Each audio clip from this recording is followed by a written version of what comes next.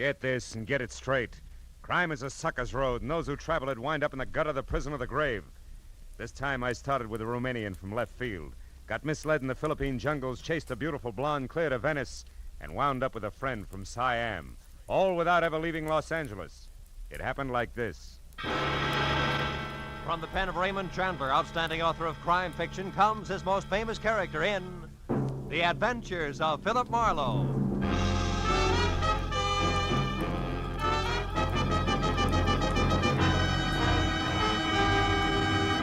Now, with Gerald Moore starred as Philip Marlowe, we bring you tonight's exciting story, The Sword of Cebu.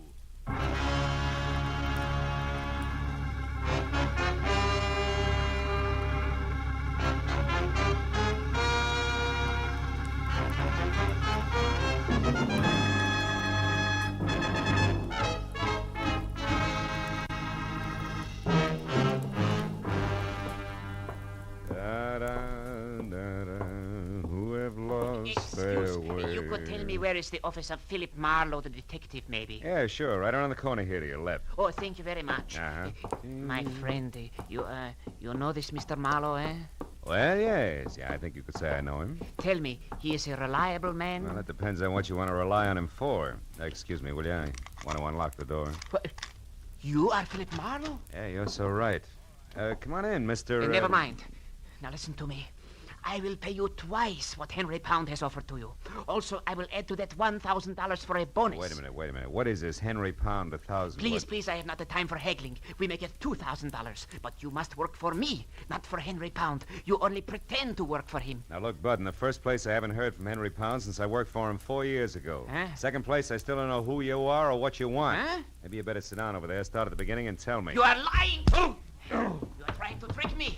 Very well, Mr. Marlowe. The short, dumpy man with wild black hair turned suddenly savage, swung a hard fistful of knuckles at my front teeth, and piled me back up against my office desk.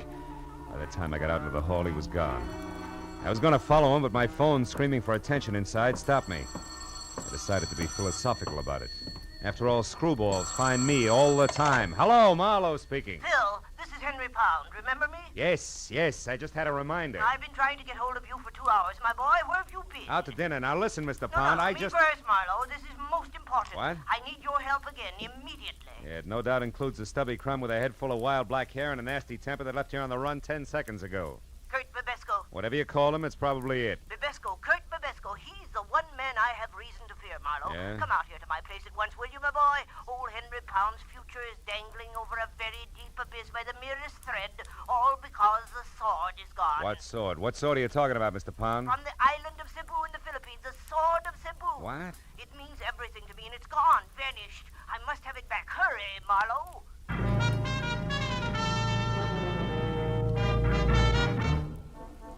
20 minutes later, I pulled up in front of the walled-in jungle Henry Pound called home and zigzagged in through an Okinawan anti-evil spirit gate. Waded past the grove of dripping elephant ears and ragged banana trees and finally made the front door. The house itself, from turned-up eaves to thatched nipa lanai, must have been gathered piecemeal on Pacific Islands, all the way from Hokkaido to the New Hebrides. It was Henry Pound himself who answered the door. Oh, Marlowe. You know, the only thing wrong with you is I never get to see you except when I'm in trouble. That's the business I'm in. Well, come in. Sure.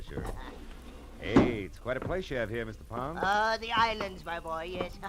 Since business keeps me away from them, I brought their atmosphere here to me. Even the music, huh? All but the mosquitoes. Oh, shoo-shoo. Now, stay away from underfoot, will you? On, scat. Shoo-shoo, huh? That's an albino Siamese, isn't it? Yes, quite unusual. Yeah? But he sheds that abominable white fur of his like any common cat this time of year. Yeah. By the way, did you see my servant Hideki? Was I supposed to? Well, when I couldn't reach you by phone, I sent him down to your office to wait. Well, he must have gotten lost then. Well, no matter. Now, let's get down to cases, my boy. Now, sit down, will you please? And listen closely. All right. My major business, as you remember, is importing pearls from the Orient. Yeah, I remember. And since you worked for me last, I acquired a partner, a fine fellow named Voss in Manila. Mm-hmm. With his contacts there and mine here in the States, we've been extremely successful. Was he the one who sent you that sword you mentioned? Yes, it arrived 2 days ago, but he sent over half the curios you see in this room. That's why I fail to realize that there was anything special about the Sword of Cebu. Well, what is so special about it, Mr. Pound? Here, read this letter I got from him. Henry, I'm certain now there's going to be trouble. From one Kurt Bebesco in particular. The man you saw today? Yeah, I see.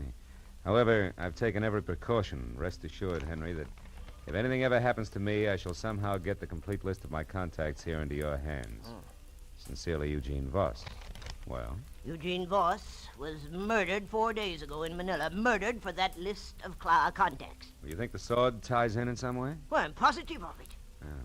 Well, what's it look like? Well, it's 3 feet long, Marlowe. The handle and the sheath are from the same gorgeous piece of white mahogany and literally covered with intricate and exquisite carvings. Sounds wonderful. Oh, it is. When the sword is in the sheath, the two pieces form a complete pattern. I thought of it at once, of course, but when I came in to examine it again, it was gone, stolen. Naturally, I called you instead of the police. I've got to get it back, Marlowe, intact and without publicity. Why, that sword is worth... what the... Hi, Dickie. Hey, he's hurt. Hi, Dickie. Mr. Pound, I Dickie very sorry. He did not see Honorable Miss Amaro. I Dickie was attacked outside the minute he left. By a stocky guy with wild black hair? Oh, yes, that him, yes. He find out where Hideki was going, then he hit Hideki. That all Hideki remember until a few minutes ago when he waked up again. Oh, well, do you need a doctor, Hideki? Oh, no, thank you. Just the same, Mr. Pound. Hideki already feel much better. Well, if you're sure, if you... well, now you better go lie down anyway. So, thank you. We'll wash head first and be ship-shape no time. Yeah. Very sorry, Hideki was Well, such that fool, is- Mr. Pound. Excuse, please, very sorry. Well, now, that explains how Babisco got to your office, my boy. He's our man, all right. Yeah, but I don't think Bebesco has the sword. You see, he's looking for it. He offered $2,000 to me to double-cross you. Oh. I can't understand it. Babisco is the only one who might know the truth about the sword. If he didn't take it, then who... Oh, shoo! You stupid cat, get out there. Look out! I knew it. Now see what you've done. Broken my siling vase. He was playing with a piece of paper over there. Wait a minute. Oh, yeah, here it is. Eh? It's a rent receipt made out of somebody named Saunders. Let me see it. Sure. Received $40. Rent 1 month in advance for 812 Front Street, Venice. It is dated yesterday. Marlowe, I've never heard of this Saunders person, yet this thing was dropped here in my house. Perhaps by our thief, Marlowe. Do you realize what a break this is? Dropped isn't the word. This was deposited. Oh, what do you mean? It's a plant complete with name, address, and date. It was left here by someone who wanted it to be found, because whoever has the Sword of Cebu right now might also have it up for sale. I think you're right, my boy. Wait, what do you plan to do? The only thing I can do, go to Venice and strike a bargain in our favor, I hope. I'll call you, Mr. Pound. I pushed my way out through the jungle to my car, turned around at the dead end of the street, and went down the way I'd come. At the first intersection, leaning against a lamppost, was 6 feet of lantern-jawed redhead in a turtleneck sweater and seaman's jacket. Gave me a hard, steady once-over until I was out of sight. Later, halfway to Venice, I picked up a pair of very sticky headlights in my rearview mirror, but lost them again. I turned onto Front Street and finally found number 812 all by itself out at the far end. I parked a block away and walked back. It was a battered, rickety beach shack. I moved in gently and found a crack wide enough to look through. There was no furniture, just one big packing crate, a kerosene lamp, and a blonde. Ho, what a blonde. She belonged in that joint like an orchid in a blacksmith. In one hand, she held a cigarette, in the other, a small automatic. I went quietly to the back of the house, found a tin can, and threw it. And I plastered my back up beside the door and waited. She came out slowly, gun first, and when there was enough showing to get a hold of, I grabbed. Let go. The gun, sister. Come on, give. There. That's better. Now we can go in and talk, huh? You think you're so clever. I get by. Hey, cozy little spot you picked. You got here, so it serves its purpose. Who are you? Philip Marlowe, Henry Pound's private detective. Where's the sword? We've things to talk over. Your first. bargaining position is lousy, Miss Saunders. What's the offer? 0, baby. I'm getting it back for free. Now, where is it? Take your hands off me. The sword is here in the house, but the scabbard isn't. And one's quite worthless without the other, you know. You're not taking a lot of chances, are you, kid? The sword has already brought me $5,000, Marlowe, and I've only just begun. So make an offer, and make it good. You're a liar. Sword's not worth 1/10 that. Not of itself, no. But this one's special, and I know why. And I'll tell you something else. You bet you will. You'll tell me where it is and fast. Not that fast, mister. Don't move. Drop the gun. Now you can turn around. Well, a lantern Joe with red hair. So you were tailing me after all. Ah, you said it. Now, wait a minute. Shut up. But I... Get out. The front doors. Go on, beat it. I'll see you later. Now you, mister. Now what? Now we sit down, a couple of smart guys, and find a good, sensible way to work this out. Only I'm just a little smarter, because I got the only gun. Keep talking. What'd you say the sword was? Speak up, fella. Time's running out. Sounds like time's not the only thing that's running out, Red. Somebody's in the back room. Sorry, Tootsie, but now this only works one. Wait! No!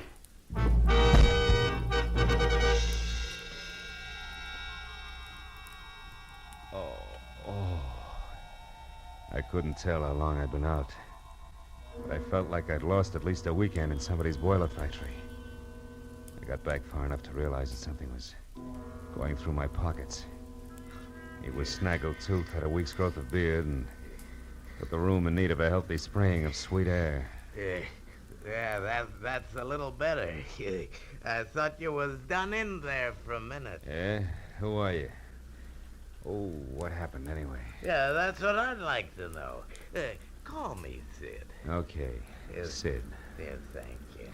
I was walking along the beach out there like I always do, when all of a sudden I heard a scream. You know, like it was a wounded cat. It came from in here. And I know this house has been empty for years. Was it you was screaming? No, I went out too fast. Yeah. Well, I come a-running, and just when I stepped up in the porch, a fella in a pea-jacket come charging out and beat it down the street. Yeah, I remember. Red and the noise in the back. Oh!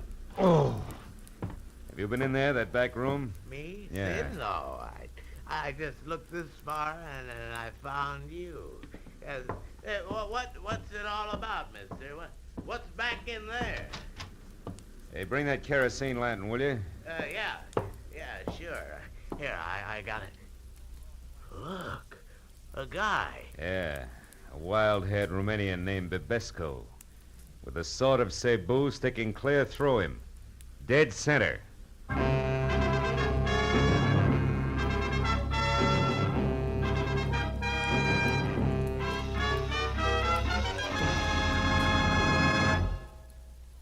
Now, with our star, Gerald Moore, we continue with the second act of Philip Marlowe and tonight's story, The Sword of Cebu.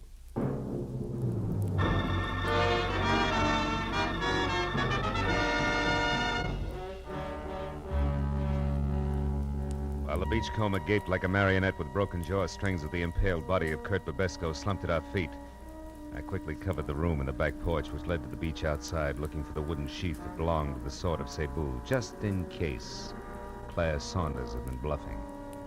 But 5 minutes of that got me nothing more than a little exercise and a lot of salt air. Well, what should we ought to do now, mister? Call the cops? Yeah, I guess so.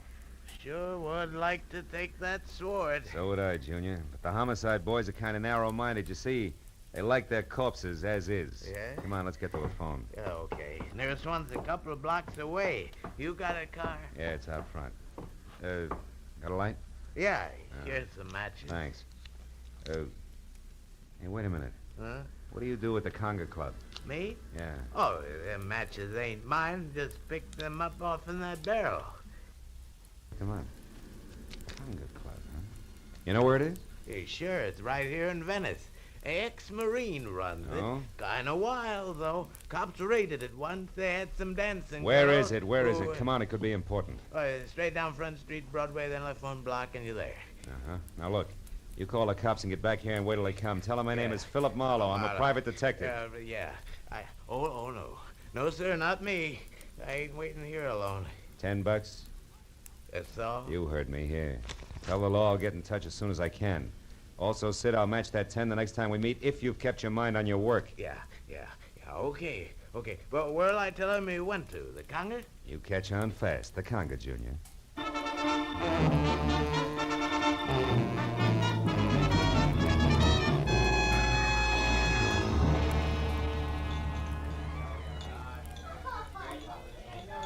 What'll it be, Mac?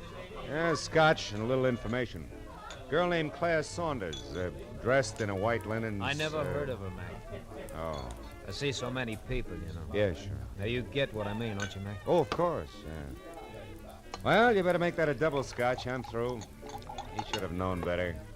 Trusting a fast dame with every cent of his war bonus, a jerk. Wait a minute. Huh? War bonus? Yeah. Who should have known better? Well, Hey, Sarge, I'm running out of ammunition. Yeah, I'll be with you in a minute, Kelly. Wait a minute. Look, who should have known better, mister? My kid brother back in New York. He's a vet, Marines. He got his check from the state, and he turned it over to this Claire Saunders. They were going to get married. That's what she said. And that was the last he saw of her. Oh, well, it happens every day. He'll know better the next time. Wait a minute, man. I just happen to remember. I know that doll. You do? Yeah. Been around a couple of days now. It's pretty flush, all right. Know where she's staying? Yeah, sure I do. A ritzy motel about 4 blocks from here, the Pavilion. Pavilion, huh? Yeah. She got bungalow 10 there, Mac. I know because she was complaining about it being the N1 and too long a run for the bellhop and a cracked ice detail. Oh. You go get her, Mac. And when you do, tell the kid brother that another ex-Marine tipped you off. Yeah, you bet I will.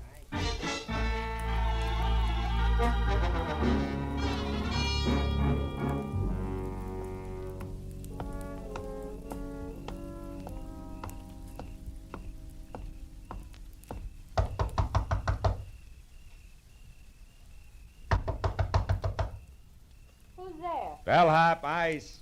Oh, there must be some mistake. And you made it. Here, we're going to straighten it out right now. Get your filthy hands. Quiet down, Duchess, now. Sit down, over there. Don't as much as bat a false eyelash. While you do what? Take inventory, baby. I know you're alone because I played Peeping Tom before I played bellhop. Chambermaids do a much-needed job on bedspreads. All right. So it's under the pillow. So you've got the sheet. Now, what are you going to do with it? And without the sword? Are you kidding, Duchess? You don't think I missed that back room at the cottage, do you?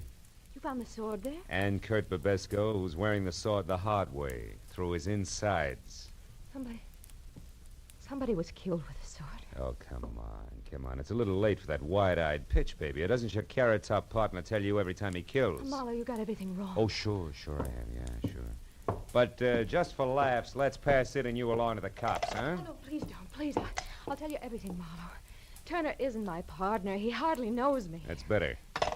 Now, just who's Turner? The man with the red hair. Uh-huh. Oh, Marlowe, believe me. I can explain everything. Okay, let's try it. Did you steal the sword from my client, Henry Pound, yes or no? Yes. Why? Marlowe, let me start at the beginning. A week ago in Manila, please. All right, let's have it. It was late in the afternoon, and I was shopping for a handbag, just looking in store windows, when suddenly I noticed a man hurrying down the opposite side of the street. A man who turned out to be Eugene Voss, Henry Pound's partner, maybe? That's right. I could tell he was afraid of something, Marlowe. He darted into a curio shop nearby. A minute later, I saw Turner. You know him? Just slightly. We'd met once. Obviously, he was following Voss. But he didn't go into the curio shop. Instead, he hid close by. And then when Voss came out, he shot him, Marlowe. Just like that, huh? He was gone before anyone knew what had happened. I ran over to Voss to see if there was anything I could do to help. But there wasn't. He was dying. Oh, it was frightful. Please, Marlowe, I'd like a drink. They're on the desk. When you're through, go on. What happened next? Well, he told me to take the money in his billfold, $5,000, to take it all for delivering a message. About the sword? Yes. I was to get in touch with Henry Pound here in Los Angeles and tell him that the sword which Voss had just purchased in the curio shop was on its way. That he should pay special attention to it. And then he died. Mm-hmm. Well, you decided that $5,000 was an awful lot for playing messenger boy, huh? Yes. So you said nothing to the police, grabbed the first plane for L.A., got the Pound's place here, and swiped the sword, right? I figured if delivering the message was worth $5,000, the sword itself would be worth a lot more. But you had no idea why. Oh, no. Maybe a code in the pattern of the design and the jewels in the handle. Probably not the sword itself. Yeah, you figured right, little schemer. Here's your drink. Thank you. The rest of the story I can fit together myself. You knew you had something, but you didn't know what, so you swiped the sword, you left an obvious clue to an empty cottage, that rent receipt, you counted on it to start the ball rolling, and it certainly did. Who would that be? I don't know.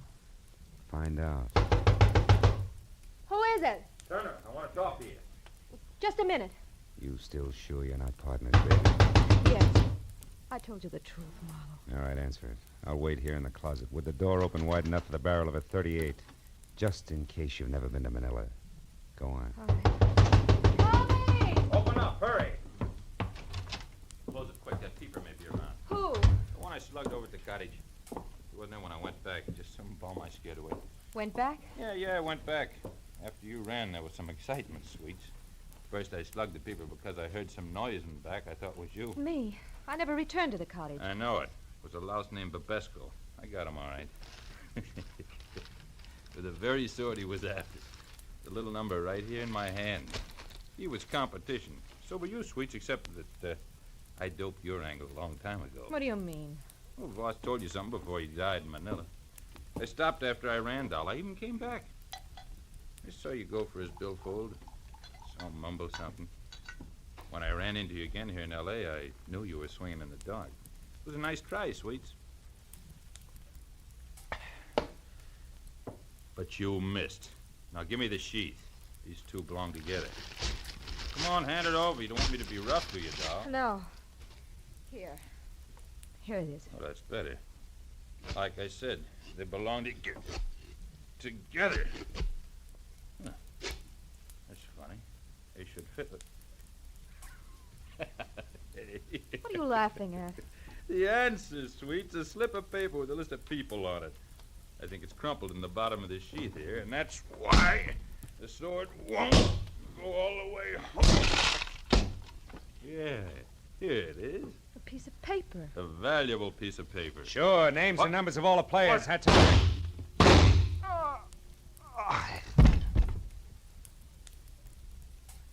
Marlowe. Marlowe, he's dead, isn't he? Yeah. Just about as dead as a guy named Eugene Voss was last week on a sidewalk in Manila. Or the party called Babesco. What is it? Turner's dead, but I don't think his partner is. Marlowe, you thought I was his partner. Oh, yes, and I thought wrong, Claire. But now I got a little more to go on. I'll see you, honey. Oh, no, wait. What am I supposed to do? Call the police and explain it all away as a practical joke? Marlowe, have a heart. Where are you going? Back to my client, little dreamer. I think you can give me a line on that partner. Be good.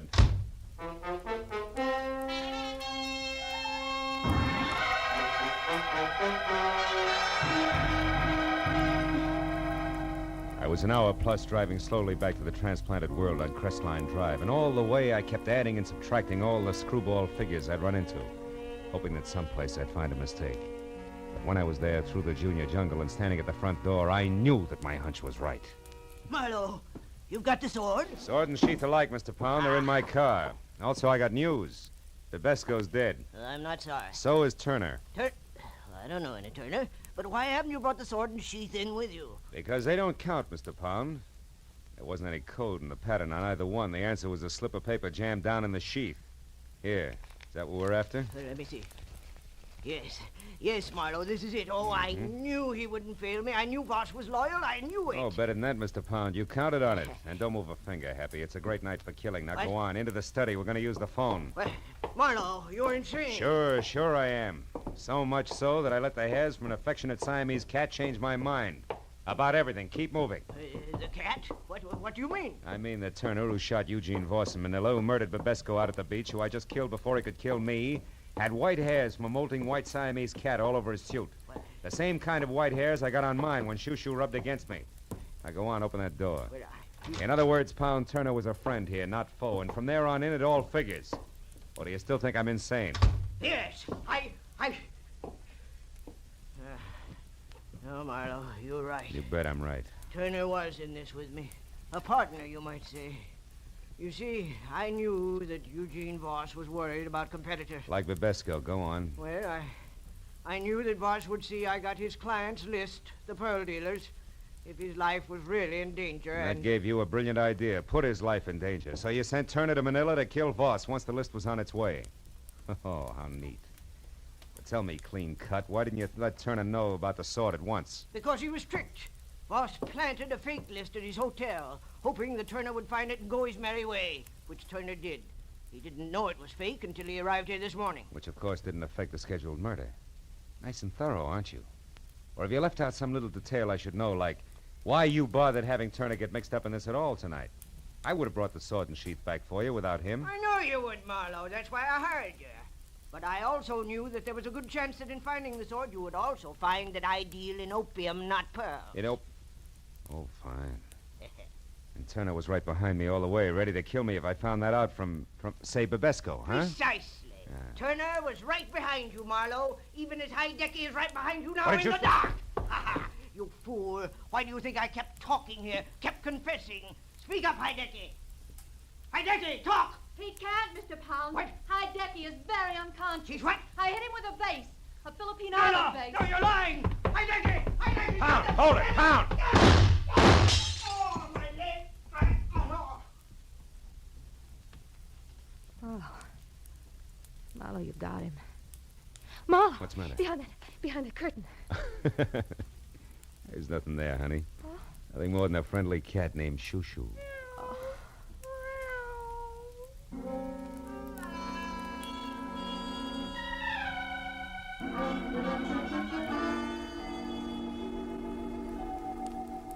It took a long time. It always does. But finally, the police in Los Angeles and the police in Manila knew exactly who had done what to whom and why. All of which left Henry Pound, the vicious little character who wouldn't even recognize honor among thieves, with a short, unpleasant future. And I thought about him and every rotten thing he'd done as I walked through his imported island jungle to my car. Thought about him and Babesco, about Turner, the houseboy, about Eugene Voss, and I didn't think about Claire Saunders until I got to my car. Was in behind the wheel, headlights on. The words were written in lipstick the length and breadth of my windshield. Phil, dear, I stepped out when nobody was looking. But don't fret, because from here on out, I'm going to be very good. I've learned my lesson. P.S. My plane doesn't leave until morning. Would you like to help me wait for it at the airport cafe. They have good food and they're open all night. Claire. Airport cafe. It's an hour's drive. Unless I hurry.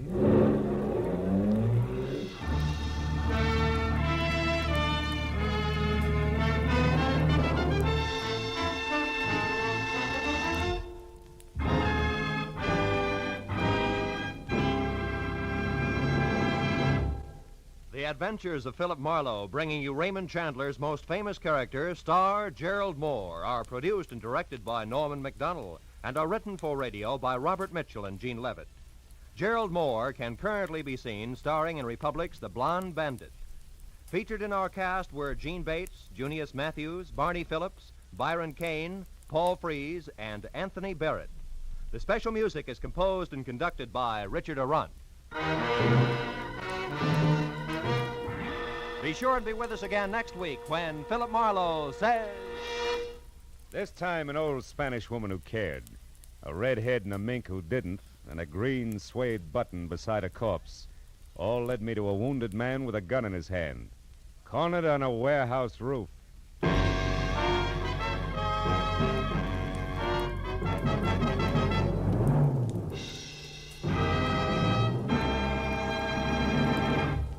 Now, stay tuned for Pursuit, which follows immediately on most of these same CBS stations. This is Roy Rowan speaking. This is CBS, where Burns and Allen are heard every Wednesday night, the Columbia Broadcasting System.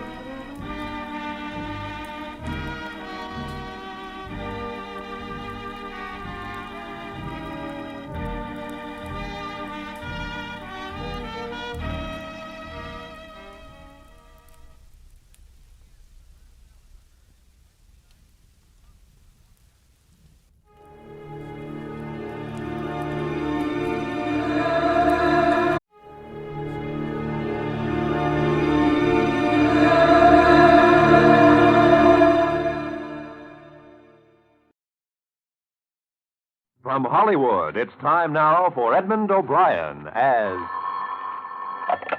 Johnny Dollar. Hank Gleason at Intercommercial, Johnny. Say, did you ever hear the Caligio diamond? Doesn't strike a chord. Worth about $200,000 on the open market. It's insured and it's been stolen, right? Well, can't say definitely that it's been stolen, but it's gone. The owner's name was Benson, lived here in Hartford. Why the past tense? They found him last night in his study, murdered.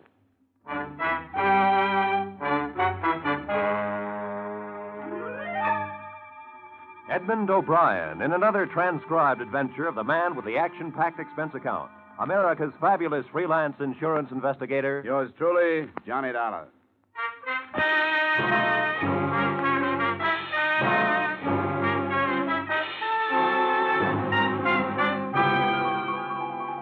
Expense account submitted by Special Investigator Johnny Dollar to the Intercommercial Insurance Companies of America, Home Offices, Hartford, Connecticut.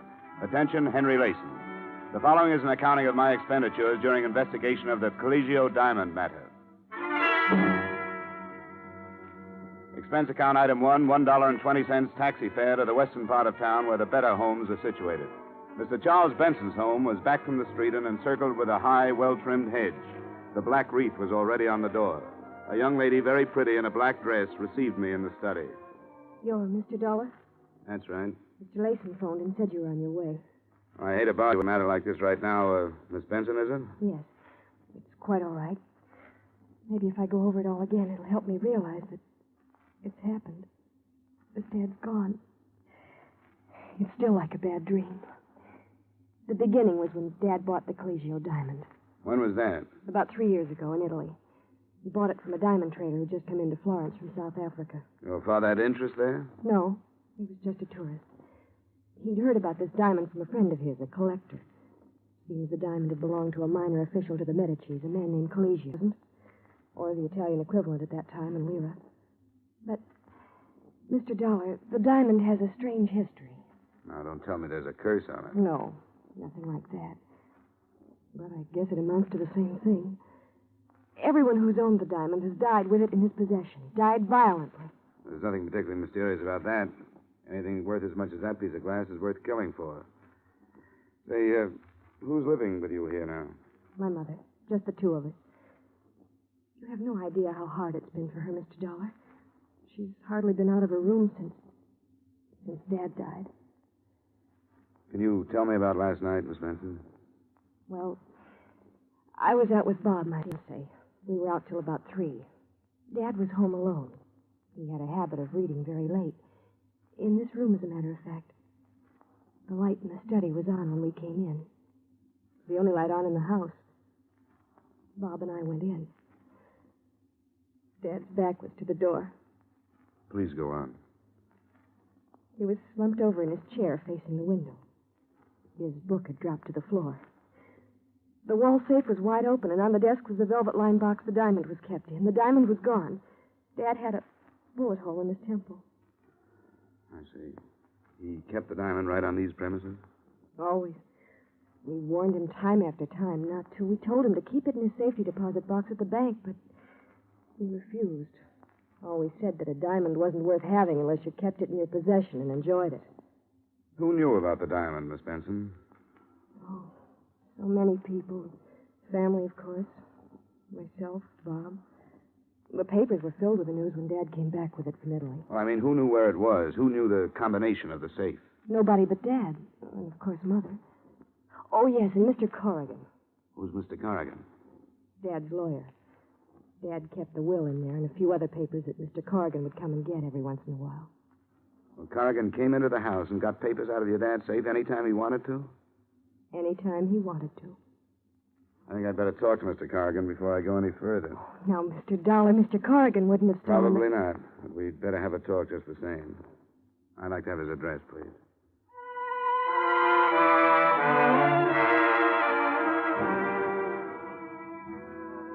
Expense account item 2, 80 cents taxi fare to Main Street where Mr. Corrigan's office was located. An elevator ride and a walk down a marble hall took me to the frosted glass door on which was printed Corrigan and Bishop, attorneys at law. I talked myself past a receptionist and the secretary and wound up refusing a cigar from Corrigan himself. You're in the insurance business? The investigation end. I understand you were Mr. Benson's lawyer. That's right. Mr. Benson had the utmost... Oh, excuse me. Yes. No, Vermont maple. $45,000 is way too much. Yes, in board feet. Have them ship it from Montpelier, if that's the case. Well, have them try to get it down then. Yeah.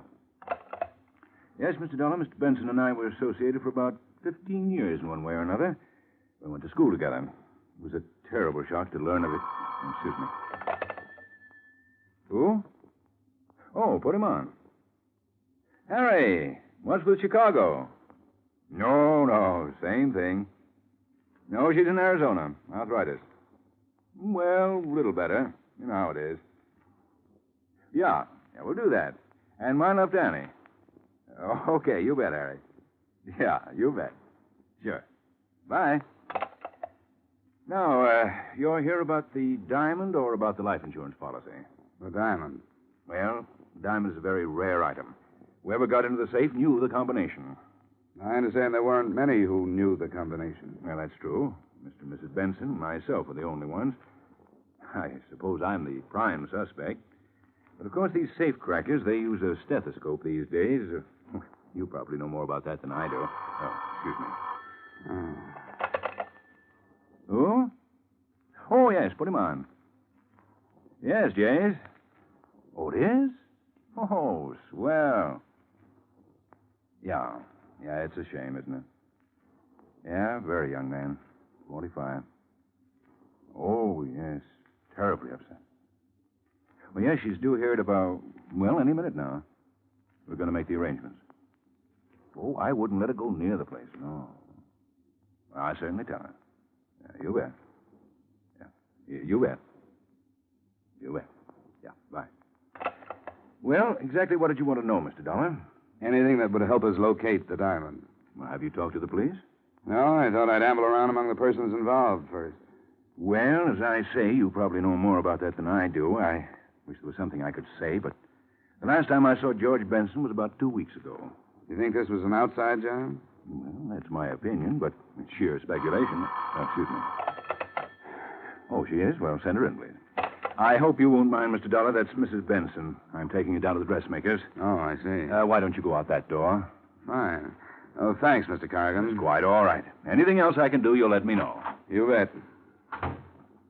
I didn't leave. I stood in the little outer room and sneaked to listen through the door. There was some reason why Mr. Corrigan had rushed me out one door while Mrs. Benson came in another one. I heard some things that made the whole case of the Caligio diamond a lot more interesting. I pushed the door open a crack. Darling. Oh, Dad. You look lovely in black. I'm going out of my mind. All those people calling, having to act unhappy. Well, this is your opportunity to be a real actress. I'm awful at tears. You're beautiful. Stan, what if somebody should see us? Well, let them see us. What do I care? We're as free as birds. There's a little place down in Bermuda, a resort. I got a folder the other day. Beautiful place to have. You won't believe how beautiful. And as soon as it's proper... What about Kitty? Well, I told her before I left that I wanted a divorce. I told her, and she knows it. That's why she went to Arizona. To get away, to think things over. I didn't want to hurt her, but I wanted her to know. Darling, I can't believe it. It's too good to be true. But we've got to be careful. Very careful. Well, let's go. We'll be late. Darling, I love you.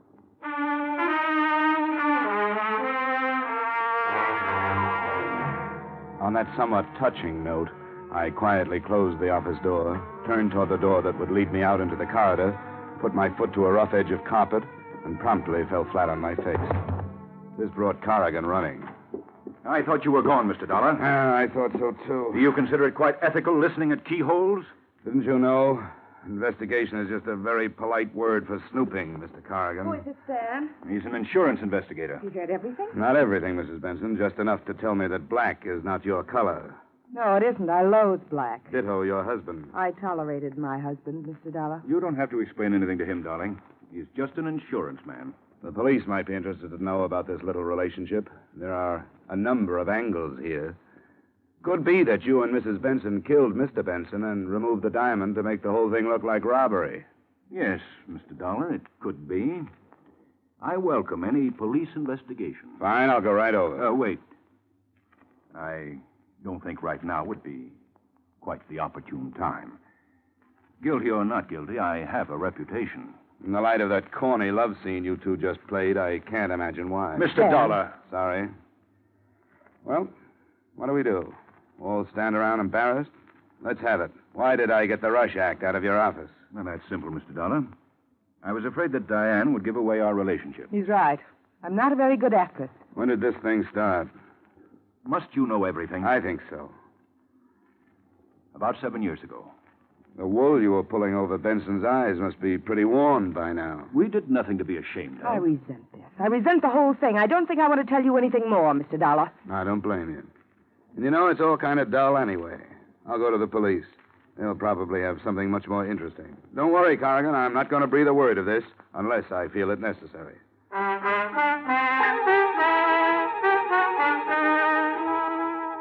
But I never made it to police headquarters.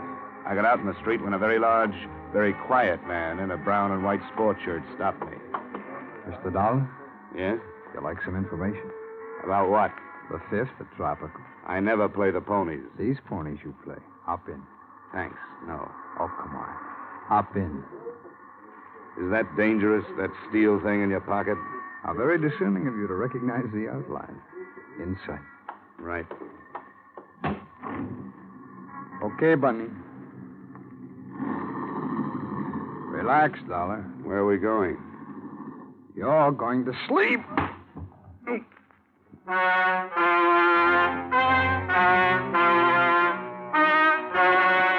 I awoke with a groan in my own apartment. Nobody was there, but nobody. As soon as I could focus my eyes, I tried to lift myself off the floor. After 5 tries, I managed to turn my head. What I saw made me want to go back to sleep again. The place was a mess. There wasn't 1 inch that hadn't been gone over with what must have been a tractor. Every drawer in the place had been turned upside down. The problem was reaching the phone. It was all of 10 feet away, but it might have been 10 miles. I started to crawl. About halfway to it, I grabbed hold of the cord. I pulled the phone toward me until I got my hands on the receiver. Hello? Hello, Johnny? Hello? Hello? Johnny? Yeah, Johnny. Johnny, you sound awful. Yeah, I can understand it. Well, what'd you find out about the Caligio diamond? You were right. About what? It's gone. Well, that's brilliant. Who took it? I don't know. Well, what are you doing to find out? Right now, I'm just lying around. Somebody gave me a tumble. Say, are you drunk? You better send a doctor. I think I'm going to pass out again. Johnny? Johnny? Hello? Johnny?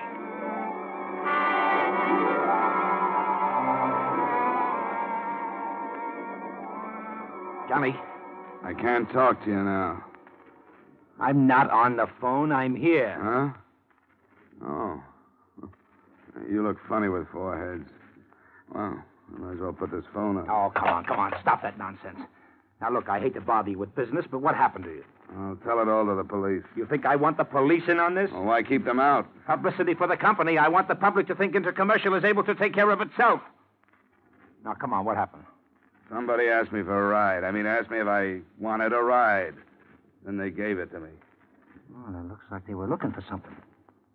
Did you have something they might have been looking for? If I had something they were looking for, I wouldn't know it. But they must have thought I had something they were...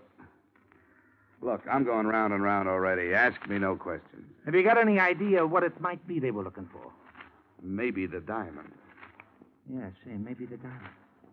Say, that's right, that could be. Now go away. Well, we'll take you off the case and put someone else on, so you can have a nice rest. Oh, no, you don't.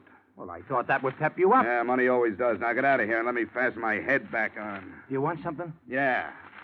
Get me an aspirin. Hello? Mr. Dollar? Yeah? This is Betty. Betty Benson. Oh, yeah, sure. How are you? Mr. Dollar, the police have just been here. What happened? They found the gun that killed Dad. Oh, good. Where was it? In my purse.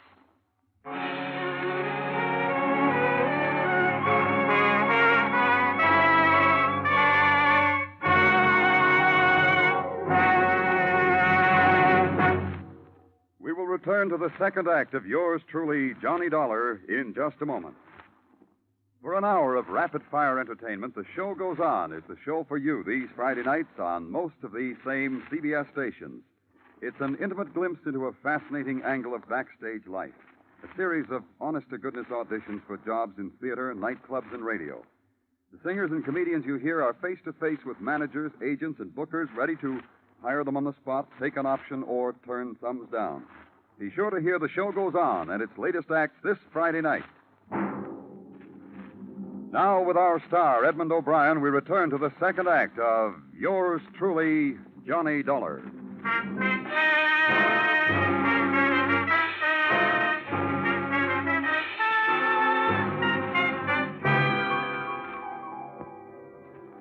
Expense account item 3, taxi fare again. $1.30 to the Hartford City Jail, where an old buddy of mine by the name of Lieutenant Parnell was quizzing Miss Benson with the nastiest bunch of leading questions I've ever heard.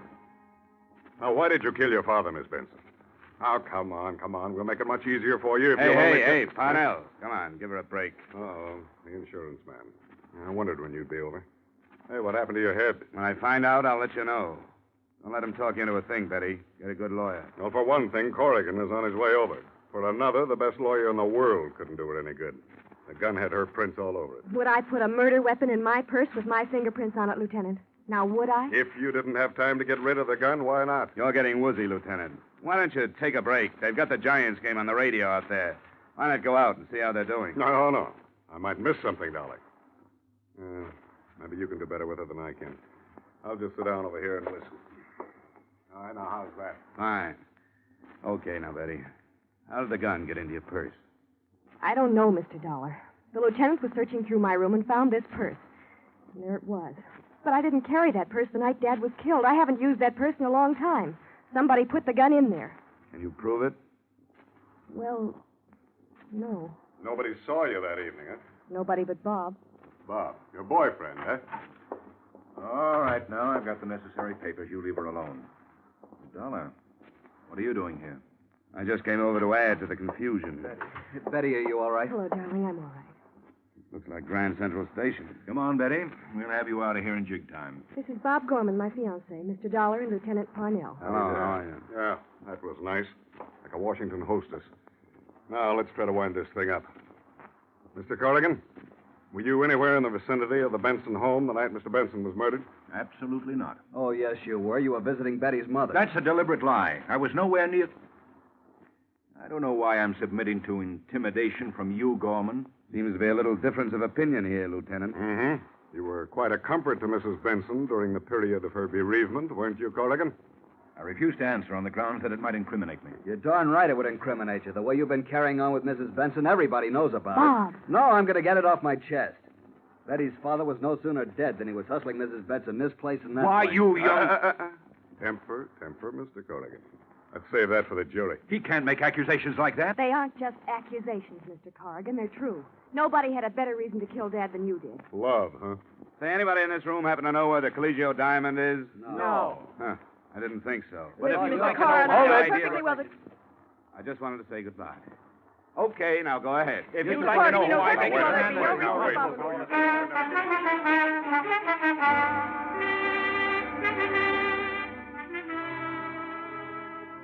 Expense account item 4, $12.20 miscellaneous taxi fares all over the place. I went on a little visit to Corrigan's apartment and found something of interest. A little slip of paper on which was written in the highest form of legal language, of course, I owe you $2,000, George Benson. I worked my way into Bob Gorman's apartment. There I found a bill from the Garant Detective Agency. Then to police headquarters again, where I found a picture of a man who was tall and thin and had a little, well-trimmed mustache. Then I went home, where I found a man who was tall, thin, and had a little, well-trimmed mustache. He was drinking my bourbon. You're drinking my bourbon. It's lousy bourbon. Look what you did to my head. It's an improvement. All right, what do you want? The diamond, what else? The diamond, what else? I don't have it. I don't believe it. Well, search the place. I already did. Well, I guess that does it. I'll see you later. Don't go. Out of the way. I said don't go. You crazy... Okay. Drop the gun. Let go. Now, sit down and finish your drink. I didn't come here alone. If I'm not downstairs in 3 minutes, you'll come up. The more the merrier. Who do you work for? Myself. That's right, friend. I want all the excuse I can get to beat the pulp out of you. Go on. Now cut it. Who do you work for? Corrigan. What's the deal? He wanted me to get the gun. So you planted it in Betty's purse. I didn't. And I didn't kill Benson either. I went to get the gun, but it was gone. And I thought you had it, but you didn't have it. So you were working for Corrigan? Yeah. Okay. Now let's start all over again. Who do you work for? I told you, Corrigan. This isn't going to be much fun for you, friend. Now listen, lay off of me. I'm telling you the truth. I tell you the truth, and you keep on hitting me. Now, that ain't fair. Who do you work Oh, okay. Mrs. Benson. What's the deal? She hired me to get the diamond. Why? She killed her husband so she'd get away with Corrigan. She wanted me to break in and get the diamond so it looked like robbery, see? Robbery and murder, see? Here we go again. Will you leave me be? I can keep this up all night if I have to. Why don't you tell me who you think I work for, then, instead of beating up on me? I want to hear it from you. Look, chum, since you knocked me on the head, I get spells of bad temper. All right. All right. The Garand Detective Agency. Now we're getting someplace, Vic. How did you know my name? Well, it's a byword in every precinct police station from here to Ishpeming. You were hired by Bob Gorman. I was hired by Bob Gorman. You killed Benson. I don't know who killed Benson. What were you hired for? To get the diamond. Bob's got it in his apartment. Do I start working on you No, again? don't act so tough now. Well, who's got the diamond? Corrigan. Well, look, if you've got all the answers, what are you asking me for? Vic, my boy, I'm amazed. I've seen liars in my time, but I've never run across anything like you. How can you do it with such a straight face, huh? Years of practice. Now, I'll tell you the truth as you see it. Don't you hit me no more now. Bob Gorman hired you. That's the truth, all right, and he hired you to get the diamond. But you didn't find the diamond there. You found Benson dead. I walked in there. I'm telling you, I was never more surprised in my life. There was Benson in that chair. I hired out to do a lot of things. But murder, that's not for me. There ain't money enough in the world to make me commit murder. Slugging, you do. For good money. Vic, I'm not interested in who killed Benson. Personally, I don't think you know.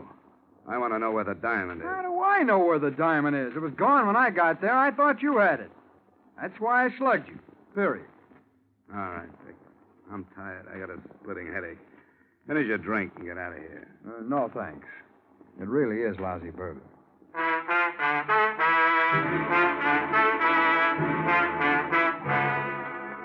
Things were as dark as ever. Vic was no help. I knew Bob hired him, but that was all I knew. The next stop seemed to me to be Bob himself. I called him and told him to come over. He was very accommodating. A half hour later, he was tapping gently at my door. Hello, Mr. Dollar. Come on in. Don't mind the dirty glass on the table there. I just got through entertaining one of your employees. One of my employees? I believe he said his name was Vic. Vic Hastings. Never heard of him. Come on, Bob. You can be yourself with me.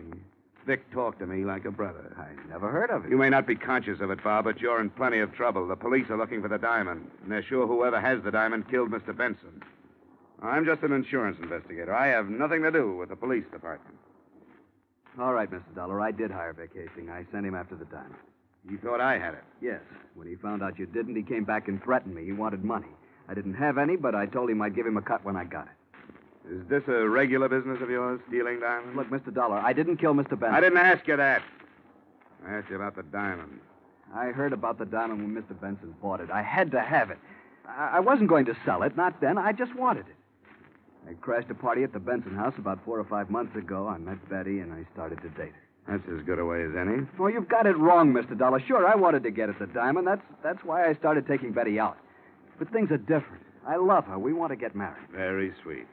Only you didn't hire Vic to get the diamond 4 or 5 months ago, Gorman. So get that pleading look out of your eyes. You don't do a thing to me. You're not going to the police. Put it down, Gorman. Stay where you are. Don't try to follow me or I'll blow your head off. So long, Dollar.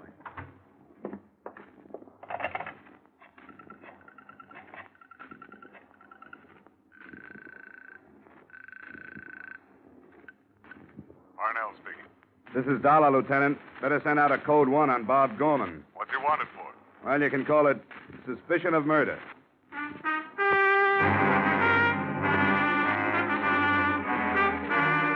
Expense account item 5, 120 taxi fare to the Benson home. I found Mrs. Benson in a sad state upstairs due to her husband's death and her daughter's incarceration. Why must you pester me about a thing like this now, Mr. Dollar? Haven't you any consideration? Sorry, Mrs. Benson, but it's a job. The sooner we get over this hurdle, the better off we are. Now I know all about your relationship with Carrigan. All of that has nothing to do with the case. Well, perhaps not. I know who killed my husband, and I know why, and I know who has the diamond. Who? I can't prove it. I couldn't take it into a court of law. Well, let me worry about that. What's your idea, Mrs. Benson? Bob Gorman. Why do you think he did it? He has a violent temper. He hated George, hated him like poison. George never wanted him to marry Betty. Sorry, that motive doesn't click with me. Now, let me tell you who killed your husband. You and Corrigan. How dare you? You wanted to get rid of him. You two are the only ones who knew the combination of the safe. You took the diamond and killed Benson. Why, you... And you planted the gun in Betty's purse. Do you mean to suggest that I would try to make my own daughter out to be a murderess? That's just what you hoped the police would think. That if anybody were framing your daughter, it wouldn't be you. You knew the police would clear Betty because she was nowhere near the house when the murder occurred. And you thought they'd assume that Bob Gorman planted the gun in Betty's purse. That's a lie. Come on, Mrs. Benson. It's all out in the open now. Stay where you are, Dollar. Corrigan. I was expecting it. You're pretty good at this business of investigation, aren't you? It's a shame to have to end such a brilliant career. Well, that's the way it goes. Here today, gone tomorrow. You aren't going to mess up Mrs. Benson's pretty bedroom, are you? Not at all. We'll just go out the back way. Open the door, Dollar. Glad to. After you. He's all right, Mrs. Benson. Come on, get up, Corrigan. The lieutenant is waiting.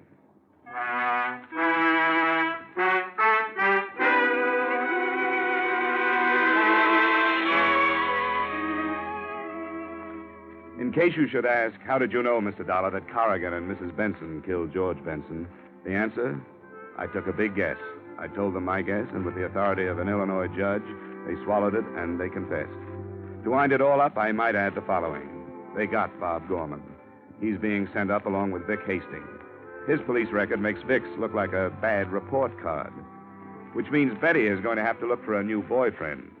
The insurance company has saved a good deal of money.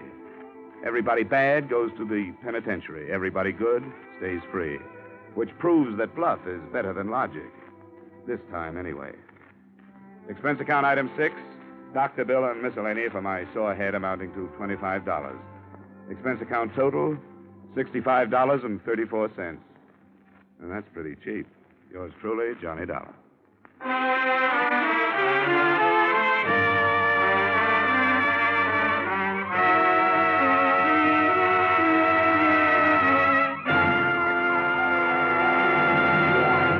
Yours truly, Johnny Dollar, stars Edmund O'Brien in the title role, is written by Gil Dowd and David Ellis, with music composed and conducted by Leith Stevens. Edmund O'Brien can soon be seen in the Columbia Pictures production 711 Ocean Drive. Featured in our cast this evening were Wally Mayer, Jane Webb, Bill Johnstone, Virginia Gregg, Stacey Harris, Bill Boucher, and Harry Bartell. Yours truly, Johnny Dollar, is produced and directed by Jaime Del Valle.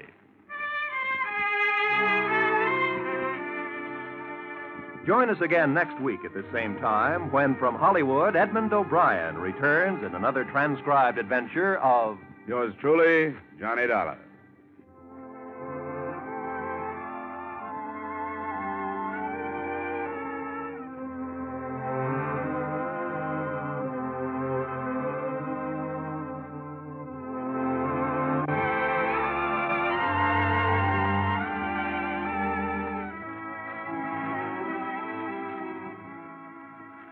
Crime goes down for the count on Friday night with two of CBS's top thrillers, Broadway is My Beat and Up for Parole, heard over most of these same CBS stations.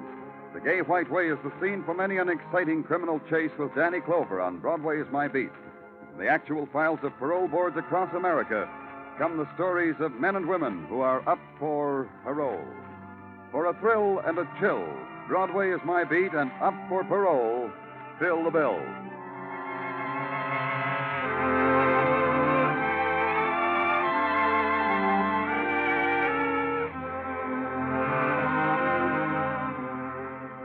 This is CBS, where you thrill to gangbusters every Saturday night, the Columbia Broadcasting System.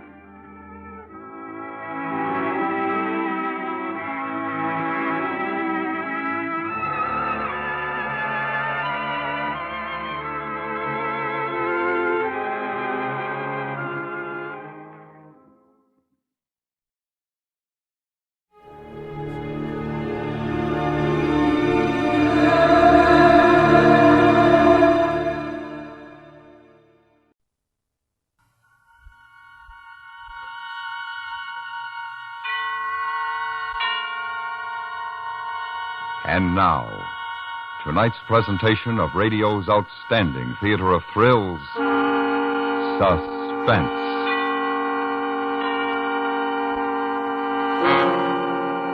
Tonight, we bring you a story of Christmas shopping and a present that went astray. We call it A Present for Benny.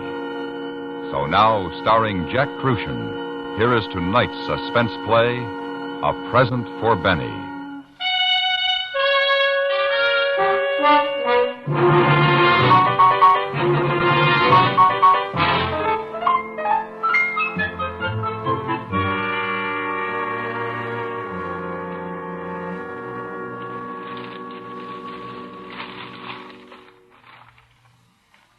Honey lamb. They got a gorgeous ermine on sale at Halgrim's. Just gorgeous. Look. Later. Give me the rest of the mail. And not the bills. Sure, baby doll. Oh, honey pot, it's gorgeous. Like the stuff you got in that big job last month. I got Something wrong, lover? Shut up. You call me, boss? Who called you? You want to get thrown out the window? He's all upset, Swifty, on account of a letter. Sure, I'm upset. You listen to this. Dear Ricky, I'm sending you this letter like kind of a Xmas greeting. I got a holiday feeling in me, so I'm going to give you the news straight. Me and my boys is the ones who hijacked that load of furs from you last month. Because you were a dirty, no-good fink, I'm stating to you that there ain't no room for the two of us in this town. So me and the boys is moving you out. You were a big chiseler, and if you don't drop dead when you read this, me and the boys will pump you full of lead next time we see you. Yours truly, and a Merry Xmas, Machine Gun Benny. He's a dirty rat. Baby, honey, you could give it to me for Christmas. It's only 2 G's, and it's just gorgeous. Look, will you shut your trap? I got enough trouble. Boss, what are you going to do? What do you think? What do you think? Go call the boys. Sure. No, wait a minute. We got to do this careful. We don't want no open war, you know what I mean? Yeah, I know what you mean, boss. Just a couple of us. See. 2 good heads, and you and me. That's the best. Yeah, sure, that's the best. Uh-huh. Artie the Grunt. Yeah, Artie. And, No-Nose Firebush. That's it, just them. Artie the Grunt and No-Nose Firebush. Okay, Rick. That small-time thing. Sure, there's room for only one of us, and he's going to find out which one it is. You tell him, honey lamb.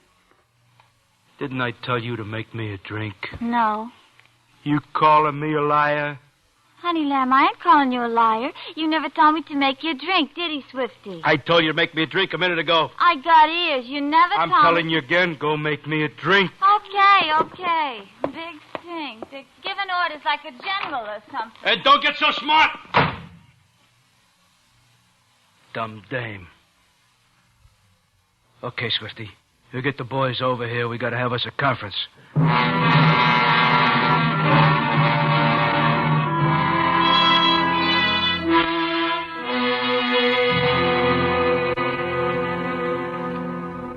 All right, now, the way I see it, it's Machine Gun Benny or me, see? And it's gonna be me. Yeah, right. Yeah. Sure, he wants trouble. He found the right party. You want we should go over and rub him out, boss? What's the matter with you, no-nose? He may be stupid, but he ain't dumb. Yeah, that's what he figures. We'll go gunning on him. That's what he figures, see? Yeah. So we ain't gonna. We're gonna play it smart. Artie. You got any ideas? No-nose? Well, cheap, boss, you don't want to use no choppers. Gee, how about a good old ride? Dope. How you gonna get at him for a ride? What a dope. Honey, love. What? Look, don't bother me, will I you? got just the present I'm going to buy you. Good. That's good. Now shut up. Boss, I got a thought. Maybe we could send this bum a bomb, maybe, huh? You can't send no bomb through the mail. You know that. It's against the law. Ain't you guys got any... Whoa, wait a minute. Yeah? I got something. What, boss? How's about we could send him a little present, huh? What do you want you should send him a present for? Xmas present. See, all wrapped up with paper and ribbon and everything. Nice box about this big and this wide. And when he opens it, boom. But, boss, you just said we couldn't send Not through the mail. From the store. Hey, Mill, what's the name of that store you always buying at? Halgrim. Oh. Hey, you gonna buy me that almond? Go make me a drink. Make for the boys, too. Oh, gee whiz. Okay. Halgrim's, yeah, that's the place. Real high class. Yeah, I like that. Merry Christmas, Benny. Boom. Yeah. Boss, you figure he'll fall for this, you figure? Sure he would. We get the store to deliver it. How's he going to suspect? Well, how are we going to get him to deliver it, boss? We don't worry about now. It gets delivered. Artie. Mm-hmm. You got the makers for a bomb? Sure. The old-fashioned kind. You know, a lot of broken glass and nails. Sure. What'd he say? Yeah, he says he can make it. Oh, okay. Now, you take care of that, and I want it day after tomorrow. All right. And you make it a ticker, see, but don't set nothing till we're ready. Yeah. Rick, I gotta hand it to you. You're a genius. Yeah. You are a genius. Boys, ain't he a genius? Yeah, he's got the Christmas spirit, too. It's better to give than to receive. Okay, now shut up. We gotta figure out a plan for the store to deliver it. Yeah, we gotta figure.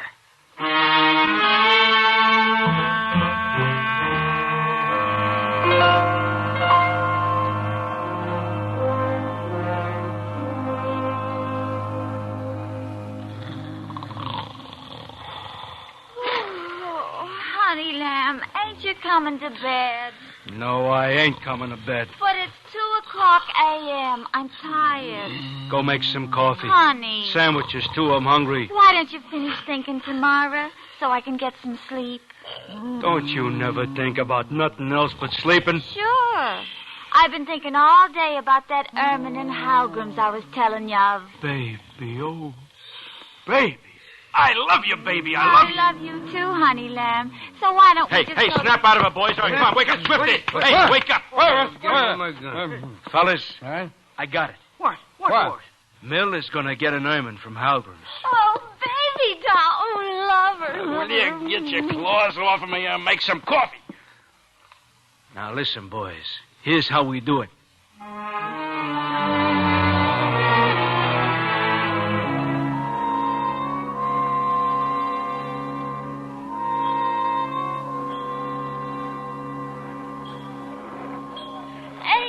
Gorgeous, honey. Oh, just simply gorgeous. Feel the pelt, sir. Notice the sheen. I felt that. I seen it. 2 G's is too much. I'll give you 1,500. Oh, I'm sorry, sir. It's been marked down from 32. We positively cannot sell it for under 2,000. Now, we have a nice mink for 1,500. Oh, Ricky, honey, don't be chintzy. It's Christmas. Will you shut your mouth and go buy your old lady something? I'll see you at the house. Ain't you gonna buy it? It's so gorgeous. For 1,500, I'll buy it. For 2, I ain't interested. Now beat it. Oh, gee. Okay. But don't go buying me no lousy mink. You know it gives me the hives.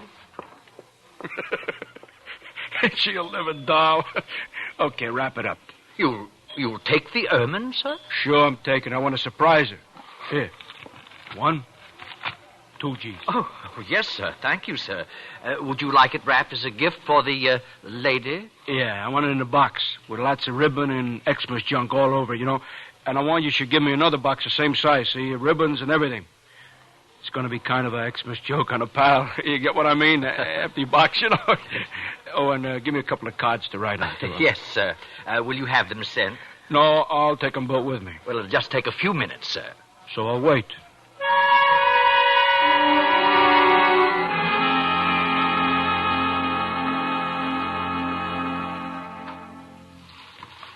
Hey, Artie, when you got the timer set for it to go off? What'd he say? He says he got it set for 23 hours. It'll go off at 4 o'clock tomorrow afternoon. Yeah, what happens if he opens it before? What'd he say? He says it'll go off anyway. Oh, that's good. Nice work, Artie. Nice work. Hey, I bet you he opens it. Don't worry. I bet he ain't got no patience. For instance, he gets a big tree beginning of December. All the trimmings, his pals around him, a couple of cases of old stag, Christmas presents mean something to a guy like that. It is going to this year, that is for sure. Okay, yeah. All right, now you carry it, Swifty, and I'll take the ermine home. All right, sure, boss. Yeah, I got it. Now you know what you got to do. I am to take the bomb back to the store. There, I'm to find a guy what sold you the ermine. Yeah, the Mr. Minchie. Minchie? Yeah. Then I give him the bomb, and I tell him that he's to send it on to Benny. And you tell him it's the gag that I was talking about, and you give him a C-note for doing you the favor, right? I got it. Okay. Artie, when you get through cleaning up, come over to my place. We'll play some poker tonight, okay? Yeah. See you, Artie.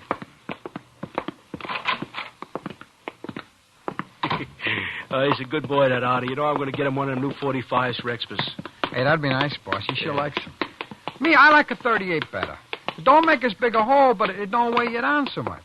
You know what I mean? Yeah, I know what you mean.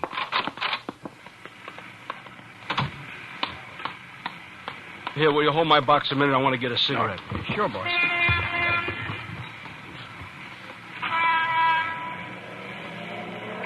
Boss, look out! It's Benny! Get down!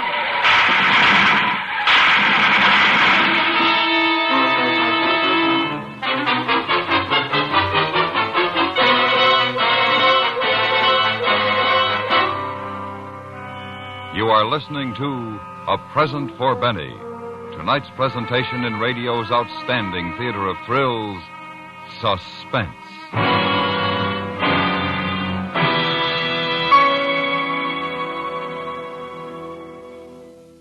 Let's look ahead to 1966, and there you are in your beautiful new home. You've got automatic gadgets everywhere. There's a sparkling new dream car in your garage. The youngsters are in a fine college. All's right with the world. Is this just an idle dream?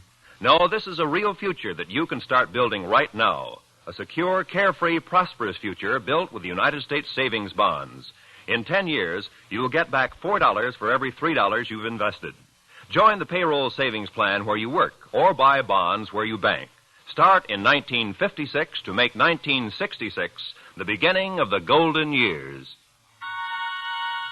And now we bring back to our Hollywood soundstage Jack Crucian, starring in tonight's production, A Present for Benny, a tale well calculated to keep you in suspense.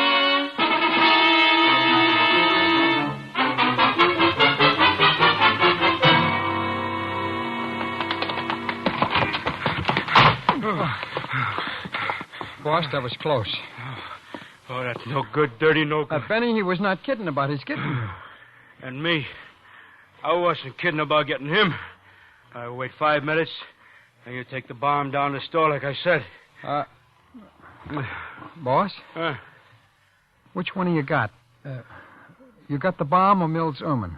How should I know? You were holding them when we hit the dirt. I just picked one up. We come back in here. They sure do look alike. Listen, you stupid dope. You got 'em mixed up the packages? But boss, what with a chopper going? I just didn't notice. Oh, I ought to give you such a hit. What are we going to do now?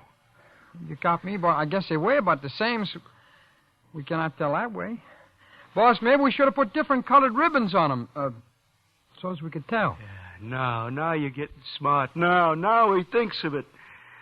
Oh, come on. We're going back up to Artie's? Yeah, he'll open them up, find them with the bomb, and then we'll wrap them up again. Oh, sure, Rick. Sure. That's Benny.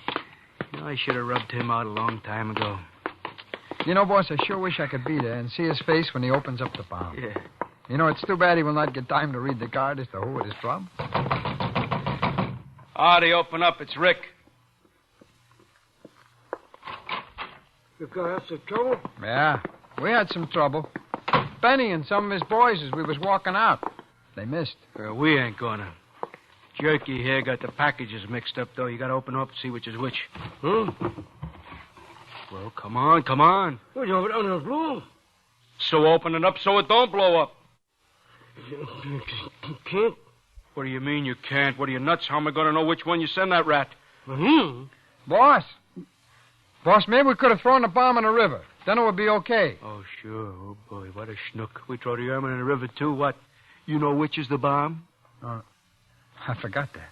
On account of you, I'm going to be out 2 G's, and you know what? It comes out of your cut on the next job we do. We got to send both boxes to Benny now.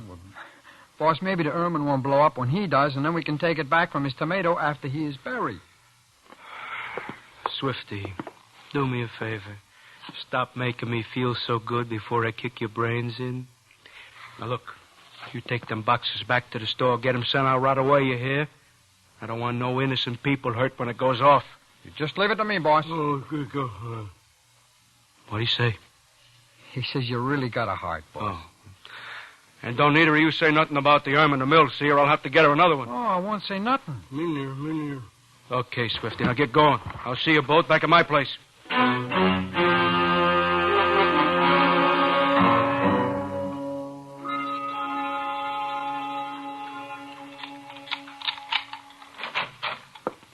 That you, honey, baby? Yeah. Oh, me and Nonos was having a game of gin. I couldn't wait for you to get back. Gee, I love you. Did you get it? What? The Iman. No. Go make me a drink. Oh, baby lamb. You didn't really? Oh, you're kidding. You're going to make it a surprise. It ain't going to be no surprise on account of I didn't get it. Now go make me a drink. Hey, no-nos. Yeah, boss. Gee, I bought you a pretty... Oh, well, you're sure going to look like something in it. Oh, wait till you see. Okay. Guess what I got you. Guess. Look, I don't feel like no games. It's been a tough day. I'm tired. Do me a favor. Make me a drink, then go to a movie or something, will you? Gee. Yeah, Rick? Where was I? Oh, yeah. Look, you better call the rest of the boys and tell them that Benny's out gunning for us. Tell them to stay hid out until they hear from me, see? And I don't want no trouble with the DA. He's up for re-election. You got Benny's present sent off okay, huh? Yeah. Boy, when he croaks, he'll die laughing if he opens the other box first. The other box? Yeah, I'll tell you about it when Mill's gone out. Oh. Yeah. Boss, this is Swifty. Yeah? You've got nothing to worry about. Everything is taken care of. The stuff goes off the first thing in the morning. Okay, come on back. Sure, Rick. I just thought that you should like to know.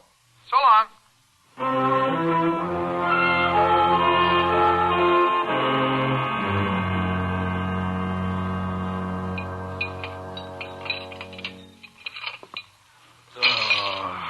Artie, what do you call these? Well, like what?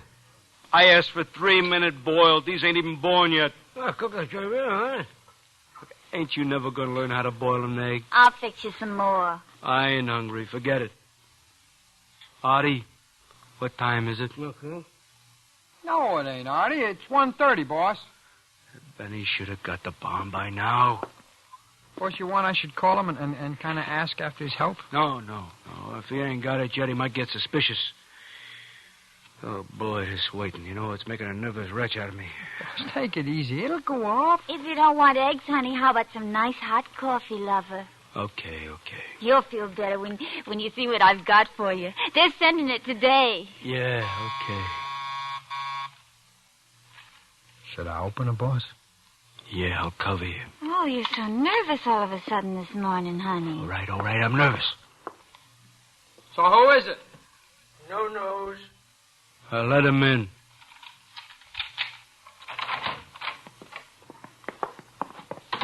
What do you say, boss? What's in the package? Oh, this? Well, it just come up for you from Holgram's. Elevator was bringing it up. Oh, now don't you spoil it, honey lamb. That's my present to you. You can take the wrapping paper off, but you can't open the box. We gotta put it under the tree when we get the tree.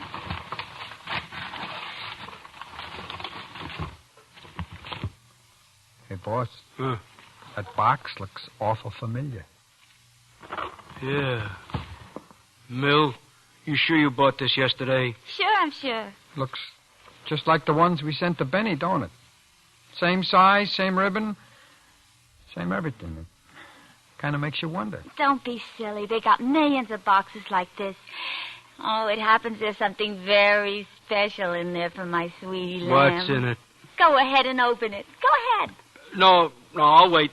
I ain't like Benny. I can wait. Oh, honey, you open it. It's okay. I'll get you something else to open on Christmas. Oh, sure. Why not, boss? You need something to make you feel good. I feel good now. I don't want to feel no better. Oh, and I thought you'd like it so much, you'd go with me and maybe buy a chinchilla they got on sale at Holgram's. It's only $1,500, just what you wanted to pay for the ointment. I like chinchilla. Come on, boss, open it up. Open. All right, I'll open it. Hey, Swifty, go get it. Sure, boy. Oh, I can't wait for the lid to come off. Ooh. Yeah. Oh, yeah. Yeah? Yeah, well, wait a minute. Wait a minute. Boss? It's that guy at the store, Hogram's. Omenchi? Yeah. You want me to open it for you, honey? No. Yeah? Mr. McQueen? Yeah. This is Mr. Minchy in the fur department at Halgram's. So? Mr. McQueen, I'm terribly sorry, but I think there's been a mistake. What kind of mistake? What do you mean? A little confusion, but I'm sure it can be easily rectified. Your wife bought something for you yesterday, which was to be delivered this morning. Yeah, it's already come. Yes, well, there seems to have been an error made in the shipping department, a matter of mislaid address slips. Now, I wonder if you'd mind opening the package which you just received. Or perhaps since it's a Christmas parcel and a surprise for you, no doubt, your wife would rather do it. Well, why? What's wrong with it? Well, you see, those 2 boxes which your man brought in yesterday afternoon haven't gone out yet. They were to be sent to Mr. Benjamin Mollusk, I believe it is. Yeah? I think the gift which you have is one of those, and, well, yours is his. That is, if you follow me. Now, if you'd open it, I'm sure...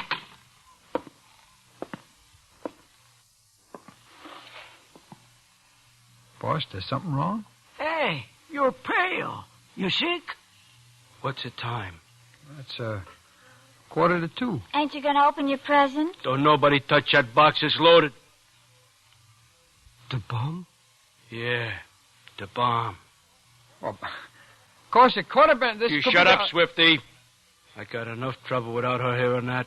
Oh, yeah, I get you. Are you talking about me? Oh, you get that thing out of here. Get it down to the store. They got to send a special messenger.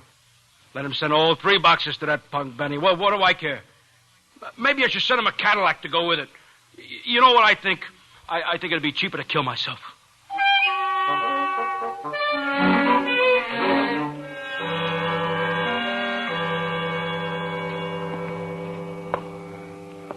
Get over here.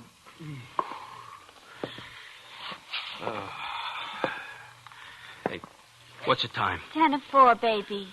Where's that Swifty? Don't worry, he'll be here. Maybe Benny got him. Yeah, maybe I should have sent you and Artie with him. Get it, Artie. Don't know as a meal cover you. Hey.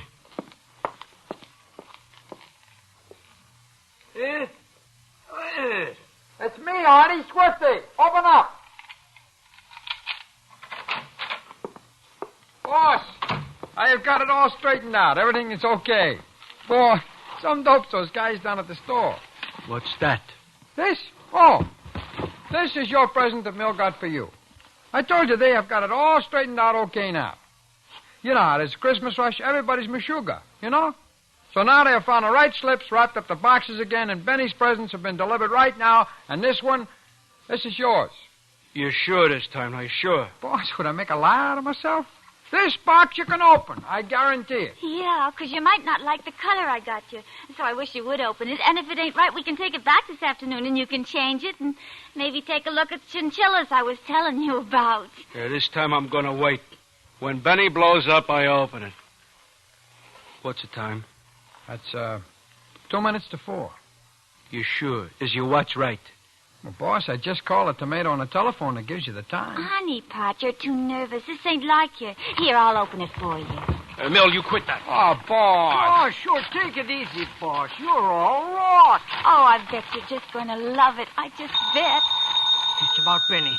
He opened it. What do you bet? Blam! Right through the wall. Yeah? Rick, this is Machine Gun Benny. Benny. Listen, pal, I feel like a dirty rat. That's what I feel like, a dirty rat. When I think what I tried to do to you yesterday, and all the time you was making never minds with the presents, which I and my girl are right now wearing. I tell you, I could eat mud. Yeah. She says she never seen such a ointment. And the robe, oh, it's the greatest. Old pal, I am a heel. But it ain't too late to change. Hey, what do you say we bury the hatchet, eh? Yeah. I'll split with you on them furs I hijacked from you. And we're partners, you and me. Run the town together. What do you say, eh? Yeah. All right. So, you and Mill and your boys come on over and partake of some Xmas cheer. You hear me, boy? You're a great guy, Rick. The greatest. So long, pal. Merry Xmas. So long.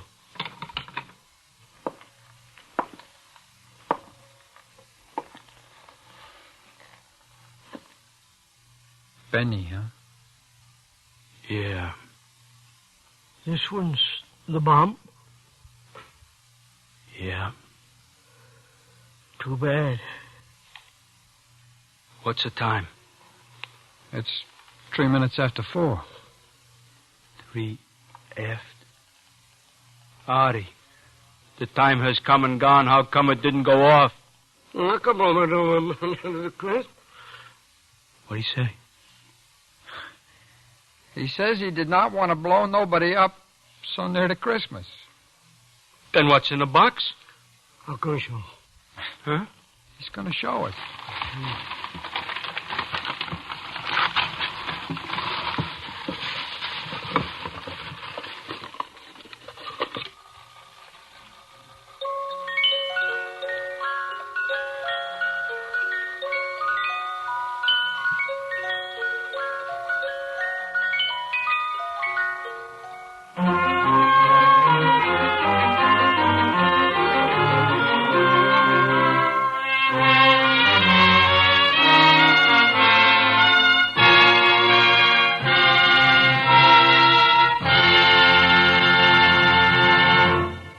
Suspense, in which Jack Crucian starred in tonight's presentation of A Present for Benny. Next week, a charming fantasy about a small boy who discovered a new world and lived forever after in its enchantment. We call it The Cave. That's next week on Suspense.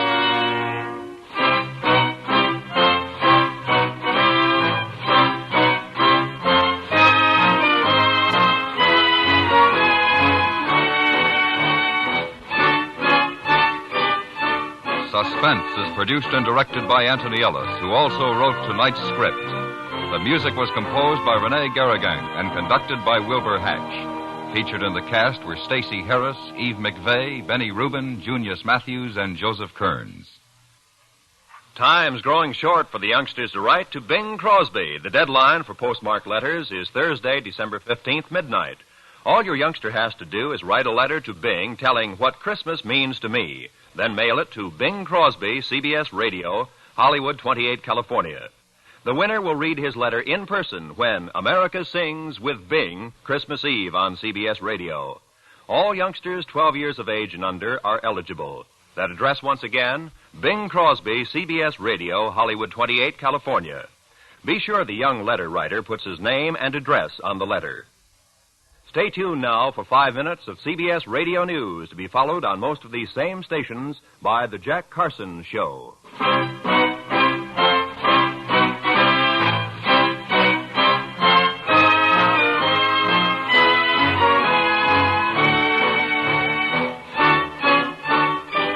Thrill to Gunsmoke every Saturday and Sunday on the CBS Radio Network.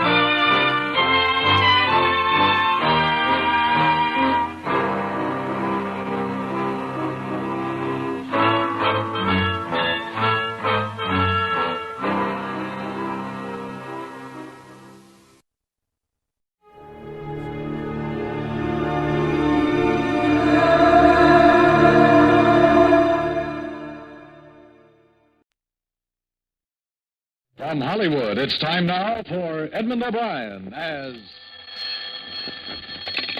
Johnny Dollar. Philip Martin, Johnny. I've got a job for you. Fine. What is it? Mr. Carl Baskerville is insured with us. I've heard the name. Retired, wealthy. That's the best way. His brother is the beneficiary. Baskerville called us a little while ago and said he wanted the money to go to a charity in case of his death. What made him change his mind? He thinks his brother's out to kill him. Oh, that's charming. What do you want me to do? He's insured for $500,000, Johnny. You just made me a bodyguard. At least until we found out how true Baskerville's story is. We did some checking. 6 years ago, he sent his brother William to prison for absconding with company funds. William was released from state prison a week ago. Oh, yeah. That's where I've heard the name. I remember the case. Now, it's a strange setup. Sends his brother to jail, names him as beneficiary, wants it changed because he says his brother's going to kill him. Cain and Abel really started something, didn't they?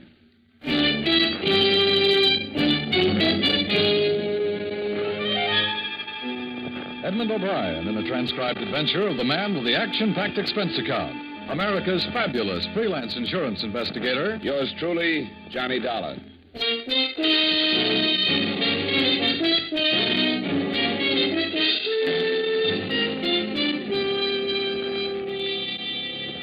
Expense account submitted by Special Investigator Johnny Dollar to Home Office, Columbia All Risk Insurance Company, Hartford, Connecticut. The following is an accounting of expenditures during my investigation of the Baskerville matter. Expense account item 1, 3887, train fare and incidentals between Hartford and New York, after receiving from you the necessary information concerning Mr. Carl Baskerville. Expense account item 2, 750, cab fare between Grand Central and Baskerville's home on Long Island. The house was set back from the road, hidden by tall trees, and surrounded by several acres of well-kept lawns and gardens. I walked up the long gravel path to the front door and knocked. I lit a cigarette and waited. The afternoon sun was warm on the back of my neck, and the air smelled of wet grass and bright flowers. Yes? I turned around to see the biggest man since Goliath. He was close to 7 feet and must have weighed in at about 280. He was nice-looking and wearing a well-cut blue suit, probably made from the best part of a tent. Can I do something for you? Bend over. I'm getting a stiff neck. I'm Johnny Dollar. I'm here representing... Oh, yes, Columbia All Risk. They called and said you were on your way. Come in. I'm Mr. Baskerville's personal secretary. Mr. Baskerville is expecting you. The big man led the way through the big house, through the big French doors that opened on the big garden. Carl Baskerville was sitting in a chair, feeding the birds. He was reaching his late 50s with the sour look of a man that didn't want to. As he tossed the breadcrumbs out on the gravel walk, a big diamond on his little finger flashed in the sun. Mr. Baskerville. Oh, Collins. Who's that with you? The man from the insurance company. Pull up a chair and sit down, young man. Thanks. What's your name? Dollar, Johnny Dollar, Mr. Baskerville. It's your company called me, eh? I'm just feeding the little birds. Yeah, Birdie. Birdie! I've been doing it for some time now. Swell. What are you standing around for, Collins? I want to talk to Mr. Dollar in private. Oh, yes, sir. Yes. If you need me, I'll be in the study. I won't need you. Yes. How tall is he? 6 feet 9 inches. He's been with me for some time. I've been retired for 5 years, Mr. Dollar. I always wanted to spend my afternoons in the garden feeding the birds. I used to get up at 6 and go to work and have breakfast and look out of that window right over there. See? I used to see the little birds. I always said that someday I'd spend my afternoons out here feeding the little fellow. Glad you made it. All right. Mr. Baskerville, I was sent here. I know why you were sent. Sit down. Mr. Dollar, I'm 57. I spent most of my life making money, making a success of myself. Success in terms of what you consider success. That's an interesting statement. How is it? Why do you say that? How do you know what I consider the norm of success? Isn't money important to you? Sure, it has to be. How important? Very, but not all important. Oh, yes. Well, what else is important to you, Mr. Dollar? A lot of things. Don't be evasive. Tell me something. A philosophy. Oh, philosophy. I see. What kind of a philosophy? Not taking people for granted. Oh, I see. Here, you feed the birds for a while. Go on. Makes you feel real good. Good. Here, Birdie. Birdy. Oh, that's fine. Get a load of that one. He thinks he's a pheasant. Yes, he's a greedy one. He always does that. A lot like people, aren't they? I suppose you know about my brother, Mr. Dolar? William Baskerville worked for you 6 years ago. Supposedly took some company funds. Definitely took some. $100,000. Sent to state prison for 10 years. Was paroled last week after serving 6. You're insured with Columbia all risk for $500,000, and your brother is the beneficiary. That is correct. Now you want to change. That is again correct. Want to tell me some more about your brother? Oh, your company's worried. Is that it? $500,000 worth. I suppose you consider it strange I'd send my brother to prison, then make him my beneficiary. I guess strange is a good word. I don't particularly care if you believe this or not, but I hated to prosecute my brother. But he was guilty, and it became more than just a family matter. There were stockholders to be considered, and his guilt was discovered before I could do anything. You're not feeling those birds. I'm out of crumbs. Oh, well, here. Take some right here. Now, feed that little fellow out here. He's the timid one. He doesn't get as much as the others. You know, you're right about them being like people. The timid ones never get enough and generally fall by the wayside. You made your brother your beneficiary, and now you want to change it. Yeah, well, only as a precaution. With my money out of the way, perhaps William will think twice before he attempts anything foolish. I'm having my will changed, too. You see, I originally left my entire estate to him. What makes you think he might try? This letter. This will do. Okay. I spent 5 years hating you, but I learned a trade. I used it drawing blueprints for your shroud. Poor William always did go for the dramatic. When'd you get this? I got it yesterday. It's the first I've heard from William since he went to prison. Well, we'll never get a Pulitzer Award. Yeah, William always did go in for the dramatic. Since boyhood, he's envied my get up and go. We never got along. And it was even too much for my poor mother. She died very young. Probably overworked from knitting straitjackets. What's that? Don't be flippant, young man. That was uncalled for. Yeah, I guess it was. And I have a strange habit of getting flippant when I get confused. I'm confused, Mr. Baskerville. Yeah. Well, William is the last of the Baskervilles. Hothead, childish, weak, and insecure. But he's a Baskerville. If he kills me, he'll be caught. If he doesn't gain by my untimely death, he may reconsider. I still have hopes of a reconversion, so to speak. The regeneration of the Baskerville. If you will. Perhaps when he calms down and forgets his last 6 years, we'll talk. And then I plan on renaming him as my sole heir. Are you still confused, Mr. Dolar? You haven't contacted him? I told you didn't know where I was. Somebody out looking for him? Of course not. Why? Because I think somebody should be. If you're going to remove the temptation, it might be a good idea to inform William. How's he going to know he's been momentarily disinherited? Man? Yes, Mr. Baskerville? Well, I must admit... If you don't want to call the police, I'd suggest a private detective. Yes, but there's no telling how much time... It's better than feeding the birds. Can you think of anyone who might know where your brother is? Well, perhaps I can. There was a girl before William went to prison. I'm not even sure she's still in New York. What's her name? Carter.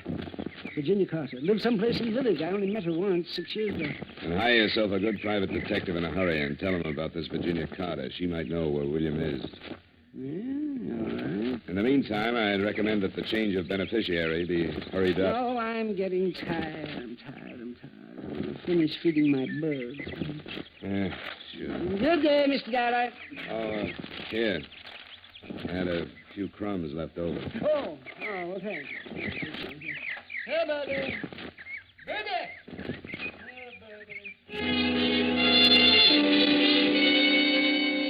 I left him sitting with his friends. He'd have one good deed to take along with him. I went back through the French doors and started back through the house.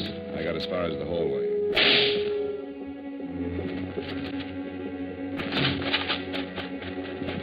It's Baskerville. Oh, swell. He was sitting in the chair with a bullet hole just over his heart. His head was resting on his chest, and he still held the breadcrumbs in his hand. He seemed to be smiling like he knew he was going to be able to feed the birds for a long time. Mr. Baskerville! Mr. Baskerville! Good Lord. Where were you? What? Where were you? In the library. I heard the shot. I saw William. Where? Over there at the far end of the garden. He had a gun. He turned and ran. Let's call homicide.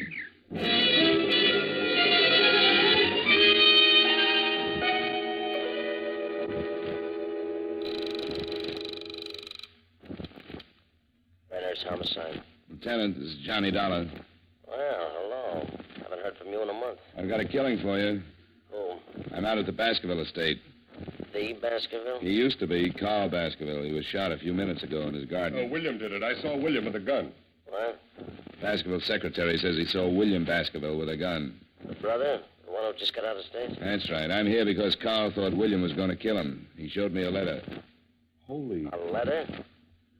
Get out here. I think I just made the mistake of my career. I shoved Collins aside and ran back out in the garden. Baskerville was still smiling, and things looked about the same. I went through his coat pockets and found what I was looking for. Nothing. The threatening letter from William was gone. I went back in the library faster than I'd come out. I remembered what Baskerville had said about a girl named Carter. I grabbed a phone book on a wild hunch and started looking up the Carters in Greenwich. Only one Virginia in that part of town, so I said a quiet prayer to the gods that be, visioned my employer's reaction when they found out their investigator had been on hand when they lost a cool $500,000, and called a cab in the hopes that I might at least save half a face. I told Collins not to touch anything and to wait for Lieutenant Brenner's. Expense account item 3, $8.75 cab fare to Greenwich Village. It was a long shot, but it could be the same girl that had known Martin. I went up the stairs of an old brownstone and knocked on the door. When it finally opened, I got the quickest scalding in history. She was wearing something thin enough to make a silkworm hang himself. Yes? I bet you had a hard time finding something to wear in July. I'm not cold-blooded. What's on your mind? I'd like to know about William Baskerville. Oh, that one. I haven't seen him in years. Maybe you've got a picture of him? I've got lots of pictures. There might be one of William somewhere. Well, let's look through the whole flock. I've got lots of time. Before I let you in, you'd better tell me your name. I don't want you to steal anything from me. Honey, if anybody stole anything from you, they'd get their fingers burned off at the elbows. Come in. She opened the door and led me into the living room, sat down. The shades were drawn, and I had a hard time finding the couch. Oh. Pardon me, I'm flying blind here. You must have studied Braille. Well, how do we look at the pictures? With a magic lantern? I thought maybe you wanted to relax a minute. Put something in a glass. I'll cool down. I don't drink. Never keep the stuff around. Doesn't leave you much of a field. What do you major in? Cigarettes. Have one? Yeah. I haven't got a match. Just hold on to it. It'll light up.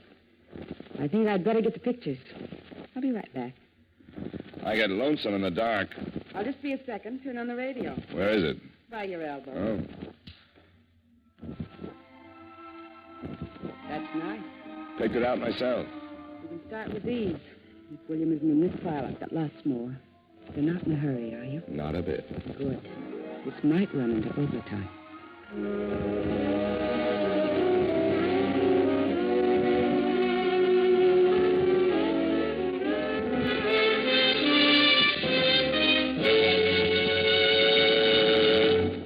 We will return you to yours truly, Johnny Dollar, in just a moment. Saddle up the sofa and ride off to adventure with CBS Radio every Saturday night.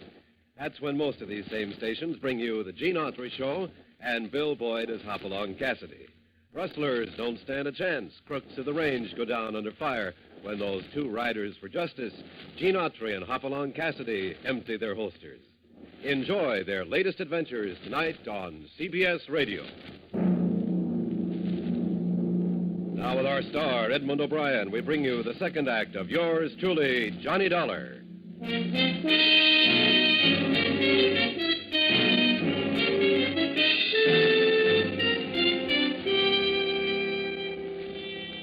Virginia Carter wasn't worried about working late. There was only one trouble with the job. It was tough keeping my mind on two things at once. It was like trying to read a mail order catalog in front of a blast furnace. She sat close to me and handed me one picture at a time, describing each guy in the photographs. I've seen draft boards with smaller clientele. Several times she stopped and looked at one of the pictures, smiled, and passed the guy to me. I was going to mention an old snapshot I had of myself when she tapped one of the collection with a polished fingernail. William Baskerville. Here he is. Figured to be sooner or later. How long ago was this taken? Well, I couldn't say exactly, but I'd guess about 6 years. You should keep a file. William was a nice guy. He had money. Showed me a good time. What else do you know about him? He has a brother with a checking account at Fort Knox. William have any unusual habits? A few. They wouldn't help you find him. Well... Oh, I remember something. He used to play the saxophone. Hobby? No, not exactly. He played around town with several small bands. He used to pick me up after work, and we'd go to a dive someplace, and he'd sit in. He loved it. He was a nut on jazz. You make money at it? I guess so. Before he went to work for his brother. I don't think his brother liked him playing sax. Okay, honey, thanks. I'll stop around again sometime. Take a look at your parlor. I'll spin a nice, soft web. All right if I take William with me? Not if you bring a picture back to yourself. Maybe I'll just bring a camera. You can take it yourself. Good. That's why I keep the room so dark. I hated to leave, but my hair was already curly enough. She had given me one lead. William was a musician of sorts, and sometimes he made money at it. I started across the street to catch another cab, and I was halfway there when I heard the car. It was an old trick. You drive by fast, open your door, and if anyone is in the way, he winds up with a face full of automobile. I ducked in a hurry.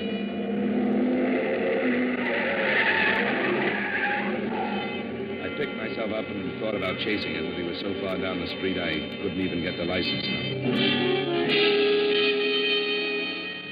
Expense account item 4, $3.35. Another cab to local 802 of the Musicians Union. I went in, and a little short guy with a twitch looked up at me from behind a big desk. Yeah, something I can do for you, Pops? That twitch? Yeah. Too much, Pop. You know William Baskerville plays sax? Has he got a card? He makes money. Well, if he ain't, he better have. See if he does. I'm an old friend, and I'd like to get in touch with him.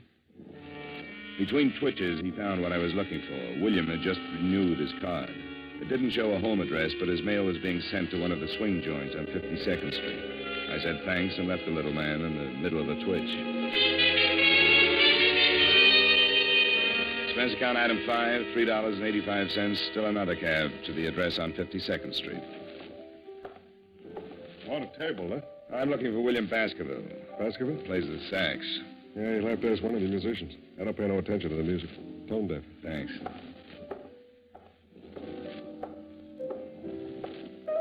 Can I bother you for a minute? No, but you can talk to me. Move and lean on the piano. Know William Baskerville? Sure. He blows here. Where is he? He's off tonight. He got a phone call and took off. Why? I want to find him. He took off. He left rehearsal and just took off. Was he headed someplace? Sure. Everybody's headed someplace. You can't go nowhere without heading someplace. I never quite looked at it that way. What time did he leave? About 4:30. What do you want Willie for? I got a message for him. You a cop?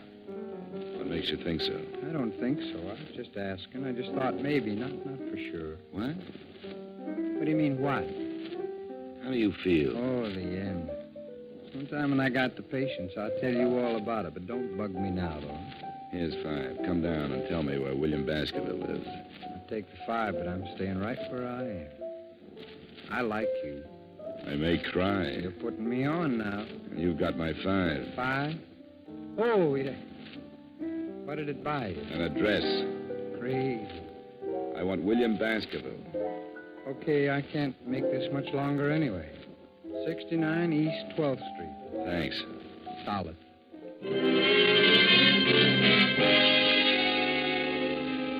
Expense account item 6, cab number 4, 75 cents to the home of Brother Baskerville. I climbed the stairs of a beat-up building and stopped at a door on the 3rd floor.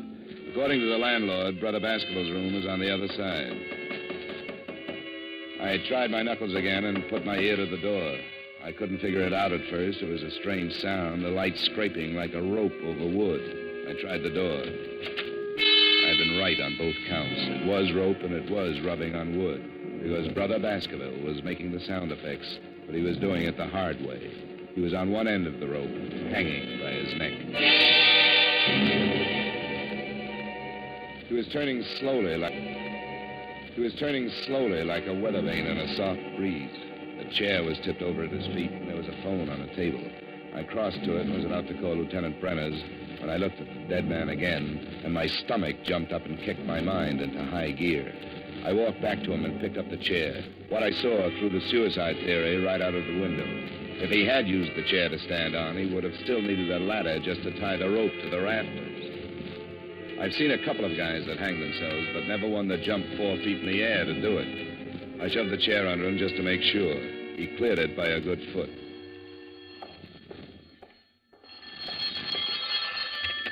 Hello? Hello, William? He's tied up right now. Who is this? Hello, who is this? Sometimes you get lucky. A guy would have to be congenitally deaf to Miss Virginia Carter's lovely voice. She'd been lying when she told me she didn't know where William lived, and I just have a natural aversion to lying women, especially when they're mixed up in a murder. You guessed it.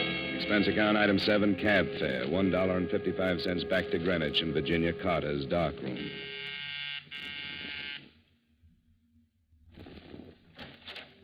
Well, Mr. Dolar, did you bring your camera? We'll play spin the bottle some other time. How'd you know my name? Why, you gave it to me this afternoon. You're a bad liar. I'm coming in. Oh, now, wait a minute. I'm expecting someone. If it's who I think it is, you better hide all the rope in the house. Now move it. Oh, You heard from Collins yet? I don't know what you're talking about. Only 2 people have lied to me today, you and Collins. You told me you didn't know where William lived, and you called him 10 minutes ago. Collins said he saw William standing in the garden with a gun, and a musician told me William didn't leave rehearsal until 4:30. I didn't leave the Baskerville home until 4. Get out of here. I don't know anybody named Collins. Okay, but Collins just killed William Baskerville. Oh, no. Oh, yes. He strangled him first and then stood on a chair and hung the body to a rafter. How do you know it was Collins? Because he forgot he's a foot taller than most guys. He gave William a boost, but he left him hanging too high. Wait a minute. He just left William waiting for oxygen. You didn't say anything about killing William. I want to get out of this mess. And slow down and tell me everything you know. Well, I met him with William. William introduced me to him one night. After William went to prison, I started seeing Collins, and he told me that he'd been in some kind of a deal with William. They'd stolen some money, and that was why William went to prison. He went up and was supposed to split with Collins when he got out. So William came back and wanted his share, and Collins killed him, huh? I didn't know he was going to kill him. He forged some kind of a letter so that it would look like it came from Martin. That's where the letter figured. He was going to kill Carl Baskerville and blame it on William. He didn't say anything about killing anybody. He killed him, then stole the letter. Looked like William had killed him and taken the letter to hide the motive. Listen, Mr. Dollar. Collins must have come in through the kitchen and started shooting. She went down like a diver with a bends and died on her face. He was trying for me when I jumped to one side and knocked over the only light burning in the room. He came close, but the flash of his gun gave him away, and I threw enough lead to fill a sink. Collins stumbled back into the kitchen, but he was dragging. I heard him drop, and I moved in after him. The moonlight slanted down through one of the windows and splashed out on the hard floor. He was lying in it, on his back, like he wanted to get that far anyway. You'd better give it up, Collins. Forget it. No reason to kill you now. Before you close your eyes, tell me something. All right. It won't take too long. Why didn't you go out and get William yourself? Why wait until I found him? Couldn't take the chance. I knew the old man would have somebody start looking sooner or later. I killed him in the garden because I knew you'd make a good witness. Probably go looking for Virginia after he told you about her. You called her and told her to tell me everything she knew. That's right. Wanted you to find him so it looked like a suicide. You nearly got away with it. You just forgot how tall you were when you hanged William. You tried to run me down? No. Just wanted to scare you. Make you think it was William. I'll call an ambulance. No. No, I got 3 of them. Should be raining now. Too nice a night to die. Yeah, not a cloud in the sky. It's a beautiful night. Yeah. Well, I can't use it. But I'll give it to you.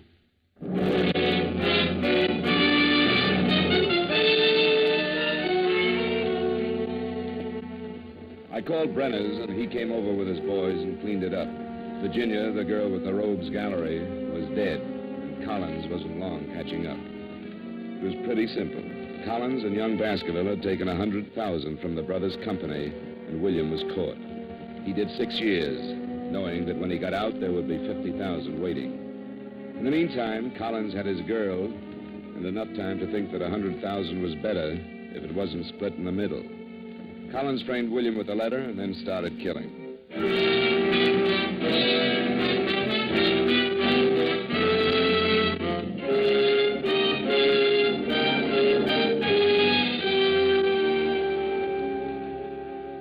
Expense account item 8, $23.45 dinner and incidentals covering the rest of the night up till the bars close.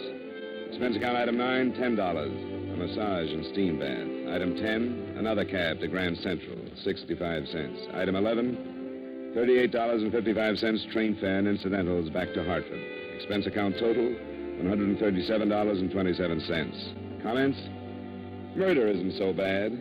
A ride in any New York cab makes a killing look like a Sunday school taffy pull. Yours truly, Johnny Dollar.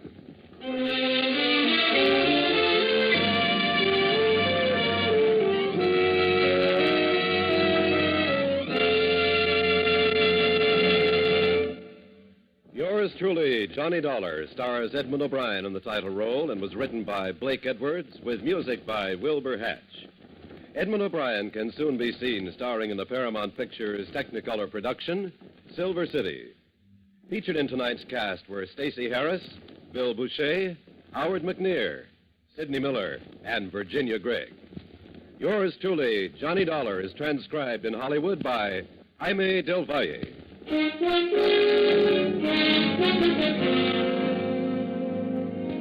This is Dan Cumberly inviting you to join us next week at this time when Edmund O'Brien returns as... Yours truly, Johnny Dollar.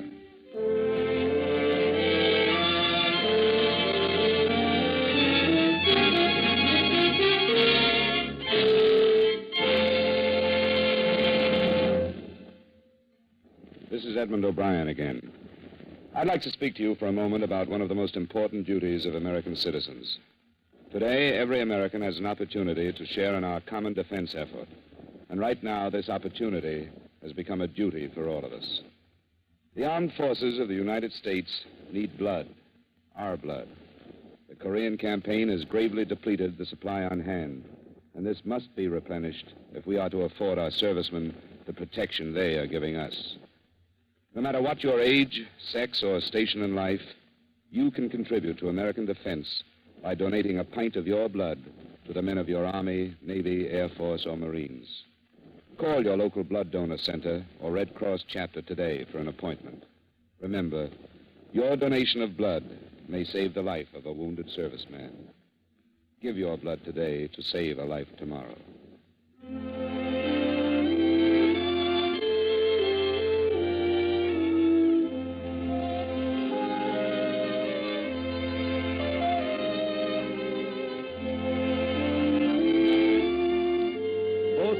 Archer's grandmothers are due to arrive in force to add complications to the already busy existence of America's favorite teenager. This invasion of grandmothers is scheduled for tomorrow evening when you meet Corliss Archer on most of these same CBS radio stations. Listen for the family fun with Corliss and all her friends tomorrow night. Stay tuned now for the Vaughn Monroe Show, which follows immediately over most of these same stations.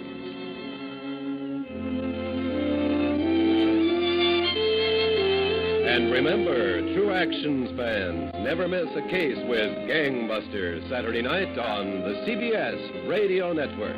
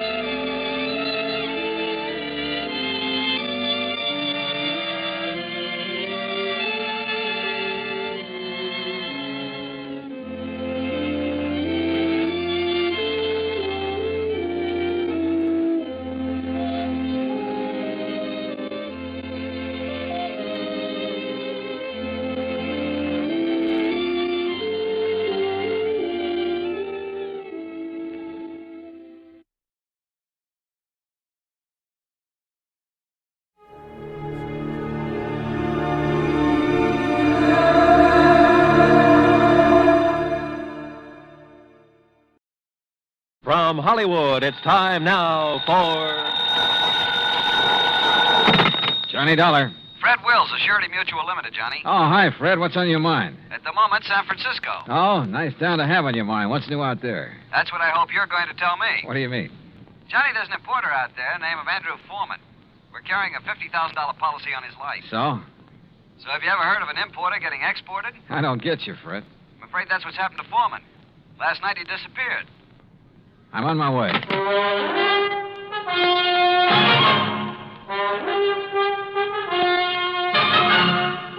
Bob Bailey in the exciting adventures of the man with the action-packed expense account, America's fabulous freelance insurance investigator. Yours truly, Johnny Dollar. And now, Act One of yours truly, Johnny Dollar.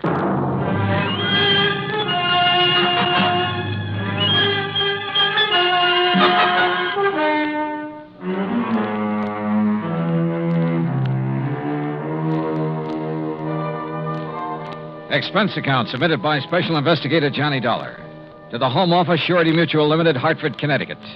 Following is an account of expenses incurred during my investigation of the Blinker matter.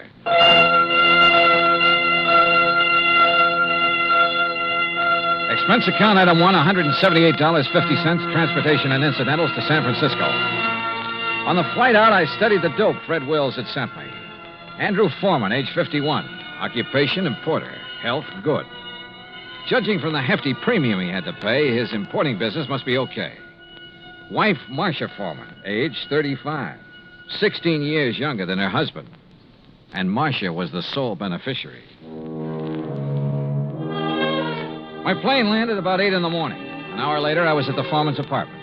It was spacious, modern, with a lot of glass and the kind of view of the bay that you had to pay plenty for. Yeah, there was money written all over the place, and Marcia Foreman looked right at home. I'm just having coffee on the terrace, Mr. Dollar. Won't you join me? Oh, thanks. I could use some. Out here. Oh, you sure got a beautiful view here. Yes. I never get tired of watching the bay, the ships. There's always something going on. Oh, here you are. Thanks. What is it, Mr. Dollar? Oh, I'm just looking up the bay. Alcatraz? Yeah. Such a grim-looking place. Yeah, it's a real exclusive club. But I managed to get a couple of new members into it. I don't think I care for the kind of job you have, Mr. Dollar. Trouble wherever you go. Suppose we talk about your troubles. All right. I told the police all I know when I filled out the missing persons report. But I'll go over it again for you. If you don't mind. Your husband disappeared the night before last. Yes, that's right. What time? I'm not sure. Oh? Around 9 o'clock that night, somebody came to see him. A strange sort of man. How do you mean strange? Well, he was dressed in rough clothes, a seaman's jacket. He said he was an old friend of my husband's. Did he give you his name, Mrs. Foreman? Only Blinker. Blinker? Yes, he said that's what everybody called him. I guess because he kept blinking his eyes very rapidly. I see. Well, I showed this Blinker person into the den where my husband was and left the two of them together. Uh-huh. A few minutes later, my husband came out and told me he was going to drive Blinker downtown and find him a hotel room. So I went to bed. I was tired and went right to sleep. And? Well, my husband and I have adjoining bedrooms. When I went in to call him yesterday morning, he was gone. The bed, it hadn't been slept in. I called his office thinking he might have decided to work late, but they hadn't seen him. Then you called the police? Yes. Mrs. Foreman, had your husband ever mentioned this man Blinker before? No, I'm quite certain he hadn't. Can you describe him? Well, he wasn't above medium height. Age, maybe in the 40s. A scar on his right cheek, a thin nose, and dark, rather beady eyes. I'm afraid that's the best I can do. Well, considering that you only got a brief look at him, I'd say that was a pretty complete description. Mr. Dollar, do you think this person Blinker could have done anything to my husband? I don't know, but I'm sure the police are looking for him. Just one more question, Mrs. Foreman. Suppose Blinker had nothing to do with your husband's disappearance. I'm afraid I don't follow you. Oh, well, what I mean is, can you think of any reason at all, why your husband might want to disappear? No, Mr. Dollar. Absolutely not.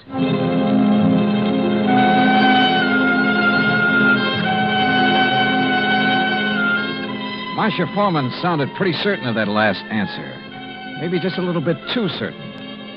Expense account item 2, $1.80 cab fare to the office of an old friend of mine, Detective Lieutenant Scapella. Jono, if Foreman took this character Blinker to a hotel, it's no hotel we ever heard of. We've covered them all. You think Blinker could have killed Foreman? It's a possibility. What's another? Maybe there is no Blinker. Yeah, Scapella, I thought about that, too. Jono, didn't it hit you there was something strange about Mrs. Foreman's story? She said she let Blinker in the apartment.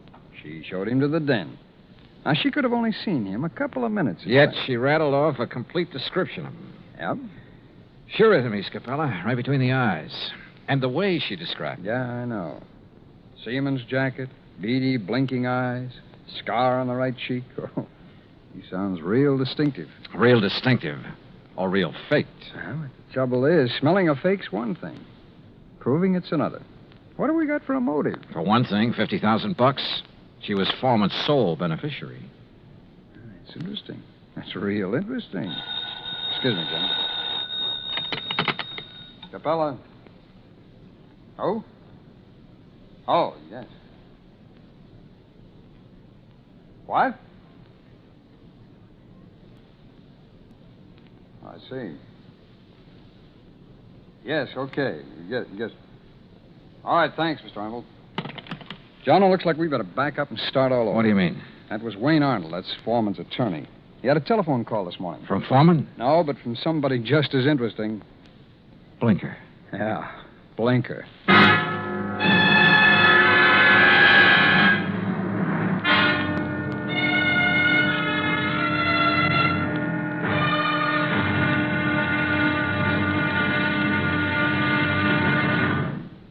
Act 2 of yours truly, Johnny Dollar, in a moment. And now, Act 2 of yours truly, Johnny Dollar, and the Blinker matter. Like Scapella said, we had to back up and start all over again. Just when we talked ourselves into thinking Marcia Foreman's story about Blinker was phony, her missing husband's lawyer phoned and told us he'd just heard from Blinker. Item 3, $1.70, cab fare to the office of Wayne Arnold, Foreman's attorney. I met him just coming out his door. Did you wish to see me? Mr. Arnold? Yes. I'm Johnny Dollar. Oh, yes, the insurance investigator. Mrs. Foreman told me you'd been questioning her. Look, I'm sorry, but I'm in rather a hurry. I have an appointment, and I'm late for it. Sorry, but this will only take a minute or two. I was in Lieutenant Scapella's office when you phoned a while ago about this man Blinker, Mr. Arnold. Oh, yes. When did you hear from him? Just a little while ago. I called Marcia Foreman right away, and she thought I ought to call Scapella. What did Blinker say on the phone? It was a strange conversation. He sounded nervous, excited, almost out of breath. Said he wanted money, $10,000. If he didn't get it, he'd... And that's as far as he got. He stopped suddenly, said he'd contact me later, then hung up. What do you make of it, Mr. Dollar? I don't know. Could be he's holding Foreman for ransom.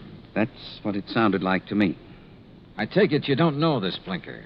I never heard of him until Marcia told me about him showing up night before last. Okay. Just one more thing, Mr. Arnold. How long have you been Foreman's attorney? 3, 4 years. Why? Any reason you know of why he might want to disappear? None that I can think of. Another woman, maybe? I doubt it very much. How about his importing business? As far as I know, it's in excellent shape. Okay. Thanks, Mr. Arnold. Mr. Dollar. Yeah? This man Blinker, why would he have it in for Andrew Foreman? Good question, Arnold. Sorry I don't have an answer to it. I went down the elevator and outside. I stopped at the corner to get some cigarettes, and that was my first lucky break. Because just as I was leaving the counter, I saw Arnold come outside. And the way he looked up and down the street made it plain he wanted to see if anybody was watching him. He got into his car and drove off. I grabbed a taxi, that's item 4, and trailed him. He drove into Golden Gate Park and stopped. I got out down the road and worked my way toward him behind some bushes. Pretty soon, a woman came over and got into his car. I couldn't hear what they were saying, but I didn't need to. Because when I saw the kiss, I got the message. The woman was Marcia Foreman. I went back into town and waited for Marcia outside her apartment door. She showed up about half an hour later. What? Why, Mr. Dollar. What is it? Is something wrong? Yeah, something's real wrong, Mrs. Foreman. I want to talk to you. All right. Come in. But But I've already told you all I know. The story you told me about this man, Blinker, there's no such person, is there? What? You and Arnold made it up. No, that's not true. What about you and Arnold, Mrs. Foreman? I don't know what you're talking about. Well, then tell me, did you enjoy your visit with him in Golden Gate Park an hour ago? Oh, that. Yeah. Well, all right, Mr. Dollar. Wayne Arnold and I have... Well, we've been in love for some time. Did your husband know? I'm not sure. We were trying to find the right time to tell him. I don't think he'd really have cared very much. Oh. My husband and I haven't gotten along very well the last year or two. I guess I really didn't know him when I married him. Mr. Dollar, this has nothing to do with my husband's disappearance. You must believe that. That's so. I didn't make up the story about Blinker. I didn't kill my husband, if that's what you're thinking. Has he been killed? I don't know. You've got me confused. If you didn't do it, how about Arnold? No. He'd have no reason. Besides, he wasn't even in town the night before last. I can check that. I know you can. Mrs. Foreman, maybe you're telling me the truth and maybe you're not. Sooner or later, I'm going to find out which. I am telling you the truth. Then can you give me any reason at all why your husband has disappeared? There's one possibility, Mr. Dollar. It might have something to do with his importing business. What's that mean? My husband, well, he seems to have made a lot of money out of his importing business. More than the kind of thing he usually imports would warrant. What does he import? Oh, trinkets, curios. From the Orient, mostly. Have you a key to your husband's office? Yes. Let me have it. I want to take a look around. I went over the papers in Foreman's office and found out his last shipment had come in 3 days ago on the Indian Princess. Mrs. Foreman had said Blinker was wearing a seaman's jacket. I headed for the waterfront, but the ship was gone. Near the pier was a beat-up eating place called Gus's Cafe. A woman with an apron came over. She was about 6 feet tall and almost that wide. What can I do for you, buddy? I want to talk to the owner, Gus. That's me. You're Gus? Short for Gussie. What's on your mind, buddy? Johnny Dollar. I want some information. You a cop, buddy? No, I'm not a cop. You look like a cop. Now listen, that freighter that shoved off from this pier, the Indian Princess. Docks there regular. You know any of the sailors from her? Just about all of them. They all come in here. Hey, look, Gussie. Gus. Okay, Gus. You ever happen to hear of a sailor named Blinker? Sure. You know him? Sure. About medium height, scar on the right cheek, blinks his eyes all the time? I said I know him. What do you want, an affidavit? Oh, Gussie, you're the most beautiful thing that's happened to me all day. That's what they all tell me, buddy. But flattery don't get 'em a thing. Might help you, though. You're kind of cute. Yeah. Look, did Blinker sail on the Indian Princess? Nope. Then where is he? Fact is, I don't know. Blinker's disappeared. Act 3 of yours truly, Johnny Dollar, in a moment. And now, Act 3 of yours truly, Johnny Dollar, and the Blinker matter. Then you don't have any idea where Blinker is now, Gus? Not the slightest, buddy. Oh, great. Then I'm right back where I started from. Blinker was mixed up in something, all right. What do you mean?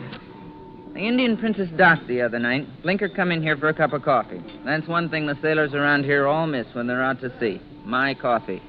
There's no one makes coffee like me. Why, there's nobody on the whole coast. Yeah, I know. About Blinker now. Well, he seemed pretty pleased with himself. Said he was onto something good. Did he say what he meant by that? No. Just sat there looking pleased with himself. Oh, yeah. He showed me the elephant.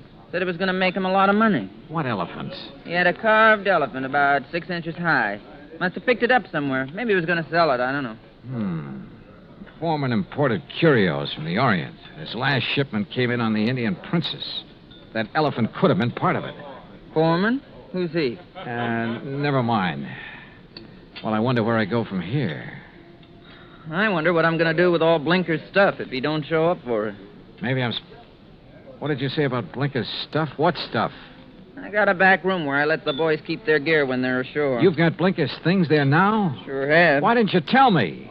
You never asked me. In the back room, I went through Blinker's sea bag. Near the bottom, I found a carved elephant. An ordinary-looking elephant, until I twisted one of the legs loose. It was hollow, and inside a little paper packet full of white powder. Suddenly, the whole deal slid into place, and just as suddenly, the whole deal made me slightly sick. Now I wanted to see the rest of those elephants real bad. According to the records in Foreman's office, the shipment was in a warehouse. I went outside and over to the pier. Johnny. What? Oh, Gus. Come here a minute, Johnny. Look, I'm in a hurry. Thanks for everything. I'll see you later. You got time to see this? Over here, near the pier. Wait a minute. Yep. It's a body, all right. One of the boys just fished it out of the water. I sent him to call the cops. Looks like it's been in the water quite a few hours. Gus? Yep. It's Blinker, all right. I knew I had to work fast now. I headed out on the pier for the warehouse. Once I thought I heard footsteps somewhere behind me. I stopped and listened. There was no sound.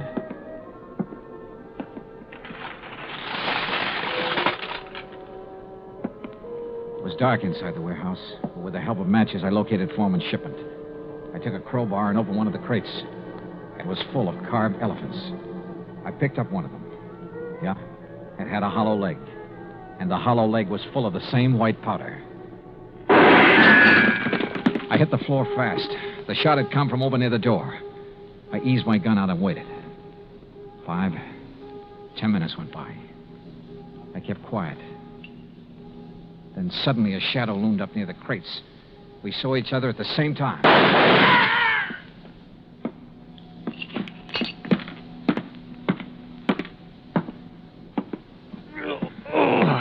My shoulder. Well. The missing man himself, Andrew Foreman. Look, Blinker found out what you were importing in those carved elephants. He tried to blackmail you. I don't know what you're talking about. Oh, sure. You probably told him you'd pay off. That's when you drove him downtown night before last. Then you tried to kill him, but he must have got away. I tell you. You called your lawyer, tried to put the squeeze on through him.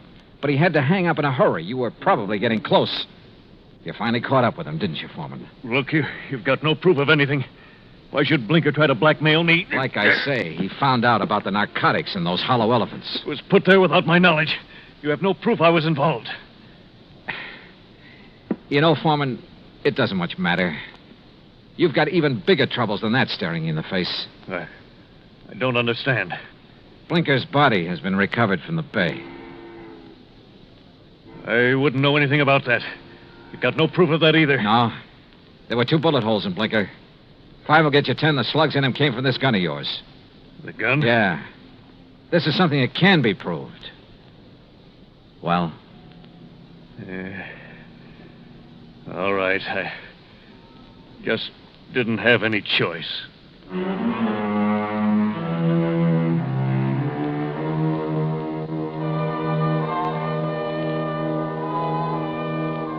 Item 5, $183 even, transportation and incidentals home. Expense account total, $434.50. Remarks?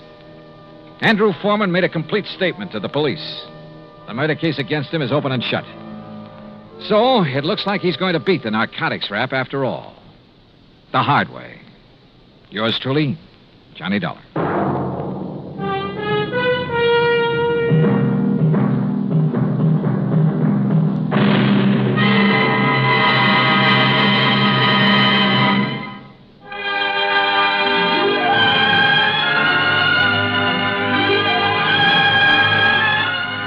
Truly, Johnny Dollar, starring Bob Bailey, originates in Hollywood and is produced and directed by Jack Johnstone. Today's story was written by Robert Stanley.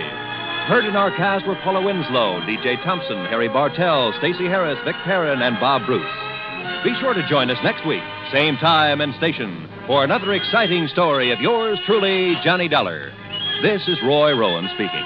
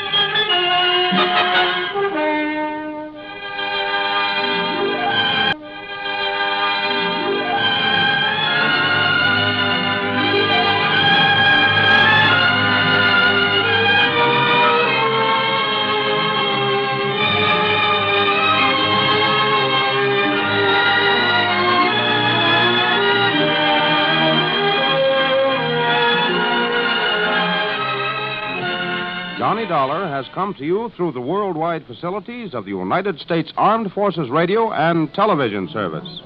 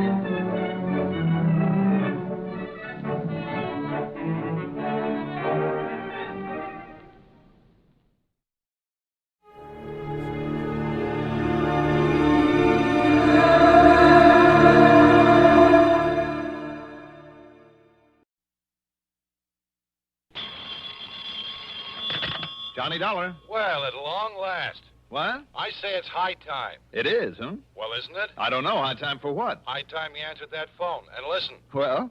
This is Jimmy Bartell. Oh, Jimmy. You know, over here at Mono Guarantee Insurance. Of course I know. How are you? Well, what happened to you, Johnny? Where have you been? I've been trying to reach you for about 4 weeks now. Didn't you try my call service? Yeah, I tried you. Huh? Oh, no, I guess I kind of forgot about that. Oh, well, if you had, you'd have found out that last week I was at Grand Canyon, the week before in Corpus Christi, the week before that in Knoxville, Tennessee, and before that up in Boston. Yeah, sure, gallivanting around the country while I've been sitting here up to my neck in trouble, beating my brains out, working my head off. Sounds to me like you need a plastic surgeon. Huh? What's the problem, Jimmy? The Burma Red, Johnny. The what? You heard me, the Burma Red. Jimmy, are you sure you want me and not the State Department? Yeah, I'm sure. All right, I'll bite. Who is the Burma Red? Not who, but what. Well? And listen, we carry the insurance, $500,000 worth. You hear that, fella? $500,000. I am deeply impressed. And, baby, if you can't get it back for us, that's exactly what we're going to have to hand over in cold, hard cash. 500 G's. Well, maybe I had better get to work on it. Good. And I don't need to tell you what your commission will be if you do recover it. What else do you think I'm thinking of? Then the job is yours, Johnny. And, brother, I sure hope that you can find it and get it back. The Burma Red? Right. Just one thing, Jimmy, if you don't mind. Sure, Johnny. Before I start gallivanting around the country, as you put it, looking for this thing... Yeah? Don't you think that it might be nice if I have some slight idea, some inkling of what it is, this Burma Red? I told you. Oh, yeah. Yes. Yeah, okay. Come on over here and I'll tell you all I know about it. Okay. We interrupt this program to bring you a special message. To the parents of schoolboy patrol members who were taking the Washington trip, the buses with the patrol will arrive at Durham Union Bus Station this evening about 7:15 to 7:30. We repeat, the Durham Schoolboy Patrol Washington buses will arrive at the Union Bus Station this evening at 7:15 to 7:30. Parents are asked to be present to pick up their children. The parents, are also asked to use the Sears parking lot. 7:15 to 7:30 the time. Expense account submitted by Special Investigator Johnny Dollar to Mono Guarantee Insurance Company, Home Office, Hartford, Connecticut. Following is an account of expenses incurred during my investigation of the Burma Red matter.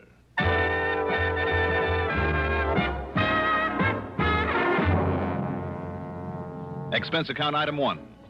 $1.20 for a cab from my apartment to Jimmy Bartell's office in the Spear Building down on the square. Jimmy's specialty, incidentally, is property insurance, especially where fine artwork is concerned. And in this case...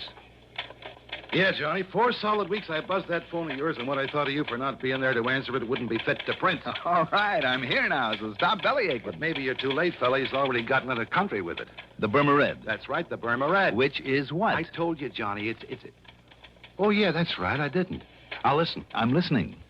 It was brought over here a couple of years ago as part of a collection by some countess or other. Got written up in all the picture magazines. Do I hear a slight echo? Echo? Yes, from the case I had on my hands last week. Well, I don't know, because I don't know what you had a case of. But listen. Go on. Having been a part originally of the Buckingham collection, over there in England, you know, well, as you might expect, it was picked up here by Winkler and Winkler. The big jewelry outfit down in New York. The same? Oh, then I do hear an echo. So it's a piece of jewelry and it's been stolen from them. No. The same as the Otara's necklace I recovered last week. No again. For Northeast indemnity. No? No, Johnny. It's just a single unmounted stone, a ruby. But so help me, it's big enough to choke a horse, and now it's gone. When did you say it was stolen from them? I didn't, because it wasn't. They'd sold it to that wealthy old Mrs. Harvey Larriman Brittingham. Lives out in the edge of town. Oh, I see. But 4 weeks ago, somebody neatly chiseled open her wall safe and walked off with it.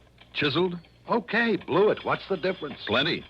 Knowing a safecracker's method can help a lot in pinning him down. No, the police think they know who did it, all right. Well, what do you need me for? To get that stone back. But if they already know who did it... But they couldn't prove it. Sure, the modus operandi, the way the safe was blown, it pointed straight to him and nobody else. But also he was known to be here in town. Who? But they couldn't pin it on him. He had himself a perfect alibi. Who, Jimmy? So maybe it was rigged. They couldn't break it. Jimmy... But, Johnny, it had to be Oscar Mayfield. Mayfield? They held him as long as they could, went through everything he owns, checked out every contact he made while he was here in Hartford. And all that got him was nothing, and not very much of that. I'll say this. If Oscar Mayfield, the old master, made that heist... So what could they do but let him traipse merrily on back to New York, where he's been living lately? Look, Jimmy... But I figure, despite the police report on all the work they did, I figure that somehow Mayfield got away with that ruby. Jimmy, I'm inclined to think you may be right. I know Oscar Mayfield. He's clever. I've tangled with him before. And, come to think of it, he made a promise to me once. Mayfield? Made a promise? Mm-hmm. What was it, Johnny? That if I ever tried to interfere with him again... Yeah? Well? He'd see to it that I had a very nice funeral.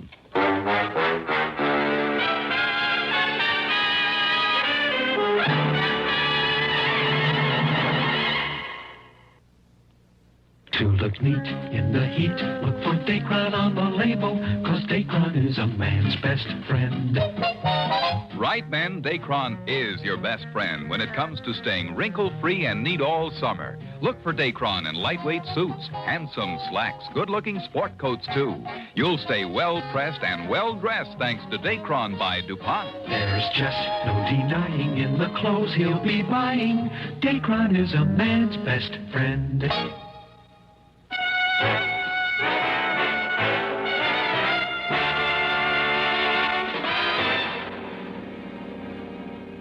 Expense account item 2.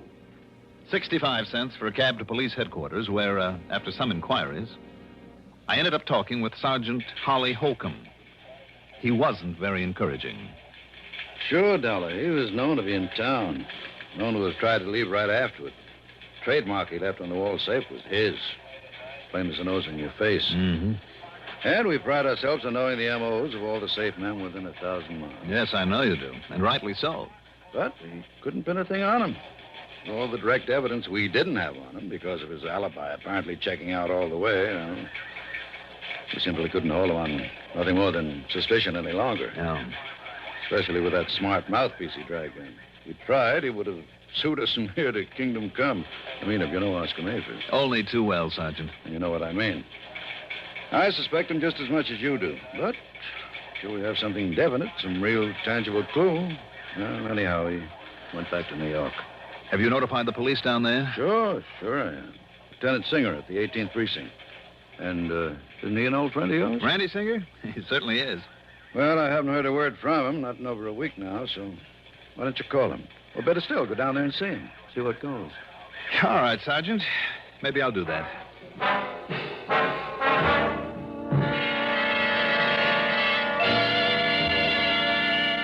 There was some more talk between us, and Sergeant Holcomb gave me every detail of the job. Told me what they'd found and what they'd done about it.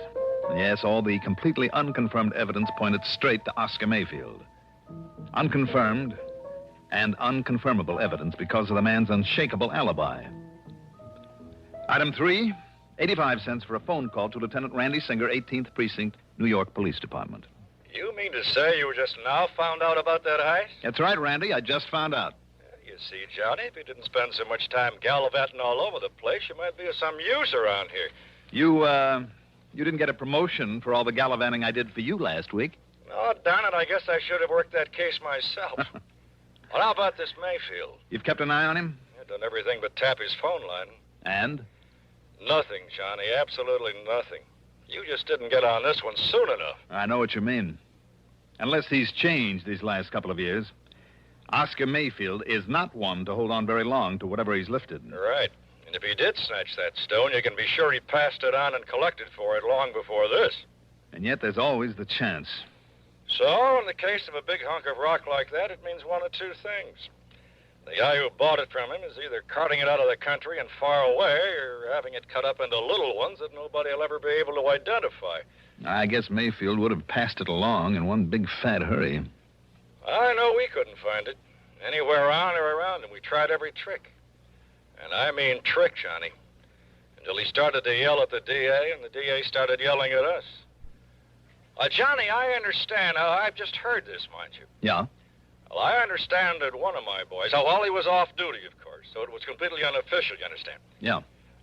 Well, I heard he even went so far as to roll Mayfield one night in the alley back of a nightclub. What? Not a sign of that, Ruby. Randy, if the department ever catches up with these unofficial tricks of Look, yours... I told you, Johnny, I only heard that. But I know myself it isn't hidden anywhere in his apartment. Oh, you do? I do. Randy, didn't you and your clever little boys completely overlook the Otara's necklace that was hidden in the back of a camera just about a week ago? Oh, now that was different. So that I had to get lucky and find it for you? Okay. So you happen to guess right. For once. So maybe I better get on down your way and look around for myself. Tell me, where does Mayfield live? A hotel apartment over at 614 East 49th.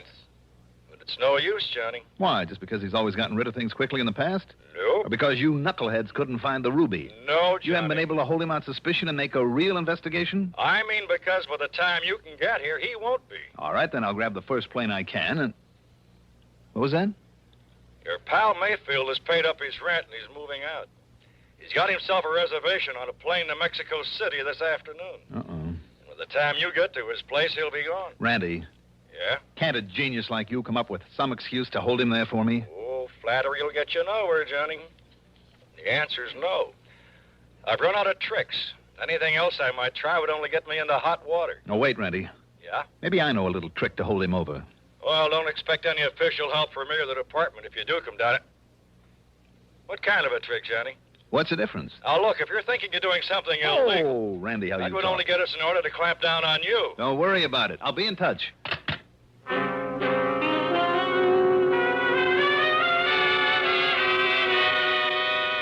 Illegal? I don't know why, but I'd suddenly remember that during my run-in with Mayfield a couple of years ago, there'd been talk about a man who was fencing his stuff. A man who had been only vaguely identified as Hugo. The last name had never come to light. Okay, maybe that name still meant something to him. If so, it justified item 4. $1.26 for a telegram to Mayfield. It read as follows. Urgent, that before you make any deal, you call me immediately at Plaza 3, 9970, and I signed it, Hugo. And I had them put a rush on it, hoping it would give me some much-needed time. Item 5, $6 for a cab to Bradley Field. Item 6, $10.12 for a plane to New York. And when I got there, item 7 is $5.80 for a taxi to 614 East 49th Street. It was a smart, good-looking apartment hotel, which is more than I can say for the stuffy uniformed doorman. Mr. Mayfield, did you say? That's right. Mr. Oscar Mayfield. Is he still here? Is he in? Whom shall I say is calling, sir? Don't. Don't? Just give me his apartment number. Your name, please? Now, don't worry about it. I'm sorry, but I must have your name, sir. It's Dolar. Now, what's the apartment number? Dolar. Very well. No, you don't. Just put the phone down. I beg your pardon. It's granted. Now the number of his apartment. Not unless I announce you, sir. Now, look, I am a special investigator. Oh, you are? Yes, and if you'd like to call the police and check on me, only I haven't time. Look here. These are my credentials. And I tell you, sir, that unless I... Oh, I see. Mr. Johnny Dolar. That's right. The insurance investigator. Yes. I didn't know. Well, you do now. Well, nonetheless, Mr. Dolar... Just give me Mayfield's apartment number, please. Now, what is it? Well, it's 7G. Okay, thank you. And I'll phone that you're on your way up, sir. You do, and I'll break your neck. 7G, hmm? Just in case he remembers what he once promised, I better make sure that this thing is working properly.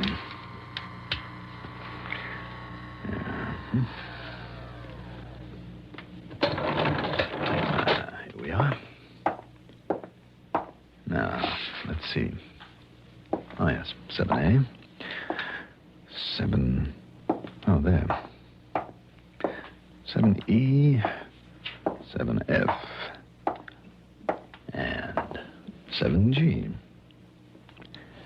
Well, Mr. Mayfield, I hope you are still here. Mr. Mayfield? Mayfield? Doggone it, if he's already flown the coop. He left it wide open. Mr. Mayfield?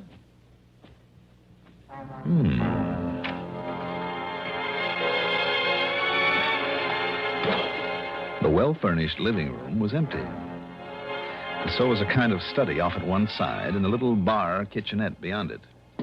As for the bedroom in the back, well, as I started through the door, I caught sight of a couple of handbags in front of a chest of drawers. So he was still here. What I didn't catch sight of, though, was the gun shoved around the side of the door into my back. Just lift them up slowly, Dollar. Slowly, while I see whether you're armed. Yes, here it is. Thank you. Okay, Mayfield. Now, over there, next to the bed. Go on. Sure, why not? Are you happy now? Dollar, I made you a promise once.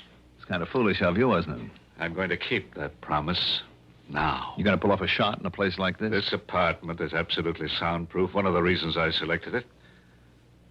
I see. Well, are you ready?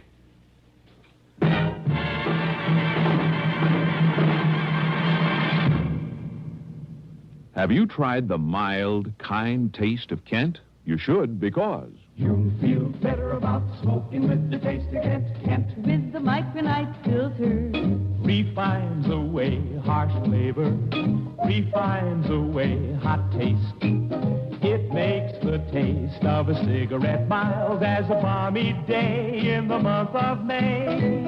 Kent is the best for the flavor you like. Kent is the best for the flavor you like. Yes, Kent is the best for a mild, kind taste. Smoke a carton of Kent without switching. Discover the kind taste of Kent's blend of the world's finest quality tobaccos. Then try your old brand. What a difference in taste.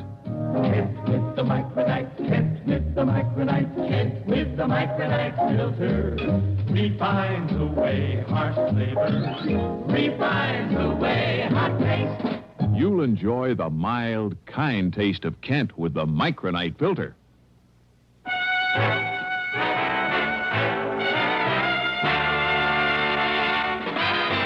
Kind of looks like you were expecting me, Mayfield. Oh, yes, Dollar, I was. You see, I figured right from the beginning that you might be called in on this case. Then you do have the Burma Red, the ruby. Now? Oh, of course not. You should know that I wouldn't hold on to a thing like that. Let's say it's been successfully disposed of. And why do you hang around here? Because I'm waiting for... Yes? I was waiting for you. To settle my old score with you. When I received that silly telegram, I was certain that you would be here. No? You mean I pulled a boo-boo? Your old pal Hugo is dead? I mean that ridiculous number you gave me to call. It's too bad. I thought it was a pretty good idea to keep you trying it until I could get here. Oh, I'll confess it did make me change my reservation to a later plane. But after all, when I got nothing but a busy signal 8 times in a row, I naturally called the operator. And she told you? Yes, that it's a number used for testing. That a busy signal is all it ever gets. Obviously a trick, then. Worthy of you. So I waited for you. And when the doorman, following my explicit instructions, called me, told me you'd arrived, Oh, but I'm wasting time. What's more, I'm expecting someone else. So, Dollar, this is it. Expecting me, maybe? What? Randy. Just drop it right there, Mayfield. Gently now. All right, now dollars again. Now sit over there in that chair next to the window. All right, anything you say, Lieutenant. Oh, Randy, you're like the U.S. Marines. Here, you better keep this gun of his. You know, I'm just glad you got careless and left that front door open out there. I thought I heard a door close just before you made your dramatic entrance. But how come, Randy? What do you mean, how come? Well, from what you said on the phone... So what? I'm off duty. Any reason I shouldn't just kind of drop around for a visit? Oh, I'm glad you did. You know something, Johnny? What? So am I. And I'll probably hate myself in the morning for saying this, but I've waited a long time for a chance to return some of the favors you've done me over the years. But I've done you. Well, Mayfield? I'm afraid your so-called visit is completely pointless, Lieutenant. You must know very well that you won't find the ruby around here or anything to even remotely connect me with it. Do I need to after the little party I walked in on? Yeah, that's right. Huh? You can stop smiling now. Oh, very well. Very well, if you insist on booking me for an alleged attack on Johnny Dollar with a, quote, deadly weapon, unquote. Let us go down to your station house and have done with it. This Grand Central Station? The house and have done with it. This Grand Central Station? Shall we? Shall we go, Lieutenant? You just stay in that chair, Mayfield, while I... No, Randy. While I answer the door. Okay, but leave this one open so I can hear. Right. Yes? Yeesh, what a fancy layout this is. Who are you? You Oscar Mayfield. Well, who did you expect to find here? Santa Claus? Yeah, well, no. Look, Mr. Mayfield, you mind putting down a gun, huh? Not till I'm sure you're okay. Come inside. Yeah, sure. All right, now what's your name? Yeah, Rosie Gilliam. Look, you can frisk me. I'm clean. And that package? Well, you know, it's from the boss. It's from Hugo. It's what you've been waiting for. Oh, it's from Hugo, huh? Yeah, sure, honestly. He said I should deliver it and get a receipt, then maybe you'd hand me a fin or a tenner. Oh, he did, huh? Yeah. Maybe I better make sure that it's, whatever he was supposed to send over to me. Well, you think I'd meddle with it, maybe do myself out of these delivery jobs he gives me and pays me so good? You're on the level? Yeah, honest, if you hit it. Well, this contains, and I think it does. By the way, where does Hugo hang out? Well, how should I know? All I know is he calls me now and then, meets me at some place, and gives me something I should deliver. I guess you're okay, then. Sit down there while I take a look at this. Yeah, sure. We'll just see now. You know, you're the first gent to ever open one of those deliveries in front of me. Am I? Yeah, you're the very first. Holy jumping, look at that loot. Where is he waiting to pick up the receipt, Rosie? Yeah, I don't know. He only hunts me up when he's ready. Look at all that dough. What kind of a receipt, Rosie? He said you'd know what kind. Oh, man, would you look at that? Would you look at it? All right, I'll write you one. Yeah, maybe I could have a 20 for bringing it. I'll give you a receipt to Mr. Hugo. Let's see, how is it now that he spells his last name? You don't know, Mr. Mayfield? Well, don't you know? I should know how to spell Hemperschlag. Hemperschlag. So that's it. Hey, now, wait a minute.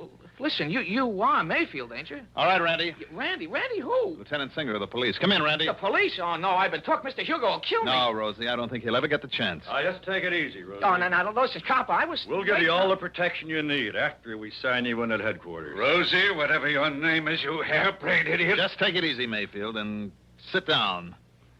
You too, Rosie. Well, now, look at all this beautiful money. Randy, unless I'm awfully wrong, it's payment to Mayfield for the ruby. And if you can locate a Hugo with the unlikely name of Hemperschlag, or maybe you'll save us the trouble, Mayfield. After all, now that we have his name, and who knows, if you talk, maybe the judge won't throw the whole book at you. Well? Okay, Dollar. I know when I'm licked, I'll talk. Mr. Hugo Hemperschlag, believe it or not, turned out to be a gem setter for the famous jewelry house of Winkler & Winkler, where he couldn't help knowing about all the important stuff brought into this country, and with the know-how to break it up after he'd arranged to have it stolen. Expense account total, well, in view of the commission I'll get on this one, forget it. Yours truly, Johnny Dollar.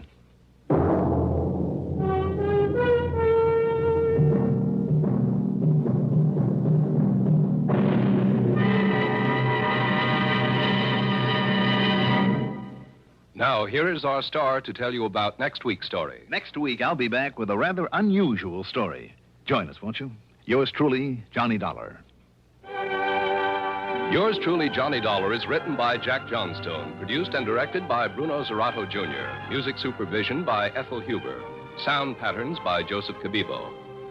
Johnny Dollar is played by Mandel Kramer. Also featured in our cast were Paul McGrath as Oscar Mayfield, Al Hodge as Lieutenant Randy Singer, Ivor Francis as Jimmy Bartell, Jack Grimes as Rosie, Santos Ortega as the sergeant, Mercer McLeod as the doorman. Be sure to join us next week, same time, same station, for another exciting story of yours truly, Johnny Dollar. This is Roger Foster speaking. Durwood Kirby's favorite program, The Gary Moore Show, weekdays on the CBS Radio Network. CBS for Durham, Raleigh, WDNC.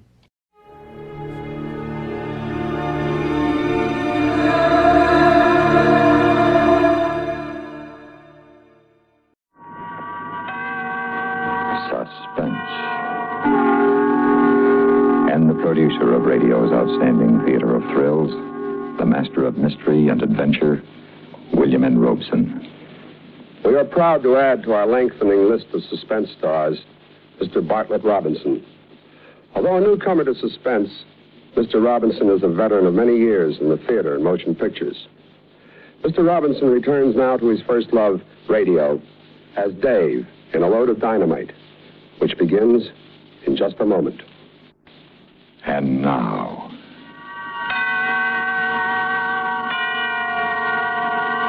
Mr. Bartlett Robinson in A Load of Dynamite.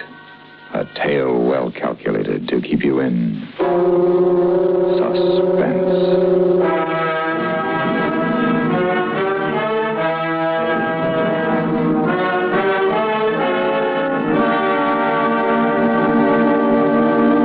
You'd have done the same thing in my place. Sure you would. After all, my brother Hal was the only relative I had in the world. So it was only natural to look him up when I got out. I hadn't seen him for a while. Quite a while. And we never wrote. But after all, he was my brother. Now, I'm a pretty careful operator. When I go on a job, I case it first, but good. So I knew just about all there was to know about my kid brother. I knew that he was married and living in a little town in the northern end of the state. I knew that he had a good job. Well, anyway, a good paying job. It ought to be. He was driving a dynamite truck for the Colossus Powder Company. I even had found out that he was the kind of a cat who helped his wife do the dinner dishes.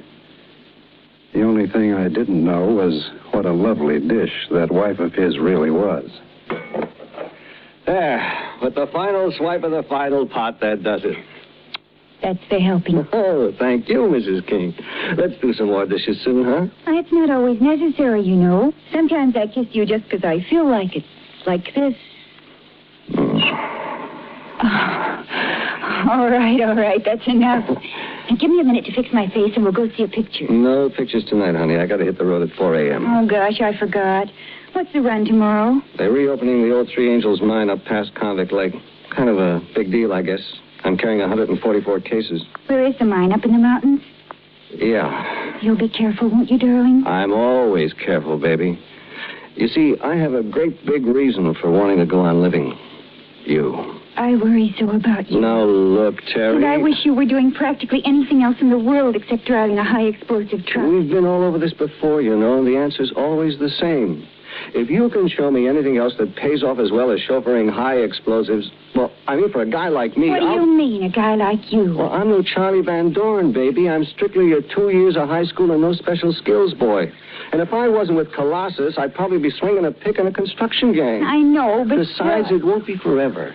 Well, 2 or 3 years more, and then we'll have enough dough tucked away so we can do... I'm not sure I can take it for 2 or 3 more years, Hal. Sometimes when you're away and I'm here alone, it gets to be more than I can... Saved by the Bell. I wonder who that is. Probably Tom and Ethel looking for a canasta game. I'll tell them you have to get to bed early. Well, maybe we could play for an hour or two. Yes? This is the King home, isn't it? Yes, it is. Oh. They told me down the street if I rang the bell and the prettiest girl I ever saw answered it, I was in the right house. They weren't kidding. I'm afraid that I don't... Honey, I'll give you 3 guesses, Hal. Dave. What are you doing here? I thought you were... Now, that's what I call a real brotherly greeting. And after all these years, too. Well, do I get invited in? Sort of chilly out here. Come in. Terry, this is my brother, Dave. Hello, Dave. Terry, it's a pleasure. A real pleasure to have the prettiest sister-in-law in the world. What are you doing here, Dave? I'm paying a little visit to my kid brother, who I ain't seen in years. So no fault of his. Okay. Go on, rub it in front of your wife. Hal's told me all about you, Dave. Yeah, I guess that means I'm off to a bad start with you, huh, sis? As far as I'm concerned, you're off to the best start you could possibly have. You're Hal's brother. Well, thanks, baby sister. You know, you always had all the luck, Hal. A swell job, a nice house, and a beautiful and also understanding wife. Luck? I worked for him, Dave. Worked hard to get him, and I work hard every day to keep him. They weren't handed to me on a platter, and I didn't try to take them away from anybody with a gun. Hal. All right. So I pulled 10 years in San Quentin for that stick-up. But I got 3 off for good behavior. They said I was a model prisoner. Don't that make you proud of your big brother? Oh, sure. Real proud. Ma would be proud, too, if she knew her son was a model prisoner. Now, you look, Hal. You were the death of her, Dave, and I can't forget it. Oh, come off it. I know. I was there. I watched her day after day worrying about you. I watched her worry her life away. Hal, it wasn't my fault. I couldn't help it. You could have helped it if you'd have settled down to a steady job, but that's something you would never do because you never wanted to. I never did. Before. But a guy gets a chance to do a lot of thinking when he's in queue. Like how to pull bigger jobs when he gets out? Hal, darling, you're not being fair to Dave. Let him talk. All right, talk. You know something, Hal? What? I figured out a lot of things while I was away. I've come to a conclusion. A conclusion that I'm not as smart as I thought I was. Not nearly. Oh, I wish I could believe that. I always thought I was the wise guy. You were the chump. But I was wrong. I was dead wrong. Well, maybe it ain't too late to start over again. If people will just forget I'm an ex-con. I'm sure they will. Can you, Terry? Of course. You've paid your debt to society. Yeah, well, we'll see.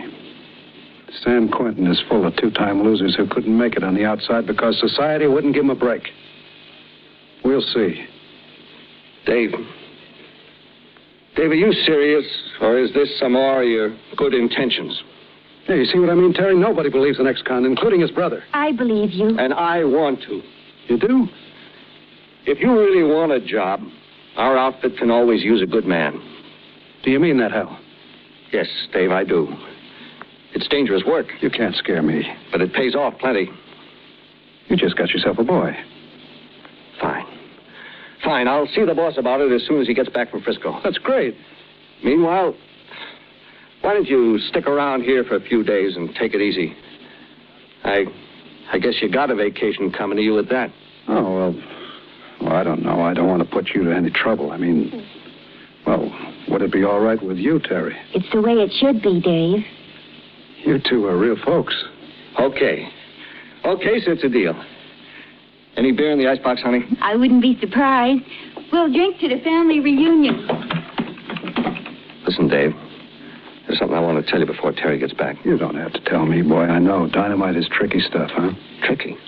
All you have to do is make one wrong move and you're... So I don't make any wrong moves. Yeah, but sometimes it happens without your having anything to do with it. The brakes go out on a mountain road, or a boulder comes rocketing down a hill and you got to make a fast stop and... Oh, that's 1,000 to 1 shot. You want to try to call the odds on this one? Paul Gordon, one of our best men, was making a run over to Utah last month, just after the deer season opened. A guy missed the buck he was shooting at, but he didn't miss Paul's truck. So that's 1,000,000 to 1.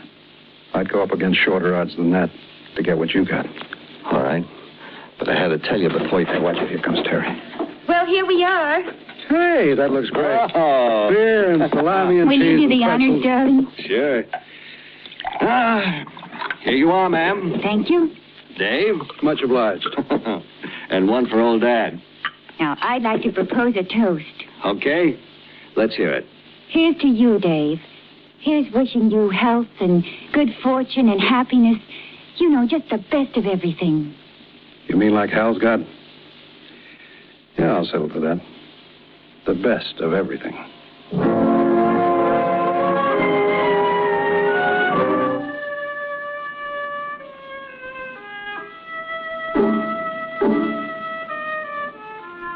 Now, don't get me wrong. I meant it about wanting to settle down and go to work for a change. Meantime, until Hal's boss got back, I was in clover. Every day but Saturday and Sunday, Hal was out on the road. And me? I was hanging around the house with that gorgeous wife of his. She couldn't have been nicer. Treated me like I was her brother. But the feelings I had toward her were not exactly brotherly. I tried to control them. I honestly did. Because it was fun to be with her, too. Like the time we went downtown to buy me some decent clothes. With the dough Hal lent me. Here's a pretty tie, Dave. It'll go beautifully with that blue shirt you just got. Oh, no stripes, thanks. I've had enough of them. Oh, you promised me you weren't going to think about that anymore, much less talk about it. I'd promise you anything, Terry. You ought to know that by now. Promises don't mean a thing, not unless you keep them. All right, I promise never to break another promise, okay? Okay. Gosh, look at the time. Yeah, it's 4:30, so what? Hal will be home at 5 today. Oh. Yeah, he likes to have you there waiting for him when he comes home, doesn't he? Yes, he does. You know something, sugar? I don't blame him.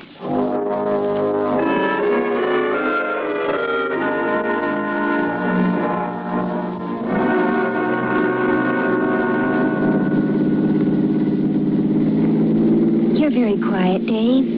Yeah, I was thinking. About what? Did you know every single man in San Quentin has the same dream? He does? Yep. Waking or sleeping, the same dream. What is it? He dreams of what it'll be like when he gets up. And most of all, he dreams of the 3 things he wants most. What are they? Good clothes, a slick car, and a pretty girl. Was that your dream, too? Yep. And it's all come true. Except... Except what? Except the way I dreamed it. The pretty girl wasn't my brother's wife.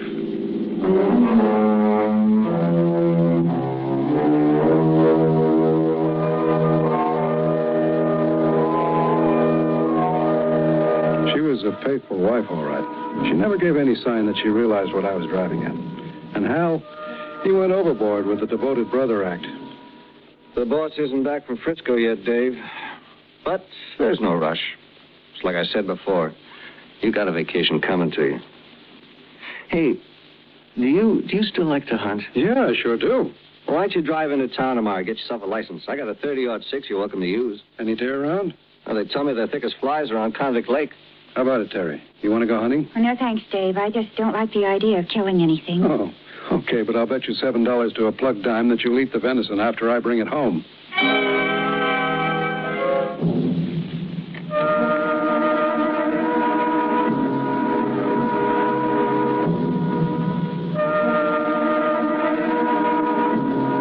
So there we were, just one happy family, when Hal was at home. But when he wasn't, Terry drove me nuts. I tried, I really did. I'd go out for long walks by myself, or I'd listen to the radio or try to read. But it was no good. I couldn't get my mind off her. Then one day, we were finishing lunch. It was a warm day, and she was wearing shorts and a halter. Another cup of coffee, Dave? Oh, no, thanks. I haven't got any room. All right, then I'll do the dishes. No, I'll clear the table for you. Oh, don't bother. There aren't very many things. I'll just get your cup and saucer and... Terry. Dave, let go of me. What's wrong with you? What do you suppose is wrong with me? Let go of me, Dave. You must be crazy. Maybe I am. I was stashed away for 7 years, and I never even saw a woman. And the ones I've seen since I came out, they weren't like you. Take your hands off me, Dave. If Hal knew about this, he'd... Dave, let me go. There's somebody at the door. Yeah, I guess I'd better see who it is. But if it's Hal... Don't worry. I'll handle it.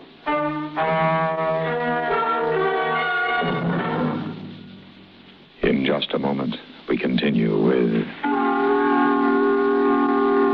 Suspense. And And now, we continue with the second act of A Load of Dynamite, starring Bartlett Robinson. A tale well calculated to keep you in suspense.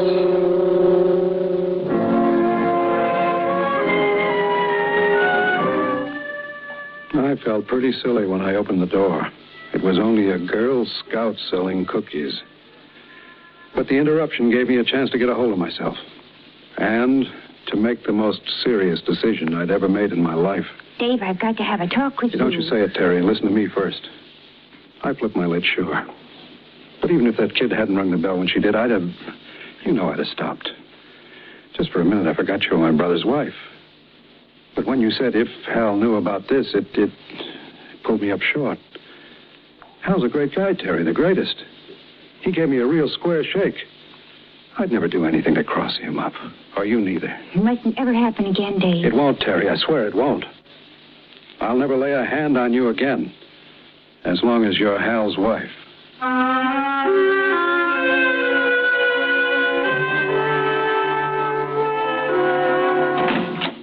Hi, darling. What kind of a day did you have? Oh, you know, the usual thing. How about you? Usual by me, too. I ran 5 tons of blasting powder to Canyon Camp, and that was it. Any news about Dave's job? Boss isn't back yet. Right. I hope you can get it set pretty soon, darling. Why? Well, it's just that... Well, I think Dave's beginning to get sort of, restless. He should get restless. A comfortable house to live in, the best meals a man ever put under his belt, and the prettiest girl in the world to keep him company. What more does he want? Where is he, by the way? How do you know? He wasn't here when I got back from the market. I bet he went to get that hunting license. Well, then why didn't he ride in with me? You sound funny, baby, like you had something on your mind. Anything wrong? Hal, darling. Come on now, let's have it. What's nibbling on you? How does Dave drink? I don't know. Remember, I haven't seen him for a long time. Why? Well, it's something that happened today. Like what? Well, when I offered him a bottle of beer today, he asked me if we had any bourbon in the house. When I told him we didn't, he said he'd have to do something about it. We was kidding, of course, Maybe he was, maybe he wasn't. I better find out before I get him a job. You're asking for it when you mix alcohol and gasoline, but when you add a few tons of dynamite, then you are in trouble.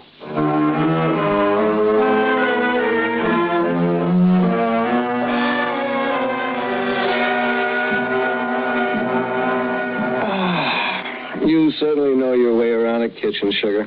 That was one mighty fine dinner. I'm glad you liked it, darling. I'm glad I did, too. It sort of kept the family average up. You didn't eat a thing. I guess I'm worried, Hal. You mean about Dave? Where is he, Hal? Why didn't he come home? Why hasn't he telephoned? Maybe He's something... a big boy now, Terry. I know. It goes one of two ways now, sugar. If he meant what he told us the other night, there's nothing to worry about. If he didn't, then it's strictly his headache. Remember, he's still on probation. Poor guy. I'm sorry for him, too, Terry. I know you are. Yeah, I'm sorry for him. And for every other man in the world, because they can't be married to you. You're a darling. Come on, baby. It's time to hit the sack.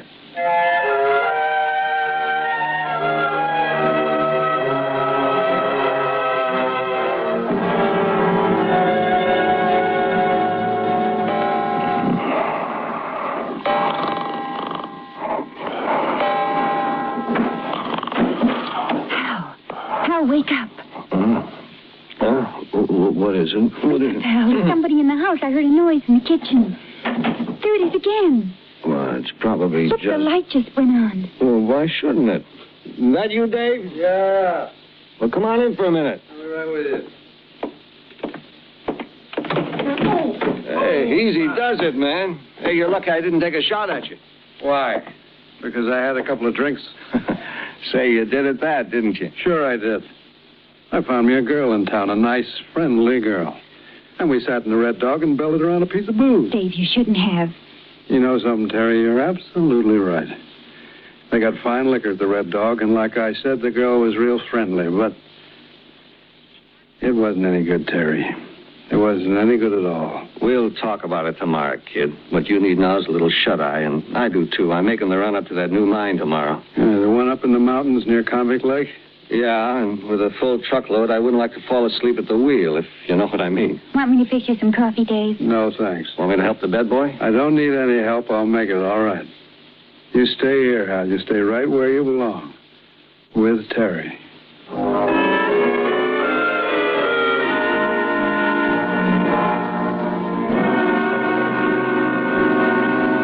Have time for another cup of coffee, Hal? Yeah, I guess so. Eddie isn't due to pick me up for 10 minutes. Hey. What? You forgot to kiss me this morning. Oh, no, I didn't. I just don't believe it's good for you on an empty stomach. There you are. Ah, now the day may begin. Silly. I think I'll take a cup into Dave. It'll help wake him up. That's a good idea. Dave? Dave! He's still dead to the world. Go on in. Still dead to the world. Go on in. Hal! Huh? He's not here. What? Well, the bed's not even turned down, just rumpled, like he threw himself across it without undressing. I get it. What? Look in the corner. My rifle's missing. He must have gone hunting. On foot? I doubt it. Take a look out in the garage. You're right, the car's gone. He's got a lot of nerve taking off with the car without telling us. Oh, well, it's all right. I won't be needing it today. With the hangover he must have, he's in no shape to go deer hunting.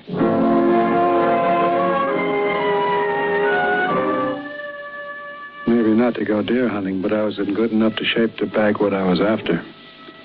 A 10-ton truck is a pretty sizable target.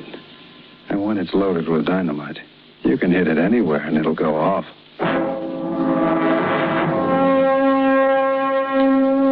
I found me a perfect location, where the road winds down a steep grade just before you get to Convict Lake. I hid the car in the underbrush and climbed up to the top of the bank.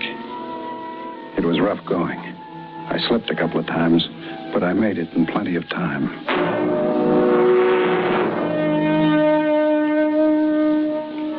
It was nice sitting there in the warm morning sunlight, thinking about Terry. Thinking about the life we were going to have together. I knew she liked me, like a sister. But after a while, she'd learn to like me like a wife. I would be so understanding and sympathetic with her in her bereavement. I would be kindness itself. We would be joined in a terrible experience. The tragic accident that had taken away her husband and deprived me of my loving brother. An accident that was about to happen. It was Dave's truck feeling its way down the tricky slope in Compound Low. I got it full in my sights and waited until it came closer. Closer until I couldn't miss. I aimed for the big white C and the word Colossus on the side and carefully squeezed the trigger.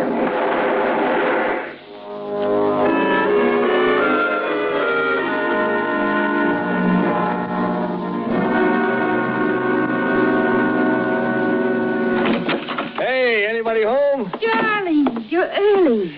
Yeah, I quit. What? Yeah, I'm through with dynamite. Won't be so much loot driving freight, but you'll live a lot longer. Oh, darling, I'm so glad. I thought you would be. Whatever made you make up your mind? Well, I got scared, honey. Real bad scared for the first time. What happened? I was coming down that steep grade outside Convict Lake when I heard a rifle crack back in the woods. And I thought about the time Paul Gordon got blown up over in Utah when that hunter missed his deer.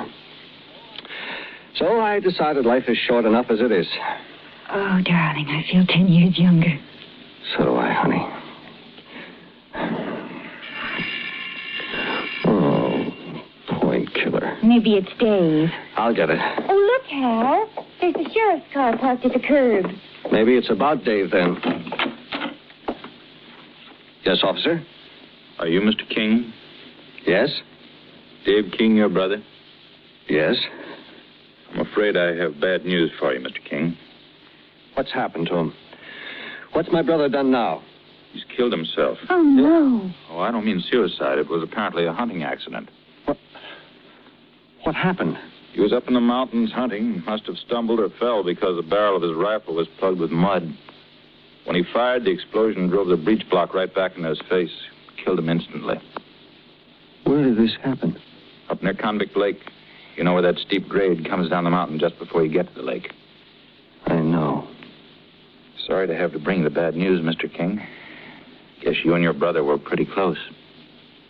Yeah? Yes, we were. Pretty close.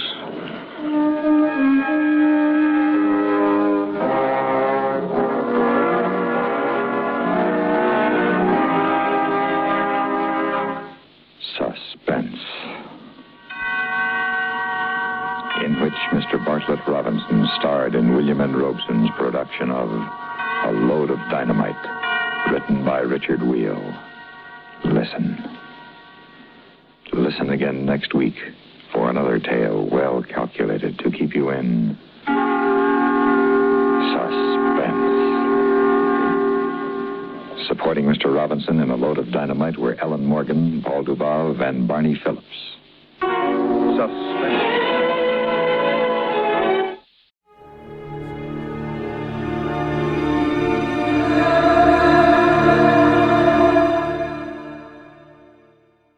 Time now for Edmund O'Brien as Johnny Dollar. Dollar, thank goodness I found you. Why, what's up? You've got to leave for New York, Dollar, immediately. A policyholder, he's afraid for his life.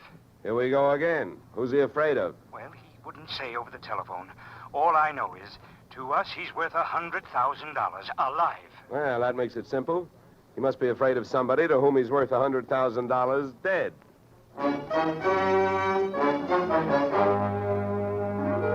Edmund O'Brien in a transcribed adventure of the man with the action-packed expense account. America's fabulous freelance insurance investigator, yours truly, Johnny Dollar.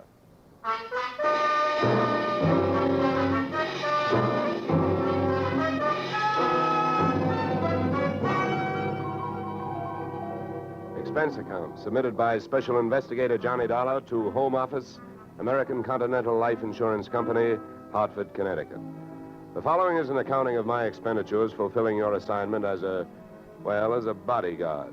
The body being that of your late policyholder, Robert W. Perry.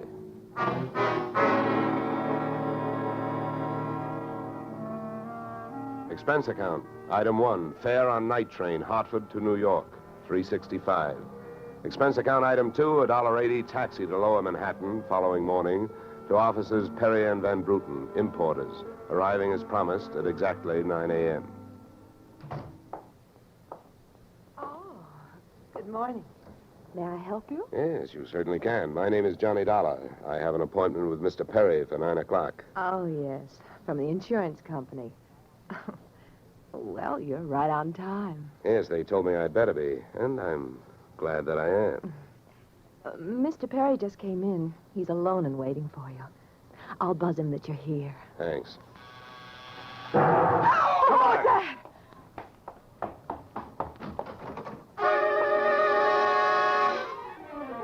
What was left of your policyholder, Mr. Perry, was just sliding out of a swivel chair as I hit the room. The top of his desk had erupted, and splinters of mahogany pointed their sharp fingers upward through lazy circles of smoke, swirling toward the ceiling. The buzzer from his secretary's desk had been rigged to a booby trap. Oh, no. Mr. Perry. Stay away from him. Come on, there's nothing you can do. He's dead. Oh. What happened? What happened? Whatever happened? Let's go. Let's get back out of here. Here you are. Sit down. I'll get you a drink of water.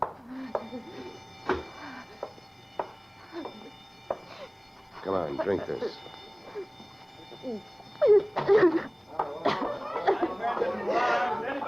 There's a doctor on the third floor. Shall I call him? Never mind the doctor. Go call the police. Nobody gets in here till they arrive. Now, the rest of you, go on, run along, beat it, will you? And have the building superintendent turn off that alarm.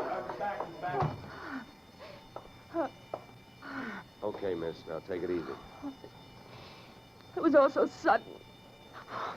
What happened? Well, that's not hard to figure out. Somebody wanted to give your boss, Mr. Perry, a shortcut through life. So whoever it was figured out that a secretary would never buzz a boss unless he was at his desk. They rigged up a bomb somewhere in his desk that would go off when you buzzed him. Oh, then I killed him. Now, wait a minute, will you? Wait a minute. Don't go hysterical on me. There's excitement enough, and there'll be more when the police get here, so you keep cool. But I did it. You saw me do it. Look, honey, the way you put it, I killed him by coming in here and giving you my name so you would buzz him. And I was here to protect him. So drop it, will you? I'm sorry. Now tell me, what about yesterday? Was Perry here? Yes, all day. What time was it when you last used the buzzer? Right up to the last minute, about 5:30. Who left the office first? Oh, Mr. Perry, he always leaves first. I lock up. From the looks of things, you should have used more locks last night. Somebody got in here to do some wiring. Oh, I forgot that fire alarm. Look, before the police arrived, do you know why I was sent here? Oh, yes. Mr. Perry felt that his life was in danger. He thought that, well, with a $100,000 policy, the insurance company would do everything they could to help keep him alive. Oh, we didn't have much of a chance, did we? What was he afraid of? I don't know. Okay. Tell me, what were his other appointments for today? Well, he only had two. His partner, Mr. Van Bruten, at 11, and later he No, had one at a time, please. Van Bruten. Anything special about their meeting? Oh, yes, Mr. Van Bruten arrived just yesterday from Holland. Oh, you mean there was a branch of this firm in Holland? Oh, huh? yes. Mr. Perry was buying out Van Bruten's interest. They had a final meeting at Van Bruten's hotel last night. I see.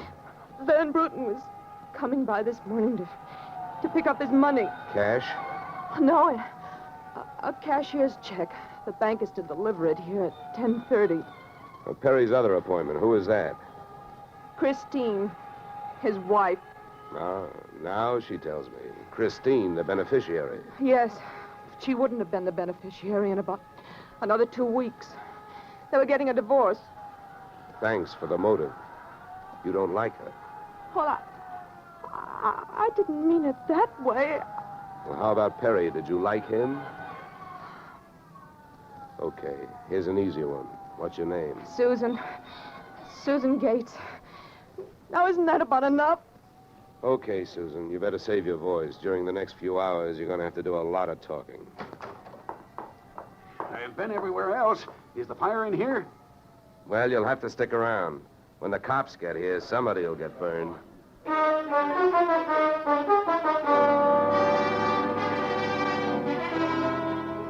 The firemen should have stuck around because the cops arrived in a blaze of glory. It was a very high-class investigation, 2 lieutenants. Finally, after about an hour, the police photographer ran out of flash bulbs, the office of the deceased ran out of fingerprints, and the lieutenants ran out of questions. So the on-the-scene phase of the investigation was closed.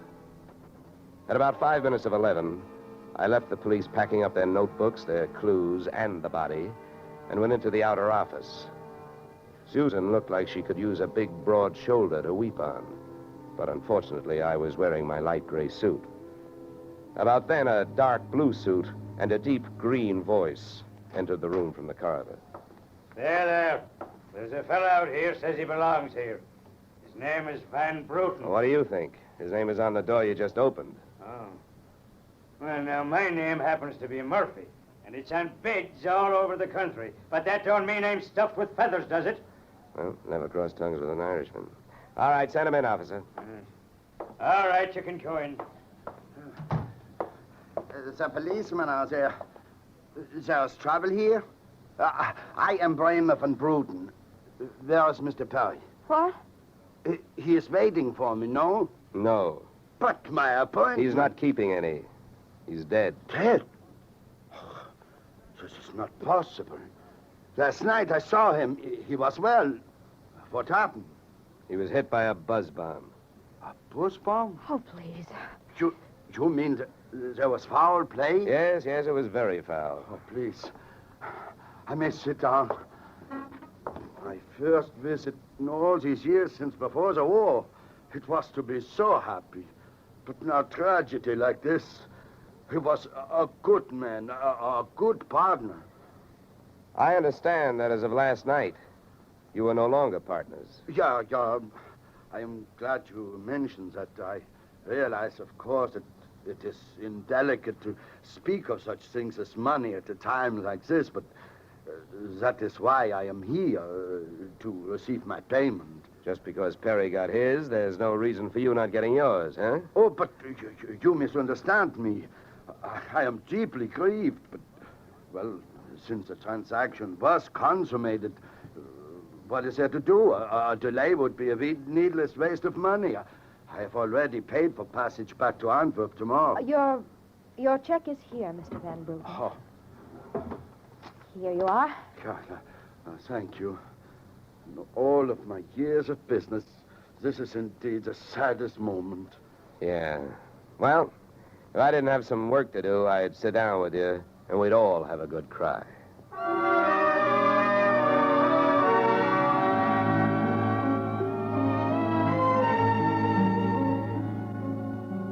Expense account item 3, 90 cents. Phone call to the home office. Mr. Gordon's office. Look, honey, this is Johnny Dollar. I want to speak to Mr. Gordon. While I'm telling him what I've got to tell him, maybe you'd better sit there in his lap with some smelling salts. I'm not that type of a secretary. Besides, he doesn't have a lap. Hello, Dollar. How are you making out? Out? About $100,000. What's that? Yeah.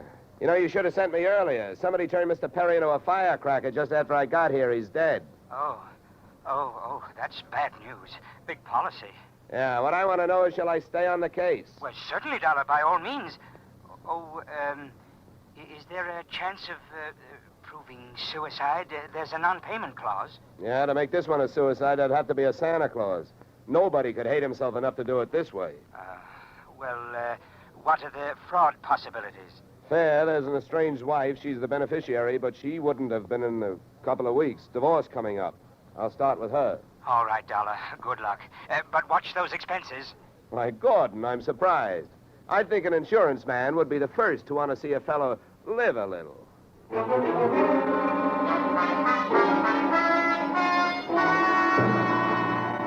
Christine Perry's apartment was on Sutton Place overlooking the East River.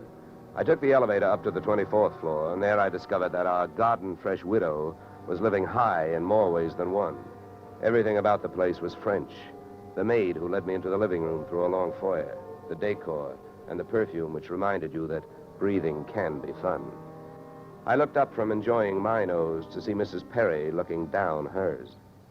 Mr. Dollar, Mrs. Perry. I believe we can dispense with the social amenities. You're an insurance investigator, interested in the death of my husband. So naturally, you're here because you've jumped to the conclusion that I killed him. You're the one that's jumping to conclusions, lady. And careful you don't break your leg. What do you want? The policy's in order. Premiums are fully paid. You know, I'm not quite sure what I want. I know that you've got a great motive. So far, the only motive I've found. You haven't had much time to look, have you? Check. This is my first stop. Maybe you can help me. Do you know anyone who would be happier with your husband out of the way? I know very little about my husband's friends. For that matter, his activities for the past 6 months. That's when I left him. Well, that's not much help for either of us. You know, without someone else to suspect, I may just have to concentrate on you. Mr. Dollar, I picked the men I want to concentrate on me. I hope you're as long on alibis as you are short on temper. Where were you last night? With a friend, Al Donovan. For a while, the same place my husband was. But I have witnesses to prove who was with him. Anybody at the Clover Club can tell you. Save me a trip. I can't afford the prices they get over there. Certainly. A pleasure. My husband was with his beautiful little secretary, Susan Gates. Well, I wouldn't be more surprised if your late husband walked through that door and said... All right, mister, that's enough. Al! Yeah. How much did you hear? I'm a big guy, baby, 6'4". I've got big ears to match. Al, please. Would this be Mr. Donovan, your companion of last evening? I'm getting you out of here, Christine. Al, you don't know what you're saying. You lie to me. How can I help you if you lie to me? You call me stupid. The way you're playing this, you'll alibi yourself right into a cell. Now, I'm getting you out of What are here. you doing to me, Al? You're crazy. Come on. She's right. You are stupid, Donovan. She was doing just fine till you dropped in. Mister, you've been asking a lot of questions. Now I'm going to give you one answer. All right, Christine. So much for the wise guy. Now, about you and your alibi. You wasn't with me at the Clover Club last night. And if it's so easy to prove that your husband was there with his secretary, who were you there with? Remember, baby, you told me you were going to be with your husband. When Al measured me for that swing, I measured my chances with him. To me, he looked like one of those corporate assets of Murder Incorporated. So I rolled with the punch and kept my eyes closed and ears open. What I heard was Christine's alibi flying out the window, Mr. Donovan giving her a few loving cuffs, and finally, the pair of them flying out the door. Just then, the noon whistle blew somewhere in New York, and I decided to allow myself the luxury of 1 full minute for lunch.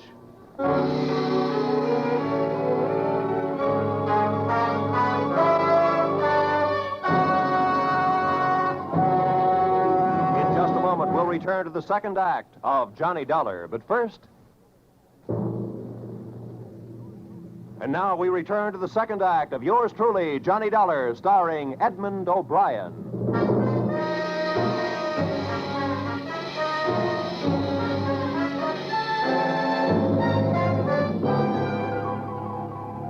I spent the minute I took out for lunch eating a handful of Mrs. Perry's bonbons on the run.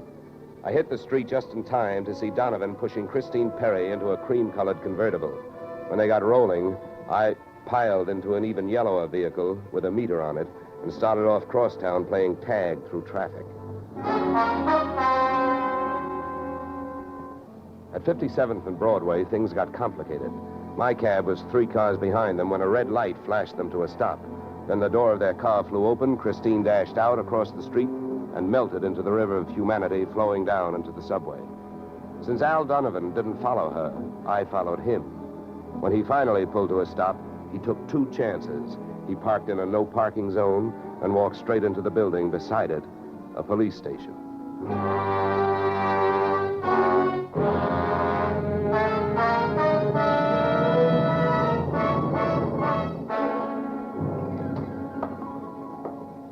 This is Mr. Dollar, Lieutenant. He's been waiting for you. Well? My name is Johnny Dollar, Lieutenant. Here are my credentials. Insurance, huh? Yeah, the Perry murder in particular. You've come to the right place, Dollar. A man named Donovan just walked in here and made a full confession. He what? That's right. My clerk's just typing it up. In the meantime, the gentleman is down in the tank having a bite of lunch on the city. He confessed. Well, does his story add up? As far as I know, I haven't heard too much about the case myself. It's not in my precinct. Yeah, but what did he use for a motive? Jealousy. Says he's in love, wanted to marry Perry's wife. Did he say how he managed it? Yeah, he stole a key to the office from the wife's apartment, entered the building last night, and wired the bomb to the buzzer system. Well, I guess guys do a lot of strange things in the name of love. It looks like Donovan did. Yeah, he either killed the man or he's trying to cover up for someone who did. Say, Lieutenant, don't execute him for a couple of days, will you? I spent the rest of the afternoon downtown in the offices of Perry and Van Bruten, importers. The partners' correspondents told me 2 things. They had been extremely friendly, and Van Bruten was extremely bald. Perry had been sending him toupees from a famous Hollywood makeup firm. At 4:30, I got to the employment files, which rocked me with 2 minor explosions of their own. First, I learned that Al Donovan had been employed over a period of years as Perry's bodyguard, and that he had been canned the day before the murder. That confession of his, which had been a little hard to swallow, was suddenly more digestible. On top of this came blast number 2. The employment application of Perry's secretary, Miss Susan Gates, informed me that during the war, she had worked in a munitions plant, her specialty, wiring bomb fuses. When the Susan Gates reached home at 8:30, she found a visitor. Me.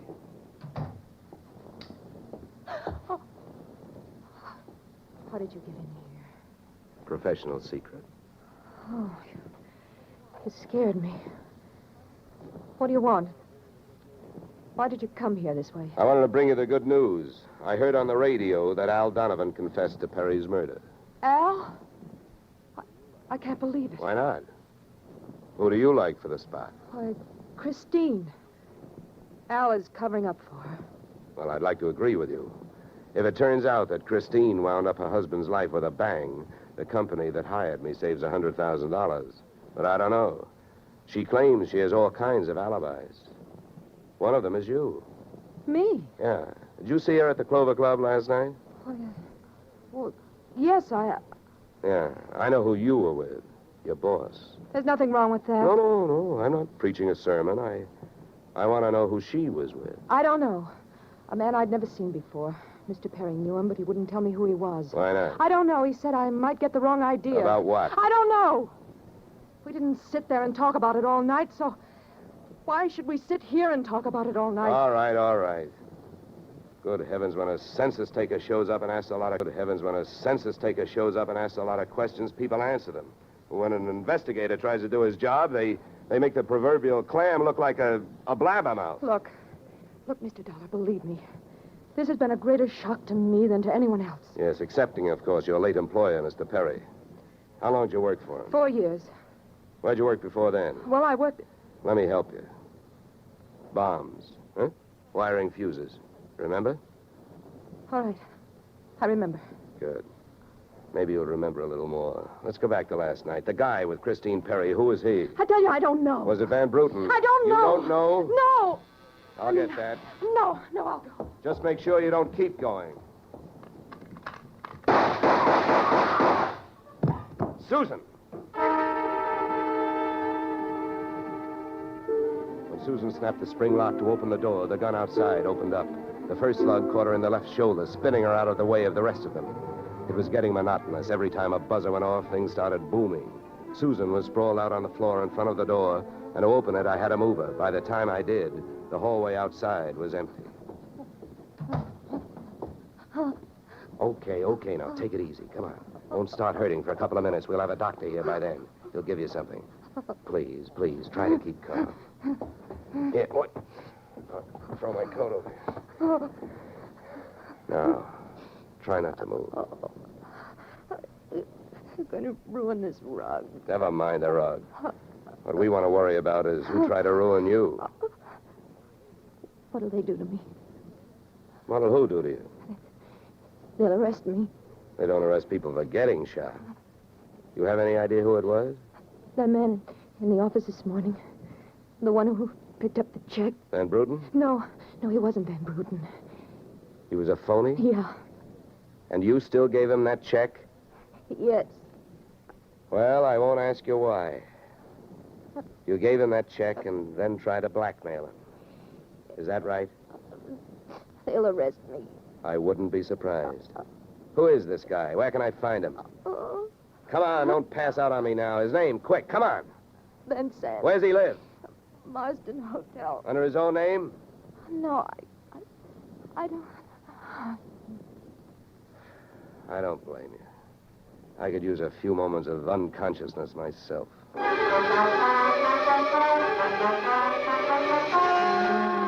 Marsden Hotel didn't have a Dutch name on the register. So I got a hold of the housekeeper and found out how many rooms her staff hadn't been able to make up all day because of no disturb signs on their doors. And then I went a-calling at those particular rooms. On the 9th floor, I wakened one old maid.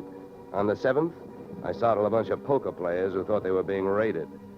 And on the 4th, I struck the door of 427 and the jackpot.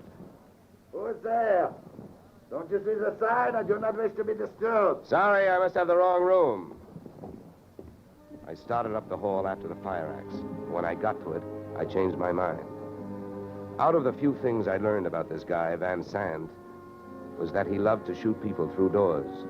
So I decided against trying to chop his down.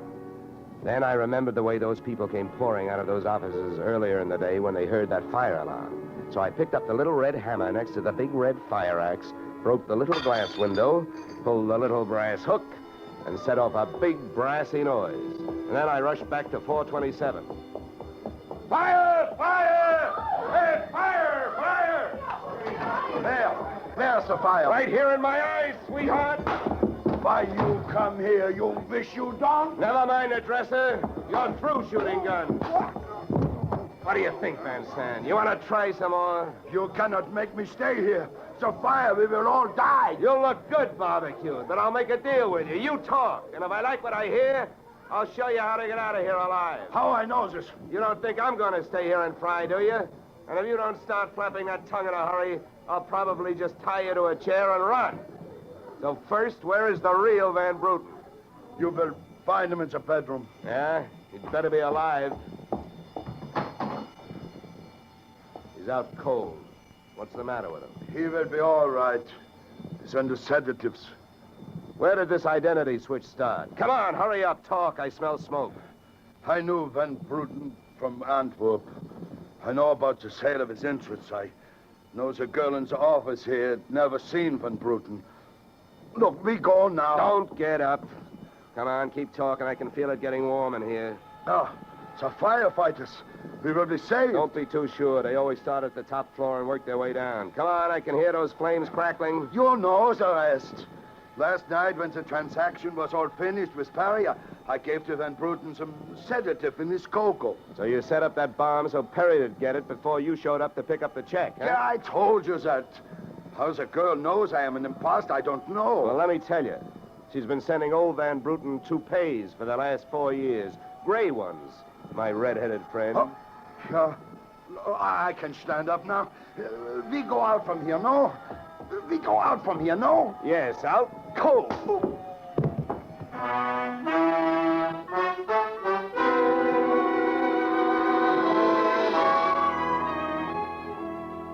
Expense account, item 4, $1.40. Night letter informing you that American Continental would have to meet payment of claim to Mrs. Christine Perry, innocent widow of the insured. The only thing she was guilty of was trying to stay on the right side of a hot-tempered boyfriend. She lied about who she was with at the Clover Club, not to fix herself an alibi, but to keep Al Donovan from learning that she'd been out with another man. That man being the real Mr. Van Bruten, who had only taken her out to try to talk her into reconciling with his friend, her husband. Expense account item 5, $100. Fine for turning in a false alarm, which, since you're paying it with me, is just fine. Expense account total, $463. Yours, truly, Johnny Dollar.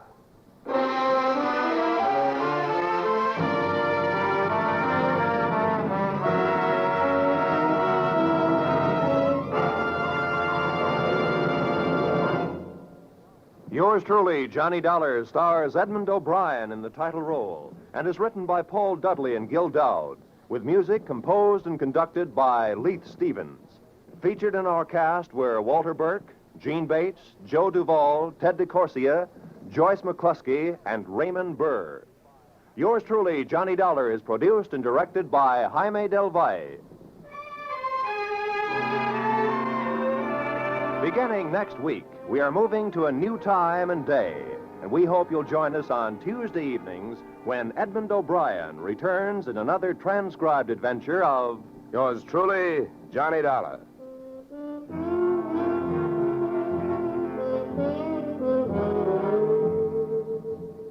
Yoo-hoo, Mrs. Bloom. Molly Goldberg's famous invitation to fun in the Bronx now echoes across the country each Saturday night on CBS. It's the same fine brand of comedy mixed with a tear now and then that's made Molly and her whole family, Jake, Sammy, Rosalie, and the others, favorites for many years. CBS invites you to hear the Goldbergs on most of these same CBS stations this Saturday and every Saturday. This is Roy Rowan speaking.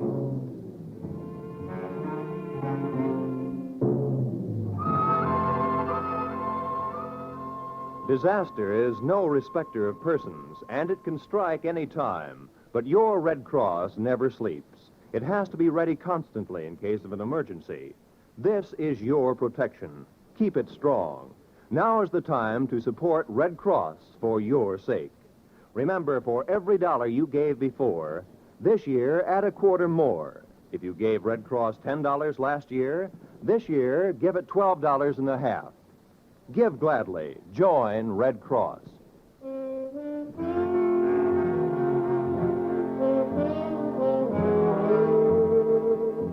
This is CBS, where yours truly, Johnny Dollar, meets adventure next Tuesday night, the Columbia Broadcasting System.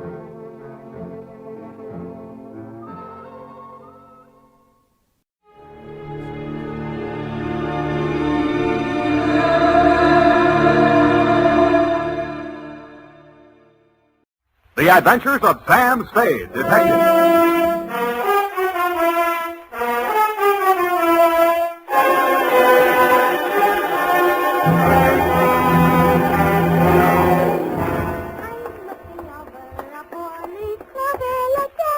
Very funny.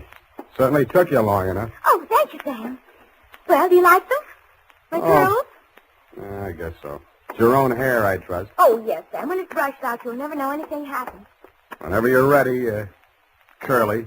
Oh, gee, you like it that well? Yeah, very cute. Well. It's a business. To Detective Lieutenant Dundee, Homicide Detail, San Francisco Police, from Samuel Spade, license number 137596, subject, a bouncing Betty caper. Here, Dundee. It all began on a Wednesday. My secretary, Miss Effie Perrine, tiptoed into my office and laid an engraved calling card on the desk in front of me. The name on it was Randall Carruthers. She said he looked like money, so I said, show her in. Or him in. She did. Good morning, sir. Do you wish the morning paper? Thanks, I've read it. Dear me. What's the matter? This ashtray, sir. Have you a silent butler? I don't even have a noisy one. Oh. In all my years of service, it has been my constant endeavor to keep things neat and tidy, down to the smallest details. I see. Well, if it bothers you, just dump those butts into the wastebasket. Very well, sir.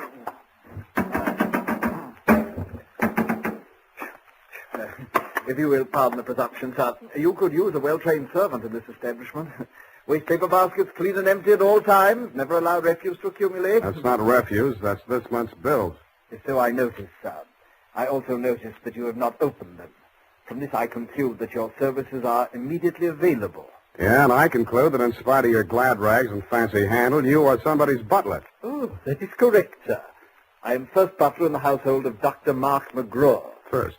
Bleakcliff is the name of the estate. It's near the village of Squid Beach, some 50 miles in a southerly direction on the Pacific coast. You know, I think I'm going to like you as a client, Mr. Carruthers. I mean, it's refreshing to get a few accurate facts without, shall we say, priming the pump. Thank you, sir. You're welcome. To continue, not counting the staff, there reside at Bleakcliff 3 persons. Dr. McGraw, master of the house since the death of his wife, his stepson, Mr. Anthony McGraw, of whom more later, and Mr. Anthony's sister, Miss Cassie.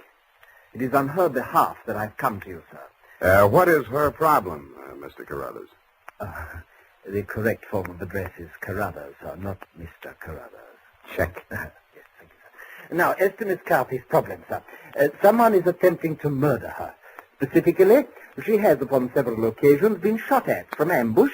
Twice she has awakened in the night to feel the hands of an assailant closing about her throat. And only yesterday, she narrowly escaped death when her motor car went out of control owing to some blackguard tampering with the steering mechanism. And upon numerous other occasions... That's enough. You have convinced me that she indeed has a problem. What do the local police think? No one has been to the police, sir. Why not? It's a delicate situation, sir. Miss Cassie's brother, Mr. Tony, is undergoing treatment for nervous disorders. Mm-hmm. The family did not wish to place him in an institution, and since Dr. McGraw, his stepfather, is a psychiatrist, he is allowed to remain at home. I see. He's flipped. Where do I fit in, Carruthers? Well, sir, if a reputable gentleman such as yourself were to come to Bleakcliff and witness these persistent attempts upon that girl's life, perhaps they could be forced to put the boy away where he belongs. It's possible. I'm willing to try. For money. Oh, splendid, sir, splendid. I took the liberty of drawing, in your favor, a draft upon the First National Bank of Squid Bay, 1 week's remuneration in advance of your services to the Bleakcliff estate in the capacity of chauffeur. Chauffeur? Yes, sir. I thought that might be a capital disguise. Have you a better suggestion, sir? Well, no, that's okay. This check, Yes, sir. $200. It's a pretty big weekly salary for a chauffeur, isn't it? Well, you will be allowed to shop for the vegetables, sir. Your cut has been added in.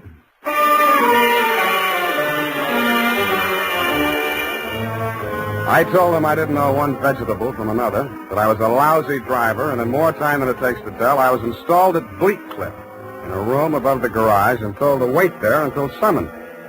I put on my pearl gray uniform with the brass buttons and leather puttees, looked in the mirror, and decided I had missed my calling, but not by much. Nothing happened for nearly an hour, and then I got my first buzz. Yeah, I mean, garage. Lift the car quickly. The main entrance. Keep your motor running. I want to walk in the living room, but it's breaking out. Okay. Yes, miss.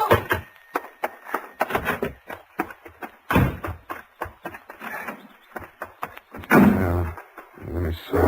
Get that door open. Open that door. Why did you have the door open? I'm sorry, miss. Well, get going, please. Darn it, miss. Where's the spark on this? What's the matter with it? Well, it's flooded. The house, you know. He's got the meat cleaver. Just start it. Well, I'm trying. Get out! Stop it! You're hurting him. All right. Put it down, Chris. Put it down. Come on. Give it to me. What's going on? I say, who are you? Haven't you been instructed not to disturb my patient? I'm sorry. I'm new here. When I saw him coming at Miss McGraw with that meat cleaver, I naturally thought... Oh, well, no harm done. Come along, Tony. Come along now. Come along, boy. We'll have a nice long talk. What shall I do with it now? We'll put it back in. You all right? Oh, sure. I should be used to it by now. By the way, you're new here, aren't you? What's your name? Sam. Sam? That's nice. Turn to the left outside the gate, Sam, and drive straight out to the shore road. Well, if I can just... Hey, I just turned that little key. Look, Ma, I'm driving.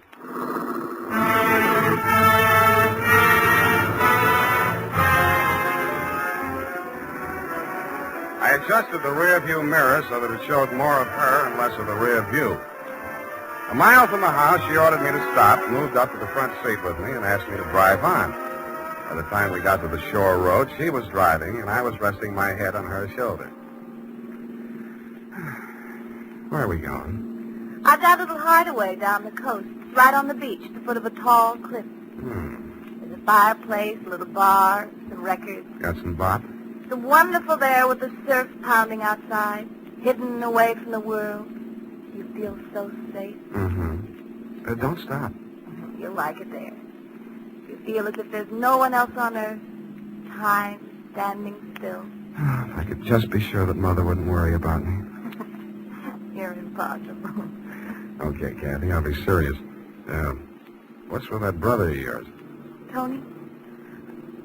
I'd rather not talk about that if you don't mind. Well, maybe I can talk about your stepfather. I really should know what kind of a man my boss is. I go for these drives to forget all that. Please don't spoil it for me. Okay, Kathy, okay. Oh, please. The sharp turn into this driveway. Now, we get out here. Yes, ma'am. Down this path. Uh-oh. What's the matter? You afraid of high places? Yeah, you just pushed me off of one. Oh, Sam, don't be like that. You're pouting like a little boy. Come on, I want to show you my little house. What's so special about your little house? Oh, Sam, if you only knew what my life is like. You only know what mine is like. I need someone so much to talk to, Sam. As long as you can steer the conversation, you mean. Come on, Sam. I'll show you the house. The path led to a flight of wooden steps that clung to the face of a sheer cliff. There was something like the stairs you find yourself falling down in nightmares. They dropped maybe 200 feet to a crescent of white sand. Watch out for that one step that's broken. Yeah. You have to make your dream house this hard to get to? Because of Tony. He has vertigo. What? When we were kids, he used to chase me, and I'd run down here, and he was scared to follow me. Afraid of heights. He still is. Oh. Well, you light us a fire, Sam. The wood's there in the box. I'll go make us a drink. Fire? Who needs a fire? I'm hot. What'd you do before you took up driving? Oh, I was a private eye for a while. Oh, how exciting. Nah, it's a sour racket. Tell me about it. Nah. Let's talk about you. Here's your drink. Thanks. Well, what do you want to know about me? Oh, me?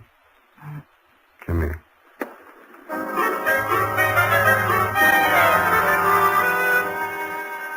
The scent she was wearing was 20 carat, but the story of her life was heavy melodrama.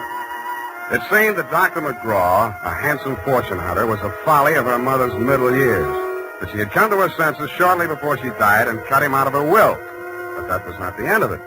When Kathy's brother had been faced with the alternative of entering an institution or remaining at home under his stepfather's care, she had begged the doctor to remain in spite of his warnings that her brother might take a notion to kill her. But get this, Dundee, it's real deep. In spite of visible evidence to the contrary, she was convinced that her brother was not out to kill her, but that the doctor was. I couldn't sell myself on that part of the yarn, but she looked so awfully pretty while she was telling me. And suddenly, she didn't look so pretty. An expression of terror was on her face. Get down! I rolled her onto the floor and kicked the lamp out. By the glow of the embers in the fireplace, I could still see the gleam of the gun barrel shoved in through the broken window. I hoped he couldn't see so much.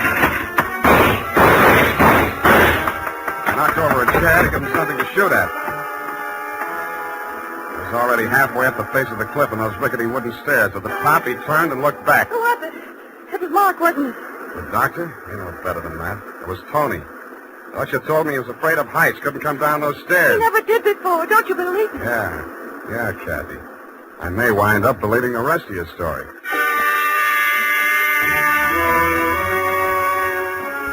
I took Kathy back to Bleak Cliff and stashed her in my quarters over the garage. Then I went into the main house via the back stairs, found her room, and shook it down. In a cabinet, a bunch of war souvenirs, German helmets, grenades, rifles, and other lethal gadgets. In a desk drawer, I found a letter headed U.S. Army, Office of the Surgeon General. It certified that one Anthony McGraw was unfit for military service. Vertigo. Origin, childhood injury to middle ear. Downstairs in the library, I found a shelf of medical books. Vertigo. Vertigo was almost incurable, and there was certainly no quick cure. But some patients had lost their symptoms temporarily under hypnotism. Then it said, see narcosynthesis. I did.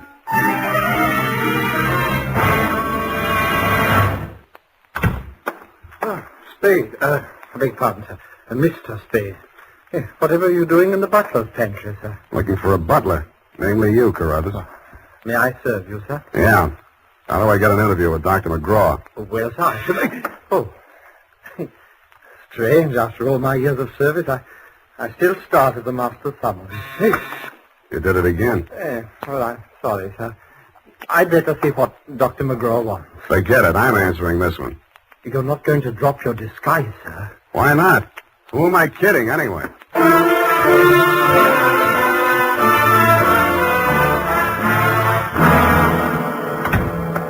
You rang, Dr. McGraw?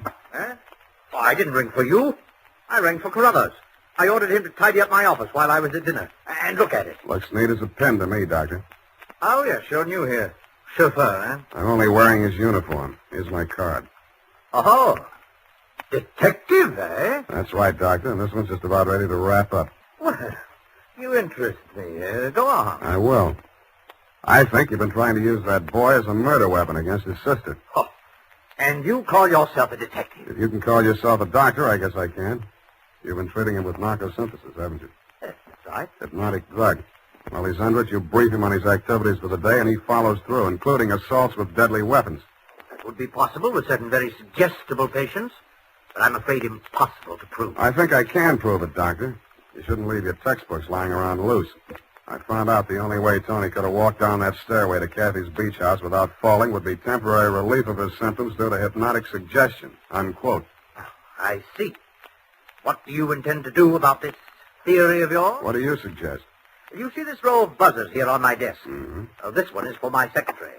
This is to summon Carruthers, and when I press this buzzer, to Two of the most hideous plug uglies you've ever seen will rush into this office, beat you to a pulp, and dump you outside the front gate. That's what I think of your theory. Buzz away, Doctor. I think I like them better than I do you.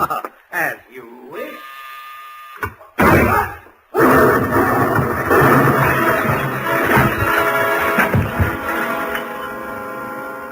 From where I was on the other side of the room, I didn't know what had happened at first. All I saw was a lot of paper gushing out of the wastebasket. The doctor sure was dead. His midsection was perforated like a shower drain. And in the walls, fanning out around the end of the room, about a yard up from the baseboard, there was a straight line of holes. I dug into one. What I took out wasn't a bullet. It was a perfectly round steel ball. Then I remembered the wastebasket, the paper flying out of it just before the explosion. In the bottom of it, I found the answer. The base of a steel mechanism with German lettering on it. It was a wartime anti-personnel mine that the GIs called the Bouncing Betty. The United States Armed Forces Radio Service is presenting the weekly adventure of Dashiell Hammett's famous private detective, Sam Spade.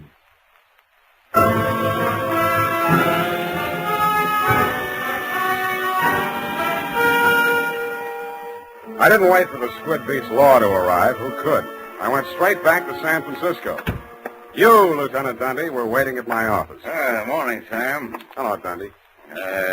About that McGraw killing, Sam. The chief down at Skid Beach has asked us to cooperate with the department down there at Skid Beach. Squid Beach, Dundee. That's right. They say you caught a bus at Skid Beach. Squid. That's right. There's a quarter of two in the company of a young woman answering the description of the McGraw girl. They say that, do they? They say they got a statement from that butler, Carruthers. Well, it's open and shut anyway. The butler hired you, the girl is wanted, and you're hiding her out. Why? Why not? Well, it's established that the girl hated the deceased and bickered with him constantly. The doctor and the boy were pals. That girl's guilty as... You've been able to place her in the murder room? Well, no, but here's an item. She worked with an Army ordnance during the war in research. Subject? I made a note of that. Enemy landmines, anti-personnel. One of the reports she helped put out was on the Bouncing Betty. Yeah? Definitely. Hey, where are you going, Sam?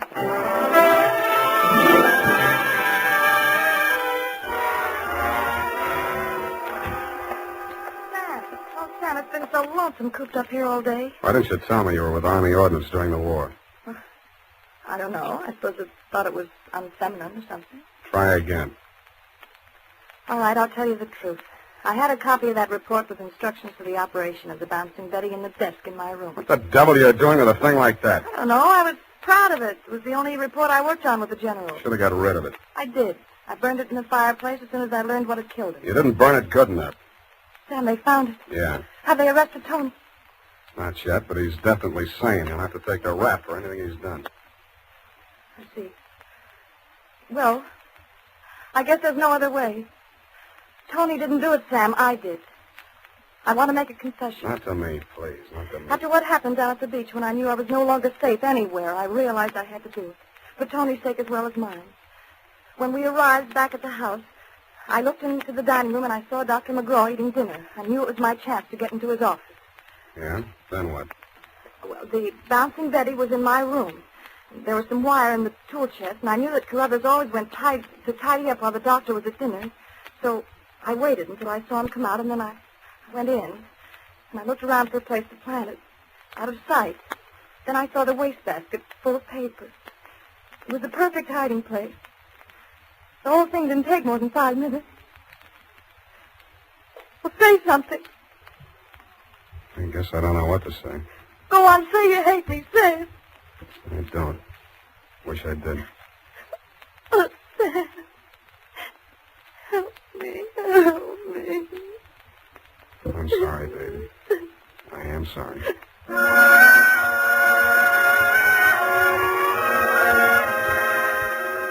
I don't know how long we sat there. I held her in my arms until she cried herself out, then we just looked at each other. I knew if I put it off another minute, I wouldn't call you at all, Dundee. So, with my arms still around her, I reached for the phone. Homicide. Lieutenant Dundee, this is Sam Spade.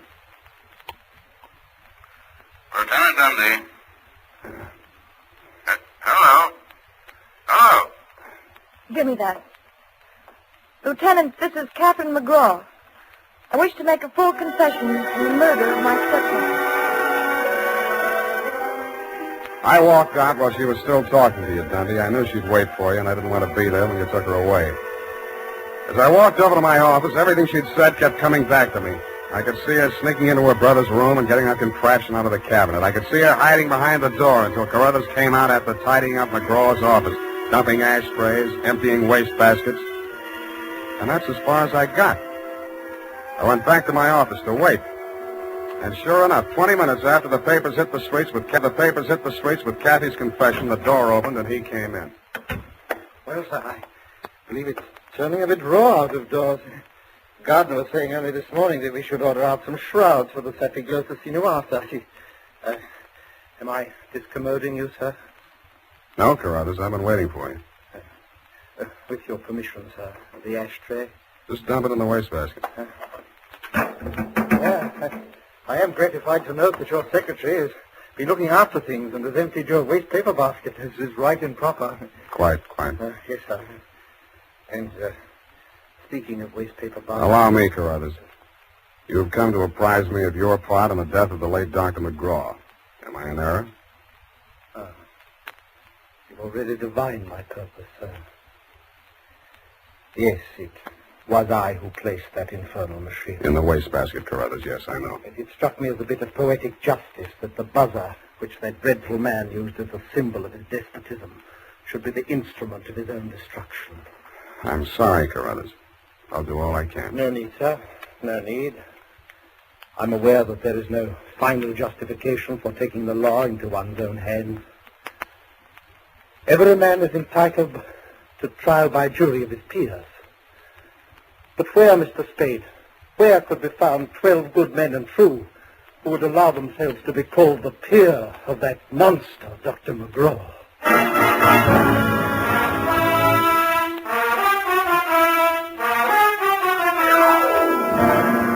Period. End of report. Sam! There must be some mistake. Mistake, Effie? Mistake? Huh? Well, the butler can't be guilty. That's old-fashioned. He was an old-fashioned butler, sweetheart. Where today can you get help like that? Somebody who empties the ashtrays, keeps the waste paper baskets clean, tidies up around the place. Well, I'd be only too happy to do the same for you, Sam. I know you would, doll. But considering what happened to Mr. Carruthers' employer, Effie, you mustn't allow your mind to dwell on such matters. It's wicked. Sam! Who emptied an ashtray in that wastebasket that I just finished cleaning out? Pay it no heed, sweetheart. I'll buy you a silent butler. I'll go type that up. Sam,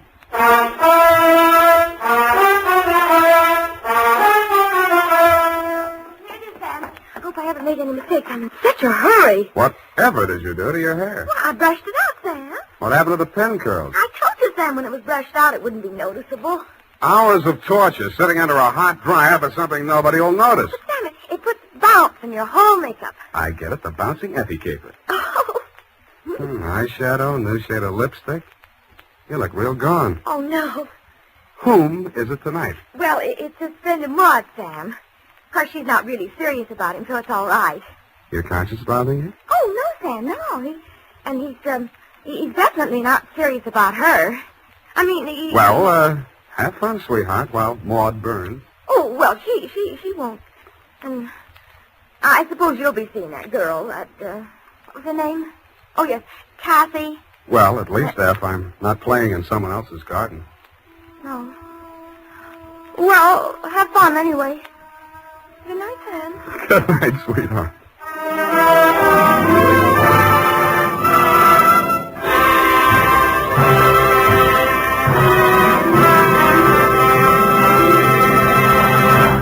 The Adventures of Sam Spade, Dashiell Hammett's famous private detective, are produced and directed by William Spear. Sam Spade is played by Howard Duff. Lorene Tuttle is Effie.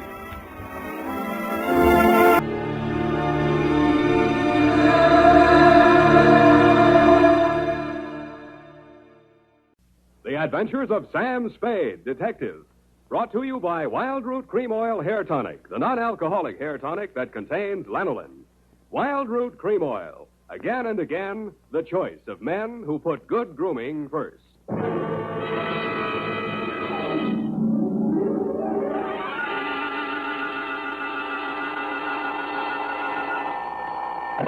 Sam Spade Detective Agency. Hello, sweetheart. It's only me. Oh, Sam. Why so modest? Women, Effie. Age cannot weather nor custom stale their infinite variety. Huh? Against their incalculable wiles, mere man is a leaf in the wind. Oh, Sam, do you really... Oh. Who was she and how windy was it? Cyclonic, Effie. We had to close every window in the house. But If you will just contain your natural feminine curiosity for a few moments, I'll be right down to dictate my report on the bow window caper.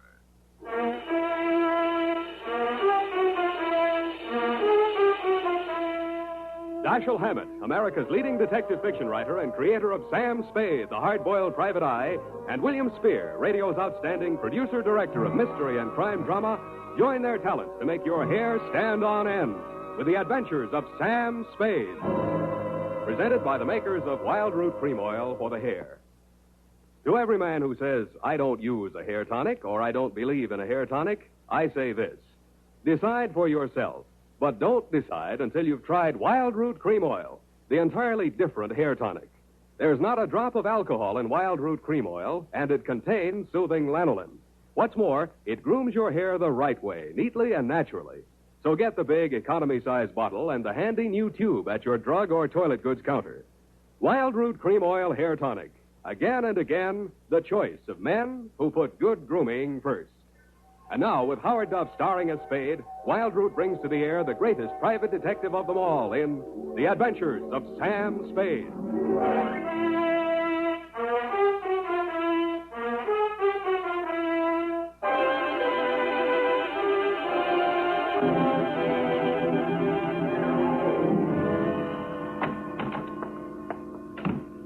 Sam, what's a bow window? A bow window. Bow window is a bay window that you look into instead of out of. Look into instead of out. Oh. Oh, Sam. Get your book, Panther Girl, and slink on in. What was he trying to see through the bow window? I mean, whose house was it? Her own. But if it was her own house, then why would she It just goes to show you, darling, what some women will stoop to. It does? Mm-hmm. There was a low window. Oh. Well, whenever you're ready, Sam. Date November 10. 9th. 9th. Correct. 1947. To Dr. Helmut Ries. I was right for once. Yeah. From Samuel Spade, license number 137596. Subject, the bow window caper. Dear Dr. Ries, I know that this report will not make pleasant reading for you, but you paid for it, so here it is. As far as I was concerned, it all started on Thursday morning when you called at my office. From your story, I gathered it had been going on for some time. You will say these are merely the actions of a jealous woman, Mr. Spade. But I assure you there's more to it than that.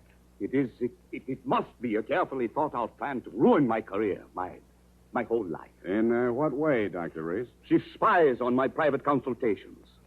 Insults my women patients. I can no longer even keep a nurse for more than a week at a time. Scenes, hysterics, outbursts of violence. I cannot continue my work under such conditions. Well, why don't you give her a divorce? Why, no. This is not her desire. If it were, it would be simple. No, she wants to bring me to ruin. She wants to see me on my knees in front of the portrait. Why? That is what I want to find out. Why? Doctor, I think you ought to take this case to a head doctor. I have consulted a psychiatrist. He examined her. She's perfectly competent mentally.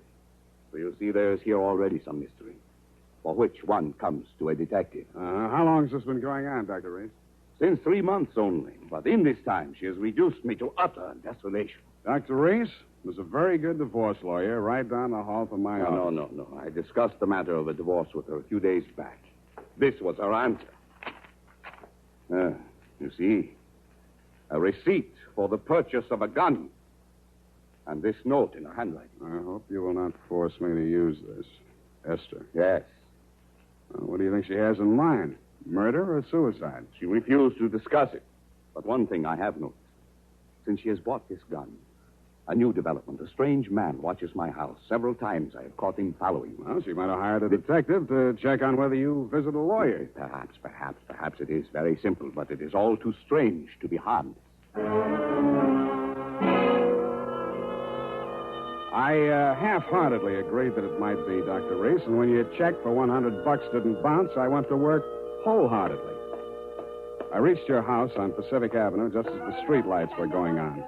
It's a quiet neighborhood, so I could hear it before I got close enough to read the number on the door. This is nasty. Get out! Get out of this house!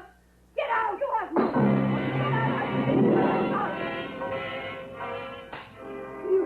They seemed to be slugging their way toward the back of the house, so I decided to risk an entrance. I found the doorbell, and I was about to punch it when I caught sight of your mystery man. He was crouched in a clump of shrubbery that grew under the bow window at the corner of the house. He was still there with his eyes glued to the window when I walked up behind him. Hey, let go of me. Let go. Come on, you're going inside. Listen, I'm not just a snooper. I didn't say you were. I'm just inviting you inside for a better look. Now, I'm warning you, if you don't let go of me, I'm... Stop squirming, will you? Go! The kick he landed on me wasn't according to the Wrestling Association's rules, but I let him get away with it mainly because I couldn't move for 3 or 4 minutes, and by that time he disappeared down the street. When I recovered my faculties and staggered back to the door, I didn't bother ringing the bell. I just walked in. The hen fight was still going on somewhere in the upper reaches of the house. Then a door burst open on the upper landing, and a girl in a nurse's uniform ran down the stairs toward me, pursued by a pale little woman with a pinched face who was brandishing a pair of brass fire tongs. You brushed past me, Dr. Reese, and headed off the pursuer. Esther, stop this! Stop this at once! Have you gone crazy? Give me those fire tongs. Give them to me. What's the matter, Helmut? Afraid I'll mar your light of love's beauty? What started this? I caught her creeping about the kitchen. She was going to poison my food. Explain to you, Mrs. Reese. The doctor... Oh, don't bother explaining, Miss Robbins. These morbid fancies of hers. Don't think I don't know what goes on in that office. That office where I'm not allowed anymore. That's only because you make the patient so nervous, Esther. I know what goes on. You and those women. That will do, Esther. Go to your room. Very well. But I won't have that woman in this house another day, Helmut. Is that understood? Go to your room, Esther. I'm going. But remember what I said. I've warned you both. I can't. There, Miss Robbins. Now don't. There. I can't stand anymore, Doctor. I tell you, it's making me a nervous wreck. I just... Dr. Reese. Huh? Oh, Mr. Spade. You saw, you heard? Yeah. Come into my office. We'll talk. I think we'd better. Doctor, there's still one more patient waiting to see you, Doctor. Well, have her wait a little longer. Yes. This way, Mr. Spade. How much longer? Well, the doctor will see you just as soon as he possibly can. Have you been feeling any better, Mrs. Campbell? Sit down, Mr. Spade. Thanks, but I can say what I have to say standing. Your wife's a very tragic woman, Doctor. I wish I could help her. I wish I could help you, too, but I can't.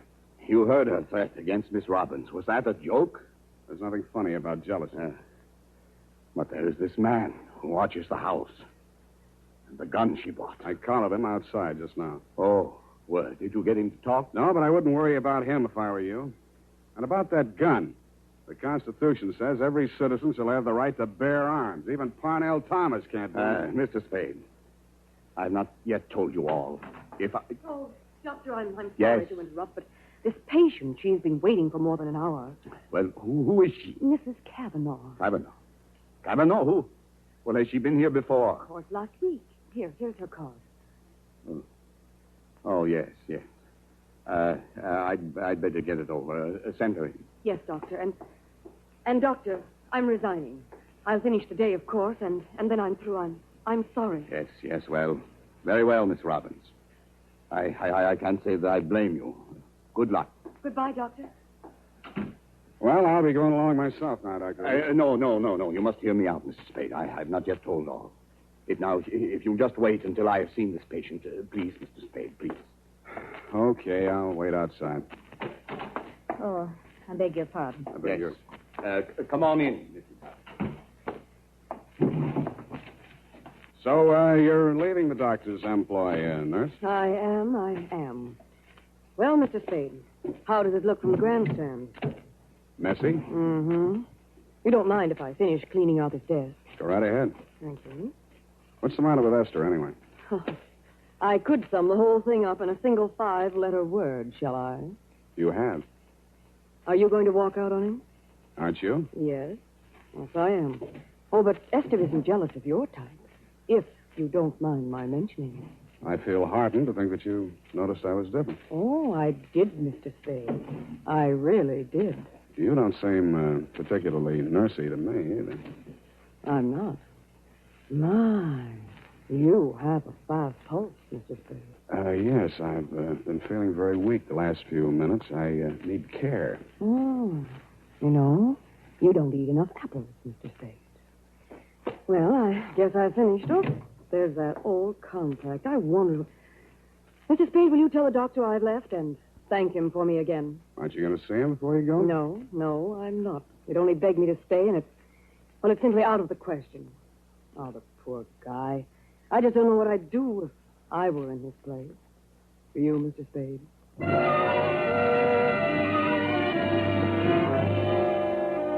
I did, and I told her. She told me I was a victim of hypertension and left me with my mouth open and no thermometer in it. 5 minutes after she'd gone out through the front entrance, your wife came down the stairs, looking knowingly at me and the door to the doctor's office, and left by the same route. 10 minutes after that, I was halfway through a 1937 National Geographic that was the latest edition on the waiting room table, and had reached the third paragraph on the natural beauties of Winona County, Minnesota. But I never finished.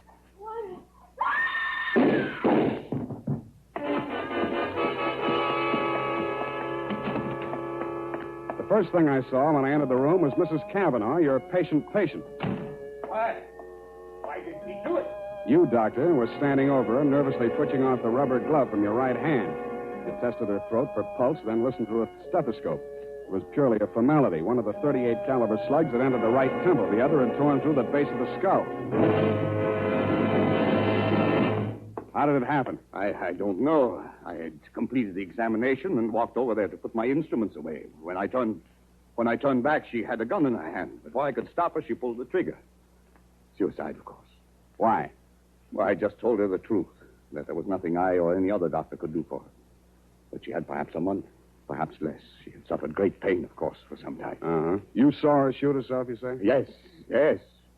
The gun, she took it out of my desk drawer. I'd removed it from my wife's room earlier today. I see. Well, Doctor, this is the neatest suicide I ever saw. No powder burns, and from the way she's lying, she must have shot herself from the direction of that window, at least 10 feet away. She screamed before the shots were fired and had time to fire a second bullet into her head and throw the gun across the room before she fell. Well, Helmut, at last it's happened, hasn't it? Esther, leave this room. I told Helmut one of the husbands would catch up with him. Pretty, wasn't she? I don't remember this one.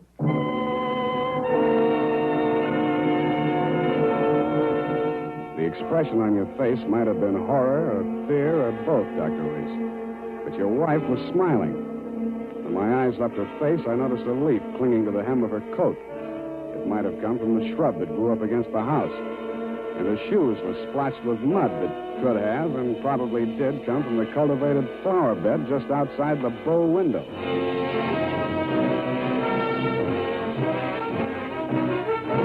The makers of Wild Root Cream Oil are presenting the weekly Sunday adventure of Dashiell Hammett's famous private detective, Sam Spade.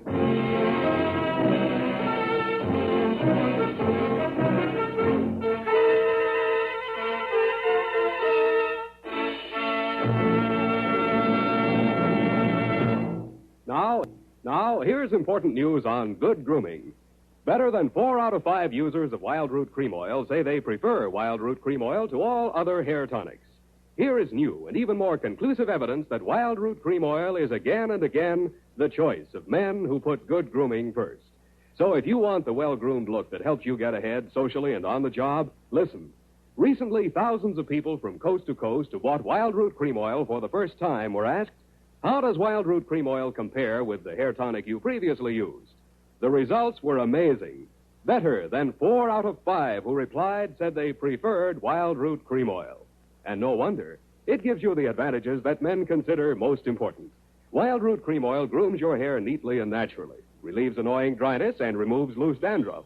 What's more, non-alcoholic Wild Root Cream Oil is the only leading hair tonic that contains soothing lanolin. That's like the oil of your skin. So ask for Wild Root Cream Oil. Again and again, the choice of men who put good grooming first.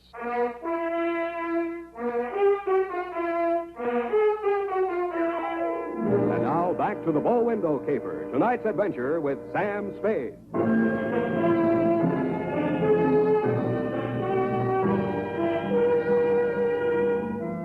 Obviously, there were two equally good suspects in the Kavanaugh murder.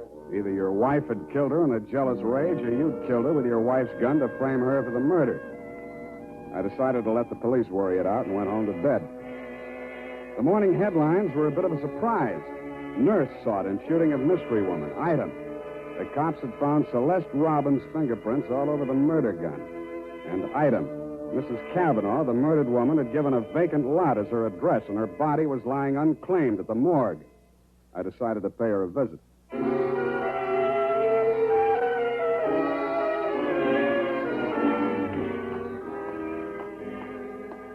Maxie, hey, Maxie.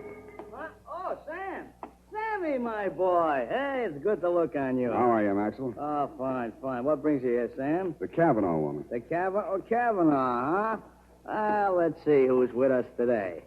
Stiftel, Milton, Schwartz, Kelly. I knew him. Nice guy. Feige. Aha. Kavanaugh. Rose. Hello, Rose. Hey, Sam, don't you want to look at Rose? No, I've seen her. Ah. Yeah, just checked her back in. Autopsy. Say, you do collect queer ones, Sam. Now, you take her. Why would anybody in the world knock her off? In her condition, all he needed to do was wait. A month, couple of weeks. Bad as that, huh? Worse. Anybody claim her yet? Well, they... Hello. Something we can do for you? My name is Kavanaugh. I come for my wife. He was standing with his back to me, and I didn't get a good look at his face until he walked over to the desk with Master. The voice tipped me even before I saw the face. It was the man I'd caught outside your office window less than half an hour before the murder. If he recognized me, he didn't let it show. I waited while he went in with Maxie. When he came out, there were tears streaming down his face. I'd been waiting for two reasons. I had some questions to ask him, and I had wanted to pay back that jolt he'd given me the night before. I left without doing either.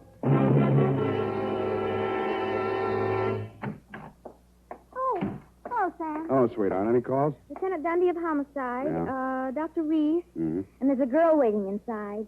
Wouldn't give any names. So you let her wait in my private office. And I don't think you'll mind when you've seen her. She's by way of being a knockout. Well, thank you, Effie. That was very thoughtful of you, John. You're welcome, Sam. Sam, please don't be angry with me for coming here. I had to talk to somebody. What you need is a good criminal lawyer, Nurse Robin. Oh, no. Do you think I killed that woman? How did your prints get on that gun? Now, don't tell me she threatened you with it and you grabbed it out of her hand. No, I didn't. I did nothing at all. Take it easy, Nurse. Take it easy. Would you like a drink or something? No, of course. Thank you anyway. I'll be all right. Well, she came in from shopping 3 days ago. Just as nice as pie. And she came creeping around. You know how she is. And she said, I bought something today. It's lovely. And with that, she hauled this gun out of her handbag. And so, to humor her, I took it and I looked at it. That was foolish. It certainly was foolish. Well, nickel-plated, ideal surface for fingerprints. And I remember she was wearing gloves. Struck me as peculiar at the time, but I'm so stupid. I didn't think of it until just now. Everything's a little peculiar about this caper. A woman who was dying anyway gets shot. Nobody even seems to know who she was. Doesn't make sense. No, it doesn't make much sense, does it? What should I do, Sam? Give myself up? I think you should. Yes, I thought you'd say that. All right, phone the police. You got a lot of courage. Sure you don't want a drink? No, thank you. I'll be all right. I'll be all right. Homicide, Dundee. Dundee, Sam Spade. I got the Robbins girl here in my office. She wants to check in. Oh? Well, tell her to forget it, Sam. Reese's wife just made a full confession.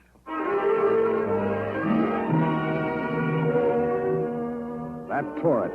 In my anxiety to see how you were bearing up under the shock, Doctor, I blew $1.50 of your money on a taxi all the way out to your address on Pacific Avenue. To my astonishment, you were wearing a look of real distress. I don't understand it, Mr. Spade. This confessing, it's not like her. It's all too strange to be harmless. Dr. Reed, I'd like to talk to you alone. Do you mind, Mr. Spade? Go right ahead.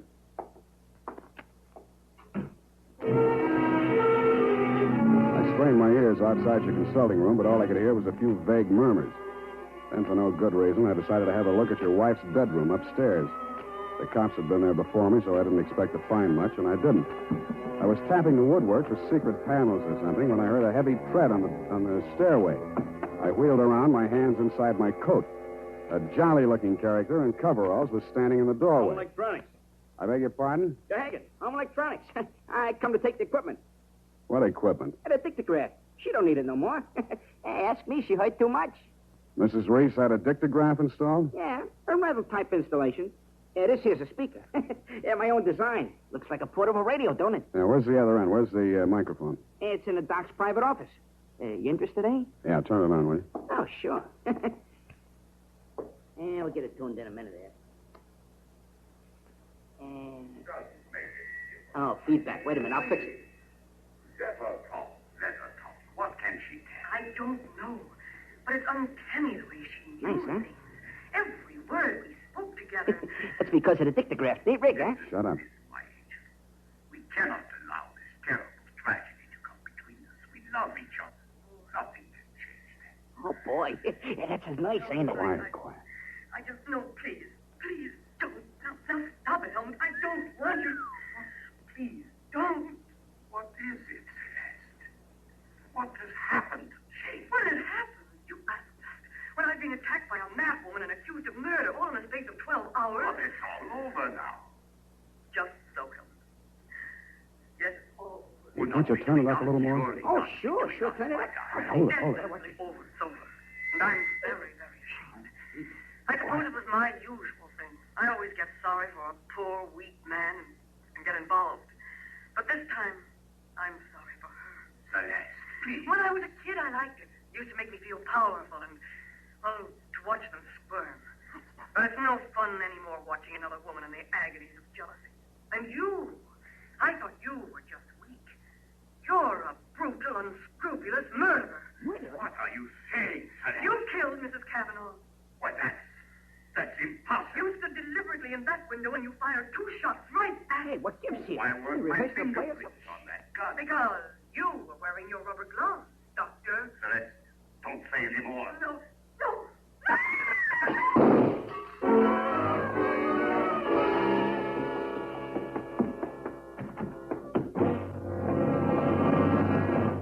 Here, help me.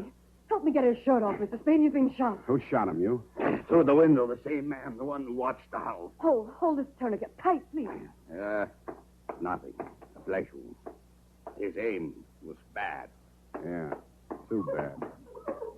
Cavanaugh, you still out there? You got nothing to worry about. He's still alive. I missed him. Give me a hand. Come on. That's it. I missed him. That was lucky. You're taking the rap for your wife's murder, too, if you're a better shot. He did it. He killed my wife. I was at the window. I saw him. What I don't understand is why his wife confessed. She loves him, Mr. Cavanaugh. You should understand that. I guess that's what happens to love when it gets crossed up. Why didn't you tell the police what you saw? They'd have hung it on me. She was a stranger to everyone else. I'd been quarreling with her, suspicious, acting like a maniac. She never told me. She must have been going to one doctor after another, trying to find one that would give her one ray of hope. In pain all the time, too, and never letting on. Never. Even after that first visit she made to Reese's office, I didn't tumble. I thought she was meeting him on the sly. And I followed her both times. That last time I carried a gun. I might have killed her if what I suspected had been true. I'm very sorry, Mr. Cavanaugh. I didn't realize. You're pretty late with your regrets, Doctor. I don't quite figure either. Maybe the prison psychiatrist can. Dundee homicide. Dundee, tear up Mrs. Reese's confession. Come on over and get the doctor. Dr. Reese? Yeah. By the way, he accidentally shot himself in the arm. Isn't that right, Doctor? What? Oh, yes. Accident. Why didn't she tell me? Why didn't she tell me? I don't know, Cavanaugh. Women. Sometimes they make too much sense, or we don't make enough, or maybe we're all crazy.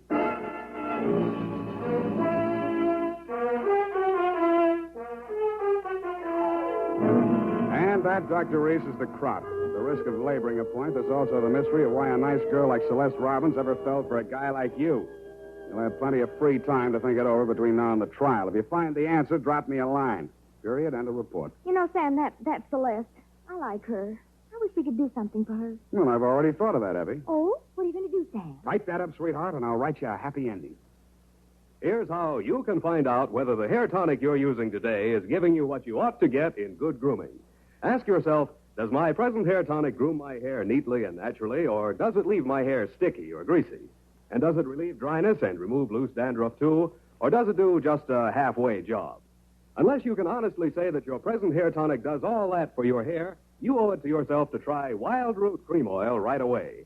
Try Wild Root Cream Oil and see for yourself how it improves your appearance, grooms your hair neatly and naturally, relieves dryness, and removes loose dandruff. It's non-alcoholic and contains soothing lanolin. Get the big economy-size bottle and the handy new tube that's easy to pack when you travel and grand for the bathroom cabinet. Don't delay. Get it today. Wild Root Cream Oil Hair Tonic. Again and again, the choice of men who put good grooming first. Oh, here's the report, Sam. Do you want to read it over? I do not. File it under F, for forget. About that poor Celeste, Sam. Oh, yeah. Well, I made a date with Celeste to take her dancing tomorrow night. She needs cheering up, you know. Oh, what for? Well, you said she needed help. Well, that isn't exactly the kind of help I had in mind. Oh. I don't see why it's necessary Effie, to take... we must each of us give a particular kind of help each of us is particularly equipped to give. Very well. She used to make over men just to get the other women jealous. That she did. Aren't other women silly to allow themselves to get jealous when they know just what she's up to? Idiotic. Just idiotic. Sure thing. And go home, Effie. I'm a lousy dancer. Oh, very well. Have fun, Sam. Good night, Sam. Good night, sweetheart.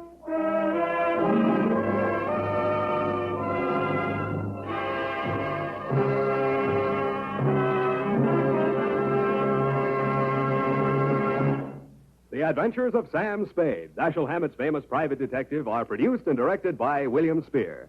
Sam Spade is played by Howard Duff. Lorene Tuttle is Effie. The Adventures of Sam Spade are written for radio by Bob Tallman and Gil Dowd, with musical direction by Lud Gluskin.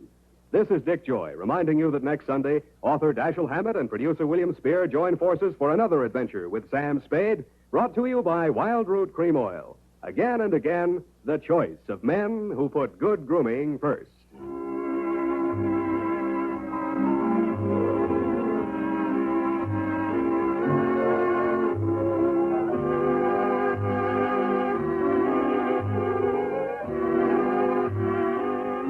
Smart girls use Wild Root Cream Oil, too, for quick, good grooming and to relieve dryness between permanents. Mothers say it's grand for training children's hair. This is CBS, the Columbia Broadcasting System.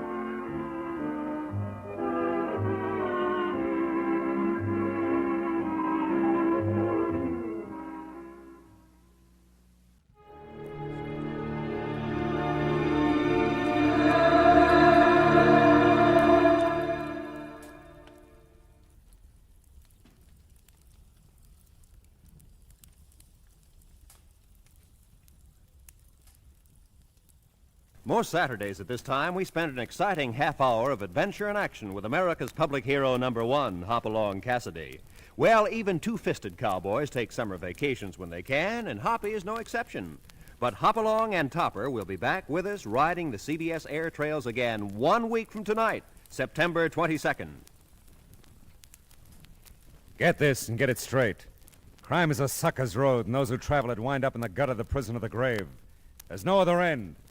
They never learn. From the pen of Raymond Chandler, outstanding author of crime fiction, comes his most famous character in The Adventures of Philip Marlowe.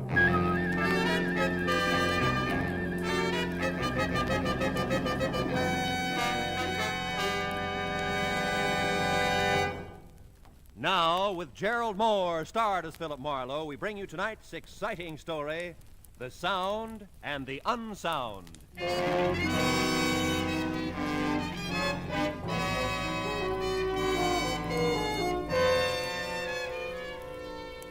You know, in my business, you get to the point where you think you've seen everything. In fact, you get there at least twice a week.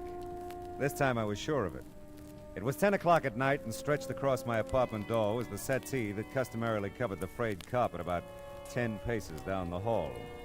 And stretched across the settee was a sturdy female in her twilight years. She was sound asleep. Hey, lady. Hey, lady, come alive. Huh? Oh. Madam, you're sleeping in my doorway.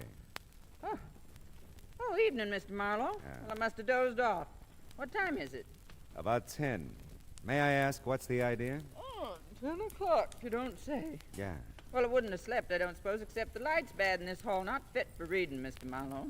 Yeah, well, I'll speak to the landlady. Now, what Well, is... I guess I'd better put this settee back where it belongs. I hauled it up to your door so I wouldn't miss you. I can haul it back just fine. Yeah, I know, but you... There. Now then, you remember me, don't you, Mr. Marlowe? Lucille Bellows?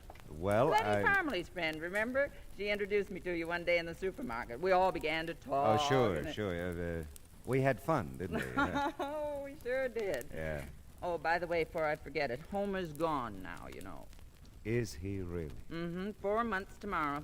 Thought you'd want to know. Oh, I want to know that, sure. Don't really suppose I'd have to bother you if he was still around, but since he isn't, I just came right to you the moment I couldn't stand it any longer. Yeah, well, I'm glad you did. Might as well go into my apartment and talk about it, huh? Well, now, that's mighty nice of you, but we'd save a lot of time if we'd just drive right over to the court now. That way you'd be there when it happens. Drive over to be there when it happens. I own that nice little bungalow court just off Fountain and Franklin, you know. Won't take us no time to get there if you've got a car. I've got a car. How did you get here? Walked. Do it every evening. Take a nice, brisk constitutional. Keeps an old lady like me in fighting trim. How much do you weigh, Mr. Marlowe? About 190. Why? Bet I can lift you.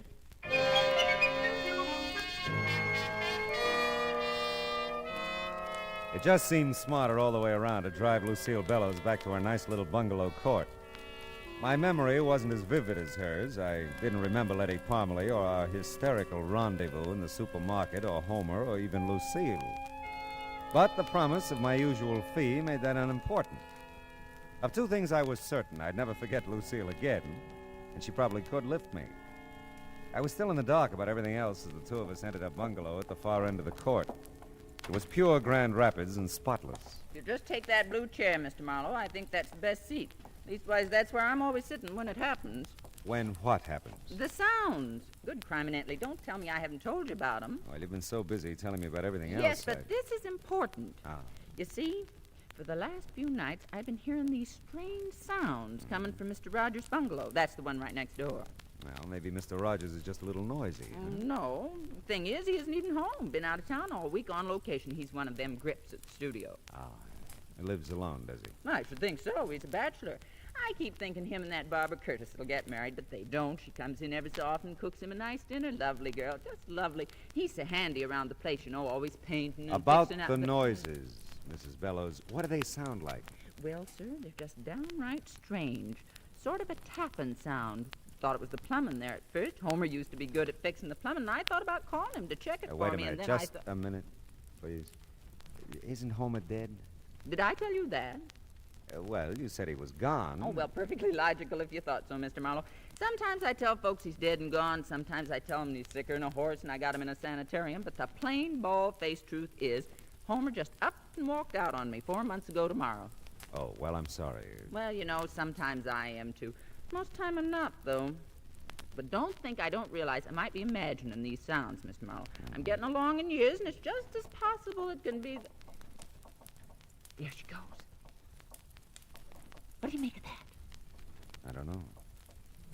Sounds like someone's tapping along the wall. You've got a passkey, I suppose? Sure, I'll wear it right around my neck. Good. Come on, let's go. By George, I wouldn't miss this for the world. You better give me the key. We don't know what we'll run into. Just put me out of your mind, Mr. Marlowe. I'm safe as here as anywhere. Okay, watch it, though. I think I saw a light in the back. I'm not sure. I'll get the lights ready. All right. No one in the living room anyway. That you, Barbara? Great Scots, that's you, Mr. Rogers? Mrs. Bellows. Hello. Thought you was away on location. Well, I just got in town a few minutes ago. The boss needed something for the company. He sent me in to get it. Well, sakes alive. Well, I'm that embarrassed at barging in on you this way. Oh, this is Mr. Marlowe, Mr. Clinton Rogers. How do you do, Well, Marlowe? I don't blame you for looking confused the way you do, Mr. Rogers. I might just as well face up to it. For the last few nights, I've been hearing some pretty strange tapping sounds coming out of your place here. And I made up my mind I'd call my old friend Mr. Marlowe here to investigate them for me. Oh, I see. Say, you don't look too good, Mr. Rogers. Oh, I'm fine. Well, we've been working pretty hard. I'm just tired, that's all. Well, you see, we heard those tapping sounds a while ago, Mr. Rogers, and then a duller, heavier sound just before we came over. And I must say, we didn't hear you come home, Mr. Rogers. Well, I came in the back way. The sounds you heard, Mr. Marlowe, I must have made them. I guess I dropped my suitcases pretty hard. I'm tired, like I said. I hope it didn't bother you. Yeah, but what about the tapping along the wall? I can't imagine what that could have been. I didn't hear it. Mrs. Bellows? Why, Mr. Larry, what on earth? The door was open. I saw you in there. I must speak with you, Mrs. Bellows. Well, I simply must speak with you. Well, all right, Mr. Larry. We sure were just thinking of you, Mr. Rogers, when we blew in here unannounced, you know. Sure, I know, Mrs. Bellows, and thanks. Don't mention it. I'll be in my bungalow if you want me, Mr. Marlowe. That's fine, Mrs. Bellows. Well, do you think we ought to take a look around, Rogers? No, I don't think so, Mr. Marlowe. Mrs. Bellows could have imagined all those noises, you know. Yeah, she could, but I couldn't. Anyone else got a key to your place here? Why? Barbara Curtis, for instance? Mrs. Bellows told you? Yeah. No, but Barbara knows where I keep the extra key outside. But as far as I know, she's out of town, too. By the way, what studio are you with? Imperial. Uh-huh. Look, Mr. Marlowe, I'm really pretty tired. There's nothing wrong here, I'm sure, so... So it's okay with you if I leave now, huh? Well, I just... It's all right, Rogers.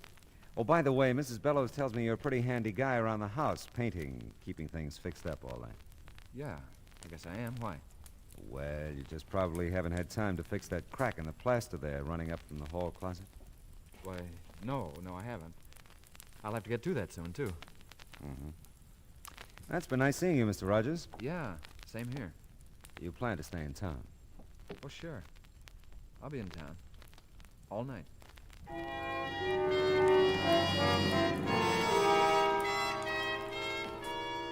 There was something eating at Clinton, Rogers. Something pressing, but he wasn't talking about it, not to me anyway. I knew one thing. He'd never seen that crack in the plaster until I pointed it out to him. It was on the wall next to Lucille Bellows' bungalow, and it was the kind of crack that could be made if someone tapped along the wall looking for something. So much for deduction. I went back to check in and out with Lucille. I'm just real sorry, Mr. Marlowe. Maybe it's all been over nothing at all. Well, Mr. Rogers will be home all night, so if you hear anything, just pound on his wall. Well, if he's going to be here, I'll feel better. I really will. Say, how about your friend who called you out of Mr. Rogers' bungalow a while back? Mr. Larry? Yeah. Well, now, he's a nice soul. Not the protective sort a woman usually sets her cap for, but Lord Almighty, I'm strong as an ox, you know. Yes, I know. Of course, I don't think he makes a dime. Mr. Larry's in women's hats, you know. No, but I could have guessed. Just why I'd hold out for a man who could support me, I couldn't tell you. Well, you look as though you've done all right by yourself. Well, I have, matter of fact. Got myself quite a little nest egg. Want me to show it to you? No, I'll take your word for it. Hey, wait a minute.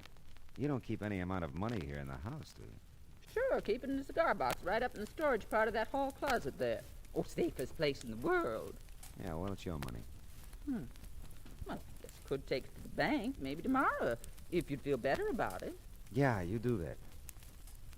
Oh, before I go, are all the bungalows alike? Mm-hmm, just like.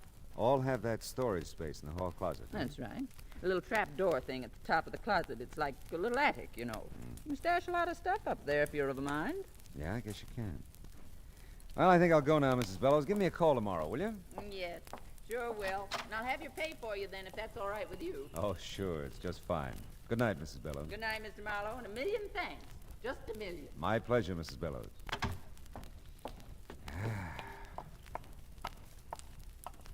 Oh, Mr. Marlowe. Oh, Mr. Larry, isn't it? Oh, yes, it is. I know who you are. I mean, the Philip Marlowe and all that. And all that. Well, that's good. Now we know each other, huh? I've really become quite chilled waiting for you to come from Lucille's. Is that what you've waited to tell me? Certainly not. Confidentially, Mr. Marlowe, I know something that may interest you. Oh. Well, it's quite obvious to me that something's going on around here. Something odd, I mean. Are you closing in on a point? Because I wouldn't want you to get any more chilled. Very well, Mr. Marlowe. I'll be brief. But it just may interest you to know that I've seen Homer around here. Quite a bit in the last few days. Now, what do you make of that? I don't know. What do you make of it? Well, I don't know. I must say, I thought it would mean something to you. Yeah, well, it might mean more to Lucille. Why don't you just trot in and tell her all about it? Well, I will. I'll just do that. And I'm sure I'll never trouble you with any of my ideas again, Mr. Marlowe. Goodness. Yeah, well, Lucille's as strong as an ox.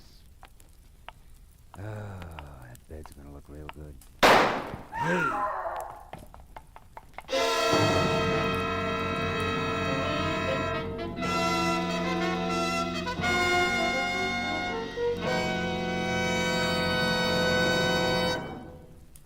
In just a moment, we'll return to the second act of Philip Marlowe. But first, CBS Radio puts out the welcome mat for 3 of its greatest stars tomorrow night. Jack Benny and his gang start the new season. My Friend Irma becomes the regular Sunday feature on CBS Radio, and Tony Martin will rejoin Joe Stafford on the Contented Hour. Be listening for Tony and Irma on most of these same stations, and Jack over them all. More than ever before, CBS Radio is the star's address. And now with our star, Gerald Moore, the second act of Philip Marlowe, and tonight's story, The Sound and the Unsound.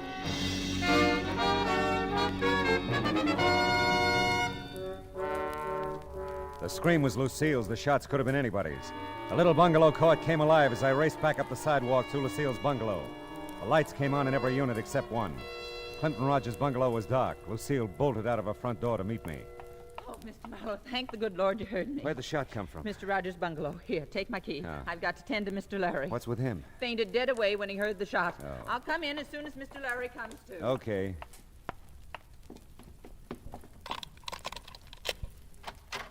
Rogers? Rogers, where are you? Hey, Rogers! Here. Huh? In the kitchen. Hey, you really caught one, didn't you? Yeah. My shoulder burns like fury. Who was it, Rogers? Let's say I did it, huh? All right, what'd you do with the gun? Ate it, of course. Oh, now, look, I'll have to call the police. It'll be a good idea if you tell me what happened. Listen, there's a bottle in the first cabinet there. Get it, will you? I need a drink. Okay. Just uncap it. I don't need any glass. Here you go. It's great. Burns, too. Everything burns. Here, have a drink. Thanks. Well, okay, Rogers, I gotta call him now. Yeah, okay. First, though, listen. Will you call the studio? Yeah, I'll call him after we get you to a hospital. I'll tell him you had an accident. No, tell him I quit. Quit? Yeah. What, look... No, don't argue. Just tell him that. Okay, it's a promise.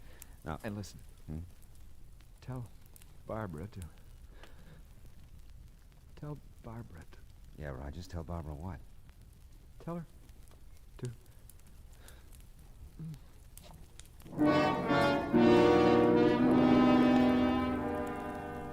I called the emergency hospital in Hollywood, and their ambulance was there in no time. So was a squat little sergeant. Lucille followed him in. I had 2 hunches that I was keeping to myself for the time being. One, that whoever had shot Clinton Rogers was in his bungalow when he got back from location. That they were there when Lucille and I barged in on him. And 2, that they'd left by the back door after they'd plugged him. Even the sergeant could see something of interest in that back door. The screen's been cut through here, see? The way it's cut, the fella could unhook the screen door, see, and get right at the back door. Yeah, well, that's very good, Sergeant. But tell me, why do you think it was a fella who shot Rogers? Well, it could have been. You don't think it was a dame, do you? It's happened before, you know. Excuse me, gentlemen. I know you're busy finding clues and all that, but don't you think I could clean up this kitchen floor? It's a terrible mess. Don't touch nothing. Well, it seems to me that you He could... said don't touch nothing. Sergeant will let you tidy up things tomorrow. Yeah, tomorrow's soon enough. Well, all right. I think I'll go back to Mr. Larry now. He's just undone about this whole thing. I'll be in my place if you want me for anything. I'll say good night for now anyway. Good night. Night. Well, I'm satisfied for the time being. I'll give you a lift back to the station, Sergeant. I'd like to check on Rogers at the emergency hospital on the way. Yeah, so would I. If he's in shape, I want to talk to him.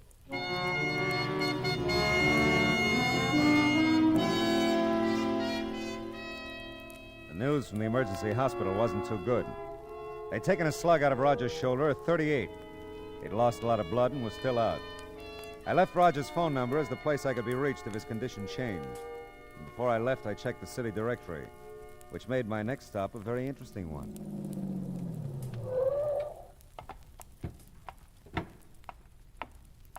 Hey, the studio's closed, mister. You can't get in at this time of night.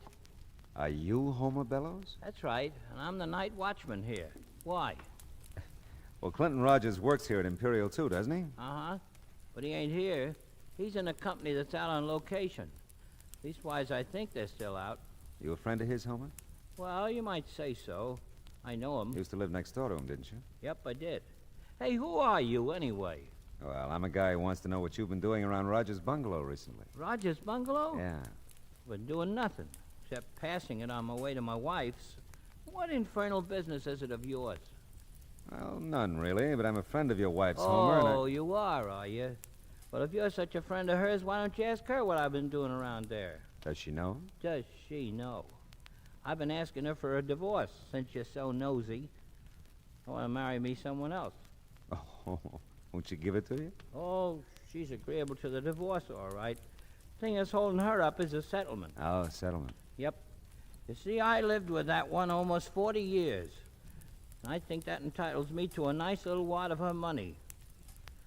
Lucille, don't see it that way. Yeah, well, some women have next to no understanding about things like that. But my visit with Homer served its purpose. I went back to Rogers' bungalow in case the call should come from the emergency hospital. And this time I wanted a good look at that crack on the wall, in the storage compartment in the hall closet. I'd kept Lucille's passkey, and this time I didn't bother with the lights. I used the flashlight from my car because I was pretty sure whoever had shot Rogers hadn't found what they were looking for. I just opened the hall closet door when I'd heard it. Someone was unlocking the front door. I moved quickly behind a big chair in the living room. Just tiptoe, Bud. We've got to be quiet. Yeah. But what about lights? We'll try to make the flashlight do. Okay. But I still don't think there's much of an idea. Oh, I was afraid to come alone, Bud. And I've got to find it before Clint comes back. You could just take my word for it, you know. You wouldn't have to be here at all. I've told you. I can't believe what you said. I've got to find out for myself. Maybe you'll be sorry if you find out. Maybe so. But at least I'll know then. That little storage place here in the closet is the only place I haven't looked. Do you think this will be enough light? Yeah. But how'll I get up there? I can't reach that door from here. Oh, well, wait. I'll get the stool from the kitchen. I'll get it. No, I've got the flashlight, Bud. Oh, good heavens, Bud. Here in the kitchen. It's blood. Yeah. Sure is.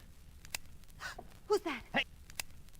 Who's that? Hey! Don't reach for anything, Bud. You're covered. What's happened to Clint? Somebody shot him. Oh, no. He's not dead yet, Miss Curtis. You know my name? Yeah, he mentioned you. I'm Philip Marlowe. Mrs. Bellows called me in on this. Oh. Why don't you put the gun down, mister? I will when I find out a few things. Where is Clint? I want to go there. Police took him to the emergency hospital. Police? But... Yeah, they're going to call me here and tell me how he is. He was still out when I left a while ago. Come on, Bud. You've got to take me there. Why, yeah, Barbara, sure. Yeah, not yet, kids. Not till you two tell me what you came to find here tonight. And the other nights you've been here. Other nights? You said a while ago you'd looked every place but the hall closet. But I've never been here at night. Not without Clint. Don't talk to him, Barbara. You don't have to. I won't.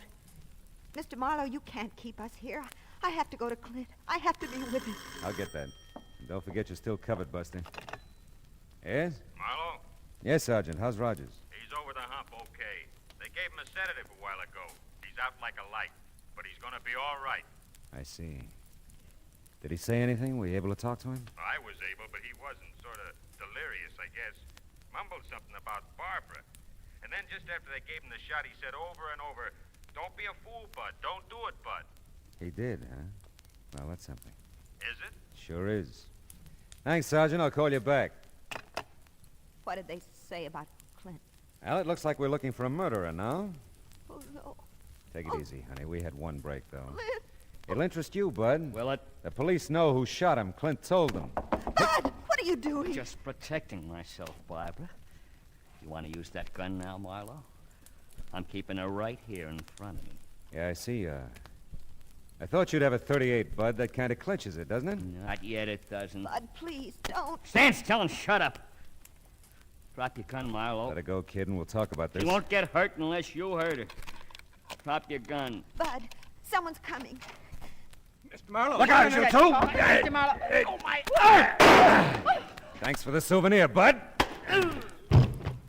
Oh, my goodness. Good work, Mr. Marlowe. Barbara, honey, are you all right? Yes, I'm all right, Mrs. Bird. How about that, Mr. Larry? Coming in when you did, you're nothing but a bloody hero. Oh, my. I feel so. Good Lord, there he goes again.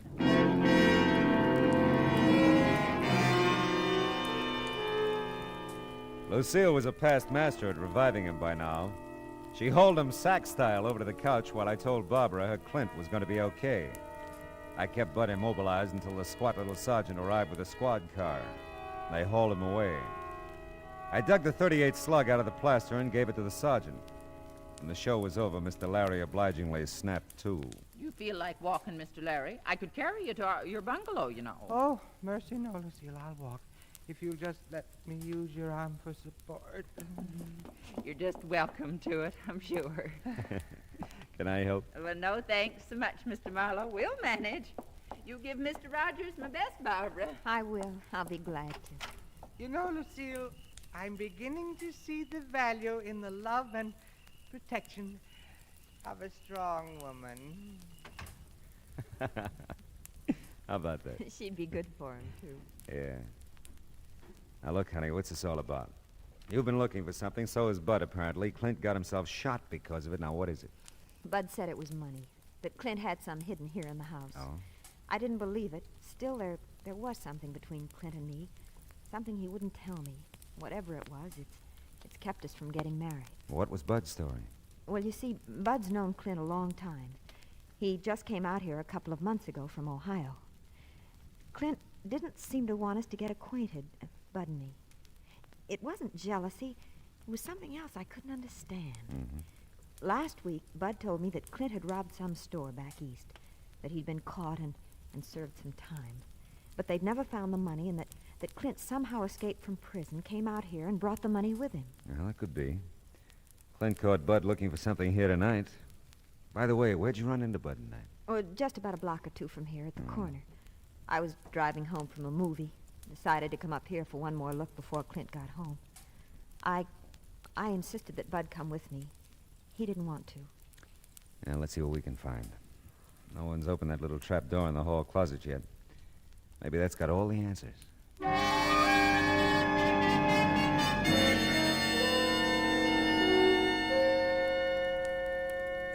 Why, it's a strong box, isn't it? Yeah, it's not very heavy, though. There. Let's see now. No money at all. A couple of war bonds made out to Clinton Rogers and or Thomas Rogers. Clint said he didn't have any family. Hey, look. Here's an envelope with your name on it. Oh?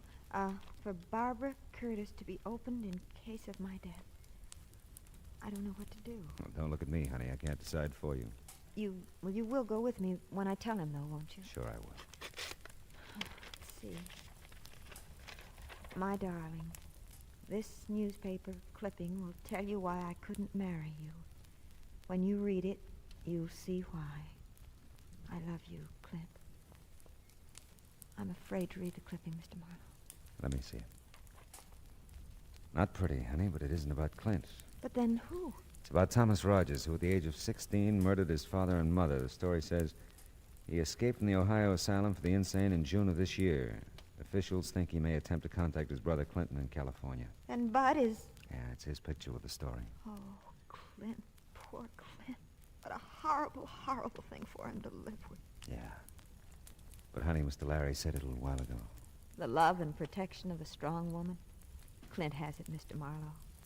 I've never been so strong or so protective, and I've never loved so much.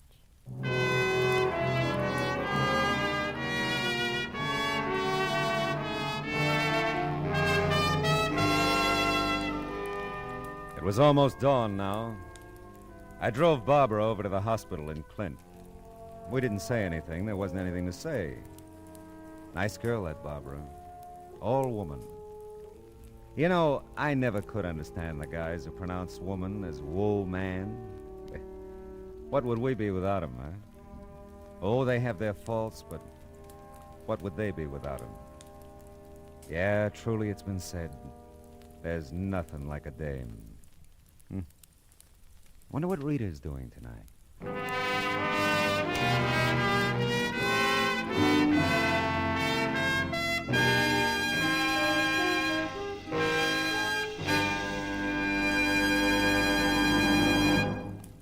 The Adventures of Philip Marlowe, bringing you Raymond Chandler's most famous character, starring Gerald Moore, was produced and directed by Cliff Howell and written for radio by Kathleen Height. The cast included D.J. Thompson, Olin Soule, Ted Osborne, Frank Gerstle, Arthur Q. Bryan, Shirley Mitchell, and William Tracy. Gerald Moore may currently be seen in the Santana production Sirocco. The special music for Philip Marlowe is composed by Pierre Garrigank and conducted by Wilbur Hatch. Now, here again is the star of our show, Gerald Moore. Thanks, Roy. Ladies and gentlemen, boys and girls, tonight's broadcast concludes our current series of the adventures of Philip Marlowe. I understand it won't be very long until we meet again. So until we do, we won't say goodbye. For just so long. See you soon. I still wonder what Rita's doing tonight.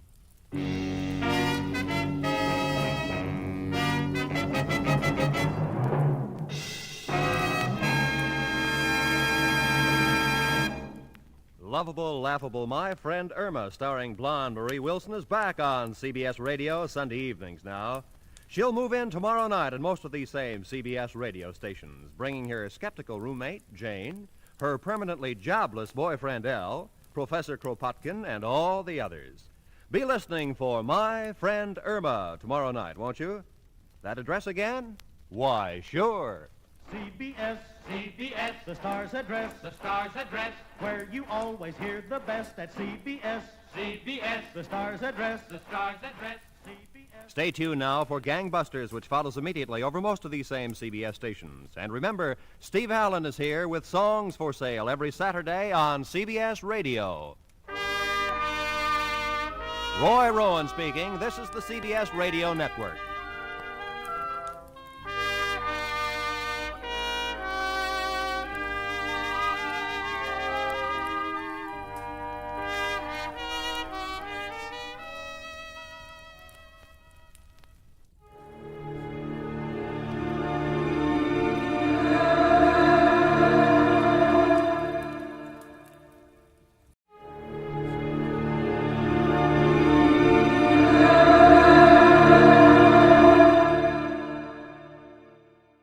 From Hollywood, it's time now for... Johnny Dollar. Howdy, Mr. Dolar. My name is Jake Denham. I own a cattle ranch out here in Craig, Colorado. How'd you like to come out here and see me? Colorado? That's right. I have a policy with one of your companies, Tri-Western, office over in Denver. Well, what seems to be the trouble, Mr. Denham? Trouble? Oh, nothing like that. Not at all. Then why have you called me? Well, you see, the brand I use in my beef cattle is a Lazy J.D. Yeah, you said your name is Jake Denham. That's right. But J.D. is your initials, too. Oh, yeah. Yeah. And the lazy part fits me to a T. But now why have you called me? Well, you see, I listen to your radio program every week. All those insurance cases you handle all over the country. Glad to hear it. And I thought the Lazy J.D. being your initials, too, and all the local color out here, and, well, maybe you'd like to come and get some local atmosphere for one of your stories. Oh, now, wait a minute, Mr. Denham. If you have some insurance matter you'd like me to investigate... Well, no. I told you why I thought you ought to come. So can you, right away? You sure there's nothing wrong out there? No, like I said, a lot of local color. Nice place to stay here at the ranch. How about it? Well, I've a couple of days' work on some reports to finish up. Then right after that, huh? Well... Good. I'll be waiting for you. Goodbye. Look. And everything's really okay, huh? Goodbye. Mr. Denham, I think you're lying through your teeth.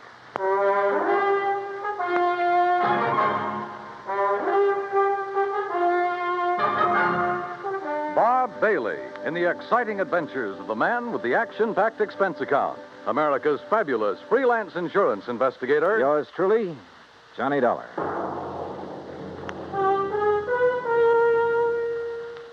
And now, Act One of yours truly, Johnny Dollar.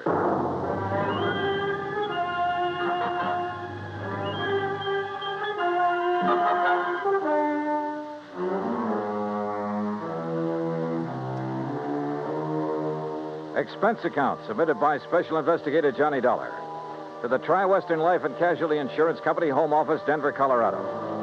Following is an account of expenses incurred during my investigation of the bum steer matter.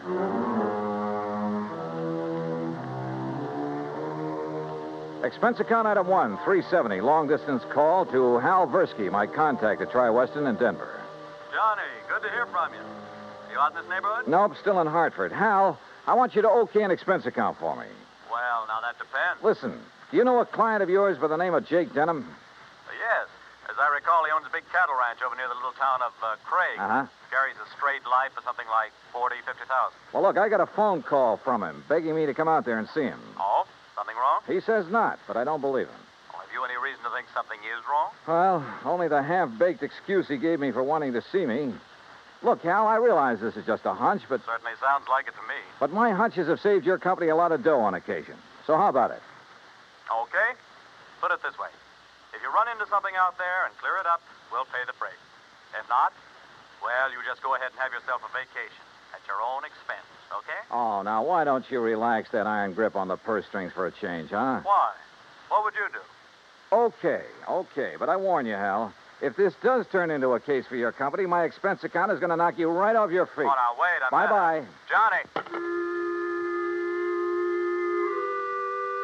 It took me nearly 4 days to clear up the reports I had to finish. I wish now it hadn't, that I'd left Hartford immediately. Expense account item 2, $133. Plane fare and all the incidentals I could think of, Hartford to Denver. I got there shortly after 7 a.m. Item 3, $50 deposit on a drive-your-own car, in which I promptly headed north and west on Highway 40. That is, after getting out of the traffic in Denver itself, and believe me, that town has it. The 200-mile drive to Craig was routine, except for the lush green hills, the snow-topped mountains, the vast meadows and forests. Colorful Colorado, they call it, and it sure is. Finally, about noon, I pulled into Craig and stopped at the Cosgrove Hotel for lunch. That's item 4, $350. From the waitress, I got directions to the Lazy J.D. Ranch. About 8 miles south on the Yampa River, just off Route 789. You want some dessert? Oh, no, thanks. This is fine. Hey, you one of the relatives? Relatives? Oh, of course not. You're too late. Too late for what? It was real beautiful, though. Half the town turned out for it, and most of the big ranchers. What are you talking about? Oh, my gosh, it's after 1:30. Look, I'm not supposed to be on duty now, and I got a date with my boyfriend. Hey, well, now... Excuse me, now, I wait a gotta go. second. Just pay the cashier in the lobby. Well, but look, Okay.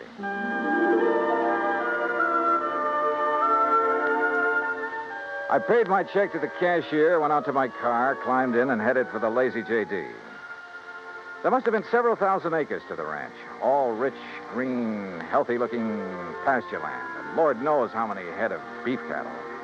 The main ranch house was a rather small but well-kept affair near the gate to the road from the highway.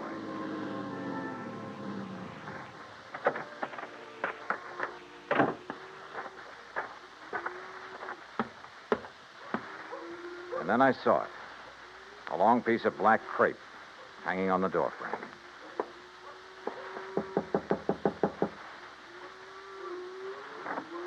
Yes? How do you do? My name is Dollar, Johnny Dollar. Oh, Johnny Dollar. Why didn't you come before? What? He begged you to come, didn't he? To come right away? Mr. Denham? Yes, but I Then told why him... didn't you? You might have saved him. Saved him? Yes, saved him. We buried him this morning. And I think he was murdered.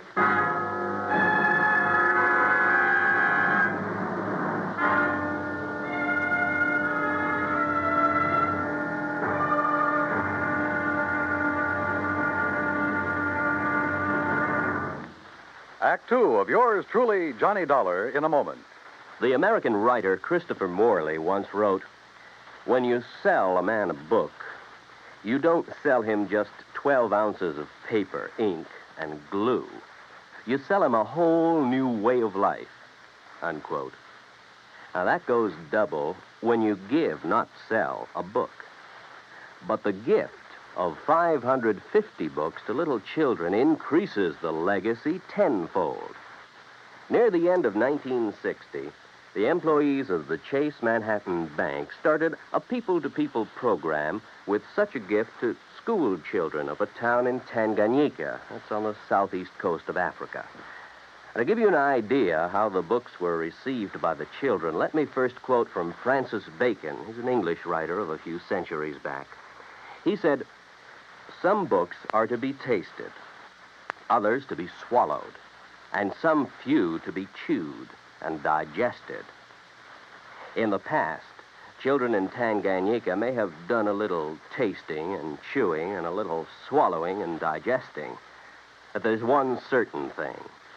They wound up devouring the books they received from the United States.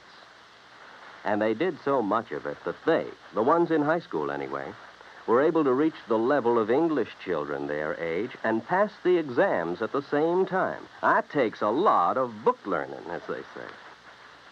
Now, the gift of these books from the United States of America may have seemed a small thing to the senders, but the boys in Tanganyika who received them know that they've opened a whole new way of life. They've greatly increased understanding in the classroom of freedom, the right of all men everywhere. And now, Act Two of yours truly, Johnny Dollar and the Bum Steer Matter. The tall, beautiful girl standing in the doorway of the ranch house at the Lazy J.D. outside of Craig, Colorado, was dressed in black. The red about her eyes showed that she'd been crying. But there were no tears in them now. Jake Denham was my father, Mr. Dollar. I'm Virginia. And you think he was murdered? Why do you think he called and begged you to come out here? Any idea who might have done it? Yes, Big Mike Craven. Who's he? He owns the Sea Lucky Star and wants to own every other ranch around here, and he will unless somebody stops him. How did your father die? Anthrax. That's what they said it was. I thought that was a disease of cattle. People, too, if they get infected from the cattle. And that's what happened to your father? That's what they say, but there's no anthrax around here. Our ranch is clean. Look, let's go inside and sit down and talk about this. Sure, I'll talk about it. Only somebody will listen. And here, Johnny. Oh, thanks. Are you, all alone? Now that Dad's gone, he and I ran the ranch. Now it's up to me. Sit down. Thank you. Virginia, were you trying to tell me out there that you think somebody tried to infect your herd with anthrax? What would you think? Who was your father's doctor? Dr. Regis Ross from in town. Who are you? Well, my name is Dollar, insurance investigator. Say, you fellows act pretty fast, don't you? Sometimes. Feeling all right now, honey? I guess so. I told the hands that you're in full charge now. They'll take their orders from you. Or from me. Or from... Sure. Sure, I guess that's best. Thank you, Pete. They might as well get used to it, because after we're married...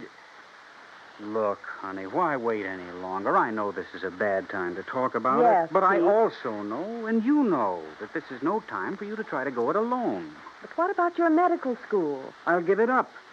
This is a lot more important than... Well, you're a lot more important. Oh, look, Jenny, you've stalled me for a long, long time. I know, Pete, because I... Don't you see I can run this ranch alone? No. You need me, honey. And I'm here to help you. Do you know how Dad felt? Sure. That all I wanted was this ranch. The same as he felt about anybody else who ever came here. Just who are you, Pete? This is Pete Kermer, Johnny, my fiancé, I guess. That's right. Didn't I see a Kermer ranch on the way out here, a small one? That's right. My pa's. He's Carl Kermer. Well, what do you think caused the death of Virginia's dad? Just what everybody says, Mr. Dollar. Galloping anthrax from that Hereford. Then why did he send for Mr. Dollar to come? I'm afraid we'll never know, honey. Well, I do. It's because he knew something was going to happen to him. Where is that steer now? Buried. On orders from the vet and the state inspector. Mr. Dollar. Yeah? You said investigator. Hadn't you better talk to Dr. Ross? Yeah, I guess so. Want to let me have his address? Sure. I'll write it down for you. And, while you're at it, tell me where I can find the veterinarian. And that state inspector, too. Huh? Sure. Why not? When I left them, a few minutes later, Pete was still making a quiet, but I must say effective pitch for Virginia's hand. Expense account item 5, 10 cents for a phone call to the state inspector. He told me he'd never seen the infected steer on the Lazy J.D., that he was confined to his bed at the time. I called the vet's office, and he was expected back shortly. So I sat around the hotel lobby and glanced over some magazines. And then, in one of them, I found an article that made my eyes fairly pop out of my head. Item 6, I called the vet again. He was in. You caught me just in time, Mr. Dollar. I was about to drive over to the Sea Lucky Star Ranch for dinner. Mike Craven and I are old friends. That's so? Yes, ever since we roomed together at college. Oh, I see. I understand you're the man who spotted the anthrax out at the Lazy J.D. Yes, sir, that's right. Just that one Hereford. How it ever got to him, I'll never know. The rest of that herd's absolutely clean. That poor old Jake Denham, too. You think he became infected from that steer? Well, how else could it be? Galloping anthrax. Just like that. Doctor, where is that steer buried? Do you know? Yes, I had it buried myself. It's some miles out in the far corner of the Lazy J.D. property. Then phone the Sea Lucky Star and call off your dinner date. You and I are going out to take a look at that carcass. Oh, no, just a minute, young Investigator, did you say you are? That's right. Uh-huh. I suppose you have some authority. What I don't have, I can get. Tell me, Doctor, is there some reason why you don't want me to see the carcass of that steer? No. Well, let's go. Along the way, we picked up two fellows who were handy with pick and shovel. It was almost dark now, so I bought a couple of powerful flashlights at one of the local hardware stores. That's item 7925. It took a couple of hours for the two men to dig down to the carcass of the steer, but they finally exposed one flank of the unfortunate animal. Yeah, so you sure planted this critter deep, Doc. There's part of him. Give us a few more minutes, we'll handle it. No, wait. Huh? Mr. Dollar, come down here into the hole. Sure. What's the matter, Doc? The color of that carcass. I don't understand this. What are you talking about? Well, this doesn't make sense. The deterioration and putrefaction that always occurs, well, it simply isn't here. You mean it's possible it wasn't anthrax killed this steer? But I'm sure that all the symptoms, the swellings in the subcutaneous connective tissues, in the interstices of the muscles and lymphatic glands, and in the membranes of the mouth and tongue. They were all there, and they were edematous, too. Could some poison have possibly produced those symptoms? Poison? Yeah, look. I read in a magazine this afternoon that strychnia often produces symptoms very much like those of tetanus, lockjaw. Yes, that's true. But a poison that would... Good heavens. Yeah? Why, I haven't heard of it since my college days. Quintanogen sulfide. But why? Good question. No, Dollar. Because it wouldn't explain the death of old Jake Denham. If it was anthrax. What? Or was he poisoned, too? Good heavens, you mean you think that he... Wait a minute. Doctor, the brand on the rump of this animal. Oh, that's Denham's own brand, the Lazy J.D. Yeah, but it looks to me like it was put on over another brand. Yes. Yes, you're right. Any way of finding out what the original brand was? No. Yes, Mr. Dollar. The other side, the inside of the hide might show it. Then, Doctor, you got a skinning job to do. All right. Hand me my bag there, please. Okay, here you are. Go to it, Doc. Thank you. Oh. That poison. How much to infect a man? Well, even a small scratch on the skin could absorb enough to be fatal. No wonder that Dr. Ross... Ross was the one who treated Jake Denham. Yeah. No wonder we couldn't understand why death came so... Well? No. Can you see what the original brand was? Yes. Yes, I can. I'm afraid so. Let me hold the light a little. Oh. I see. But I can't believe it, Mr. Dollar. Pretty clear, though, isn't it? Sea Lucky Star. Act 3 of yours truly, Johnny Dollar, in a moment. A couple of 1,000 years ago, the ancient sage Diogenes remarked that all things are in common among friends. Well, he didn't mean that only material goods were in common among friends, but that they shared their troubles as well. For a long time, the United States Armed Forces have been a friend in time of need. during fires, floods, and pestilence all over the world.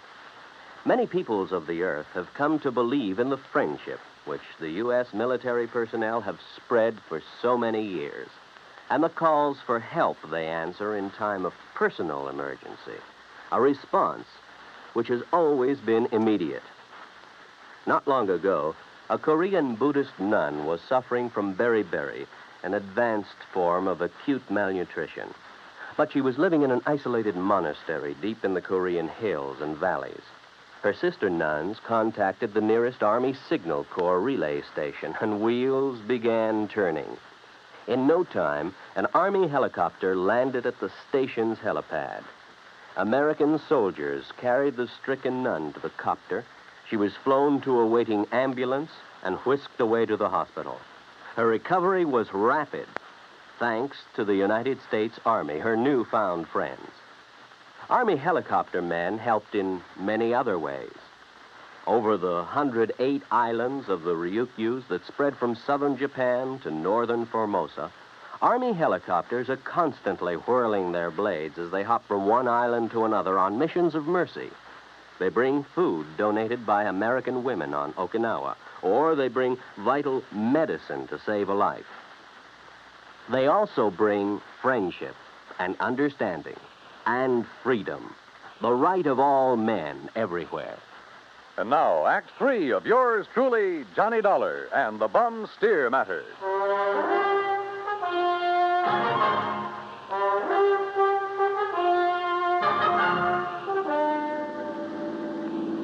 Looks pretty bad, doesn't it, Mr. Dollar? Yeah, Doc.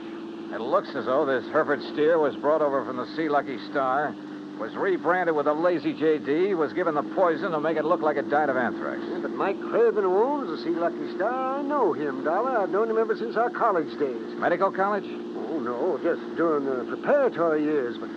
But Big Mike couldn't have done a thing like this. Big Mike has wanted to get his hands on the Lazy J.D. for years, Well, hasn't he? of course, so have a lot of other big ranchers, but I'd stake my life on it. He'd never do it. Hey, wait. Yeah? You should have taken that left turn to get to the Sea Lucky Star. That's not where we're heading. Yeah.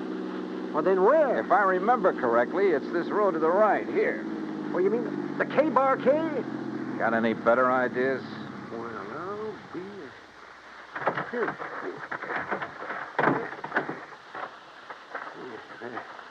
The ranch house is dark. It won't be for long. Would you call this a good ranch, Doc? No, old Carl has been just a hanger-on. He hasn't made the place pay for quite some... What's going on out there? Who is it? Johnny Dollar, Pete. Oh? I want to talk to you. Oh, sure. Door's open, I'll be right... Oh, sure. Door's open, I'll be right down. Come on, Doc.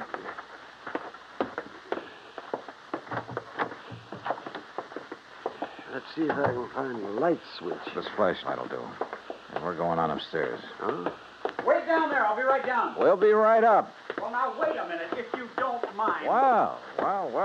Nice place you have up here. Look, I asked you to wait down... Dr. Cummings. I'm sorry, Peter, but this... How'd you make out with Virginia Denham, Pete? Convince her to marry you? That's none of your business, Mr. Dollar. Now, just what do you want? Pretty nice ranch to get your hands on, that Lazy J.D. I beg your pardon. Combination bedroom and study, huh? As Virginia told you, I've been going to college. Yeah, medical school. Nice set of books you have here. Of course, I'll have to give that up now. Well, you're going to have to give up a lot of things. What? Where did you get it, Pete? What was the name of that stuff, Doctor? Quintanogen sulfide. What do you know about... Well? I don't know what you're talking about. Then why the marker in this book on toxicology? Marker? That was a foolish thing to do, Pete. A dead giveaway. Yeah, I told you. I don't know what you're talking about. Yep. Right here.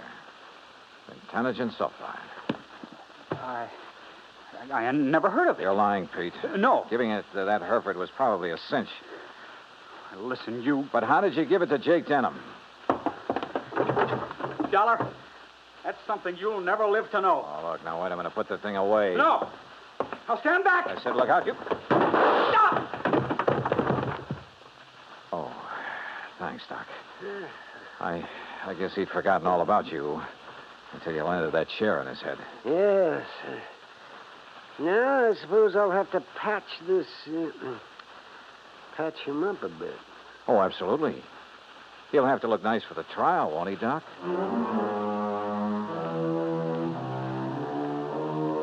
Expense account item 8, $55.95. Living expenses in Craig while waiting for the autopsy on Jake Denham. And yes, the same drug was used on him as on the Hereford steer. A small bottle of the rare drug was found in Pete Kermer's trunk. So Pete's not only lost a chance for a nice ranch, but for living very long. Expense account total, including incidentals and fare back to Hartford, $618.50. On second thought, how's about just sending that check to the community chest? Then I'll feel a little better about this case. And about myself, too. Yours truly, Johnny Dollar.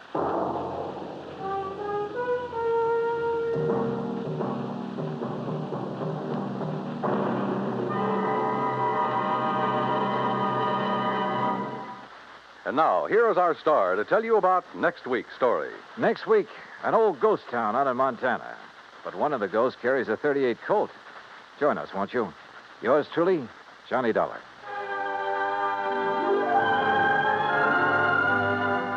Yours truly, Johnny Dollar, starring Bob Bailey, originates in Hollywood. It is produced and directed by Jack Johnstone, who also wrote tonight's story.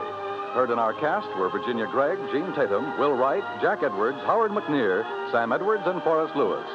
Be sure to join us next week, same time and station, for another exciting story of yours truly, Johnny Dollar. Dan Cumberly speaking.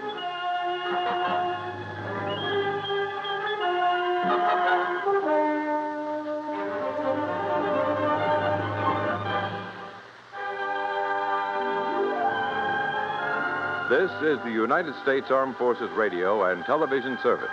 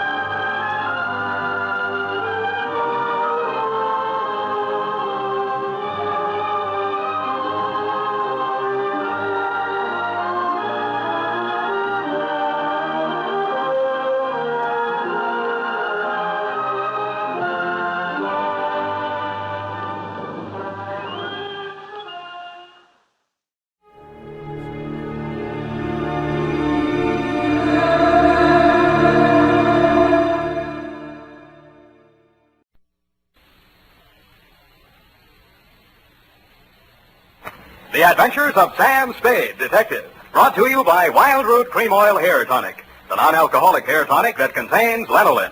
Wild Root Cream Oil. Again and again, the choice of men and women and children, too.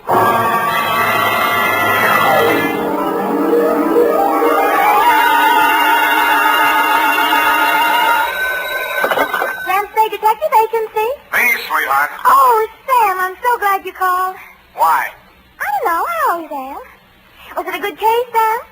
I didn't like it. Where are you? Morgue, San Mateo. Oh, was somebody killed? Yes? Well, do you know who did it? Yep. That's good. No, that's bad. Bad? Believe it or not, F, I wish I didn't know who killed who. I don't understand. Oh, Sam, you sound so downhearted. Well, I'm sorry. I'll try to loosen up. Stay where you are, sweetheart. I'll be right down to dictate my report on the champion caper.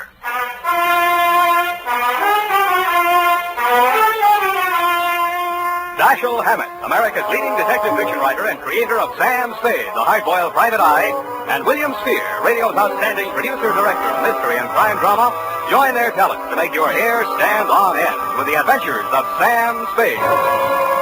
presented by the makers of Wild Root Cream Oil for the hair. Before bringing you tonight's mystery, I'm going to take 28 seconds to tell you something that isn't a mystery. It's no mystery why so many millions of men, women, and children have well-groomed hair these days when America's favorite hair tonic, Wild Root Cream Oil, costs so little. Just 25 cents will buy you a get-acquainted bottle and show you how neatly and naturally Wild Root Cream Oil grooms your hair, how it relieves annoying dryness and removes loose, ugly dandruff. Get Wild Root Cream Oil Hair Tonic. Again and again, the choice of men and women and children, too. And now, with Howard Duff starring as Spade, Wild Root brings to the air the greatest private detective of them all in the adventures of Sam Spade.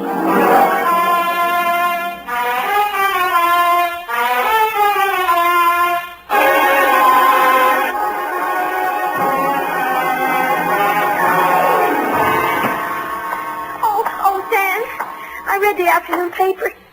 I don't understand it either. Stop that. Really, after all this time, you'd think I'd be acclimatized to all kinds of human storms. I've got my pencil already. And myself again. I'm ready, Sam. Sam, date? Date August 7th, 1949. To whom, Sam? Jack Manelli. To Detective Lieutenant Manelli, Homicide Detail, San Mateo Police. From Samuel Spade, license number 137-596. Subject... Are you listening, Sam? Subject, the champion caper, Jim Manelli. You were there for the end of it, and I was there for the start of it, which is in the reception office of Elliot Champion's brokerage house in San Mateo, and where I first met Mildred Champion. Remember that old salve, how a woman in love is always beautiful? When I went in, I had no idea she was in love and no idea she was beautiful. Not because she'd lately been crying, but her sallow face without makeup, framed in a wisp of blonde hair, wasn't flattered by the shapeless black dress, cotton stockings, and low-heeled shoes she was wearing. Certainly not the going idea of beauty. Nor did her conversation reveal anything to indicate love. Oh, yes. May I help you? Mr. Elliot Champion, my name's Spade. Spade. S-P-A-D-E? You don't have to write it. He's expecting me. Your business, Mr. Spade? Private. I have to have a little more than that, I'm afraid. Oh, is this hot here?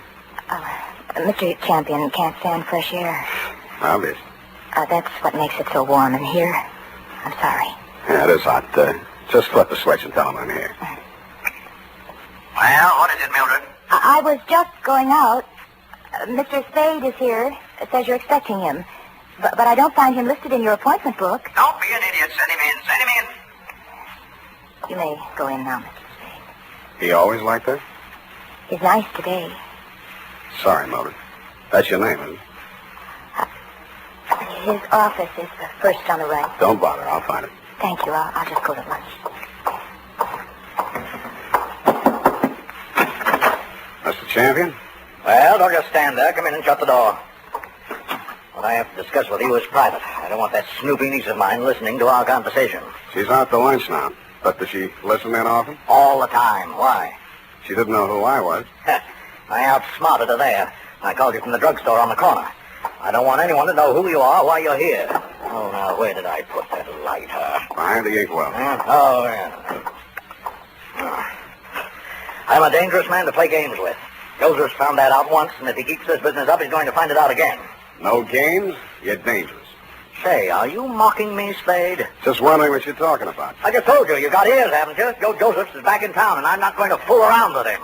Mildred told me you were nice today. Oh, she did she? Well, Mildred talks too much. That's what's the matter with her. She talks too much. And you'd fire her, only she's your niece, and you'd have to pay somebody else 3 times what you pay her to take everything she has to take. Get out of my office. Oh, no. Wait a minute, Spade. It's just hot, I guess. Who has turned on the heat? It's Joe Josephs. He was released from San Quentin this week. And I've been receiving telephone calls from him telling me to beware and to watch out and a lot of other nonsense. What was he doing at San Quentin? 2 to 5 on an embezzling count. He's an ungrateful scoundrel, that's what he is. Why, I took him into my office as a junior executive, and 6 months later... He got tired of the $20 a week you were probably paying him and decided to dip into the bin. Only he did a bad job, got caught, you testified against him, now he's out and he's sore, and he's threatening you. And every time you yell cop around this town, there's always some snoopy reporter hanging around the sergeant's desk. Ain't that the truth? Listen, Spade, I've got $500,000 tied up in this business, and I don't want anybody thinking I might get knocked over by some loony with a grudge. And that's why you didn't tell the police? Don't you believe me? It'll do for now. You'll think of something better. Now, see here, impertinence is one thing... 25 a day and... No. That'll be 45 a day in expenses. I want you to find Joe Josephs and bring him to me. Nuisance warrant? More than that. I've got enough stuff in that desk drawer to send him back to Quinton if I have to. Oh, what kind of stuff? Left over from his trial. It'll be grand larceny this time, and they don't stop at 5 years for that kind of thing. You withheld evidence? I withheld... Get out.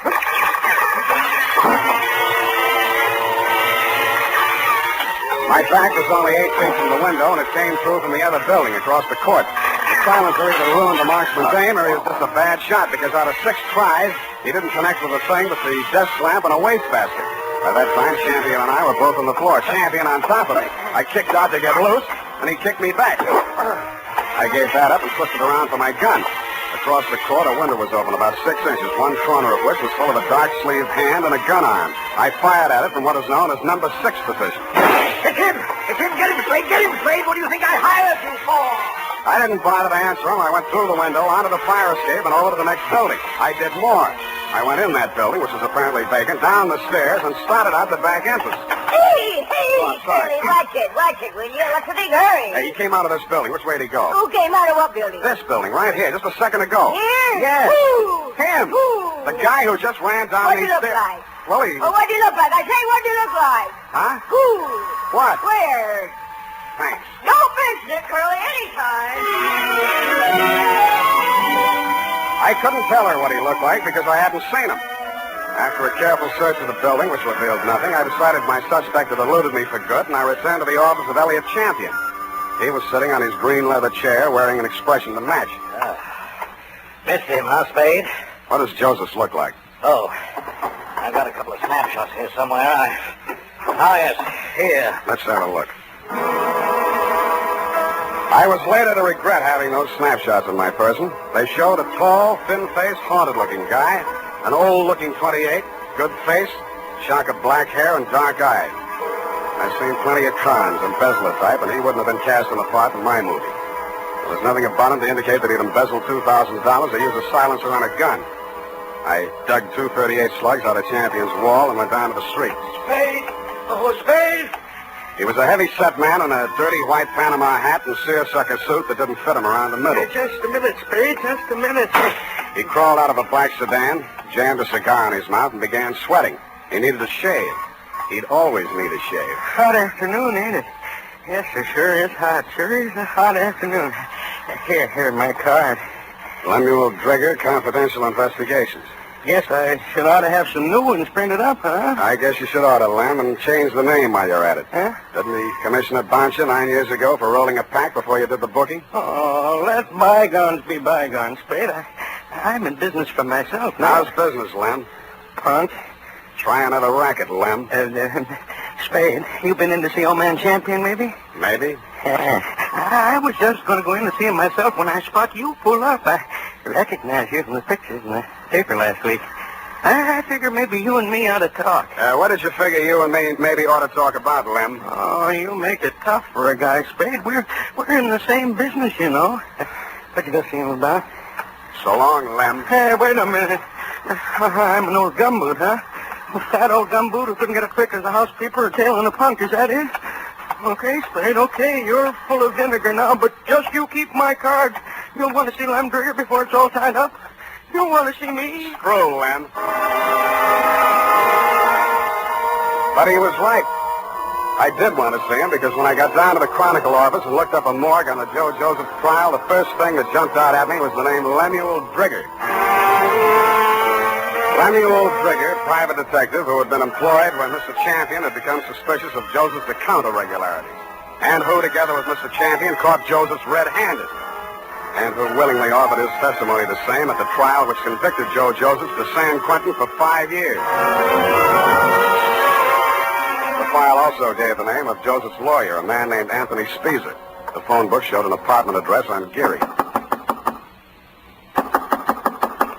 That you, Aggie? Hold on a minute. I was just trying to get dinner over before you showed up, but I guess I'm late tonight. Who are you? Mr. Speezer? That's right. My name's Spade. I'm a private investigator. I'm trying to locate a former client of yours, a man named Joseph. Come in, come in. I was expecting Aggie, but come in. Thanks. I always fix my own dinner, poached egg and half. Ulcers. Name Spade? Yeah. Want an egg? No thanks. I'm on duty. Mind if I finish? It's up to you. Who's your client, Spade? Elliot Champion. Joe Josephs is back in town, and he's been making telephone threats and throwing 38s around. 38, huh? Mm-hmm. You know where he is? Joe was a nice kid, but a calendar job. Born with one war going on, a depression on deck, and another war in the hold. Makes a difference. The calendar got him. Everything was against him at the trial, too. I couldn't do anything. He thought I let him down and told me so. He got real sore when they read the book at him. Threatened Champion and that private Dick, Lem Trigger. Trigger and everybody else. Said he was railroaded. You were his attorney? I know, but he didn't have a chance in a million of beating that rap. He thought I ratted when I took the guilty plea in court's mercy, all for a lousy $2,000. Well, he's done his time and he's out now. He hasn't gotten in touch with you? Nope. No threats? Nope. Have a right to you from prison? Nope. Any idea where he'd be in town? Nope. Is it possible he has a mother? Nope. Then I guess I'll leave you to Aggie. We play records. Aggie used to be a violinist. Well, it's up to her. Spade. Spade. Yeah? If you find Joe, tell him where I live. I'd like to see him. Why? I don't know. Maybe I just want to see what 5 years in the pen does to a kid like that. Yeah. I'll bet you do.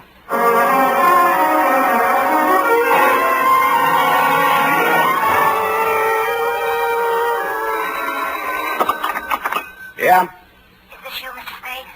Who's this? This is Mildred Champion. Remember me in my uncle's office? I remember. Mr. Spade, you're looking for Joe, aren't you? I know you are. You don't have to answer me. I think I can help you find him. I must talk to you right away before something terrible happens. Please come out to the house before something terrible happens. It's right in the corner. I got out to the house as fast as I could, but not before something terrible had happened. Hey! The front door was open and all the lights were on, and Elliot Champion was lying at the foot of the stairs in the front hall, holding his lapel as if it would get away from him. Hey, don't touch me. Don't try to move me. It's in my lungs somewhere. I never thought.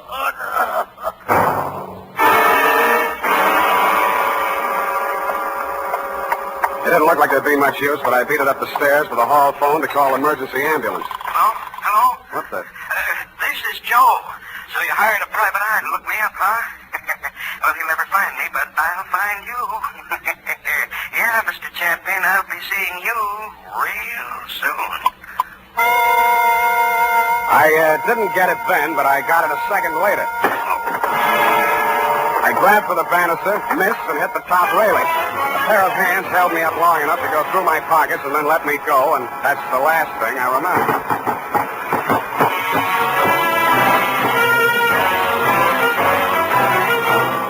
The makers of Wild Root Cream Oil are presenting the weekly Sunday adventure of Dashiell Hammett's famous private detective, Sam Spade.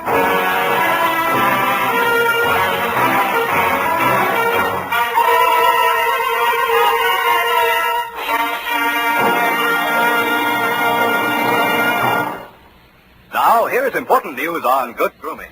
If you want a well-groomed look that helps you get ahead, socially and on the job, listen. Recently, thousands of people from coast to coast who bought Wild Root Cream Oil for the first time were asked, how does Wild Root Cream Oil compare with the hair tonic you previously used? The results were amazing. Better than 4 out of 5 who replied said they preferred Wild Root Cream Oil. Remember, non-alcoholic Wild Root Cream Oil contains lanolin. It grooms the hair naturally, relieves dryness, and removes loose, ugly dandruff. So if you want your hair to be more attractive than ever before, get the generous new 25-cent size of Wild Root Cream Oil, America's leading hair tonic, on sale at all drug and toilet goods counters. It's also available in larger economy bottles and the handy new tube. By the way, smart girls use Wild Root Cream Oil too, and mothers say it's grand for training children's hair. Get Wild Root Cream Oil. Again and again, the choice of men and women and children too.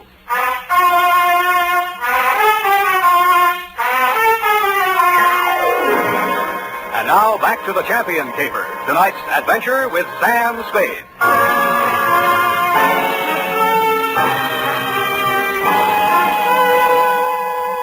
The neighbors had complained of gunshots, which was fortunate for me. I still might have been lying at the bottom of those stairs in Champion's house, Lieutenant, if you hadn't walked in, applied first aid, asked me my name, and listened to my story. You considered the threatening phone call after my client's death as a cover-up and promptly sent out a general alarm on Joe Josephs. I took an aspirin and a taxicab for home. Halfway uptown, I discovered the pictures of Joe Josephs were missing from my wallet. And that is why I was absent at the medical examiner's inquest this morning. Instead of going home, I went out to San Mateo, jimmied the lock of Champion's office, and violated City Ordinance number 352B. My dead client's desk revealed one important item. An income tax voucher dated August 17, 1944, noting him delinquent. Then I found another important item, same for 1943. His secretary's desk was even more interesting. What I found there led me to, 1, call her home. Result, no answer. And 2, to revisit Attorney Speezer. I found him poaching another egg. All right, I'm here. It's late, Aggie. What's the idea? Unless it's Beethoven, I don't... Oh, Spade. Aggie have a show? Yeah, left early. Has to work tomorrow. Oh, it's too bad. What's with you? Still looking for Joe? Yep. Any leads? Wish I could help you, Spade. Elliot Champion was shot and killed in his home tonight. No. That all you have to say? Joe do it? Maybe. Well, You don't seem scared for a mouthpiece Joe didn't like. if you mean should I be next, no. I'm not scared, Spade.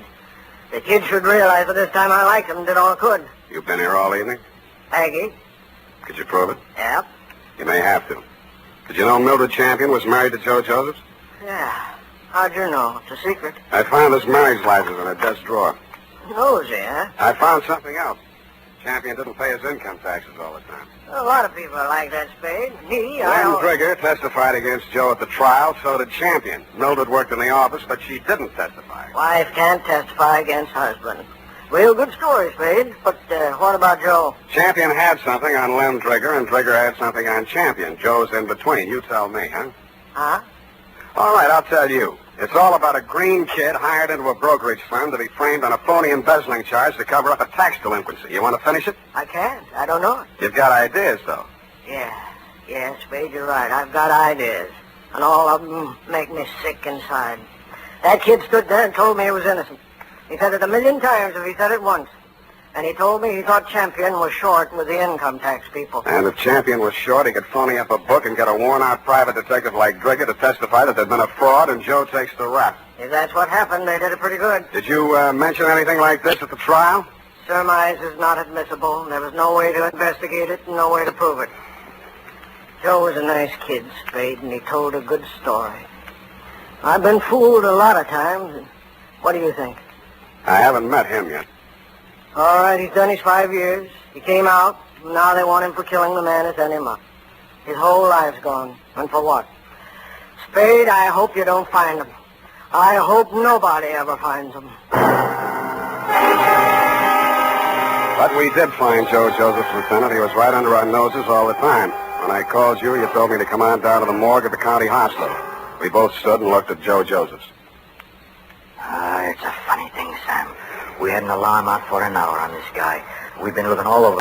We've been looking all over for him, and he turns up right here. Only he's dead. He's been dead since last night, about 7. 7? Same time Champion was killed. TB. Just got the whole story. Had it awful bad in prison on the sick ward his last 2 years. Wanted out awful bad.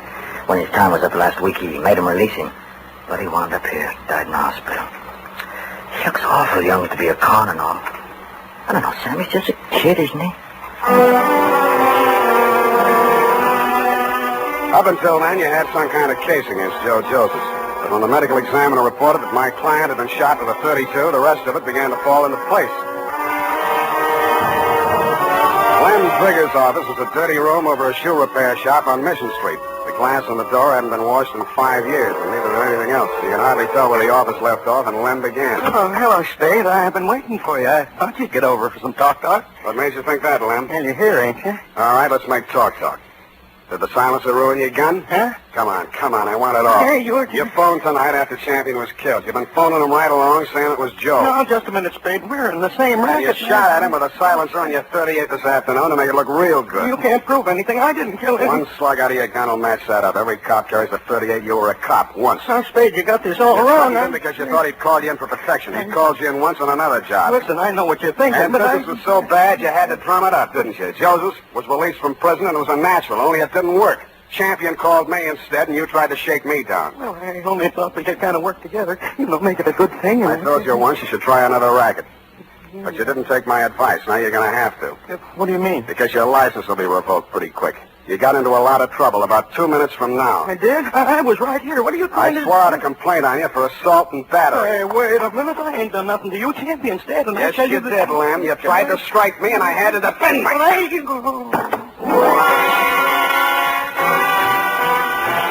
And I did make out a complaint, Lieutenant. I phoned your office, and 2 of your men were on the way out to pick him up when I heard a footstep outside the door. I knew who was there and what she was there for, and I did the only thing I could think of at the moment. And it was lucky I did it. Her own 32 was in her hand when she came in the door. She looked at me, and Lem's smoking gun in my hand, looked at him stretched out on the floor, then she looked back at me, and the gun fell from her hand, and she began to cry.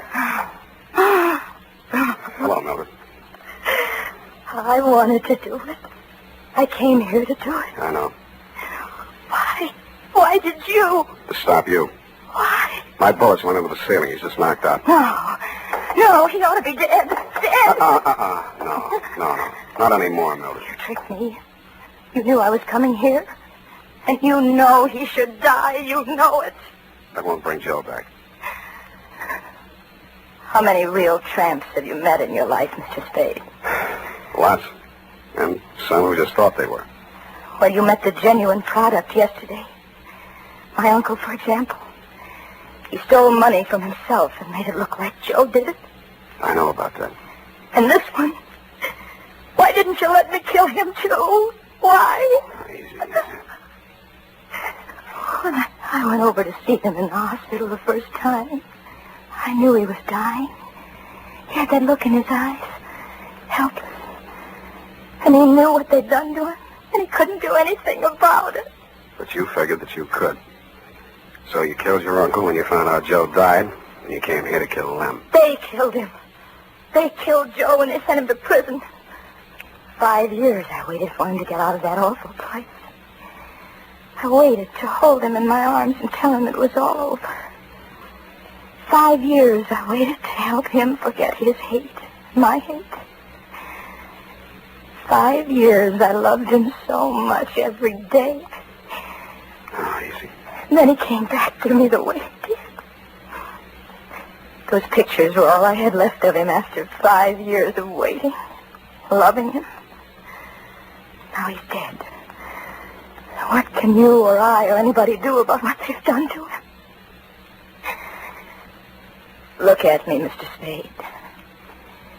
Go ahead, look at me. I'm not what you'd call beautiful. I'm not even very pretty. Nobody would ever look at me twice.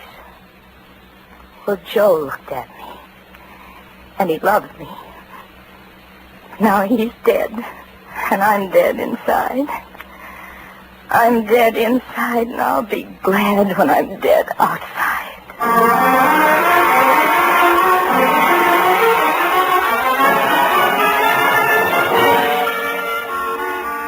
Period and a report. Oh, Sam, they were so unhappy. Yeah. Add a notation that I won't be around for the coroner's inquest. Sam, you can't do This that. report, when duly notarized, should be admissible as testimony. I want to get out of town for a few days. Sour racket. And now, listen to this. Later this evening, if you happen to stroll down to the corner for cigarettes or ice cream, why not also pick up some Wild Root Cream Oil Hair Tonic? Your whole family will like the way Wild Root Cream Oil grooms the hair neatly and naturally, relieves dryness, and removes loose dandruff. And ask your barber for a professional application of Wild Root Cream Oil Hair Tonic. Again and again, the choice of men and women and children, too.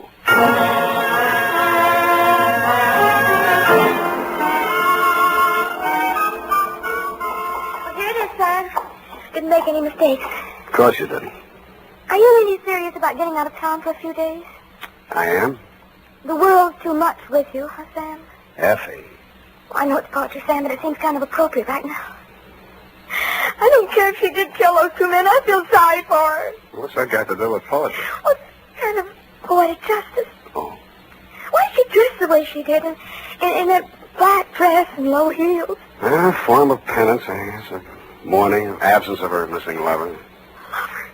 Yeah, no. Look, you'll have to type it all over if you keep that up. But, Sam, it's all so beautiful and tragic. Yeah. And you watched it all happen with such understanding. I'm so proud of you. Oh, Sam. Come on. Dry up and go home. Good night, Sam. Good night, sweetheart.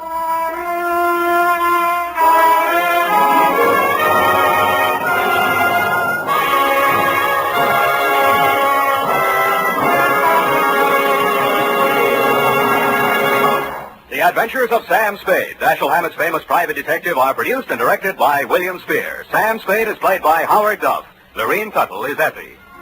Tonight's adventure with Sam Spade was written for radio by E. Jack Newman. Music was directed by Lud Gluskin, with score composed by Renee and Pierre Garrigay. Join us again next Sunday when author Dashiell Hammett and producer William Spear join forces for another adventure with Sam Spade. Brought to you by Wild Root Cream Oil. Again and again, the choice of men and women and children, too. This is Dick Joy reminding you to get Wild Root Cream Oil, Charlie. It keeps your hair in trim. You see, it's non-alcoholic, Charlie. It's made with soothing lanolin. You better get Wild Root Cream Oil, Charlie. Start using it today. You'll find that you will have a tough time, Charlie, keeping all the gals away. Hiya, Charlie. Get Wild Root right away. This is CBS, the Columbia Broadcasting System.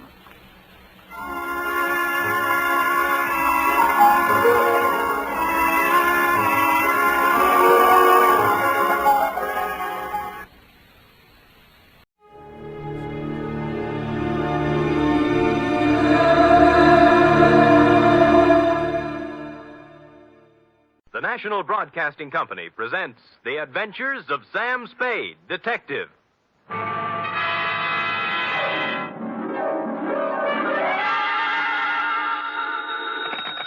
Sam Spade Detective Agency. Me, sweetheart. Oh, you. What's the matter now? Oh, nothing. You just up and leave and don't say where you're going, and I'm only your secretary, and I'm the last one to know about it, and everybody else in town knows more than I do, and I wasn't Enough. Wait a minute. How did everybody in town know about it? Well, it was in the newspapers, that's all.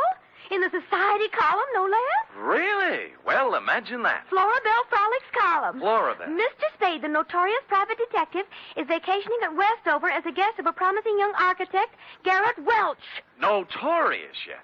Well, at least they spell my name right. I suppose you had a great time. Well, it was exciting. What did you do? Just talked over old times, F. Did a little hunting, little shooting. Did you bag anything? F, what's your language? Damn. I see you're shocked. Well, so was I. However, if you have nothing to do, hang around the office, and I will be down with several pages from my diary telling about the whole affair.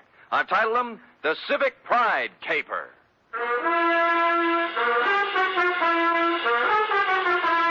For NBC, William Spear, radio's outstanding producer, director of mystery and crime drama, brings you the greatest private detective of them all, starring Stephen Dunn in The Adventures of Sam Spade.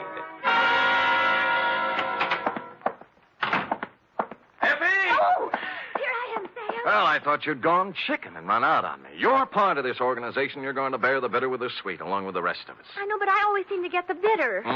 Friday's when the sweet should be given out. Don't quibble. This is a nasty job we have here, and we might just as well sit down and get it over with. You care for a drink? You might need it. No, thanks. I don't need false bravery. Lucky you. Well, are you ready? No, but we might as well start. Well, you know best. Date, fill it in to Garrett Welsh, room 212, Fairchild Building, Westover, California. From Samuel Spade, license number 1375596. Subject, the Civic Pride Caper. Dear Garrett, I'd never been in Westover before, and I found it, on the surface at least, an attractive, bustling little city. The streets were clean, and the girls were sun-kissed and friendly. Add to that the $150 you sent me by mail, and you can imagine with what pleasant feelings I arrived. I found the Fairchild Building easily enough, and room 212, well, I couldn't miss it. There were sounds of vigorous activity coming out through the transom. And when I opened the door, two men were engaged in a fight. One was big and one was little. I didn't know which one was my client, so I automatically reached for the big guy. Go on me. What do you think you're doing? What's it all about? Ask him, he'll tell you. All right, what's the story? I was being foully and unreasonably attacked by this misguided citizen. I ought to kill you. That's what I ought to do. That's what everybody ought to do. Hold still. Oh, you. Why? Oh, let him go. Let him go. Beat it, Carlson. Wait until you can catch me alone in some dark alley. Don't think I won't. Don't you think I won't. I'm sure you will. I'm going to catch you every place and every time I can. Well, I take it your name is Garrett Welch. It is. And I want to thank you, friend. Nothing. You rescued me from a rather unhappy breeding. And your mouth is kind of cut up. Huh? Oh, there's nothing I can't take care of. Drink? Never touch it. Oh. You... You might have noticed I've already had a few drinks today. Well, it helps me forget. And it also keeps me from thinking. There you are. No, thanks. My name is Spade. Why did you send for me? Bodyguard? No. Let them have their fun. I don't mind. Maybe I even deserve it. Look, you're paying for my time. Why don't we get with it, huh? Oh, sure. Why not? Good. Come over here to the window. There. Look out there. Where? The far corner. Oh, you mean that building? Pile of rubbish is a better description. Well, what happened? Fire? No. It just collapsed one night. Last week. Oh. There were more than 3,000 people in it at the time. 5 of them were killed. And I don't know how many injured. Well, that's too bad. How did it happen? It just collapsed. Another drink? No, thanks. Pardon me? It was a municipal auditorium built to honor the war dead. It cost over $1 million.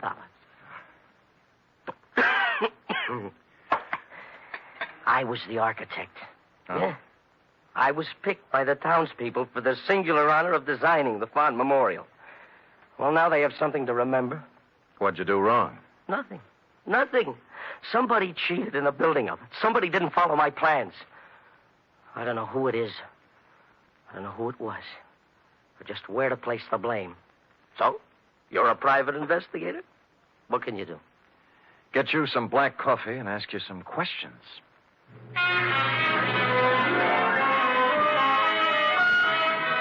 He gave me a list of everybody in town who had something to do with the building. First off, I called on a man named Howard Kessley, whose construction company had the contract for erecting the auditorium.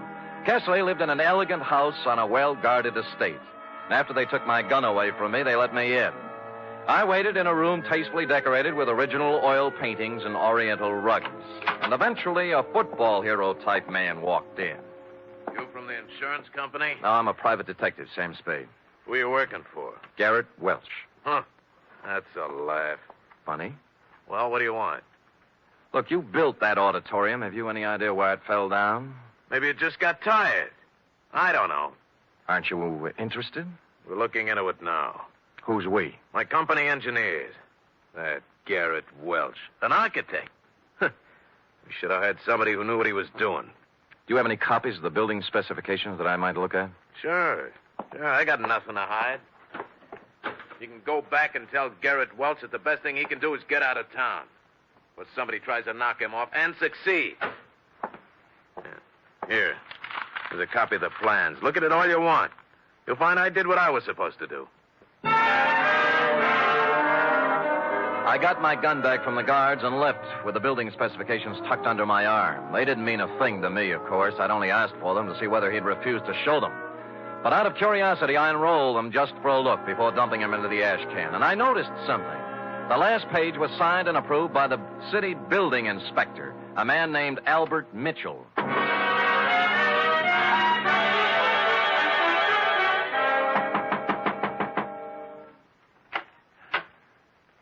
Well? Well, I don't usually receive callers at this hour, but you're a little better looking than the ordinary caller. Come in. She was slim and auburn-haired and wore an insolent smile that was interesting, and a clinging silk thing that was interesting. She looked me up and down, and she took so long at it. Okay, what is it? Magazines? The gas meter? Or did you just lose your way? I'd like to talk to Albert Mitchell. Oh, he's a dull conversationalist. You wouldn't have any fun. Well, I wasn't exactly looking for laughs, Mrs. You are Mrs. Mitchell? More or less. Right now, less. Soda or water? What? And your drink. Oh, thanks, but I took the pledge last Halloween. What did you want to talk to Al about? Well, what else? The auditorium that collapsed. Well, he stepped out for a while. Why don't we just make ourselves comfortable? I have a standard answer when I'm on duty. Thanks anyway. Duty? You a cop? I've never seen you around this town before. Private type investigator. Sam Spade. My name's Kitty. You don't have to worry about Al busting in on us. I don't think he'll be back this week. That's what I thought, you holding open house and all. What's the matter? The pressure get too heavy for him? Look, Sam, they had a hearing a couple of days ago. It was all decided. Nobody was to blame. I think Al went fishing or something. Where is he? How should I know? I'm only his wife. Well, you know what they say about a man who runs. Yeah, so why don't you stick around? You don't look like a coward to me. Well, when it comes to redheads, I really am. So long, Kitty. But... Oh, by the way, if Al does ever show up, tell him I took a room at the Embassy Hotel. I'd like him to call me. I won't tell him a thing. Come back here, you coward. Hey, Sam!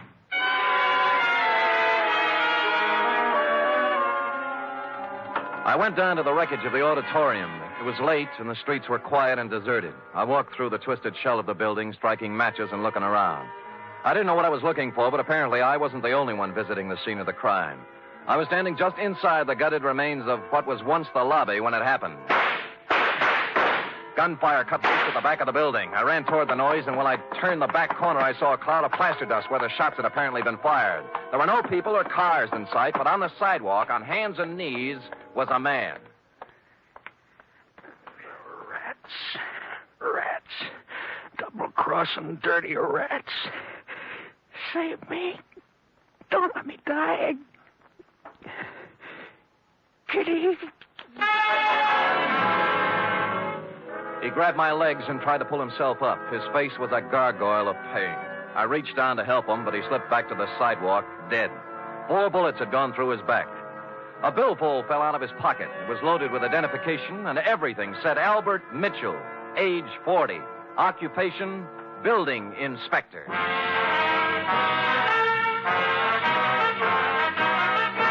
You are listening to the weekly adventure of radio's most famous detective, Sam Spade.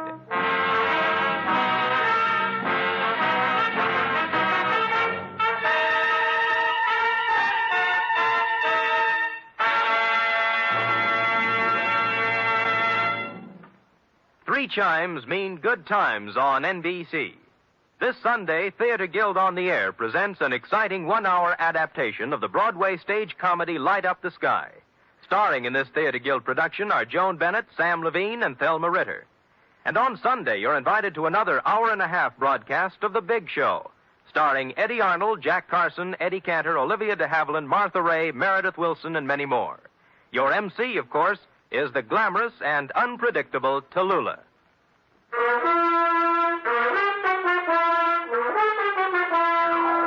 And now back to the Civic Pride caper, tonight's adventure with Sam Spade.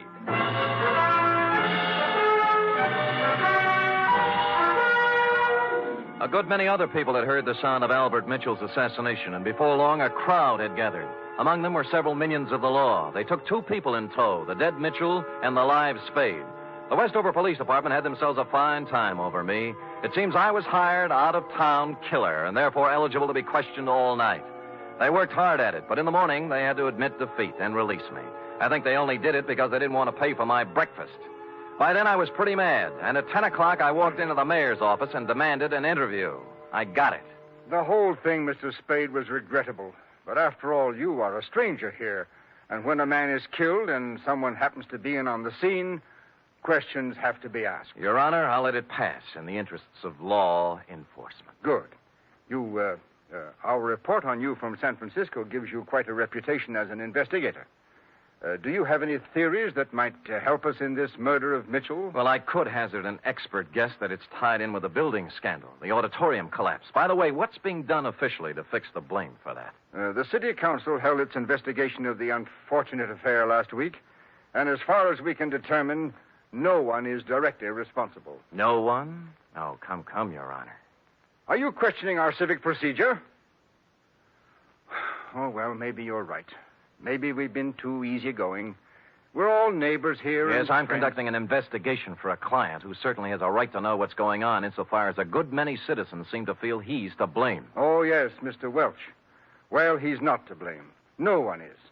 You must pardon my abruptness, Mr. Spade, but the events of the past week have been a little more Yes, than... I know. Tell me, Albert Mitchell, as building inspector, must have approved the building of the auditorium.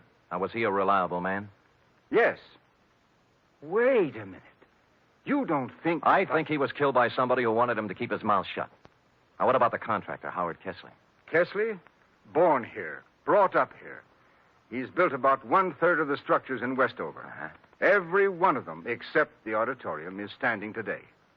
No, I don't think you can build up a case... I'm just examining the possibilities, all right? You have to begin with the people who had something to gain from this thing. Where there's graft, there might be murder. Where are the purchase orders for the materials used in this building? That was the first question I asked. I was told they were destroyed with all the other useless paperwork that accumulated from the construction job. Oh, great, great. That certainly makes it convenient for somebody. Mr. Spade, I don't wish to... And I can't believe, as you apparently do, that this town's population is crooked and rotten. So if I come across any information that will help clear the good name of Garrett Welch, you can be sure that I'll be happy to bring it to your attention. Until then, I bid you good day, sir. I could understand Mayor Sullivan's desire to protect the fair name of his city, but I had to take a meaner view of at least one Westover citizen. I found out where Albert Mitchell did his banking, and misrepresenting myself as a collection agent, pried into his holdings. Let me see now, Mr. Humboldt. I really shouldn't give out this kind of information, but in your case, when you have a claim against the estate, I'd... Oh, yes, here it is. He has $300 in his account, that's all. What kind of deposits did he make? Oh, just paychecks mostly. He was a $7,500 a year man. Every Friday he deposited $150. Any deposits larger at any time? Oh, yes. 4 deposits of $5,000 each in the past year. Well, what do you know? As I recall Mr. Mitchell saying, there were payments from the estate he inherited. Yeah, thank you, Mr. Carter. You'll hear from my company soon, I'm sure. Yes. Oh, what was the name of your company again, for my records? Amalgamated Whistle. Oh, yes. Preferred. Oh, yes, of course. That inheritance gag was right out of the Kefauver investigation. An inheritance is paid in a lump sum, practically never in 4 payments of $5,000 each. I didn't know whether Mrs. Mitchell was receiving, but I decided to find out. When I knocked at her door, all was quiet inside, but a second after my knock, there was a burst of sorrow. When she came to the door, there were 2 rather impossible-sized tears flowing down her face. For widow's weed, she wore a black dress, tight, satin, and low cut. Oh, Mr. Spade, I'm in no mood for talking now. Oh, just for a moment. May I come in? I guess so. I'm really kind of alone and lost. What is it you want? I must apologize for intruding on your bereavement, Mrs. Mitchell. I'm not usually as callous. Oh, that's all right. But I'm not sure I can help you any. I'm so broken up. What is it, camphor? What? Whatever you used to make those tears. All right, so I can't really cry. I never have, but it's expected of me. Yeah, all right. In that case, I sympathize with you. What do you want? Kitty, your dear departed husband made $7,500 a year and deposited $20,000 in 8 months. Now, what about it? I don't know anything about his money. All I know is that the bank told me he had only $300 left. What'd he do with it? He spent it on other women. Oh, I see. So the artificial tears do make sense, I guess. No, you don't understand. It's not that simple. It's funny, Sam, because I really mean it. Oh, I know how stupid I look in these clothes, and I did use camphor on my eyes because I wanted to cry. I wanted to cry for all the good days and the good years Al and I had. But the bad years kept getting in between, and I couldn't do it. I like you better all the time, Kitty. I knew you were real pretty. Now it turns out you're pretty real. I really loved him, and he loved me. But we kicked it away because we both wanted more excitement than this town or his salary could give us. There was no place to go. We just didn't get along. He was out spending his money on other women, being a big shot. I can't blame him, though. I helped make him do it. What about the money? He got it for falsifying the auditorium inspection papers, didn't he? Well, he didn't get it for inventing television. Who paid him? Sam, don't ask me anymore. Well, you do know where the $20,000 came from, don't you, Kitty? Don't, Sam. I'm scared. You know what you ought to do? You ought to come back to San Francisco with me. Let me help you get a job there. You can make a fresh start. You're not kidding. I give you my word. I ought to have my head examined for trusting you, but I'm going to do it. Al got that money from the Central Cement Company for, quote, an advisory capacity, unquote. Mm-hmm. You know who owns the Central Cement Company? Howard Kessler? Warm, but not quite. His brother. Last night when Al showed up in town, he was gunning for trouble. Why? He said they were going to make a fall guy out of him, and that he wasn't going to take the blame for anybody. That's what he said. Uh-huh. But I think he ran out of money and wanted to make a touch in exchange for disappearing again, for good. And you think Kessler shot him or his brother? I can't think, and I don't know anything else. Now, do I get to San Francisco? I'll be back for you. All right, but make it fast. And don't leave me here, because if anything happens to me, Sam, it'll be on your conscience. She walked to the door with me and kissed me on the cheek, and it was nice. No more than that. It was nice. Next stop, the Central Cement Company offices. Statement of Howard Kessler's brother, Ralph. I'll explain it to you in simple terms. We supplied cement for a lot of buildings in this part of the country. When you want to build something, you submit a bid. When you want to know what kind of a bid to submit, you ask an expert. Mitchell was our expert, and we didn't expect him to work for nothing. You mean Mitchell tipped you off as to what other firms were bidding? Well, call it anything you want. It's done all the time. I found Garrett Welch, my architect client, slumped over his desk, much the worse for drink, and it took a good half hour with coffee and wet cloths to bring him around to something resembling normal. I was proud of that building, Mr. Spade. As proud once as I am ashamed of it now. I spent 4 years at a prominent American college and 2 years apprenticeship with a great architect to prepare myself to come back here and make this the most beautiful city in the West. Well, you must have watched them build it. What went wrong? That's the point. I wasn't here. They sent me to Chicago to study. And I bid for it. What they really wanted was for me to be out of the way. Who are they? The city council. Oh, why bother? Just tell me how much I owe you and we'll just forget it. Nobody's going to indict anybody for anything. Well, somebody's responsible for the building and for Mitchell's murder, and we'll find him. We? Yeah. If you'll lay off that bottle for a while and work with me, maybe we can do it. All right. All right. No more booze. I'll stop feeling sorry for myself and start getting mad. Hey, where you going? I'm going to start at the top. I'm going to try to get the mayor to help.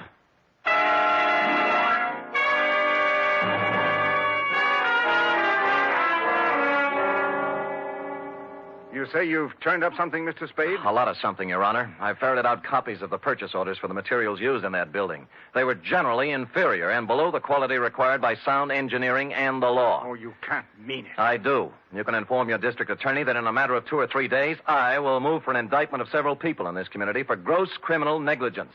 Now, I want to know whether or not I'll have your full cooperation. There's no question of that. I'll cooperate with you fully to prosecute Thank you, Your Honor, and good day. Just a minute. Yeah? About Howard Kessler. What about him? Do you still consider that he is subject to suspicion? The families of the 5 people who died in the ruins would think anybody who was concerned in the building project were subject to suspicion, Your Honor. Mr. Spade, you know about politics. Certain people contributed campaign funds and got me votes. Kessler? I've been in a difficult position. I've been weak, perhaps. Maybe I haven't wanted to look too closely at certain possibilities in this horrible affair, but I promise you I won't stop now. It doesn't matter what happens. My first duty is to the citizens of this town. Well said, Your Honor. Just tell the same thing to the other members of the city council. Tell them that if I kick the lid off this garbage can, it's going to make Westover smell pretty bad. You'll hear from me, Mr. Spade. I guarantee you.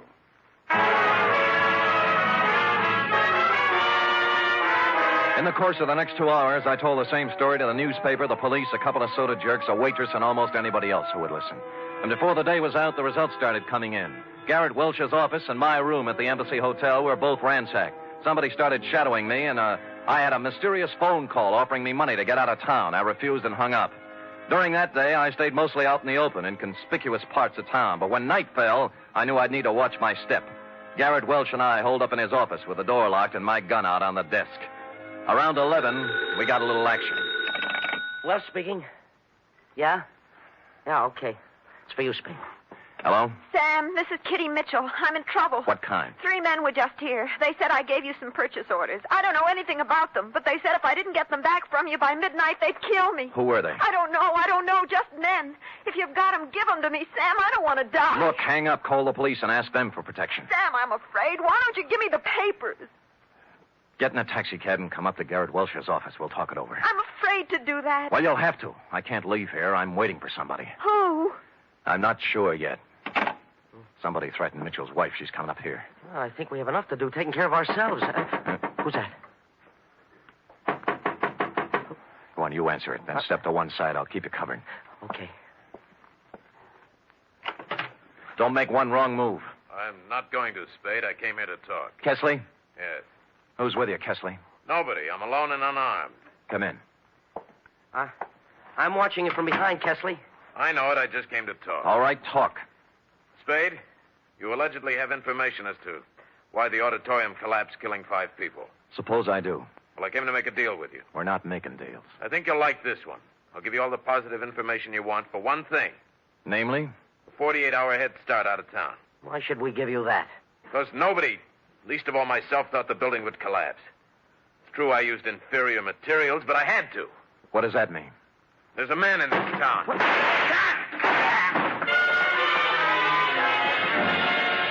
The door was suddenly kicked wide, and a blaze of bullets flew across the room. Kesley's mouth opened in shock, his knees buckled, and he pitched forward, bouncing off the desk to the floor.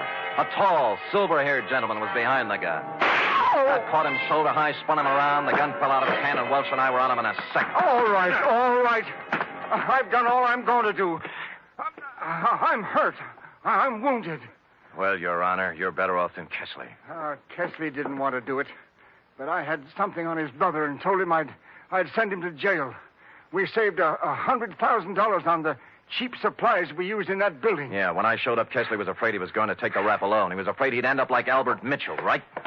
Yes. I killed Mitchell. He wanted more money. You killed him, you... Kitty, don't put it down! She had come in while we were talking and picked up the gun Mayor Sullivan had dropped. Her one shot hit him in the chest. Then she let the gun slip through her fingers and just stood there. Then you know what? She cried. Real tears. Period. End of report.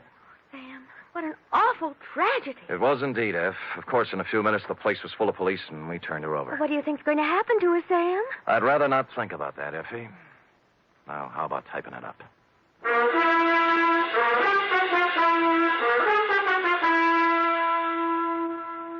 Three chimes mean good times on NBC. There's fun this Sunday with 2 of your favorite families, the Blandings and the Harrises. Mr. and Mrs. Blanding stars Cary Grant and Betsy Drake in the title roles as the owners of the famous Dream House. And the Phil Harris-Alice Faye Show brings you Phil and Alice with more of their merry antics, plus Frankie Remley, Brother William, and the entire cast.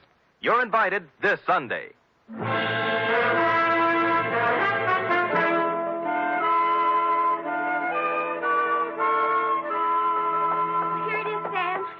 Well, I'll take your word for it. I'm not going to read it again. why did the mayor come in and shoot the building contractor in front of witnesses? Why, he threw away everything you worked so hard to steal. Why? That is a good question.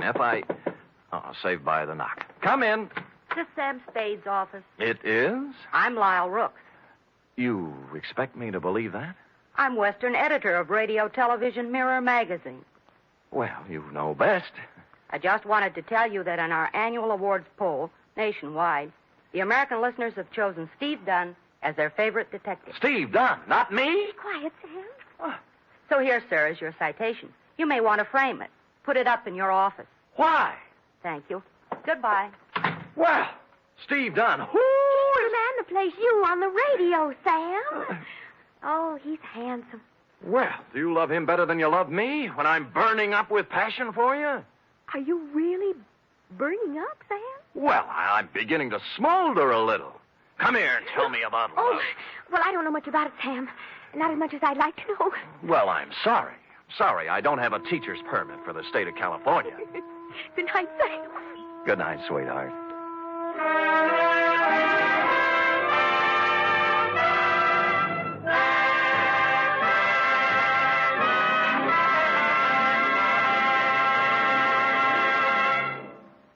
The Adventures of Sam Spade are produced, edited, and directed by William Spear. Sam Spade is played by Stephen Dunn. Lorene Tuttle is Effie. Also in the cast were Shirley Mitchell, Jack Crucian, Sidney Miller, Paul Freese, Herb Rawlinson, and Lou Merrill. Script for tonight's adventure by John Michael Hayes. Musical scoring by Lud Gluskin, conducted by Robert Armbruster.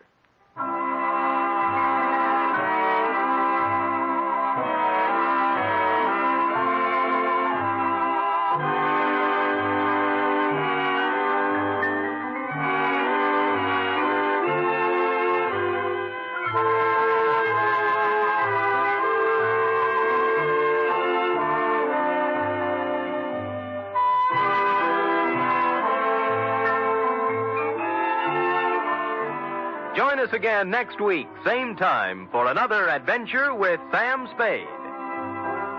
Tomorrow, enjoy the exciting Man Called X on NBC.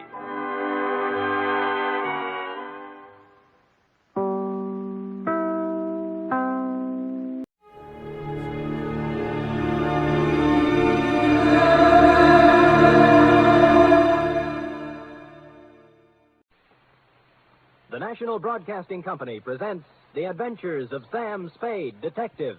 Sam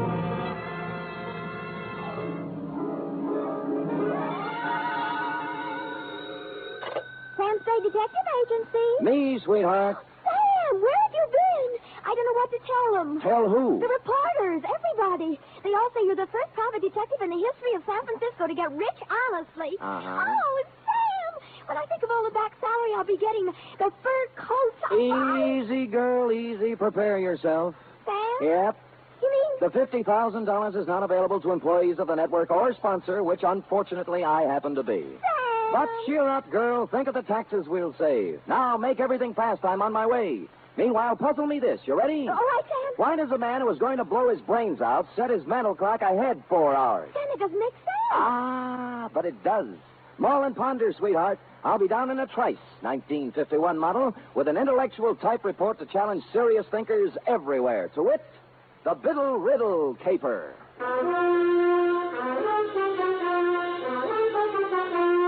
For NBC, William Spear, radio's outstanding producer, director of mystery and crime drama, brings you the greatest private detective of them all in The Adventures of Sam Spade. All alone by the microphone. Pizza. Effie? Sam, I just can't get anywhere with this. Never kick on the third down, cherub. Give it another try. It's no use, Sam. I'm mentally through. Well, you know best. I just give up. Sam? Huh? What are those funny little bumps on your cheek? Go ahead, guess. Smallpox? Hey? You get warm. Look like little waffle marks. That's what happens when somebody hits you with a microphone, sweetheart. Now, if you look closer, just above the marks, under my eye, Oh, yes. clearly and distinctly, in reverse, of course, the 3 letters of a network known far and wide for its hospitality to unemployed private detectives. You mean? Shh, not here, girl. Poise the pencil. Who knows? A sponsor may be listening. Ready? Yes, sir. To Mr. Tracy Abbott, Drake Carlton Hotel, copy to Dundee at homicide. From Samuel Spade, license number 1375596. Subject, the Biddle Riddle Caper. Dear Tracy, it had a nice conventional start, this one. A nice conventional phone call telling me to drop up to room 402 of the Drake Carlton around 3 in the afternoon. But when I got there, I found that over the nice conventional number on the door was hung a temporary sign reading Olympic Radio Productions. Tracy Abbott, editor, director, and producer. Bidding farewell to the nice conventional part, I made bold to enter the door.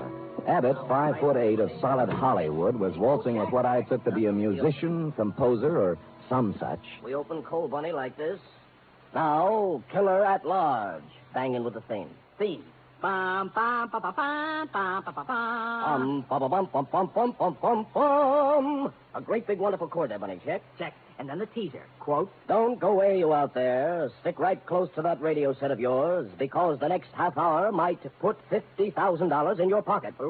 Yes, $50,000 will be paid by the sponsors of this program for information leading to the arrest and conviction of a Killer at large. Tonight, That's it, sustain the chord. Yeah. Tonight, the murder... Tremolo. Tonight, the murder of Carol Stevens. Then, da-da-dee-bum-bum-bum-bum-bum-bum. Check. What's that? Cymbal crash. Do it again. Don't need it. Check. Big, wonderful, lush. That's the word, lush. With scope and sweep and power. I got it. Well, I'll get as lush as I can with 8 pieces. Scope, sweep, importance. Gotta sound important. Check. I'm Sam Spade, Mr. Abbott. Oh, yes, Spade. Glad to see you. Please sit down. No, on the other hand, you'd better stand up. No time to lose. You have 24 hours to find a man for me. Well, that's pretty short notice. Mr. Spade, killer at large is real. We keep a sensitive finger on the pulse of the people. Well, that's nice. We deal in real facts, real people, real crimes, and real criminals. Check? Just how do you do this? How do you accomplish all this on the radio budget of today? Now, you see before you, Spade, the mechanical marvel which makes this possible, the tape recorder. You're familiar with the tape recorder? Oh, more or less. Check. Tomorrow night at 9 p.m. PST, with the aid of the tape recorder, we shall reconstruct one of San Francisco's more sensational, unsolved crimes. The murder of Carol Stevens. You mean the burlesque dame 3 years ago? 2 years, 8 months, and 29 days. You remember much about it? Well, let me see. She turned up dead on the floor of her apartment, didn't she? Check. Victim of the well-known blunt instrument. In this case, a bronze bookend carrying the bas relief of Abraham Lincoln. Much ado. Headlines by the yard. A parade of witnesses, but no arrests, period. Fine. Now, what about me? Our show, Spade, is made up of the simple, honest, spontaneous statements of the witnesses themselves. Mm-hmm. We're set on this one except for one man. The most important one in the case, of course. Oh, who's that? Jimmy Biddle, the doorman at the Broadway Burlesque. At the time the Stevens girl was killed. Oh. Knew her, some say he loved her. Top suspect until he came up with an alibi. Our advance men have combed the city for 2 weeks trying to find him, but no luck. So he's blown town. That's what I thought until this morning. You mean you've heard from him? I heard from someone who said he was Biddle. He also said he knew who killed Carol Stevens. And he wanted the $50,000. Right. I mean, check. Oh, fair enough. Well, that's what you advertise, isn't it? Not to people who hang up when you get curious. If it was Biddle, I've got to record his story. I want him here by 8 tomorrow night. Check? Well, since you keep bringing it up, check. Yes. You can make it out for $100. At Homicide, I cased the files on the Stevens thing. San Francisco's answer to the Black Dad. A cheap killing of a cheap dame in a cheap apartment that used a lot of expensive newsprint. She'd taken her last turn under the blue spot around 10:30, left the theater, and hustled straight home because at 11 sharp, according to the neighbor across the hall, someone had tried the Abraham Lincoln bookend on Carol for size. She hit the floor just as the 11 o'clock news came on. Biddle's alibi had to be good, and it was. It came, as a matter of fact, from the greatest little alibi factory in town. Biddle was drinking old fashions with Joseph P. Norgard, the well-known criminal lawyer at the time of the killing. So I trotted over to Norgard's office on Market Street, found him tied up, and settled down in the waiting room next to a gimlet-eyed youth in a neon-striped suit who looked like he made a living sticking up crap games. He was filing his nails. Buddy. Yeah, buddy? You sure you're in the right office, buddy? Positive, buddy. I just thought I might save you some trouble, that's all. Sam Spade, ain't it? Hey, you're a smart kid. I try hard. I still think you'd be wise to blow. Now, this is quite a turn you do, buddy. Study nights with Richard Woodmark. Sam, I told you I want to save you a bad time. You're a nice guy. Thank you. Must be a lot of things you can do around town to make a buck without coming here. Now, why don't you lift it out of that chair? I'm not going to do it, Mr. Norgard, and that's fine with me. I'll get with you later. Bye, buddy.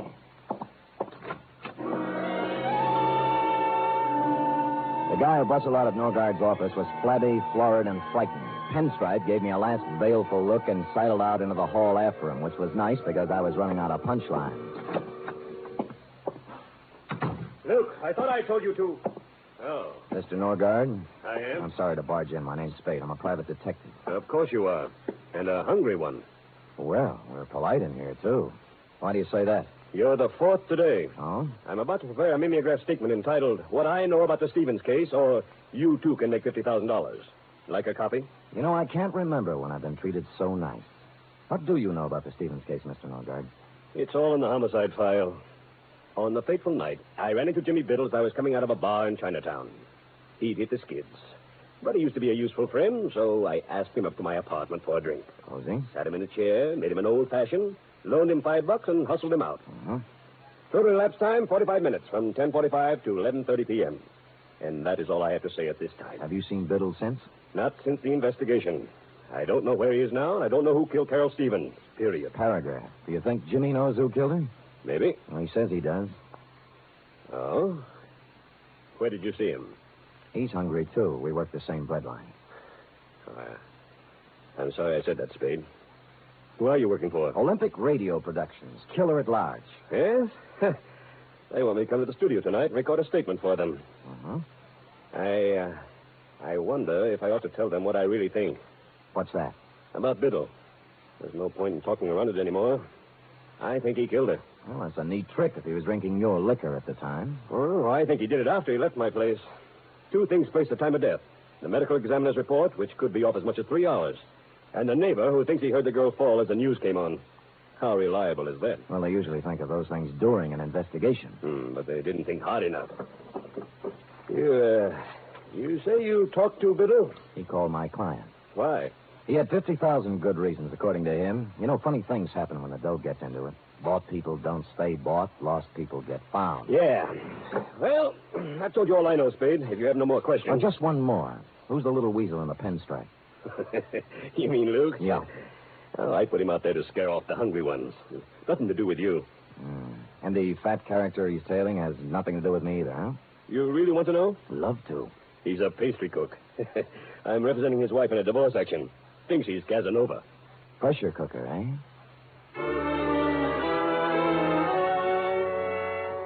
Shoving Norgard, Pinstripe, and the flabby pastry cook in the look-up later section of my hat band, I took off for Biddle's last known address, a boarding house on Pacific Avenue.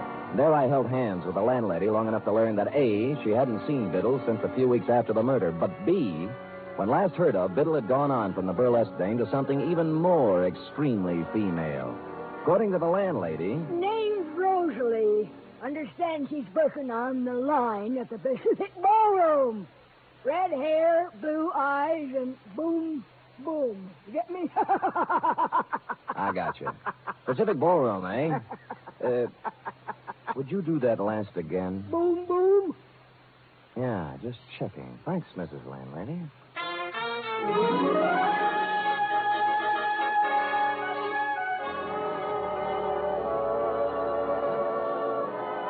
Hello?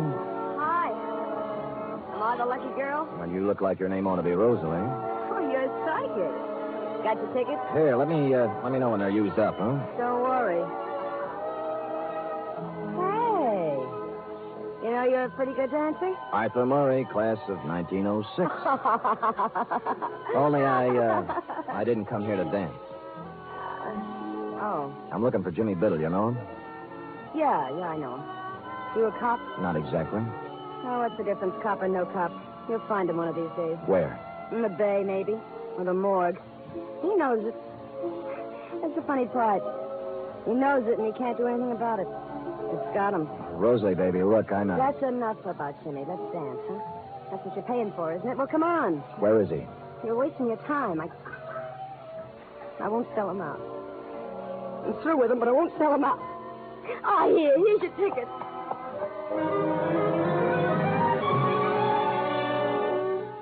I sauntered over to the soft drink fountain and mulled the problem over a Coke for a minute or two. There are ways of dealing with dames like Rosalie. Some of them are a little cruel, as this one was going to have to be, but time was of the essence.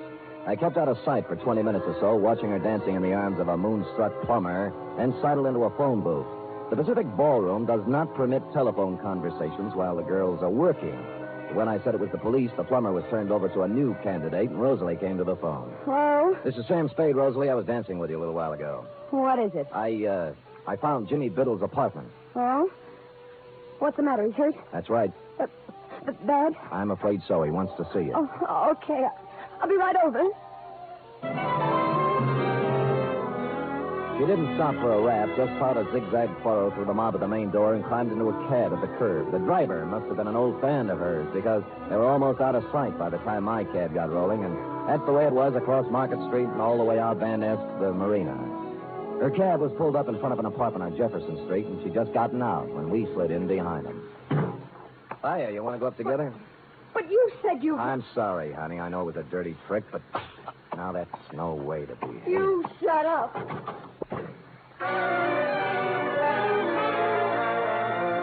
The gold card holder by the doorbell listed the tenant as W.R. Smith. Mr. Smith was evidently not home. The lady manager in the apartment next to his was, and after the usual license showing and more than the usual sweet talk, she came up with the key. Biddle wasn't wealthy, but he wasn't hungry either. The place had the well-fixed, man-about-town look, right down to the last crystal martini glass in the portable bar in the living room. Next to it was a mahogany desk, in which were sundry checkbooks and deposit slips indicating Biddle had found a prosperous widow or had been doing rather well at canasta. A clock chimed 4 in the next room. Since it was after 10, I wondered why I went in to take a look. Maybe I was psychic, like the girl said. There was a tape recorder against one wall, the same kind I'd seen in your office, Tracy, with a microphone and a roll of tape in it, half used up. Holding the microphone with one hand was Jimmy Biddle. In the other hand, a .38. He wasn't hurt, as I'd told her. He was dead.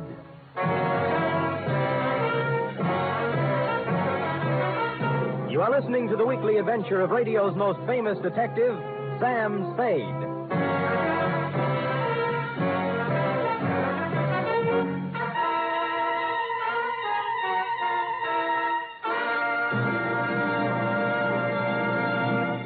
This Sunday, there's another outstanding production by Theater Guild on the Air. It's a 1-hour adaptation of the thrilling tale of intrigue in post-war Vienna, The Third Man. Joseph Cotton and Senior Hasso star in this Theater Guild on the Air broadcast. And Sunday over most of these NBC stations also means The Big Show, an hour and a half of the finest in comedy, music, and drama. Tallulah will be your hostess, and just listen to a few of the stars. Fred Allen, Marlena Dietrich, Danny Thomas, and Fran Warren. There'll be many more, too, so tune in this Sunday and every Sunday for The Big Show.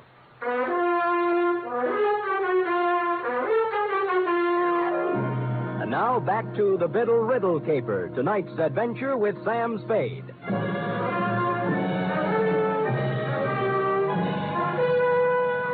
In accordance with Chapter 5 of the Private Detective's Manual entitled How to Keep Your License, I called Homicide and gave him the facts and figures, then went back to the study. Jimmy Biddle was surrounded by props like Part 1 of the photo crime puzzle. I carefully reached over his shoulder and pressed the button on the tape recorder. My name's Jimmy Biddle.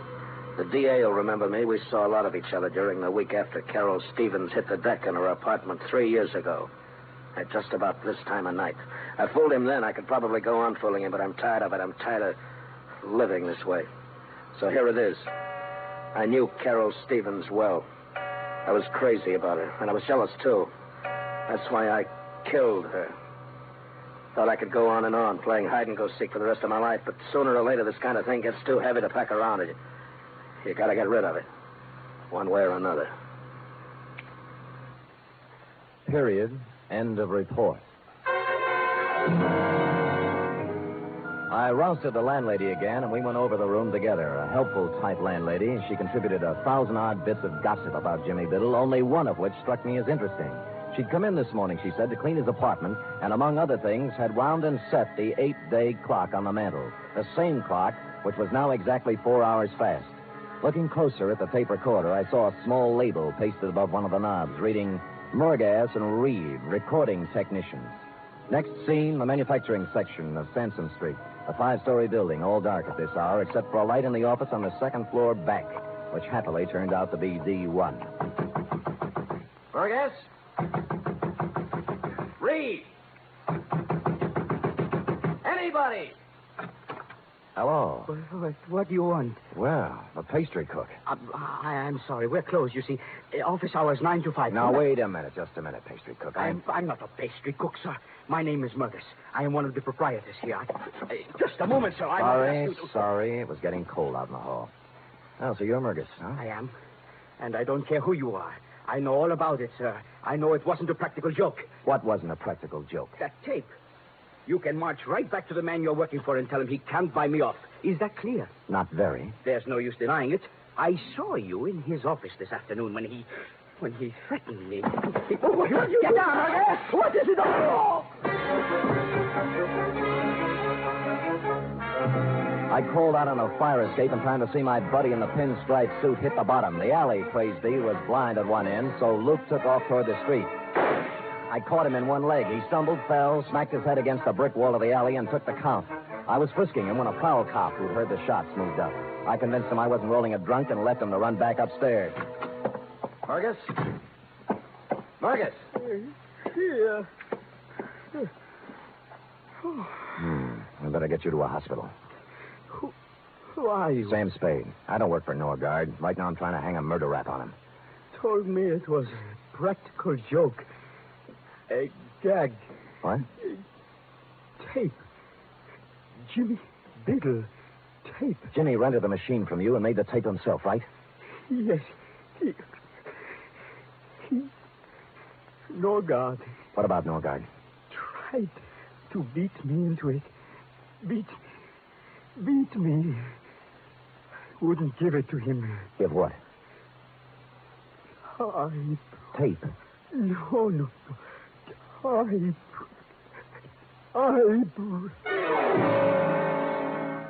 He tried to point to the desk as he passed out, and so to this already bubbling stew, we had a crucial typewriter.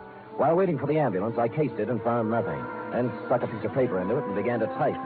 4 quick brown foxes had jumped over 4 lazy dogs when there were 4 lazy dogs when the sound changed.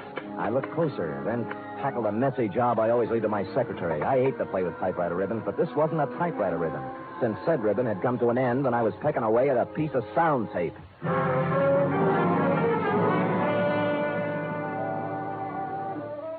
Come on, Rosalie. No, I don't want to talk. Look, come on. My feet are even more tired than they were an hour ago.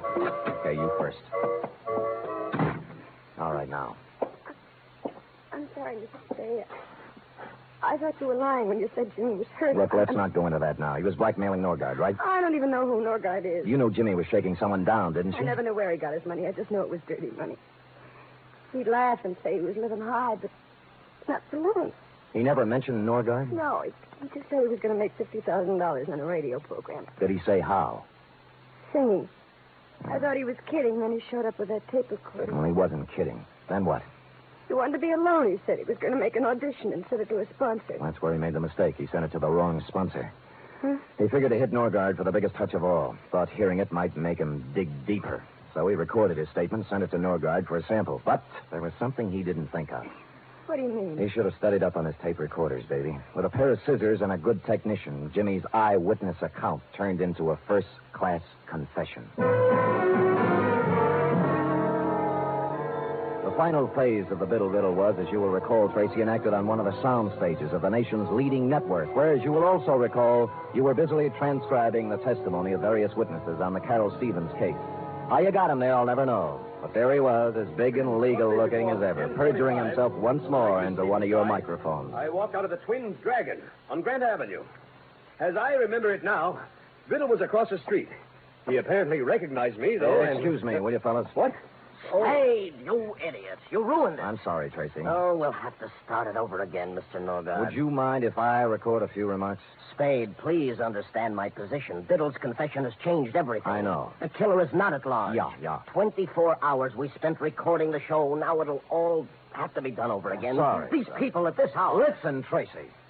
All right, Spade. What is it? I'm only trying to help. Now, where's Biddle's confession? On the machine there. We're going to dub it onto the main tape. Good. Now, be a good lad and show me where you start and stop it, huh? Right there. Okay. What is this, Spade? This is going to interest you, Mr. Norgard. Now, let us turn to the tape, keeping our eyes on the spool as it slowly feeds Jimmy Biddle's last statement. My name's Jimmy the Biddle. amplifier. The DA will remember me. We saw a lot of each other during the week after Carol Stevens hit the deck in her apartment 3 years ago. At just about this time of night. I fooled him then. I could probably go on fooling him, but I'm tired of it. I'm tired of living this way. So here it is. I knew Carol Stevens well. I was crazy about her, and I was jealous, too. That's why There's a riddle for you, Norgard. He said the girl died, quote, at just about this time of night, unquote. But the clock struck 3 times. We know she died at 11. What happened to the other 8 chimes? Spade, this is no time. Be patient with me, Tracy. What about it, Norgard? Well, how do I know? The man was crazy, maybe. No. He wasn't crazy. Stupid, but not crazy. So we take this spool of tape off and put this one. What's that? This is the part that was cut out. Got it from the guy who did the splicing job for you, thinking it was a practical joke or something. Sam, do you know what you're saying? Yeah, but Biddle says it better. The last thing we heard was I was crazy about her, and I was jealous, too. That's why I killed her. Only he didn't say killed her. Just, that's why I... We're standing outside in the hallway of her apartment tonight. She died. I'd seen her leave the theater with a guy I recognized. I followed him home to her place. Heard the argument, everything, but I had no idea he'd kill her until I heard her hit the floor. Door busted open then, and he came out looking like a crazy man. He didn't even see me. He just ran down the back stairs as fast as he could go. I went in and saw her lying on the floor, dead. I could have killed him then, but I thought of something better. He's good pay. The cash comes right on time. But I'm tired of living this way. So there's the story. The man who killed Carol Stevens... That's your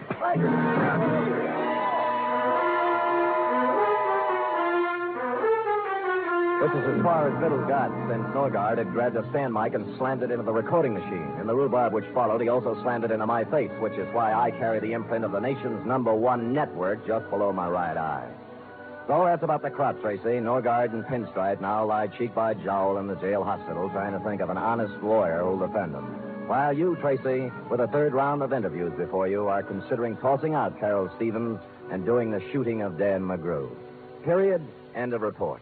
Sam, how unfortunate. Unfortunate? You never got to explain about the clock. It was 4 hours fast. Why, sweetheart, that's self-explanatory. The clock said 4, you see? Yes. But it was 12. Biddle have been dead an hour, which makes it 11. Carry 1. Subtracting 4 from that leaves 7. 7. And assuming he'd been there an hour before that makes 6. Sam, what relentless logic. Just like Ellery Queen. Effie, on this program, we do not plug rival products. Now go and type that up while I figure this out. Scoot, scoot. Yes.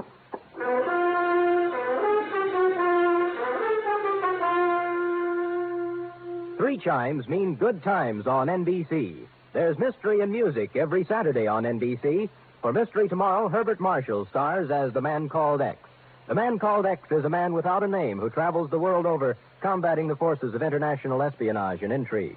For music tomorrow, your hit parade brings you the top tunes in the land, played by Raymond Scott's orchestra and with vocals by Snooky Lanson and Eileen Wilson.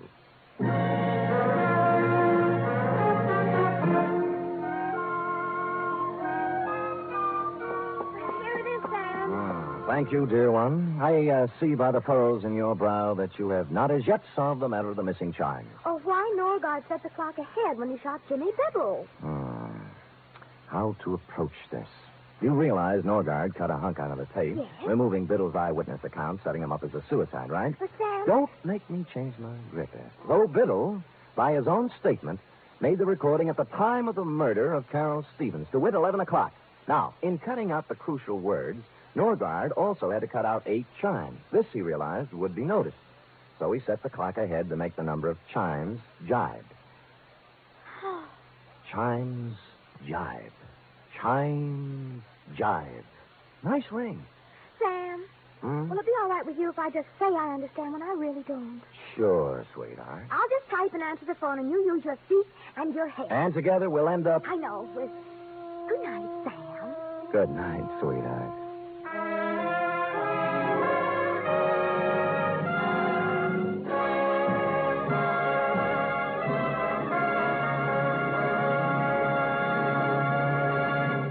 The Adventures of Sam Spade are produced, edited, and directed by William Spear. Sam Spade was played by Stephen Dunn. Lorene Tuttle is Effie. Script for tonight's adventure by Harold Swanton. Musical scoring by Lud Gluskin, conducted by Robert Armbruster.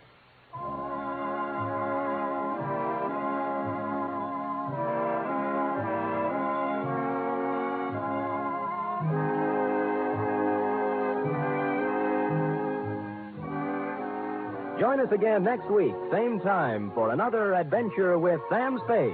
Enjoy the magnificent Montague, then Duffy's Tavern on NBC.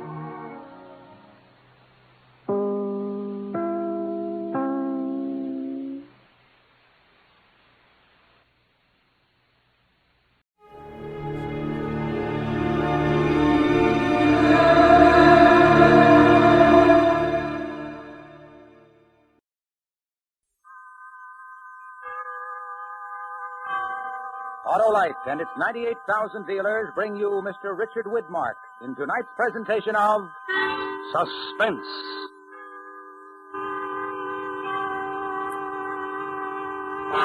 Tonight, as Suspense begins its 11th year on the air, Autolite presents the dramatic recreation of an exciting historical event, A Message to Garcia. Our star, Mr. Richard Widmark.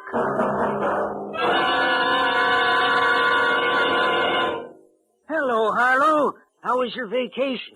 Swell, Hap, and I never had to fill my battery once. Hey, you must have an Autolite stay full, Harlow. You know it, Hap. The famous battery that needs water only 3 times a year in normal car use. Yeah, and how are you feeling, Harlow? As alive and alert as an Autolite stay full, the battery that's full of pep and ready to work in a wink. Fiberglass retaining mats protect every positive plate to reduce shedding and flaking, and give the Autolite stay full longer life, as proved by tests conducted according to accepted life cycle standards. And where did you vacation, Harlow? Why, at my Autolite battery dealers, of course. He's an expert on servicing all makes of batteries. To quickly locate him, call Western Union by number and ask for Operator 25. I'll gladly tell you the name of your nearest Autolite battery dealer, where you can get an Autolite stay full, the battery that needs water only 3 times a year in normal car use. And remember, from bumper to tail light, you're always right with Autolite. And now, Autolite presents transcribed A Message to Garcia, starring Mr. Richard Widmark, hoping once again to keep you in suspense.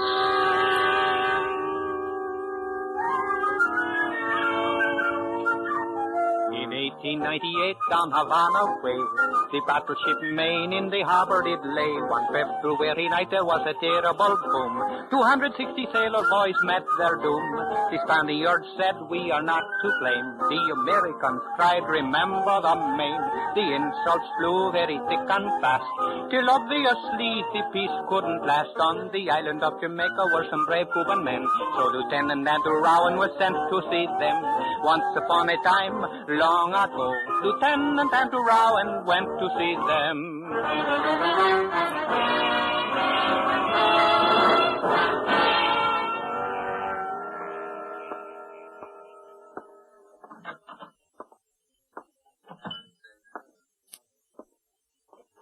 Oh, Rowan, over this way. I was just beginning to wonder if you'd gotten lost. Hello, Mr. Carter. Sit down. Thank you. I took the liberty of ordering you a drink before dinner. Best rum in Jamaica. Thanks. Well, this looks like quite a place. American consul's job to see that tourists are introduced to interesting places and to point out interesting people. This is a sort of diplomatic hangout. Oh, that's the German consul over there and the Spanish charge d'affaires at that table. I see. The only other person you should know is the man sitting by himself near the window. He's Cuban, an exiled patriot. His name is Dr. Jose Rubio. Now, pick up your menu. I've got a good look. He's the one? I'm not positive, but everything I've found out points to Rubio. It'll take more time to make sure. How much more time? Another 2 days at least. Then the quick way to make sure is to talk to him. The quick way, yes, but... Huh? Of course, that's up to you. How do I reach him? 474 Perch Street. Just be careful. Everyone knows Jamaica's the jumping-off place for Cuba. The Spanish could be watching him, too. Thanks, Mr. Carter. And if we don't see each other again, cable Washington. I'm on my way. Oh, the Spaniard's leaving. He'll walk past us.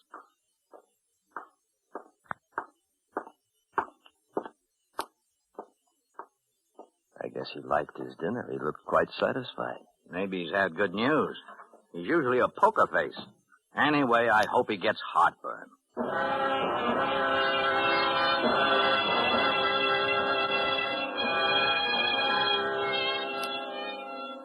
Jamaica was the edge of it. My desk in the War Department back in Washington seemed 1,000,000 miles away. It had taken 2 days to sift through the Cubans in Jamaica and come up with Dr. Rubio. When it got dark, I left my tourist hotel and I went to Perch Street. I hadn't had time to feel scared. I knew my orders weren't simple, but it began to catch up to me now.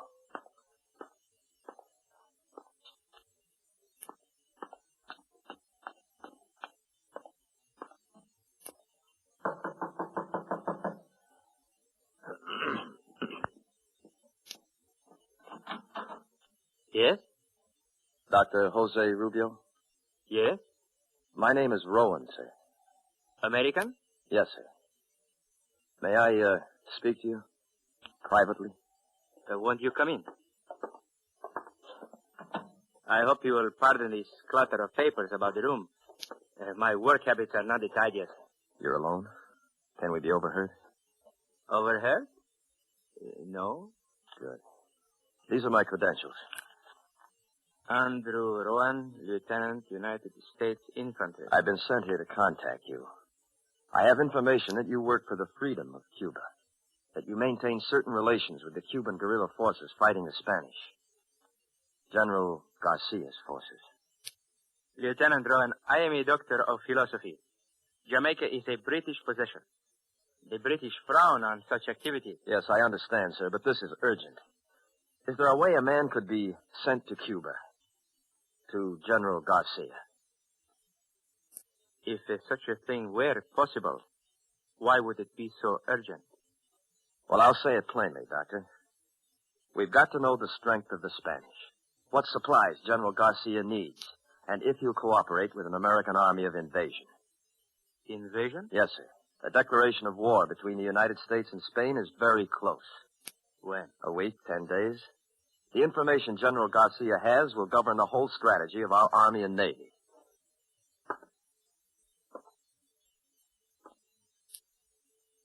You should have come a long time ago, Lieutenant, when the cause of Cuban independence first needed help. Maybe so, sir, but I don't make policy. I will tell you truthfully. I do not know of what assistance I can be. The Spanish have suddenly become very strong. They use this new force to press General Garcia tremendously. Well, if you could get me to him, sir, I'm sure I that... want to get you to him, Lieutenant. I have received no word from Cuba in 6 weeks. I am not sure where General Garcia is. I'm not sure even that my communications are still secret. Is there any proof that they're not? No, unless silence is proof. I want to help you, Lieutenant, but you must know the risk to me, to you, to General Garcia. I'm ordered to get to the general, sir.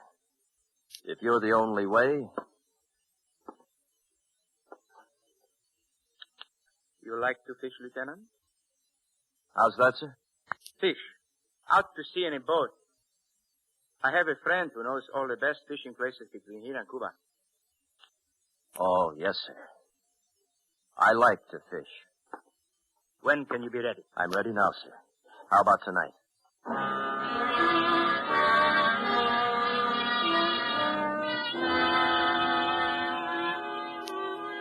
It takes 36 hours for a fishing boat to cross to Cuba. I burned my identification papers and we left the house. The night was warm. There was a moon and the streets were empty. We walked toward the waterfront and Dr. Rubio told me all he could. The place you will land is called Gran Rincon. Just into the jungle is a house. Perhaps I make difficulties in my own mind, but since I have no word... The Spanish know this place? That is the reasonable assumption, I'm afraid. Well, back in Washington, they told me it wouldn't be easy. 6 weeks ago, it would have been a simple matter. The insurrectors held this part of the coast. Garcia would have been easy to reach. Where are the lines now? The hills, the jungle, to the east is all I can tell you. At Gran Rincon. The people there will know... If there is word from the General. Only one thing you can be sure of. Where the guns are firing, that is where you will find Jalisco Garcia. Where the guns are firing. We go this way now, across the plaza. Right.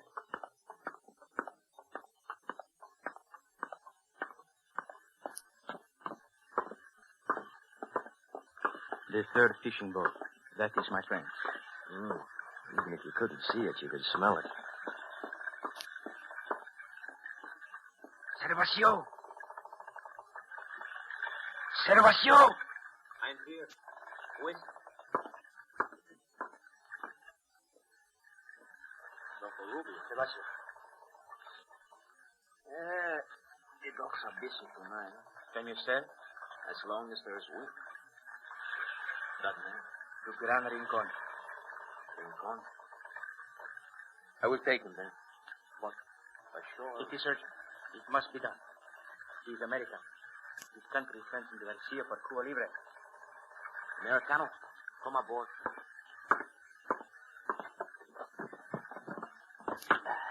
Thanks. Goodbye, Lieutenant. And success. This is my first trip to Cuba, Doctor. I'll have beginner's luck.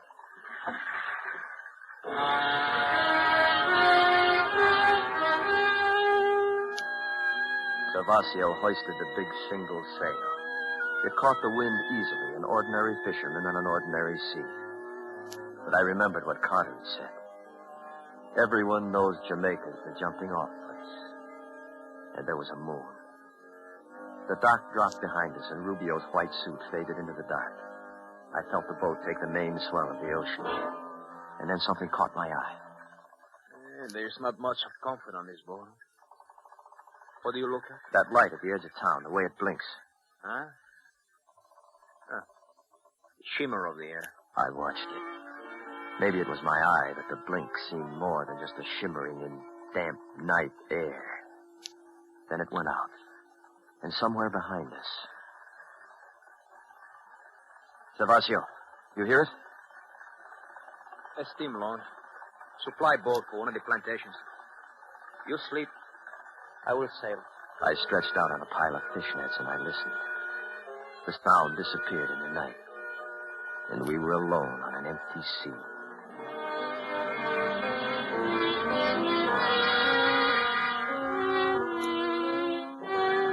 The morning of the second day, Cuba began to grow on the horizon. By late afternoon, we were close inshore, sailing eastward. I watched the jungle.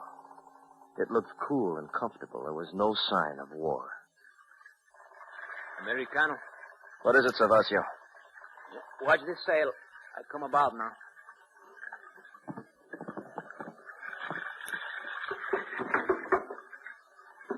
You're in Cuba, Americano. Thanks, Gervasio. Aha, it feels good. There's a path that leads into the jungle. I see it. Then I leave you quickly. Spanish patrol boats hide in the coast. Thanks. It is all for one, Americano. Cuba Libre.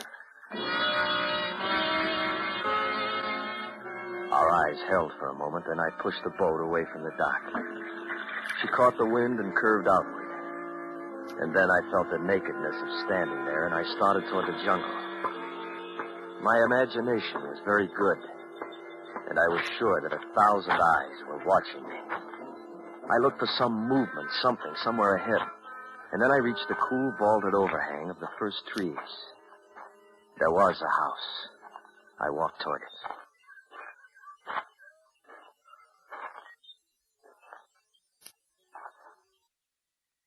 Hello?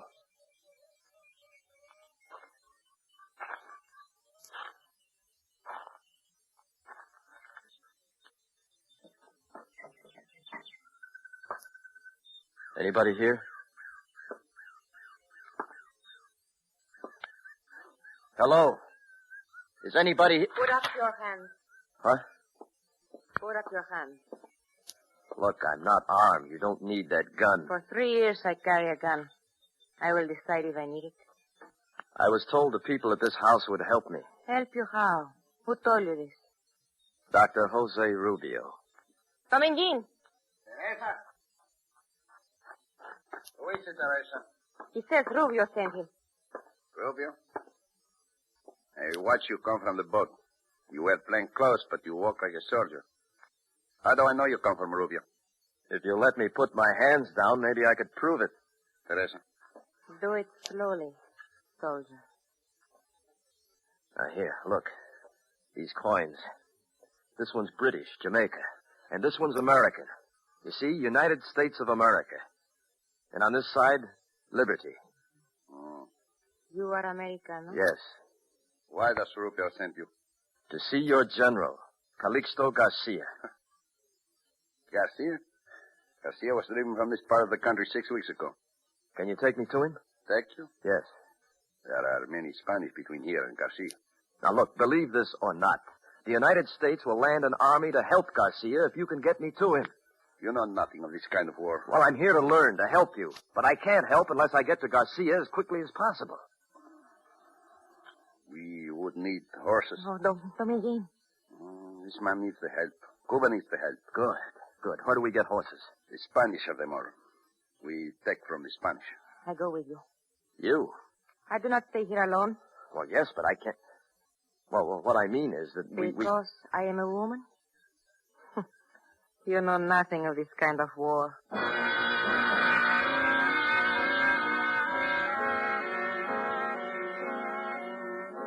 The sun was almost down when we left, and the jungle had filled with shadows. I walked between them. Dominguez in front, Teresa behind. Dominguez carried a machete. He hacked at the jungle in front of us expertly. If we were going in any definite direction, I couldn't tell. Americano, do you have a name? My name is Rowan. And like Garcia, you are the general of this army of yours? No, the general sent me. I'm a lieutenant. Teniente, I was a capitan. Well, where'll we find these horses? The jungle ends soon. There is a valley.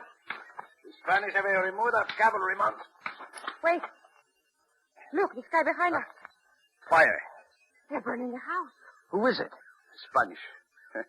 You are not so secret, Americano. They know you are here.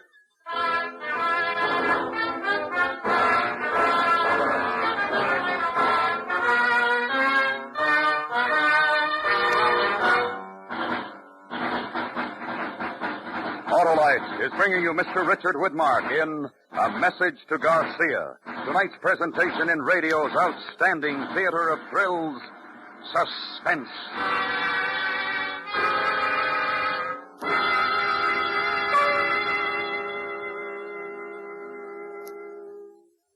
Well, Harlow, I guess everybody needs a vacation. Not the Autolite Stay Full Battery, Hap. That energetic instigator gives quick, dependable starts day in and day out in heat and cold, and needs water only 3 times a year in normal car use. And the Autolite Stay Full leads a long life and a happy one, eh, Harlow? Yes, sir, Hap. Fiberglass retaining mats protect every positive plate to reduce shedding and flaking, and give that Autolite Stay Full longer life, as proved by tests conducted according to accepted life cycle standards. Best battery money can buy, right, Harlow? Right, Hap. So, friends, visit your nearest Autolite battery dealer and have him test your battery. If you need a new battery, be sure you get an Autolite Stay Full. The battery that says right on the case, needs water only 3 times a year in normal car use. You can quickly locate your nearest Autolite battery dealer, phone Western Union by number, and ask for Operator 25. And I'll gladly tell you the name of your nearest Autolite battery dealer. And remember, from bumper to tail light, you're always right with Autolite. And now, Autolite brings back to our Hollywood soundstage Mr. Richard Widmark in Elliot Lewis's production of A Message to Garcia, a dramatic recreation well calculated to keep you in suspense.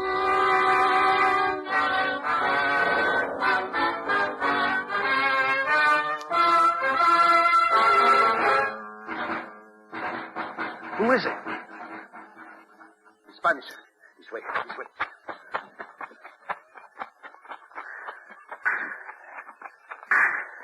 Here. Stop the arrest. Teresa? I'm all right. We hide here before. They won't find us.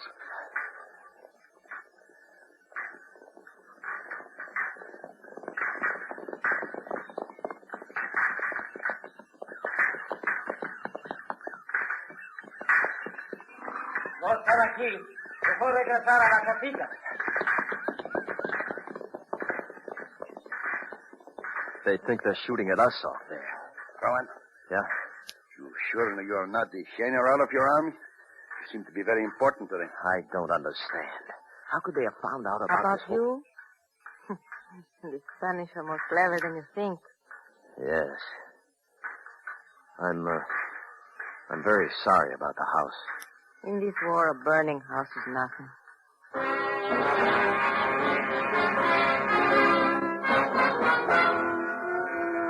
We waited there as the sun set. It was the first contact with Spanish war. They knew I was in Cuba. They were looking for me, and they were strong. What safety there was would be in the night. Finally, the shadows combined into a velvet black curtain. Dominguez listened to the sounds in the jungle and said it was safe to go. We left the jungle in another mile and came out in the valley. Then we walked along a dirt road until Dominguez stopped. There was the smell of horses in the damp night air. I knew this just through those trees. Teresa, wait for us here. Sí. Give me the gun, Teresa. No gun. There are only a few cards. If it is necessary, I use the machete. She'll be all right? Teresa? She can take care of herself.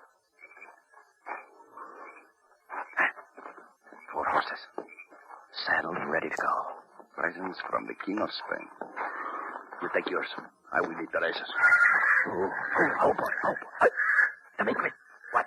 A soldier.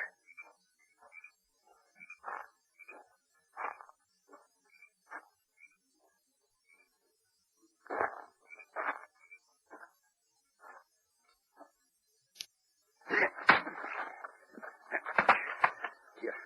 Help me drag him out of the way. Right.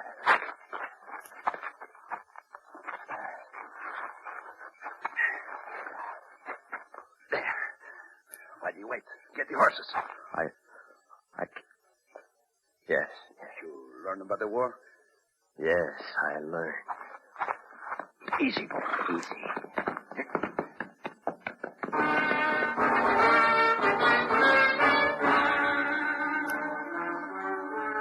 We rode for 3 nights through burned cane fields, jungle, and the tall Cuban grass.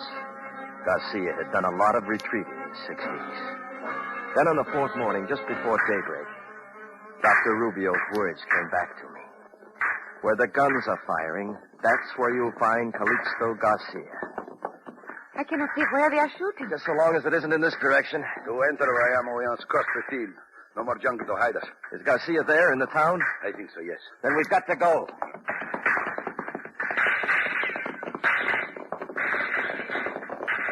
We bent low and raced for the town. And as soon as we rode into the open, the Spaniards saw us. Little puffs of dirt kicked up all around us. I felt as if the town would never get close. And then finally...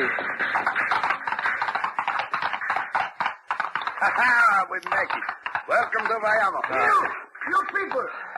Hello. You crazy? You never should have made it across that field. Well, we didn't have much choice.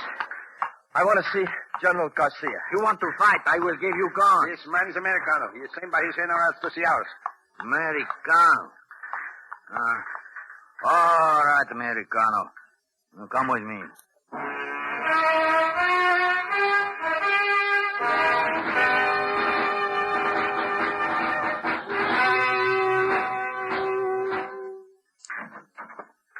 That is the situation. What are you waiting for, Mendoza? Send your men to the front position.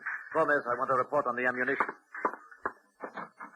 They tell me I should make time for you. You are American. You want to see me. Yes, sir. Lieutenant Rowan, United States Infantry. You have aroused the whole Spanish army. Did you have to bring them with you? My orders were to get to you, sir.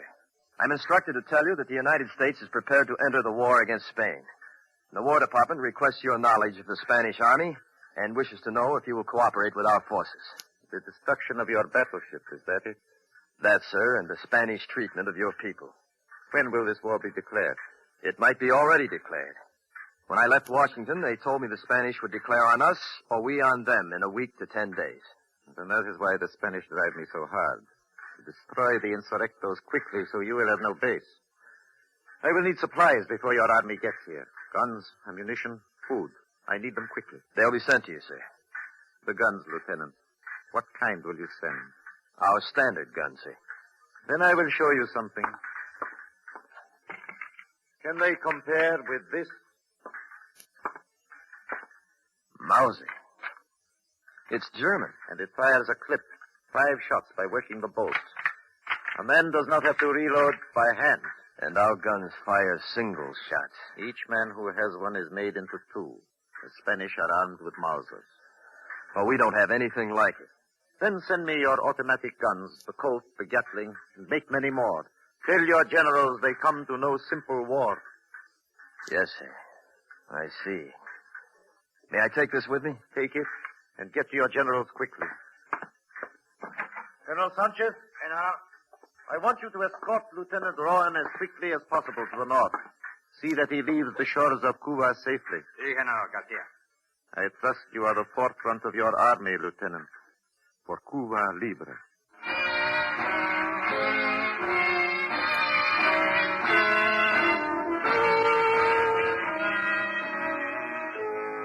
Colonel Sanchez took me to food.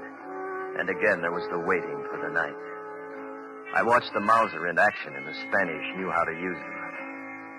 It was no simple war. As the shadows began to lengthen, the fighting died down. Sanchez picked 3 men, and we started north. There was luck, And we reached the ocean in 2 days. The boat is not much, but at least it does not leak. Thanks, Sanchez. With the good wind, you should make the British island of Inawa tomorrow. We will be waiting for your army. It'll be here. Cuba Libre.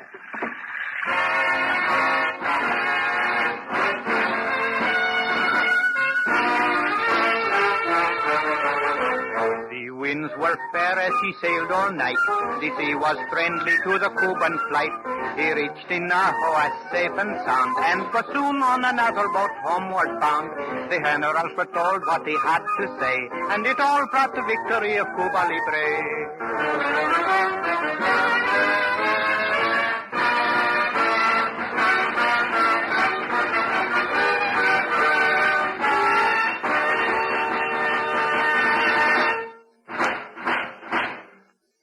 Suspense.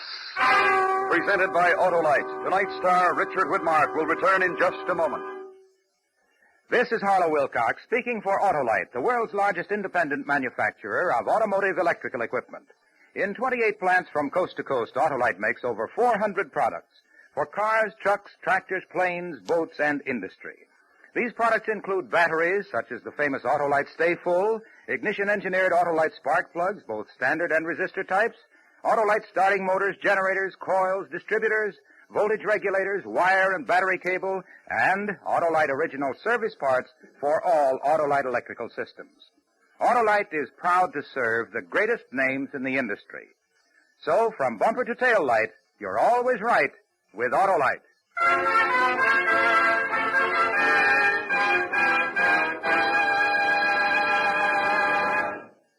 And now I'd like to present Richard Widmark and our producer-director, Elliot Lewis. Thank you, Harlow. Dick, I'm happy to inform you that for the second consecutive year, you've been voted Autolite's Golden Mike Award for the best male performance of the year on Suspense. Congratulations, and here, this is for you. Thanks very much, Elliot. That's a very handsome trophy. And now, if I may, I'd like to tell your audience that next week, the First Lady of Suspense, Agnes Moorehead, will star in a very special show called The Empty Chair. It salutes the American Automobile Association and its wonderful traffic safety program. I highly recommend that all of you listen next week to Suspense.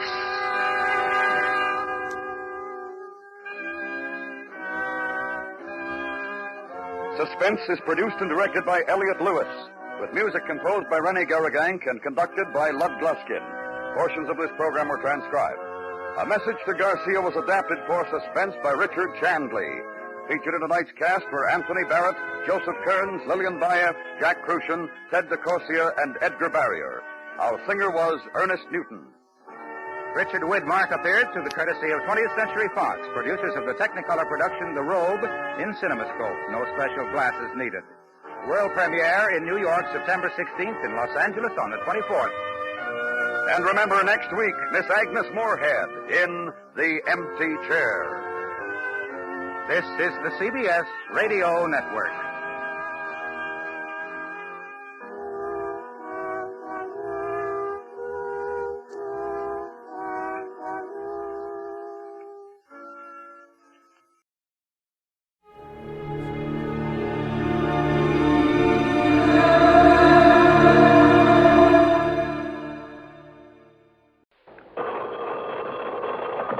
Johnny Dollar. Johnny, this is Don Regal at Worldwide Mutual. Oh, sure, Don. Out in Chicago. No, guess again. You've been moved? Yeah. Where? I hope it's been a promotion. Well, Johnny, I'm sitting here looking out the window of my office at the vast blue expanse of the mighty Pacific. Or at least I would be if the fog weren't so dark and thick this afternoon. San Francisco. Right. One of my favorite towns. Go on. I'll bet you say that to every city in the United States. No, I mean it. I have some real fond memories. Oh, yeah? Who is she, Johnny? I mean memories of nice, big, fat fees. Uh-huh. You know, Don, every case I've handled in that fair city of yours over the years has paid me very nicely. How about this one, Don? Let's wait and see, huh? What's the problem? Man missing. Anybody I might know? Well, I doubt it. His name is Harvey Lehman. And, Johnny, I find we have the gentleman insured to the tune of exactly $250,000. Wow. Yeah. Okay, Don.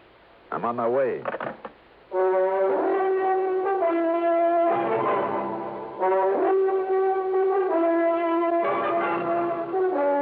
The CBS Radio Network brings you Mandel Kramer and the exciting adventures of the man with the action-packed expense account. America's fabulous freelance insurance investigator, yours truly, Johnny Dollar.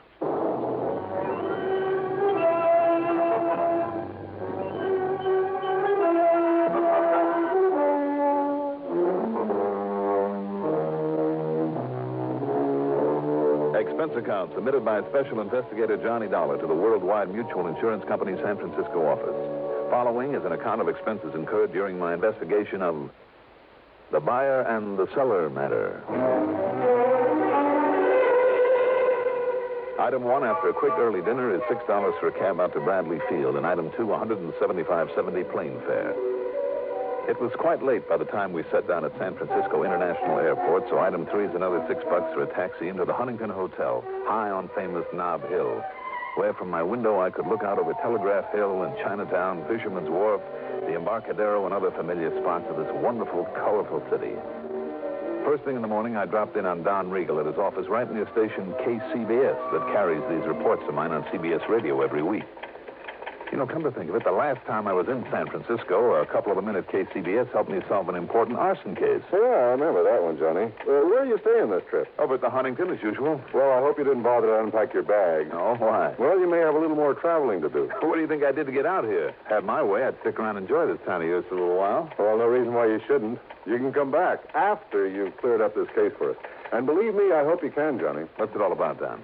Well, as I told you on the phone, the man's name is Harvey Lehman. As I also told you, he's disappeared. And if somebody's knocked him off, you'll have to pay a nice hunk of insurance. Yeah, exactly $250,000. But if that man ever had an enemy, I'm crazy as a bedbug. Well, I've always suspected that. Who's the beneficiary? His wife, Doris Lehman. They've been getting along all right? No, to be honest with you. Uh-oh, here we go again. Oh, no, wait a minute, Johnny. Don't start jumping to any fancy conclusions. Why not? That's a lot of money. Yeah, sure it is. But Harvey Lehman is only 48, 49. All right, so why wait around for him to grow old and die before collecting on him? No, Johnny. What I mean is that he has a good business going, and it'll be worth a lot more over the years than any hunk of insurance is now. Even 250 G's? Even that. Even if it means putting up with him over the years? Well, any putting up with it, Johnny, I'd say is on his part. How do you mean? Well, Lehman's a real solid, hard-working citizen who's so completely straight and decent that, well, he's the sort that other folks often take advantage of, especially his wife. Yeah? Domineering. She's overpowering. And while he's working, she's spending, and not on him or his house, anything like that, mind you, but on her own selfish self. Well, then you've just opened up possibility number 2. That he's disappeared deliberately to get away from her? Sure. No. Why not? Well, he's simply not the type. And there's a stubborn streak in him, Johnny, and I'm sure he'd keep trying to make a go of it in the hope that she'd get over this extravagance and nagging one day, and... Well, I just don't think he'd give up. I know he wouldn't run away. Maybe. Maybe not. I'm sure of it. How long ago did he disappear? By the way, what sort of business is he in? Well, he's a buyer, Johnny. I guess you'd call him a commission buyer. Oh, buyer of what? Well, antiques, that sort of thing.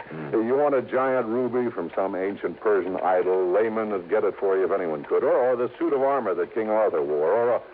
Or even a whole room from some Scottish castle. You know that sort of thing. Well, anyhow, he left here just a week ago. A week ago? Well, that means a pretty cold trail. Yeah, I know. He told his wife he was going down to Los Angeles, to Beverly Hills to be exact, to see a man. Told her he'd be back the following day. But he wasn't. Any reason why he couldn't have just stayed over for a while? Well, look, Johnny, if Lehman said he'd show up at 9:16 on Tuesday morning, he'd be there at 9:16 on Tuesday morning on the nose. Not a minute sooner, not a minute later. That kind. Yeah, that kind. Anyhow, Johnny, I've checked every hotel and apartment down there, so have the police. There's been no sign of him. What about this man that he went to see?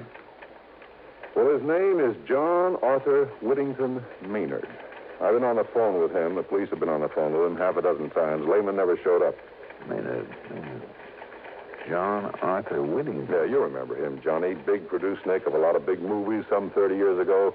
Well, at least they made a lot of money. Yeah. All of them horror films, Edgar Allan Poe and vampire and werewolf sort of stuff, before all this science fiction type of stuff came along. Well, the old screwball made himself millions. Well, why did Lehman say he was going down? Well, like I said, Lehman was a buyer of some pretty unusual stuff on commission. And I understand Maynard has a house full of it. Oh, wait a minute now. Don, isn't he the one who had an old movie set, an old capsule moved onto some property to use for a home? Yeah, that's the one. You've probably seen it in one of the picture magazines. But now, to get back to Lehman. You better give me his description. Let's see. Here's the dope on him, Johnny, all scribbled out for you. Thanks. And if you want a picture without having to go to the police, his wife has promised to have one for you. Good. Because she's the one person that I want to talk to about this. Now, have you got a car I can use? No, sure, you can have mine. But listen, Johnny, so far as Mrs. Lehman is concerned, I thought I made it clear a couple of minutes ago Okay, Don, okay. Let's just wait and see. The Lehman house was up in Marin County over the Golden Gate Bridge, and it was quite a mansion. From the minute I stepped inside, it was plain who dominated this household. The rugs, every piece of furniture, every bit of decoration, everything was in the unmistakable taste of a woman.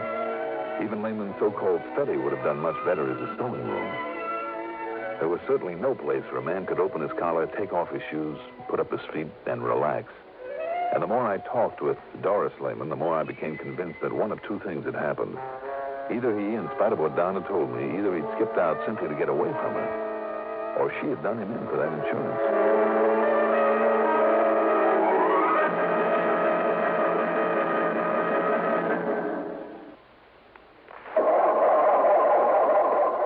Cars left out at night or in unheated garages. Don't ask for trouble. Ask for Dupont, Xerox, antifreeze. Wintertime is trouble time for many of us who leave our cars out at night or in unheated garages. So don't ask for trouble. Ask for DuPont Xerox Antifreeze. Xerox outlasts winter. It protects your car against sudden drops in temperature all winter long. It won't boil away, even during a warm spell.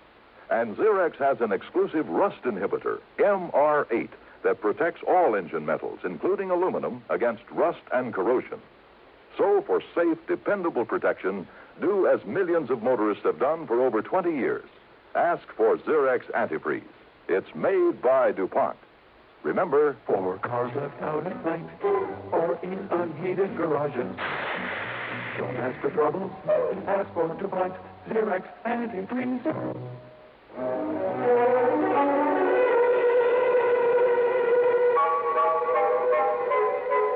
Now, just a minute, young man.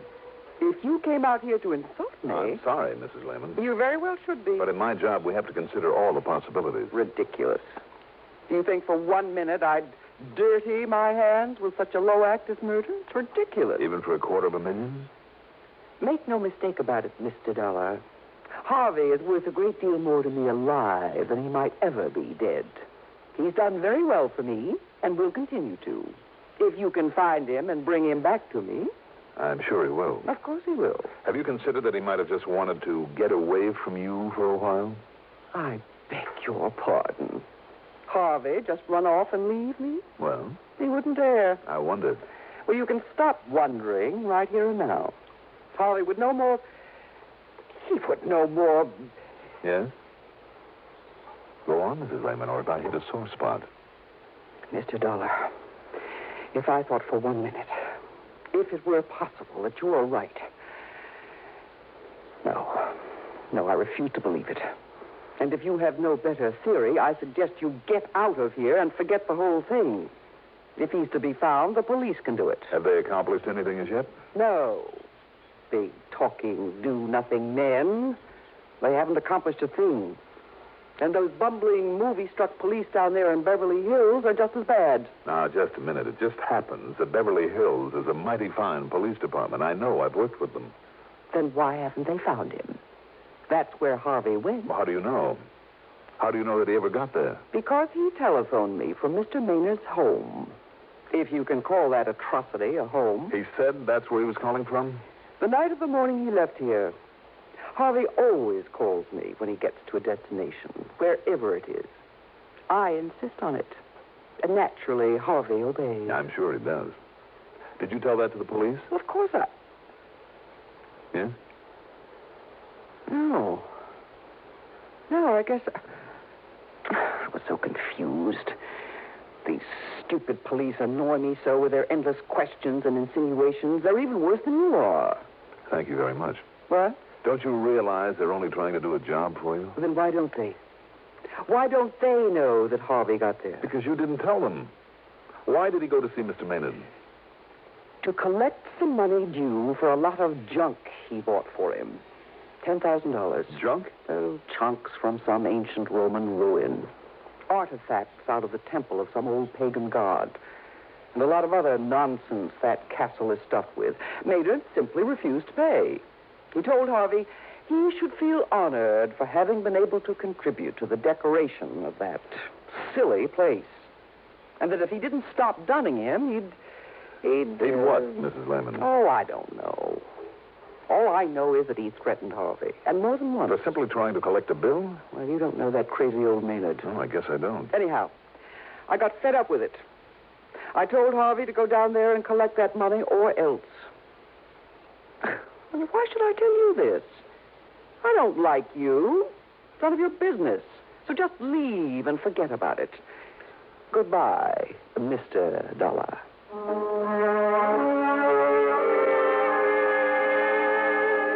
I was afraid if I lingered any longer, she'd literally throw me out. So I got the next bit of information, her telephone number, from the phone book in my room at the Huntington.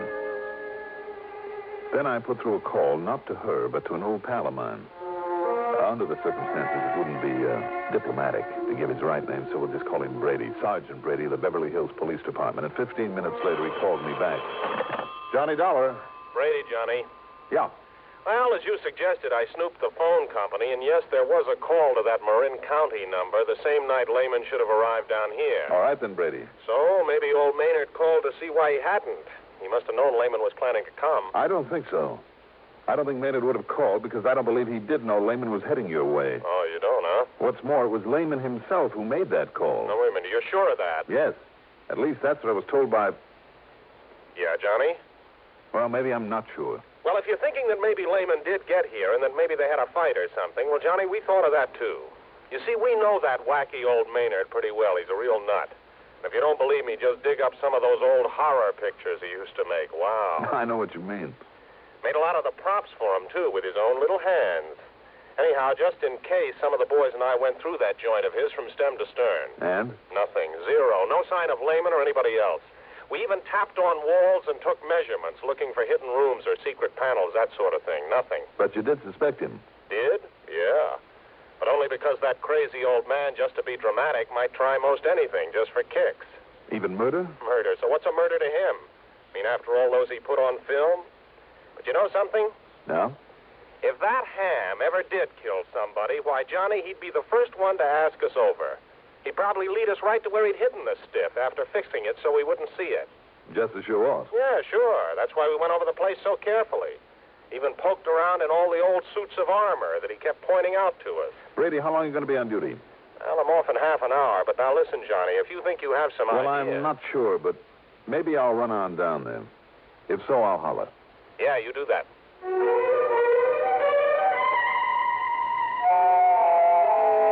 Item 3, $83 even for a cab to the airport, a jet to Los Angeles, and a deposit on a rental car.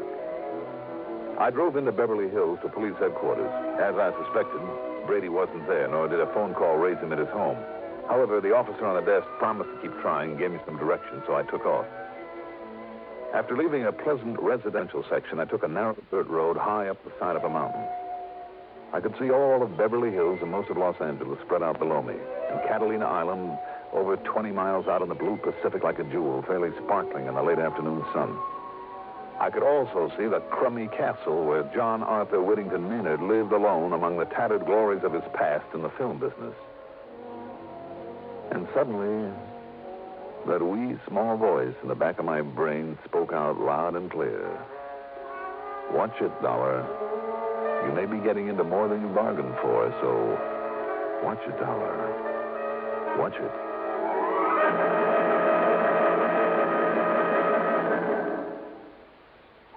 In thousands of communities throughout the nation, this is the time of year when we strive to help our less fortunate neighbors. Not that we don't try to help all year round. It's just that now many health, recreation, and welfare agencies band together in a common fundraising campaign. When you give just once to your United Fund or community chest, you'll help many people in your city the sick, the needy, the aged, the serviceman and veteran. So give the united way, and please give generously.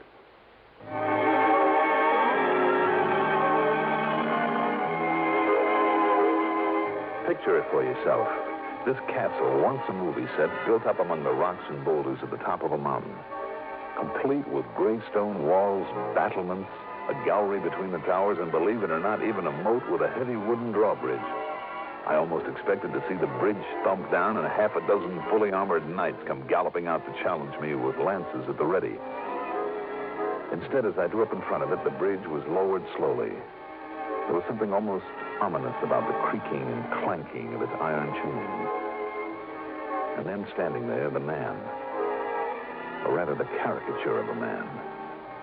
He was short, heavy-set, and in a way almost grotesque. The ugly face, the eyes of a pig, the long, black, straggly hair and 3 or 4 day growth of beard, the heavy, beefy shoulders hunched forward. I thought of Quasimodo, the horrible hunchback at Notre Dame. Welcome, sir. Welcome to my castle. Oh, how do you do, Mr. Maynard, is it? That's right. Surely you heard of me. As a matter of fact... Come in. It's not often I have visitors, someone to show my place to. And so few people even know of my beautiful castle. My name is Dolar, Mr. Maynard. I'm an insurance investigator. Insurance? Not a salesman. I'll have none of it. Get out. Leave my place. No, I said I was an investigator, Mr. Maynard. I'm trying to find out what happened to a Mr. Harvey Lehman. Harvey? Oh, yes, of course. A very old and very dear friend of mine. Come, let me show you some of the wonderful things he has brought me over the years. Well, I would like to ask... Magnificent suits of armor, regal pennants and banners, beautiful tapestries.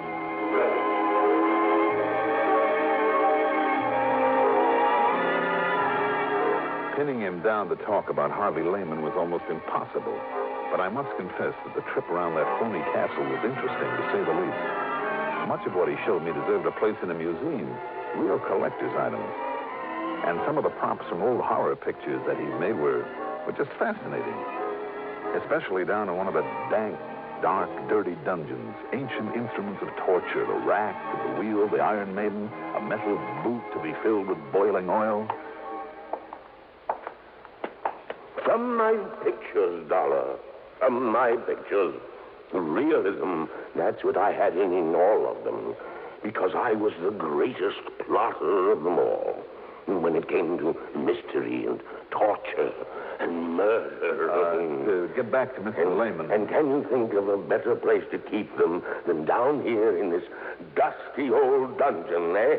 Yes, very fitting. Now, in here, I must show you my wine cellar. There are still a couple of questions, though, that 29 years ago, I laid down the wines in here.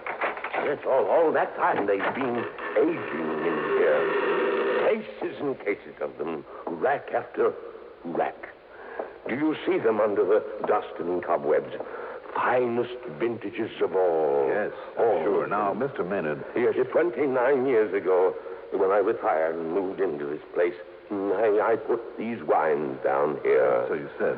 You can tell how long by the dust and the cobwebs. Yes, I know. Cobwebs. Yes, I know. Spiders. Here undisturbed for 29 years. One thing more, though, about Mr. Lehman. No, I told you, Mr. Dollar. I know nothing whatsoever about him. When did you see him last? Oh, almost a year ago. You sure about that? Yes, I'm sure. Oh, look here, this case of port. No label. But the finest vintage port. Mr. Maynard? Over here. Do you see them? The sherries. Magnificent sherries. And the longer they lie there, undisturbed, the finer they'll be. You never drink them? Drink them? Such treasures. Drink them indeed. Look at this one. The color of this ancient sherry. Hold it up to the light. There. Do you see? Yes, I'm afraid I do now. What? I see. Realism, you said. Didn't you mean what looks like realism by the time it was shown on a movie screen? I don't understand, Mr. Dollar. Tell me the truth, Mr. Maynard. These torture machines, for instance, in the other room, and some of that armor upstairs. Well, some of that armor cost me a fortune because it's genuine. Maybe so, some of it. But how about the rest? You mean you could tell? That it's only imitation? Stuff that was made up for some of your old movies? But I made it myself. I have a skill in such things. I thought it was perfect. It would have fooled me, all right. Well, then I don't understand. Even as the dust down here and the cobwebs fooled the police, too, didn't they? What? When they came around here a few days ago for a look. Now, just a minute. I'll bet by way of showing off, you dragged them down to this wine cellar, too. You were so sure of yourself. Dollar. Phony cobwebs are almost like the real thing. Phony? All the dust. What is it, Maynard? Fuller's earth that you've scattered around? You don't know what you're talking about. The whole setup would have fooled me royally if you hadn't picked up that bottle of wine and held it up to the light. I'm going to take a look under some of these cases, Mr. Maynard. No! You leave them alone. Why? Because they cover up something you don't want me to see? No, don't do that. What was the name of that gruesome old picture in which you had a man buried under a cellar floor? I said stop it. If you don't, I'll pull this trigger. Oh, I see. There. That wild, silly guess of mine paid off. That's right. Harvey Lehman is buried under your feet, and you will join him there. Now, put down that gun, Mr. Maynard. Stand back, Dollar. You heard him, Maynard. What? Put it down. The police. I'll kill you. Watch him, Brady.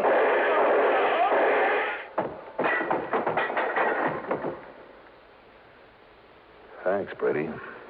Well, it was a pleasure, Johnny. I'm sure glad you left word for me at headquarters. Oh, believe me, so am I. And he certainly fooled us when the boys and I went through here a couple of days ago. But how did you ever guess? A bottle of wine when he held it up to the light. Well? He said it was fine old sherry, lying around down here for 29 years. So? Sherry? There should have been a sediment in that bottle this thick. Uh-huh. So the age and dust and cobwebs were a fake, huh? And he must have moved the bottles over this spot only recently. That's right. I just took a wild guess. You know the rest. Pretty smart, Johnny. Pretty smart. Needless to say, wild as the whole thing may seem, they found Lehman's body buried there in the cellar. Expense account total, including the trip back to Hartford by way of San Francisco to pick up my clothes, $477.30.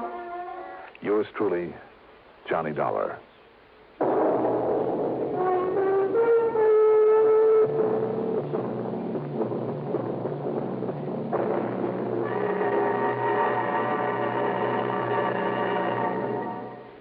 Now, here is our star to tell you about next week's story. Next week, Savannah, Georgia, after one of the cleverest crooks I've ever had to tangle with. Join us, won't you? Yours truly, Johnny Dollar.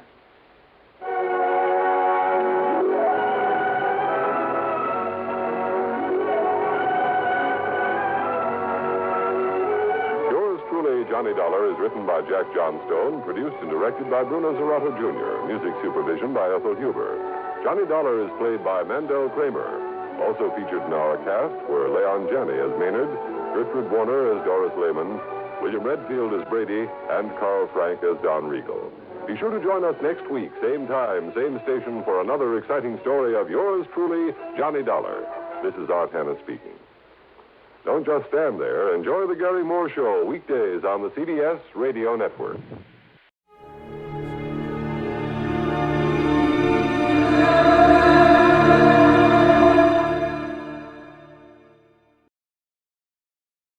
From Hollywood, it's time now for Edmund O'Brien as Johnny Dollar. Hello, Mr. Dollar. This is Dr. Carr. Yes? Sergeant Wright had to go back to his office and asked if I would call you.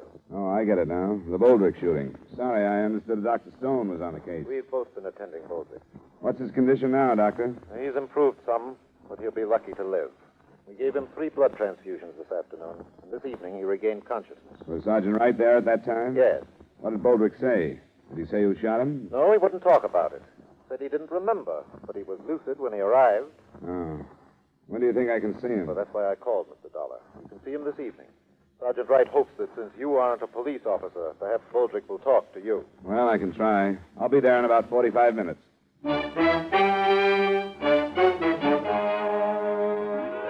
Edmund O'Brien in a transcribed adventure of the man with the action-packed expense account, America's fabulous freelance insurance investigator. Yours truly, Johnny Dollar.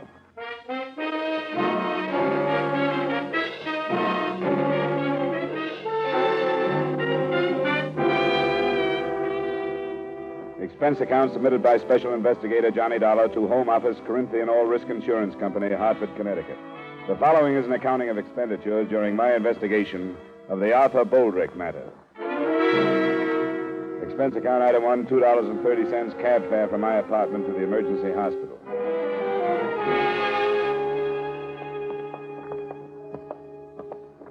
I wouldn't stay with him too long, Dollar. All right, Just Doctor. a few minutes. You'll be able to tell when he tires.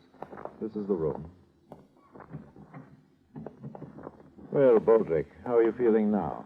I don't know. You're coming along fine. This is Mr. Dollar. He represents your insurance company. Hello, Boldrick. Sorry about what happened. Yeah. Mr. Dollar wants to ask you a few questions. I've told him not to stay too long, but if you feel tired, you can tell him to leave. I'll drop by and see you later. You think I'm going to die? Is that why you're here? Oh, of course not. Doctor told me you were out of danger. I just got some routine questions to ask you. You say it was a man that shot you? Yeah. Somebody I never saw before, that I can remember. But I don't know what happened. You remember where you were when you were shot? It was in the backyard near the garage. I was right by the garage door, and this guy come around from the alley, and What did he say to you?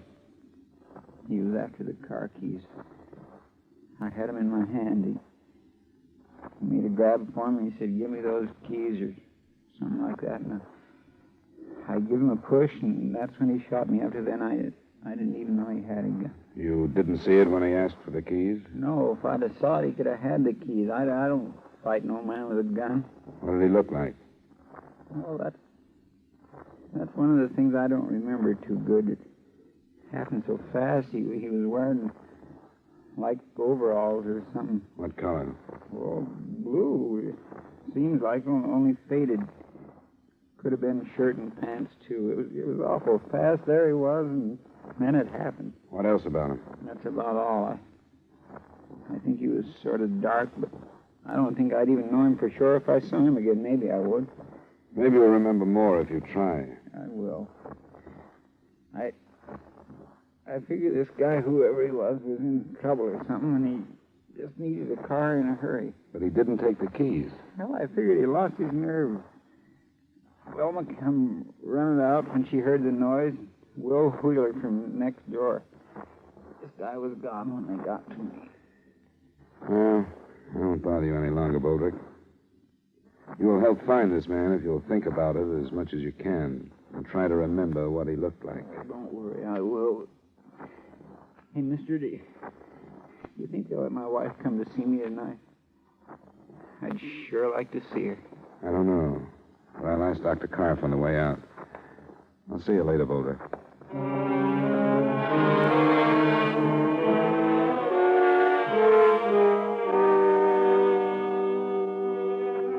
I made my report to the sergeant, and a search was started for a dark man dressed in a faded blue work clothes and possibly armed with a .25 caliber pistol or revolver.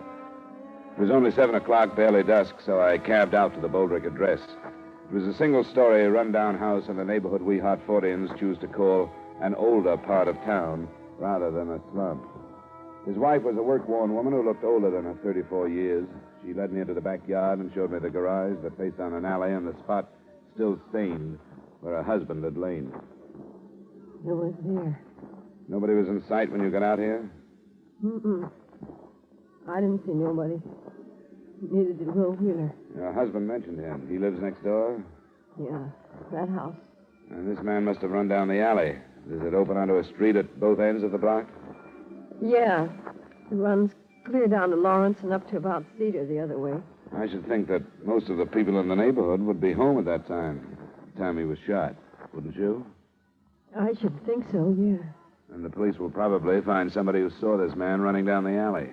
I think somebody saw him. But most people... Selma, everything all right? Yeah, Will. It's all right. Somebody's bothering you and you don't feel like it, just tell me. It's all right, Will. He's from the insurance. My name is Dolar. You must be Mr. Wheeler. That's right. I don't think nobody ought to be bothering Velma in the middle of all this trouble. I wanted to meet her and ask a few questions. That's all. I'm through. All right, then go on in the house, Velma. Try and get some rest. If it's all right, then. Sure, Mrs. Boldrick. Thanks very much. All right. I guess I couldn't help very much. This has got her in pretty bad shape, finding art like that. And then they won't let her go unseen. How is he, do you know? Pretty bad. I saw him a little while ago. Was he making sense? Seemed to be. Before the ambulance picked him up, he was kind of off. All he could say was some guy shot him, but he didn't know something about the car keys. But he told me, too. Yeah, this is a rotten neighborhood. It's full of rotten people. He isn't going to die, is he? They don't know. You didn't tell Velma that, did you? No, but I think somebody should before she reads it in the papers. One of the dangers is a wound he got in the last war. Yeah, in the lung. 2 slugs he took this afternoon may take care of the other one. Oh. I didn't think it was as bad as that. I guess I'd better tell her. I've been a friend of Art's for a long time. Well, I'll see you later, Mr. Dollar.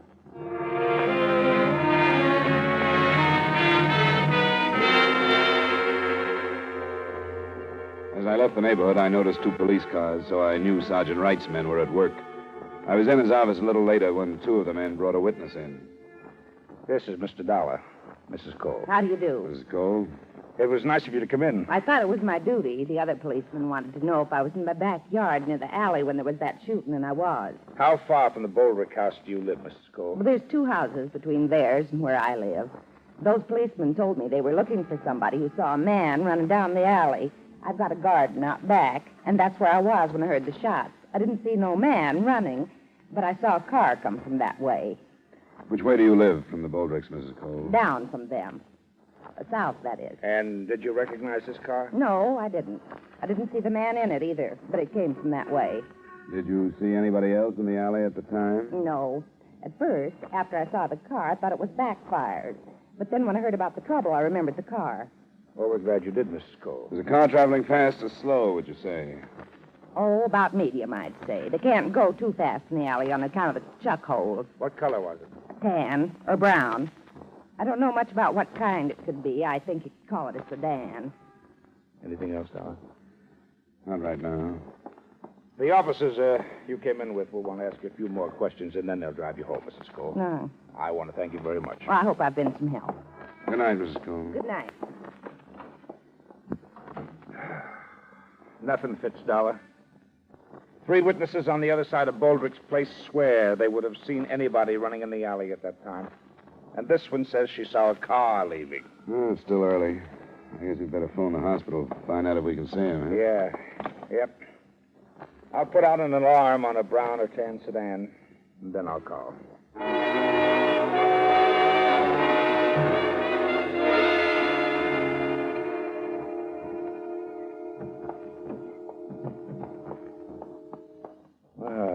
Hello, Boldrick. How you feeling now? Not so good. How come they tell me I'm not strong enough to see my wife, and then they let you guys come in? I want to see her. It'll only be a few minutes. We thought you'd like to know what they found out about the shooting. Sure I would. What? Well, enough to make us wonder if you're telling the truth about what happened. I don't get you. 3 witnesses who live in your block say that a man didn't run down the alley after the shooting. Well, I can't help what they said, can I? But another witness said she saw a car drive away. The more people we question, Boldrick, the less possible it seems that this man you talk about could have shot you. They'd have no reason to lie, so we've come back to you. You haven't been telling the truth, have you? Why should I do anything else? What about this car that drove away? I didn't see any car. I don't know anything about it. Now, look, you've been evasive about this from the beginning. You told me you couldn't remember, but you had time to think before Dollar got here. And you gave him the story about this man. We think you're protecting whoever shot you, Boldrick. That's crazy. We want you to tell us who it was. I can't tell you. I don't know. You won't tell us who was in the car? Leave me alone. All right, Boldrick. If you want to protect whoever tried to kill you, I guess it's your business. But we'll learn who it was. Wait a minute. I deserve to get it. That don't make any difference to you, but it does to me. I don't want to hurt anybody anymore. That's why I won't tell you. Now, take it easy, Boldrick. There was only one way to stop me from hurting people. What were you doing? My ex-wife. You were still seeing her? I guess there was only one way to stop me. I was hurting her husband, my wife, and my friend. Was her husband in the car, Boldrick? I think we better call the doctor. Was her husband in the car? Yes, but I don't want to hurt him anymore. Maybe we shouldn't have questioned him, huh? I'll call Dr. Karp.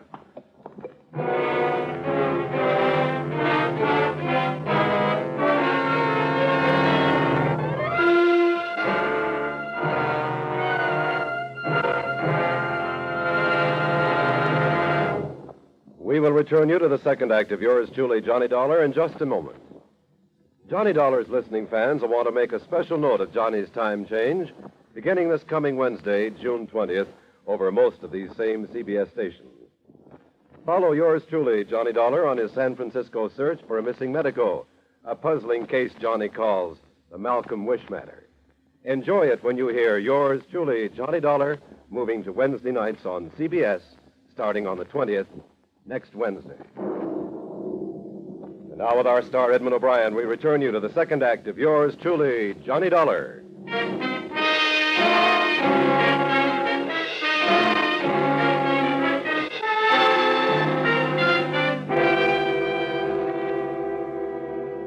With Arthur Boldrick nearing the point of death, the next move was obvious.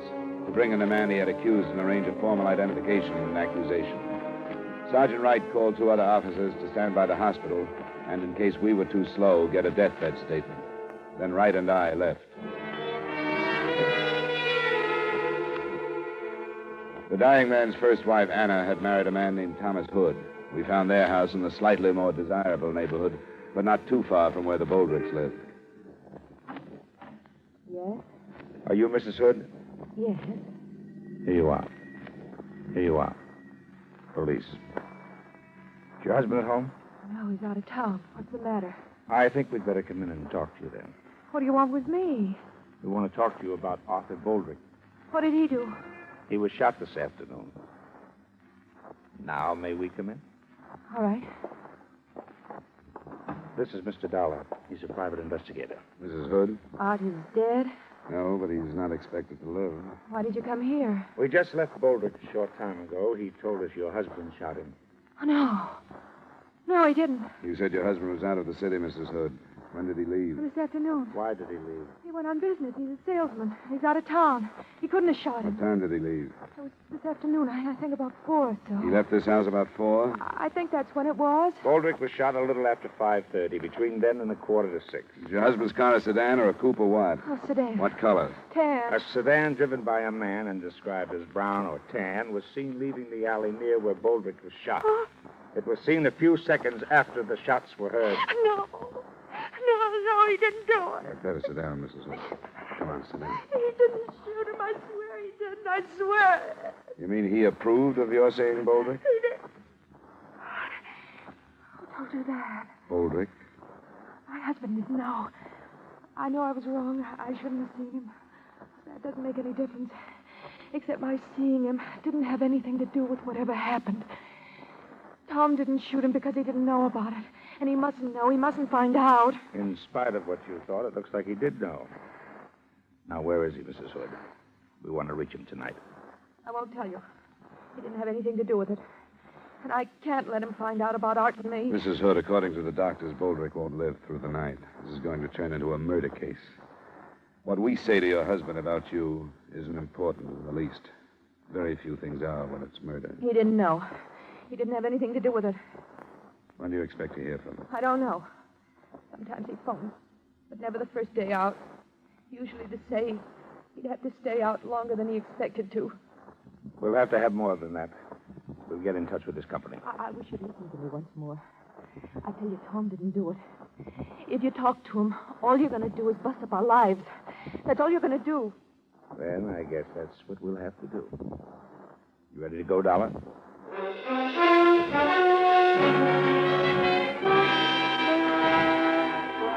the time we got back to the hospital, Arthur Boldrick was dead. He had made a deathbed statement, and the gang had named Thomas Hood as the man who had shot him.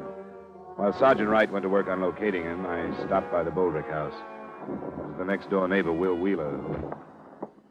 I got a lot of drinks down there, and she finally went to sleep.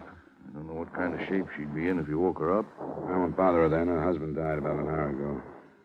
Oh. Well, I sort of knew, I guess, after I talked to you this afternoon. Poor old Art. Sure going to miss him. He had a lot of faults. Everybody knew about those, I guess, but there were a lot of good things about him, too. Hardly anybody knew about them. Was there any more on the guy that killed him? He changed his story. He finally told us Tom Hood had shot him. Tom Hood? Anna's husband? Yeah. Well, I don't get it. What? Well, he's holding to one story and then changing it. The first one didn't hold up. The police could find plenty of people who would have seen a man running away, but nobody that did. But a woman saw a car that checked with the one Hood drives. I guess you knew about Boldrick and his ex-wife. Yeah, I still don't see why he told the first story and then changed it. I don't either. He said he deserved to get shot, that he'd hurt a lot of people, and there was no other way to stop him. He said he didn't want to hurt Hood anymore. And that's why he didn't say it was him. That's what I mean about the bad side of him and the good side. Did his wife know about Anna? I'm not sure. To cinch, I never talked to her. Oh, you think he told that first story to keep her from finding out? Could be. The police will call her in the morning. When she hears about it, tell her there are some insurance papers for her to sign, will you? I'll leave them now.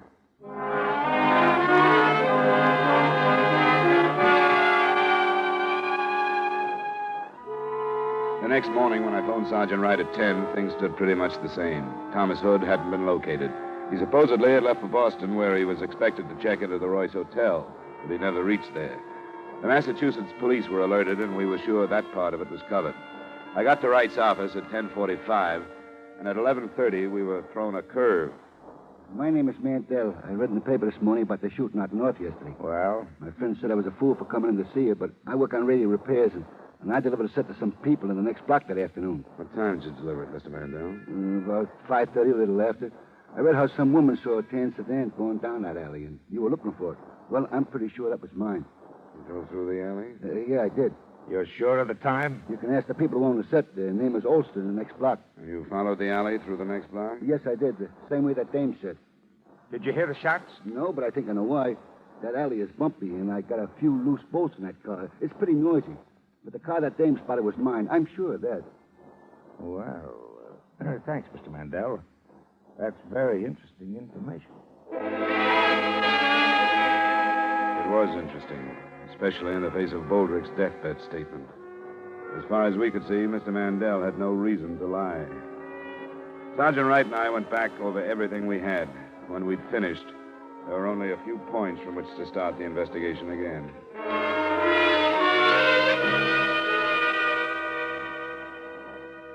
This is Sergeant Wright, Mr. Wheeler. I don't believe you've met. How do you do? I do. We hope Mrs. Boldrick is able to see us. Yeah, I think she's in pretty good shape. What, is anything new developed? Well, we think so, Mr. Wheeler. Where's Mrs. Boldrick? She's here, in this room. I want to talk to you, Velma.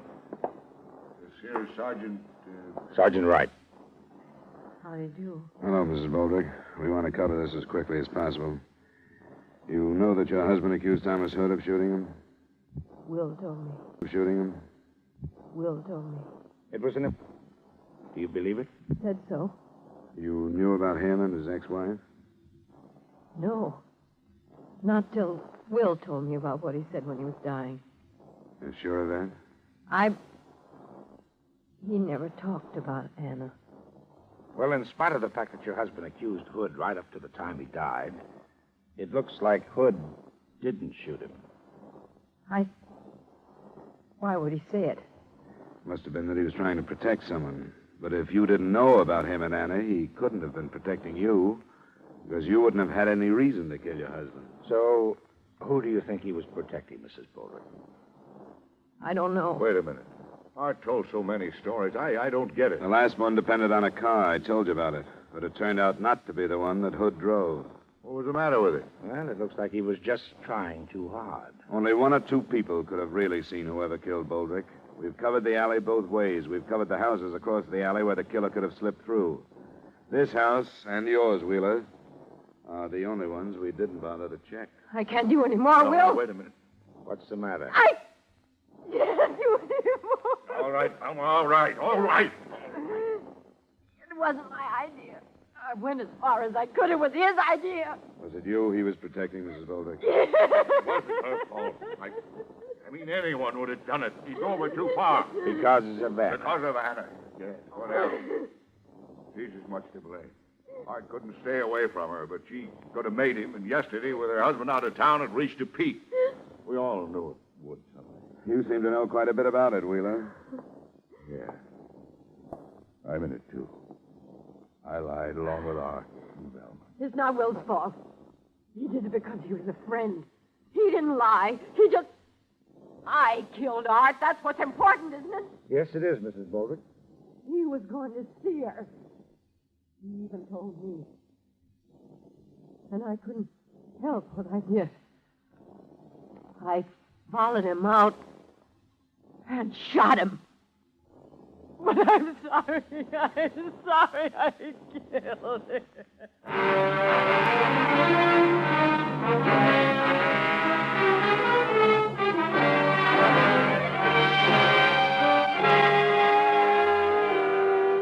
Expense account item 2, miscellaneous, $75. Expense account total, $77.30. Remarks? According to precedent, Mrs. Boldrick will probably get one of those widow's specials, from 3 to 20 on second-degree murder. That should have her out of prison in a little over 2 years. So the company has that length of time to figure out ways and means to avoid payment of her claim. Yours truly, Johnny Dollar.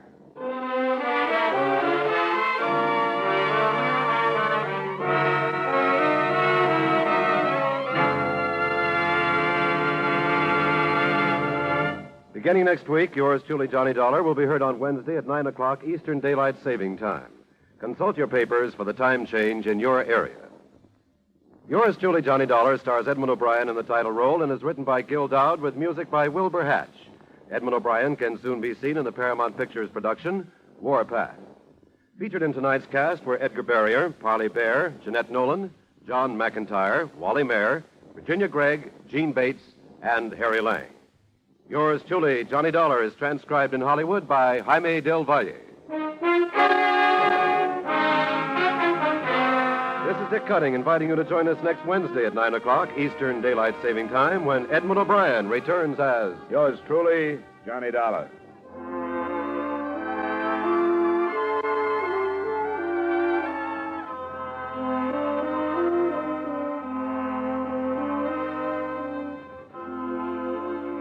Here is a really novel crime-busting switch. Instead of Cherchez la Femme, it takes a femme to do the detective work on tonight's action-packed Gangbusters Manhunt on most of these same CBS stations.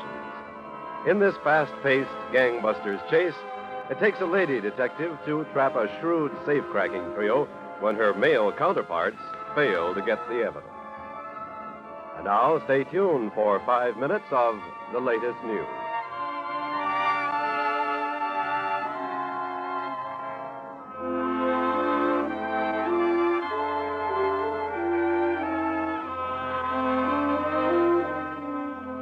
This is CBS, the Columbia Broadcasting System.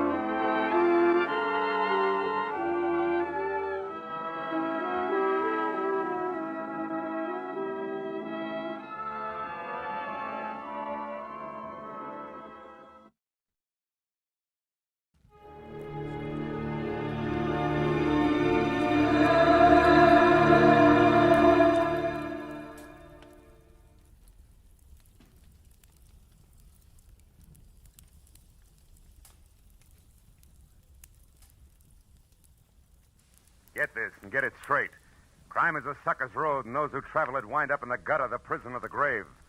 The trail started in Montana with a bum with 2 names rushing away from his lady love and led fast into L.A., past a southerner from Canada A worried wool dealer and a chorus girl with a .45. When it finally stopped at murder in the park, the tramp was still in a hurry. From the pen of Raymond Chandler, outstanding author of crime fiction, comes his most famous character in The Adventures of Philip Marlowe.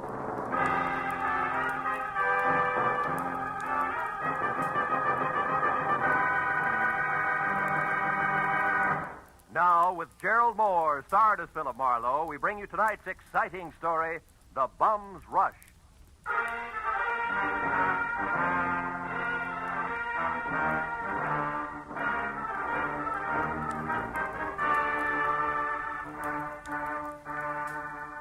You know, there comes a time in everyone's life when a relative wants a favor.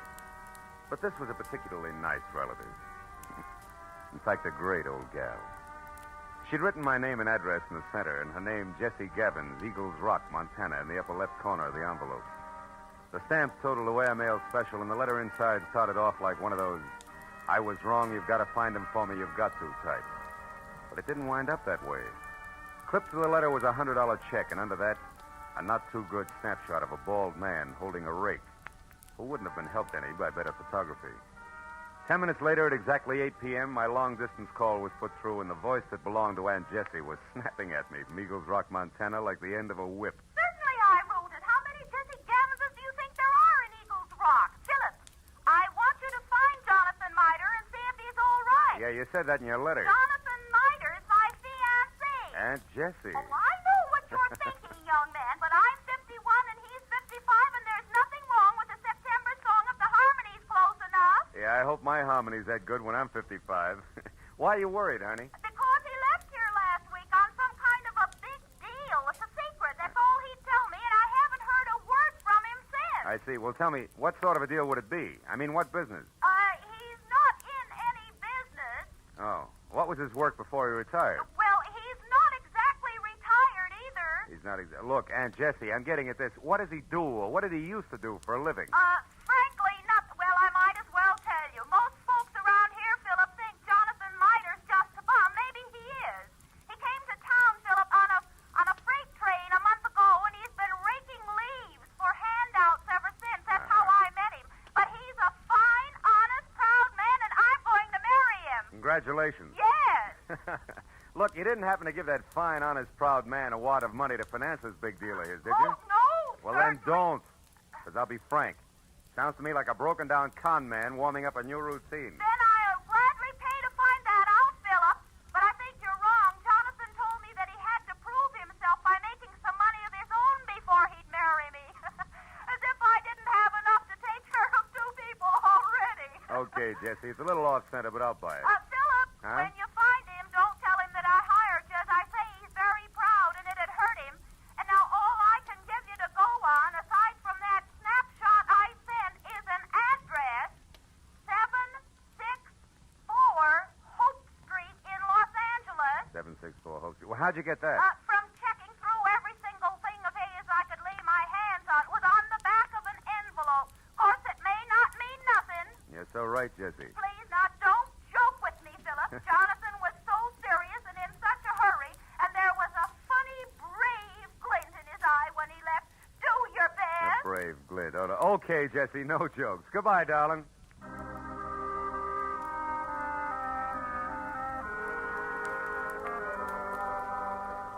I felt a little sorry for my Aunt Jessie Gavins because the concept of a knight of the road rushing off on a secret quest to prove himself worthy of marriage held up like a celluloid shovel. And I got no help when I pulled to a stop in front of 764 Hope Street. It was a cramped combination warehouse and office of corrugated iron and glass brick, respectively, with a shy red and black sign reading Hirsch Woolens over a door that looked like... Well, it looked like it handled about as much business recently as a repair shop for spinning wheels. It was half open, however, so I went in just in time to catch the last round of what must have been a healthy spat going on behind a frosted glass door marked private. Well, I'll tell you something, Mr. Eldenhurst. Keep your eyes more on wool and less on nylon, and you'll be better off. All right, all right. Heaven's sake, Martha, this is no time to quibble. We've got more important things to do. Unless, of course, you want to keep that chorus job at the Plumes forever. Well? Okay. You just watch your step. Goodbye, Eldon. Stand aside, stupid. This is a hallway, not an art gallery. Yeah, there's a petty girl if ever I've seen one. Well, what do you want? Oh, Mr. Hirsch. Yes? Yeah, well, I'm Ned Johnson. I'm looking for a job. What kind? Oh, salesman. Wool's my line. I see. And how long have you been waiting out here? Oh, I just stepped in. Come inside. Thanks. Sit down. Now, what is your specialty? Woolens, worsteds, or felts? Well, I've handled them all. We confine ourselves largely to a very high-grade merino woolen, Mr. Johnson, Ned Johnson. I've worked with merino. Well, and what about the others? Lester, perhaps? Lincoln? Oh, sure. Lester, Lincoln is certainly. I find it all a fascinating business. So do I. A very romantic background. Yeah. By the way, what do you think of Lanatal as against merino? Lanatal. Well, not good. No, you see, I've watched the Lanatals from the range right through shearing and on up to weaving. It just doesn't compare with... what's the matter? What are you really after? I slipped, huh? You fell on your face. Lanatal is synthetic wool made from milk. Now, who are you? Okay. I'm from the Sequoia Credit Association. We're investigating you. Just a periodic routine thing. It's strictly confidential. Get out of here and stay out if I ever catch you. All right, take it easy. I was clumsy, that's all. Don't start a riot about it. Look, you pry into my affairs That's quite again. a temper you got there. Better watch it, Hirsch. It'll get you in trouble. So long.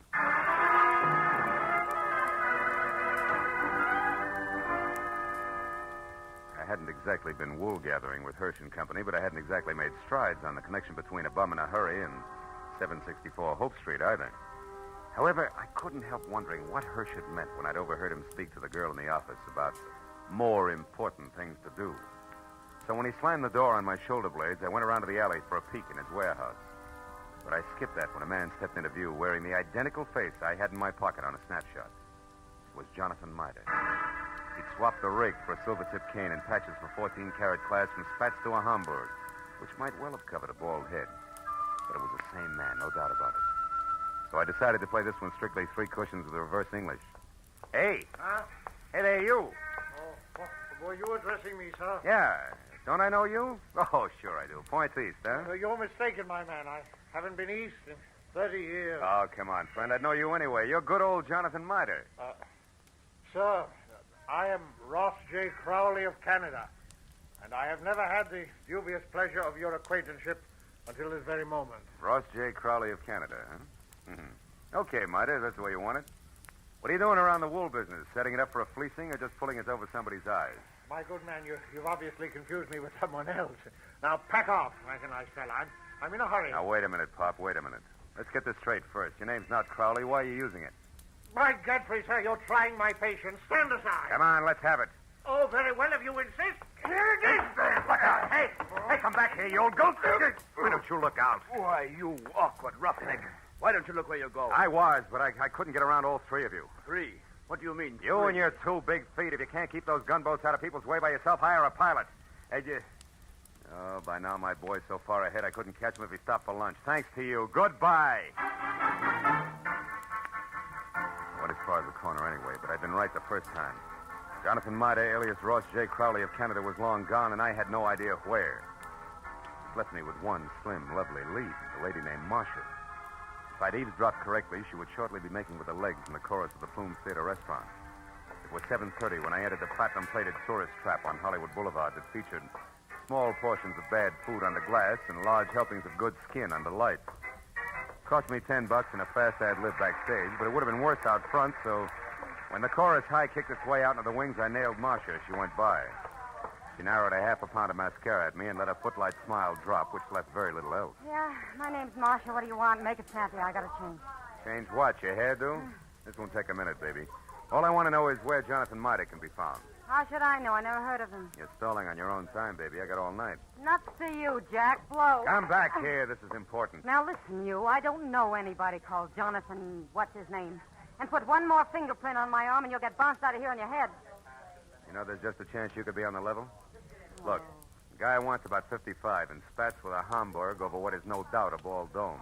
Carries a black cane with a silver tip and for some reason answers the name of Crowley. Crowley? Yeah, that's it, Ross J. Getting warmer, huh, kid?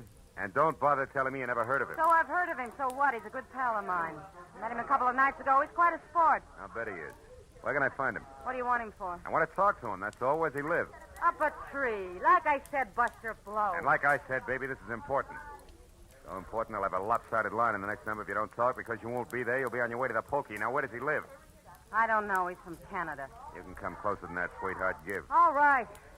He tells me he takes a walk in the park every night. He raves about the gladiolas.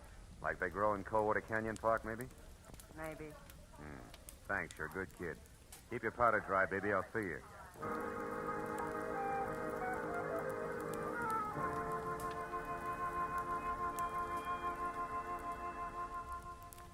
That park looked deserted when a half hour later I drove by it to the far end, turned down a side street, and stopped.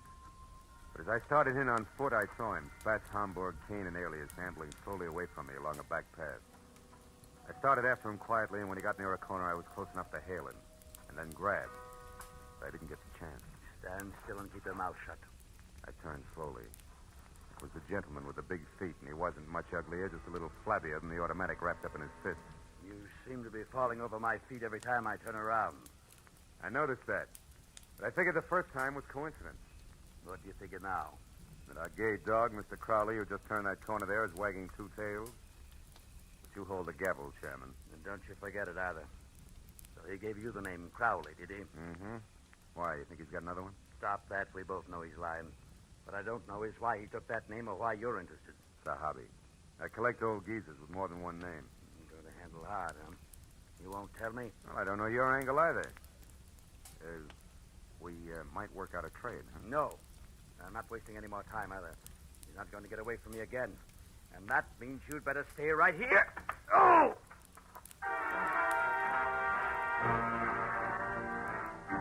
He piled me up on the ground with a stomach full of pain. I saw him run down the path. When I got back to my feet, he was taking the corner. I just started after him when it came. I froze and listened. There was nothing more to hear. I walked softly as far as the corner. He was face down, the toes of his oversized shoes digging into the grass, and the gun he hadn't time to use spilled a few inches away from his clenched, dead hand.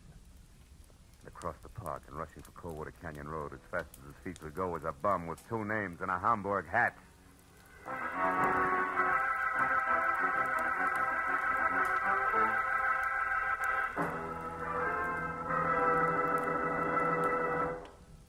In just a moment, the second act of Philip Marlowe. But first, 30 minutes packed full of talent, music, and fun. That's the Horace Heidt Original Youth Opportunity Show, coming your way every Sunday evening on CBS.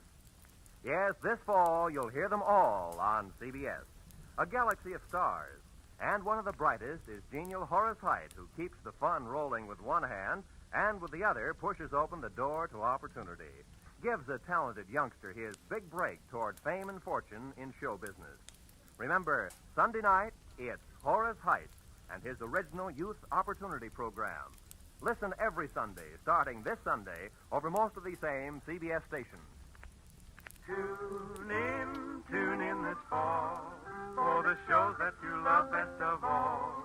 Listen carefully. Here's the address.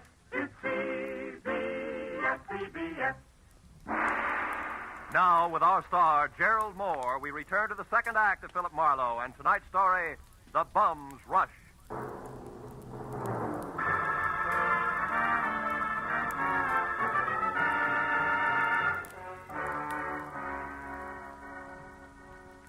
When I took after the fleeing figure known to my Aunt Jessie as Jonathan Mitre, or Ross J. Crowley, he was still barely visible ahead with arms and legs flailing the night air like so many test streamers in a wind tunnel.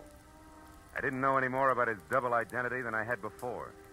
But I did know that what might have started as only a confidence game of sorts had now mushroomed into murder with the aforesaid gentleman very much involved. And a moment later, when I saw him, breathless and afraid, duck into a sagging, deserted wooden shack that showed a single red light and was labeled Department of Parks, Fire Equipment Private, I figured the right time and place had come to talk it all over. When I finally carefully stepped inside and announced both myself and 38 in hand in definite stentorian tones, he agreed wholeheartedly. All right. I'll come out just as you say, sir, with my hands up. After all, I've no reason to hide. Other than murder, no. Rough murder. That noise I heard. That's what it was. Somebody was shot. No, somebody was run over by a bullet rolling downhill at a terrific rate of speed. Now shut up and turn around, Pop. Hands still high. Time we got cautious. Are you searching for a gun on these, huh? Young man, you must be out of your mind. First you insist that I'm a Mr. Miter. Well, somebody I never heard of. And you're convinced that I'm a murderer. I don't understand you. There. No gun? Now, you satisfied? No, intrigued. Where'd you throw it? I didn't. I never had one. Anything else? Yeah, the name Crowley, Ross J. Why do you use it? Because it's mine. And that young man is a very common custom. Now, do you mind if I leave? I do. Now, look, old-timer. I'm only going to be nice about this for a little while because, first of all, there's a fresh corpse outside, and where I stand, you could be responsible for it. And second of all? Second of all, there's my angle, where I fit, who I work for, facts, and I don't want to reveal them unless I have to. Now, from the top. You and the dead guy, the connection, what is it? I haven't the slightest idea what you're talking about. You haven't, huh? Okay, Pop, we play it straight all the way. Now, listen. My name's Philip Marlowe. I'm a private detective, and I know when it's time to blow a whistle. Don't move, Marlowe, or you never will again. Oh, fine. Marcia. That's right, Marcia. And all loaded down with a nasty old .45 automatic that makes her look and feel very unladylike. Drop it, Marlowe. Come on. That's better. Now, Mr. Crowley, without waiting for Marlowe to apologize, go on. Go, but where To the hotel. It's important, so hurry. Oh, yes, very well. I won't waste a second. The key. You won't need the key. Somebody's waiting for you. Goodbye, Mr. Crowley. Goodbye. I hope I never meet you again, Mr. Maitland. Good night. It's cute, isn't it? Uh-huh, darling. The moment unimportant. Right now, you're my only concern, Marlowe. Oh, that's nice, Marcia. It's cozy, just the three of us. You and that giant U.S. pistol, caliber 45. Say, baby, that's not your gun, is it? No. You feel slighted? Oh, no, sweet. Happy. Stay back, Marlowe. Why? I'll shoot. Oh, no, you won't. You I can't. warn you, Marlowe. No. You see, baby, Take another step, of you're the through. three safety devices I on that mean- army gun, that doohickey Marlowe, there on I'm the gonna- side is one. It won't Stay work back. unless it's in the Go on, forward position. You big jerk. Let go of me. When school's out, I will. Now, the Go first ahead. question, teacher. Come on, You and let's- Grandpa, alias Jonathan Miter, also alias Ross J. Crowley. What's the game you two are playing? I don't know. Where does Hirsch fit in? Oh. Come on, it's getting late. The I don't star know. pupil wants an answer. He's anxious to get to the head of the class. Talk. What is it? I don't remember, and I won't, so don't bother getting masculine or polishing apples, pupil. When I forget for a long, long time. Is that clear? Yeah, it is. And since I can't wait, since I want to go out and play, Well, we'll put you in hold on. here. Safekeeping. Yeah. Hey, honey, you don't mind if I go through your bag, do you? I didn't think you would. Oh, here's a key that says at what room I'll find the team of Crowley and Miter. Oh, my, such a temper. After I'd picked up my .38, which the lady, who no longer sounded like one, had made me drop, and had checked the hotel key that read Villa 12, Wilshire Gardens, Beverly Hills, I ran outside and back toward my car in what I figured should be a big hurry.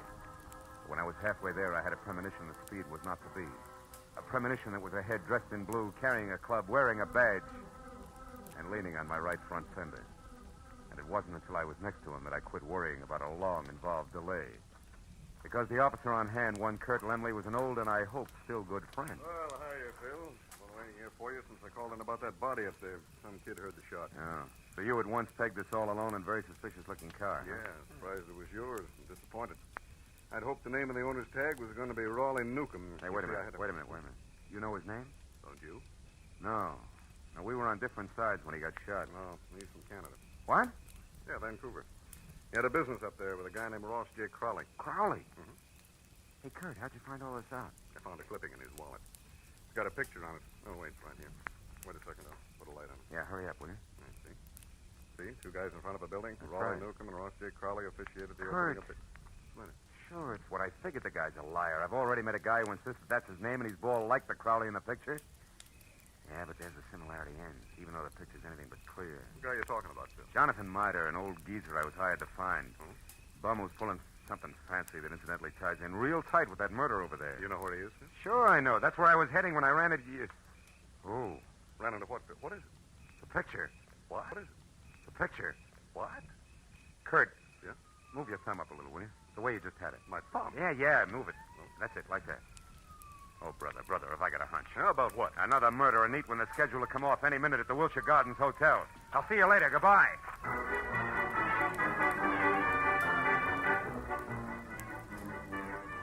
best it was 10 screeching stop-and-go minutes from Coldwater Canyon Park across Beverly Hills to the Wilshire Gardens Hotel on the boulevard of the same name. And all the way, I kept hoping, over time, that one of two things was so. Either my hunch was wrong and nobody else was going to get hurt for a while, or it was right and I was still on time.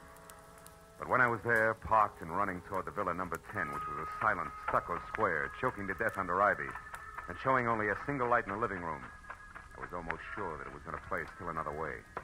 Me right and too late to do any good. When I tried the door and found it open, and inside saw at once the letter propped up against a lamp on an end table that I'd been afraid I'd find, there was no longer any doubt. And even as I crossed the room, I knew that I was going to read a suicide note addressed to the police, telling them that the undersigned Ross J. Crowley had taken his own life, as well as that of the partner he'd been stealing from, Raleigh Newcomb, who had currently been pursuing him. But I didn't know until I reached for the letter to make sure that I'd figured right was the last line, just before the signature. It read, "Also, rather than face the humility of being dragged through the courts for killing Newcomb, they have taken the life of a man who would have caught me. A private detective named Philip Marlowe." You did well, Marlowe. What? Especially when it's your own obituary. No, don't move. Well, Mr. Hirsch, huh? Or do I call you Crowley now? Doesn't matter, Marlowe. Suit yourself. What does matter is that you're not quite the boy genius you think you are. Meaning what? Meaning Marcia. You talk to her at the Plumes, then she talks to me. Between the two of us, we've maneuvered you around just like we wanted to, so we could include you in our plan. In other words, Marlowe, when Marcia sent Mida here from the park, we knew you'd follow. Marcia's reliable. Yeah, all year round, I'll bet. Okay, Crowley, so the one with two heads isn't Jonathan Mida, it's you. You is Eldon Hirsch here in L.A. Is Ross J. Crowley, Newcomb's partner up in Canada. A crooked partner, Crowley, who, when he knew he was going to be caught, decided to kill himself, but with another guy's body. Jonathan Mida, so it wouldn't hurt. Exactly. Also, Marlowe, nobody will bother to look past what will pass as Crowley's buddy, or the murderer of Newcomb, who I didn't expect on the scene. I think you'll admit it's all accounted for in that letter there in Crowley's, my handwriting. Bravo, you skipped nothing. Now, what about me? Yes, you. You must go before Jonathan Mida, you know. Otherwise, the coroner might find something wrong with the sequence of death. So it's you first, then Mida. Who no doubt is unconscious in the bedroom right now? Oh, Mr. Marlowe, who no doubt is standing right here listening carefully. Mida, you crazy fool. Stay where you are. No, Mr. Crowley, I won't. That way I die. This way, at least I have a chance. Crowley! My shoulder. Mida, you all right? Yeah, I think so. Just wing. Oh, you got him, didn't you, Mr. Marlowe? Yeah, No. No, Jonathan, you got him. That rush did it, you big... Bum, Mr. Marlowe? Yeah, bum.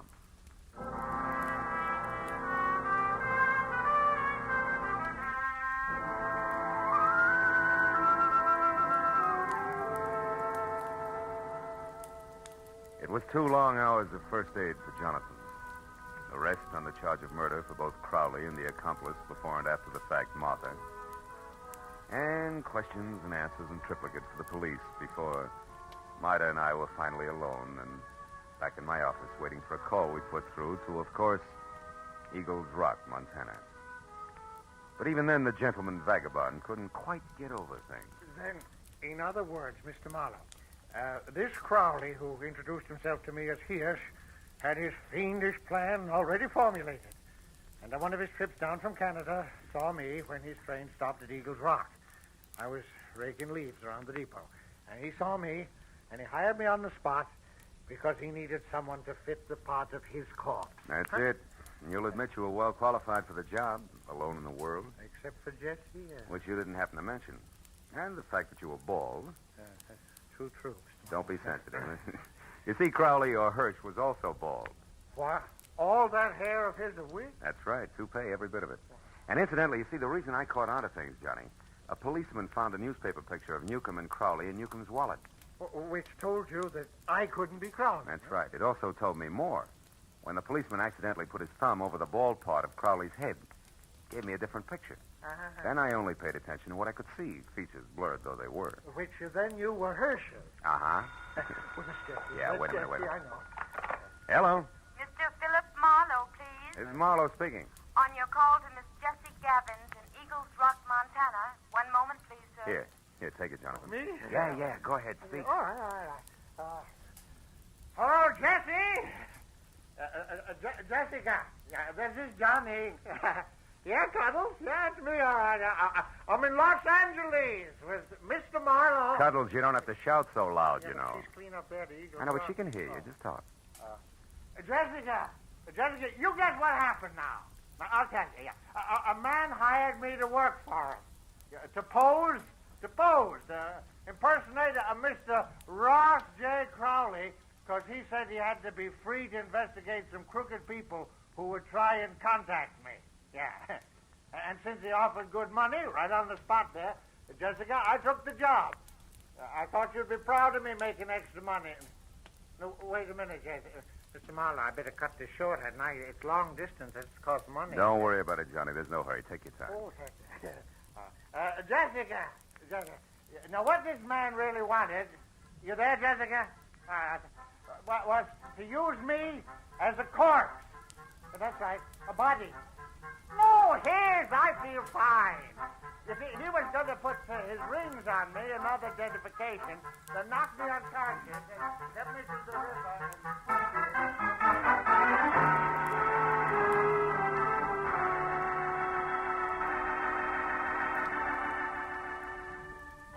By the time I got Jonathan Miter down to Union Station and aboard a northbound train with specific instructions to stay away from strangers, and got back to my own apartment on Franklin, it was better than 3 o'clock in the morning. Oh, and I was tired. I emptied out my pockets and started to undress. But I forgot about that when my eye fell on the picture that Jessie Gavins had sent me in her original letter. The picture of Jonathan. Well, now Aunt Jessie was going to be happy. But I wondered for how long. Somehow the portrait of the man with a hoe with the solid look of the ages didn't fit the spare frame of Jessie's night of the road. A lonesome train whistle would blow in the night, and Jonathan Miter would be gone.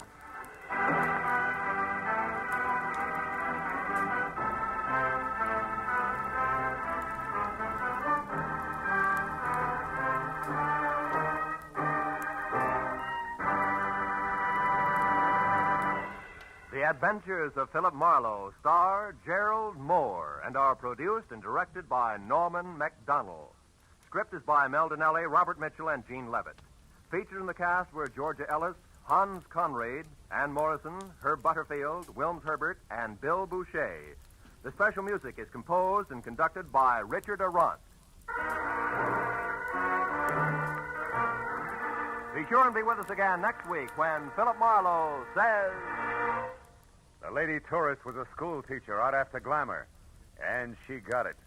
But only after she learned that in Hollywood, the 3 R's could be reading, done in a dark room, writing found in a dead man's pocket, and arithmetic that added up to murder, times 2.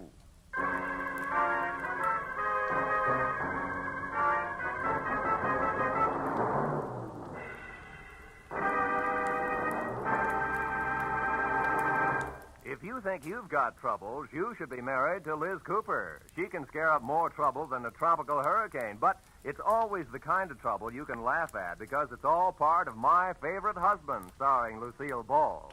My Favorite Husband is part of CBS's great laugh lineup for Friday nights. You won't want to miss a single minute of My Favorite Husband. And you'll want to be around, too, to hear the Goldbergs, Leave It to Joan, and Breakfast with Burroughs. They'll all be broadcast on Friday nights over most of these CBS stations starting next Friday. This is Roy Rowan speaking. Now, stay tuned for Gangbusters, which follows immediately over most of these same stations.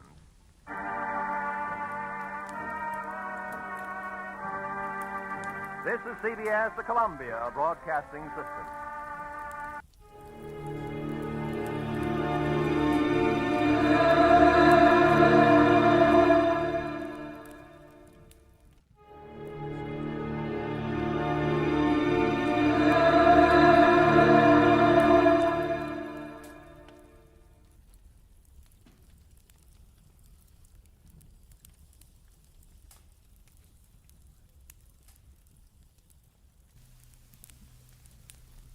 Most Saturdays at this time, we spend an exciting half hour of adventure and action with America's public hero #1, Hopalong Cassidy. Well, even two-fisted cowboys take summer vacations when they can, and Hoppy is no exception. Hopalong and Topper will be back with us riding the CBS air trails again 10 weeks from tonight, September 22nd. Get this and get it straight. Crime is a sucker's road, and those who travel it wind up in the gut of the prison of the grave. There's no other end, but they never learn. From the pen of Raymond Chandler, outstanding author of crime fiction, comes his most famous character in The Adventures of Philip Marlowe.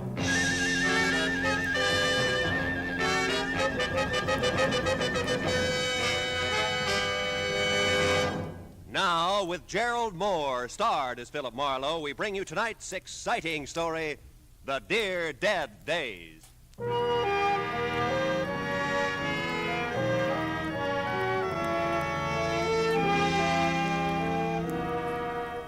I stood at the window and looked down at the Saturday morning traffic. 1,000 inchworms playing follow the leader to the beach, to the mountains, to Aunt Millie's, to any place. I had time, a book. There was food in the refrigerator and a coffee cup in my hand. Across the room, there was an easy chair and cigarettes on the table beside it. The clock said it was 9:15. I hadn't shaved and I wasn't going to. It was Saturday all day, and it was mine.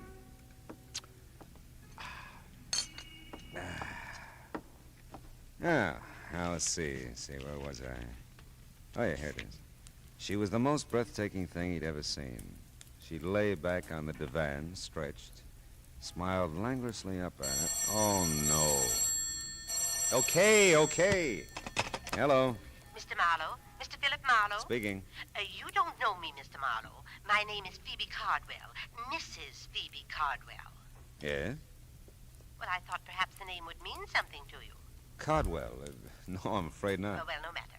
You do help people, don't you? I mean, if someone is missing, you find them. Well, sometimes, Mrs. Cardwell. It all depends. Have you checked the police? Oh, no, my dear, no, I wouldn't think of that. Oh? You see, it's Stevens, my chauffeur. Oh, well, now, I mustn't mislead you.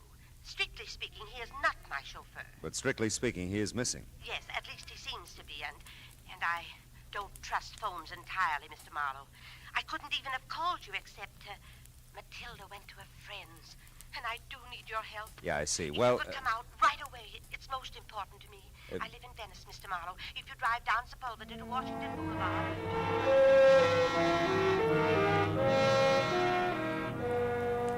Well, what do you do? Maybe I thought about my grandmother. Maybe I thought of $25 a day. I don't know. Whatever it was, I joined the inchworm anonymity that was the traffic line of the beach cities. Now, Venice is not a spot to which I normally gravitate, but there was something in Mrs. Phoebe Cardwell's distinguished old voice that told me this was not a Saturday for normalcy. The house was what used to be called a bungalow, and the ramrod little figure waiting for me in the doorway was what used to be called beautiful. Phoebe Cardwell, for all her 75 years, had worn well and knew it. It's just possible that I didn't make myself entirely clear on the phone, Mr. Marlowe, about Stevens. Well, he's your chauffeur and he's missing, huh? He was my chauffeur. It seemed like a very long time ago since I've seen him. You see, after Horace died in 1948, Horace was my husband. Oh. You see, after Horace died, Stevens stayed on to drive for the family who took our Pasadena house. Oh, he did this with my blessing, of course. Horace, rest him, left me very little, really. I say this with no malice, Mr. Marlowe, merely to point out that for me to retain Stevens was quite out of the question. Yeah, I suppose so. So I moved in with my younger sister, Matilda. She's visiting a friend at the moment. I wouldn't want Matilda to share my concern over Stevens, and I'm sure you'll respect that. Oh, of course, Mrs. Cardwell. Thank you. Now, look, so far as you know, is Stevens still driving for the family who took your house? Oh, I'm sure he is. He must be.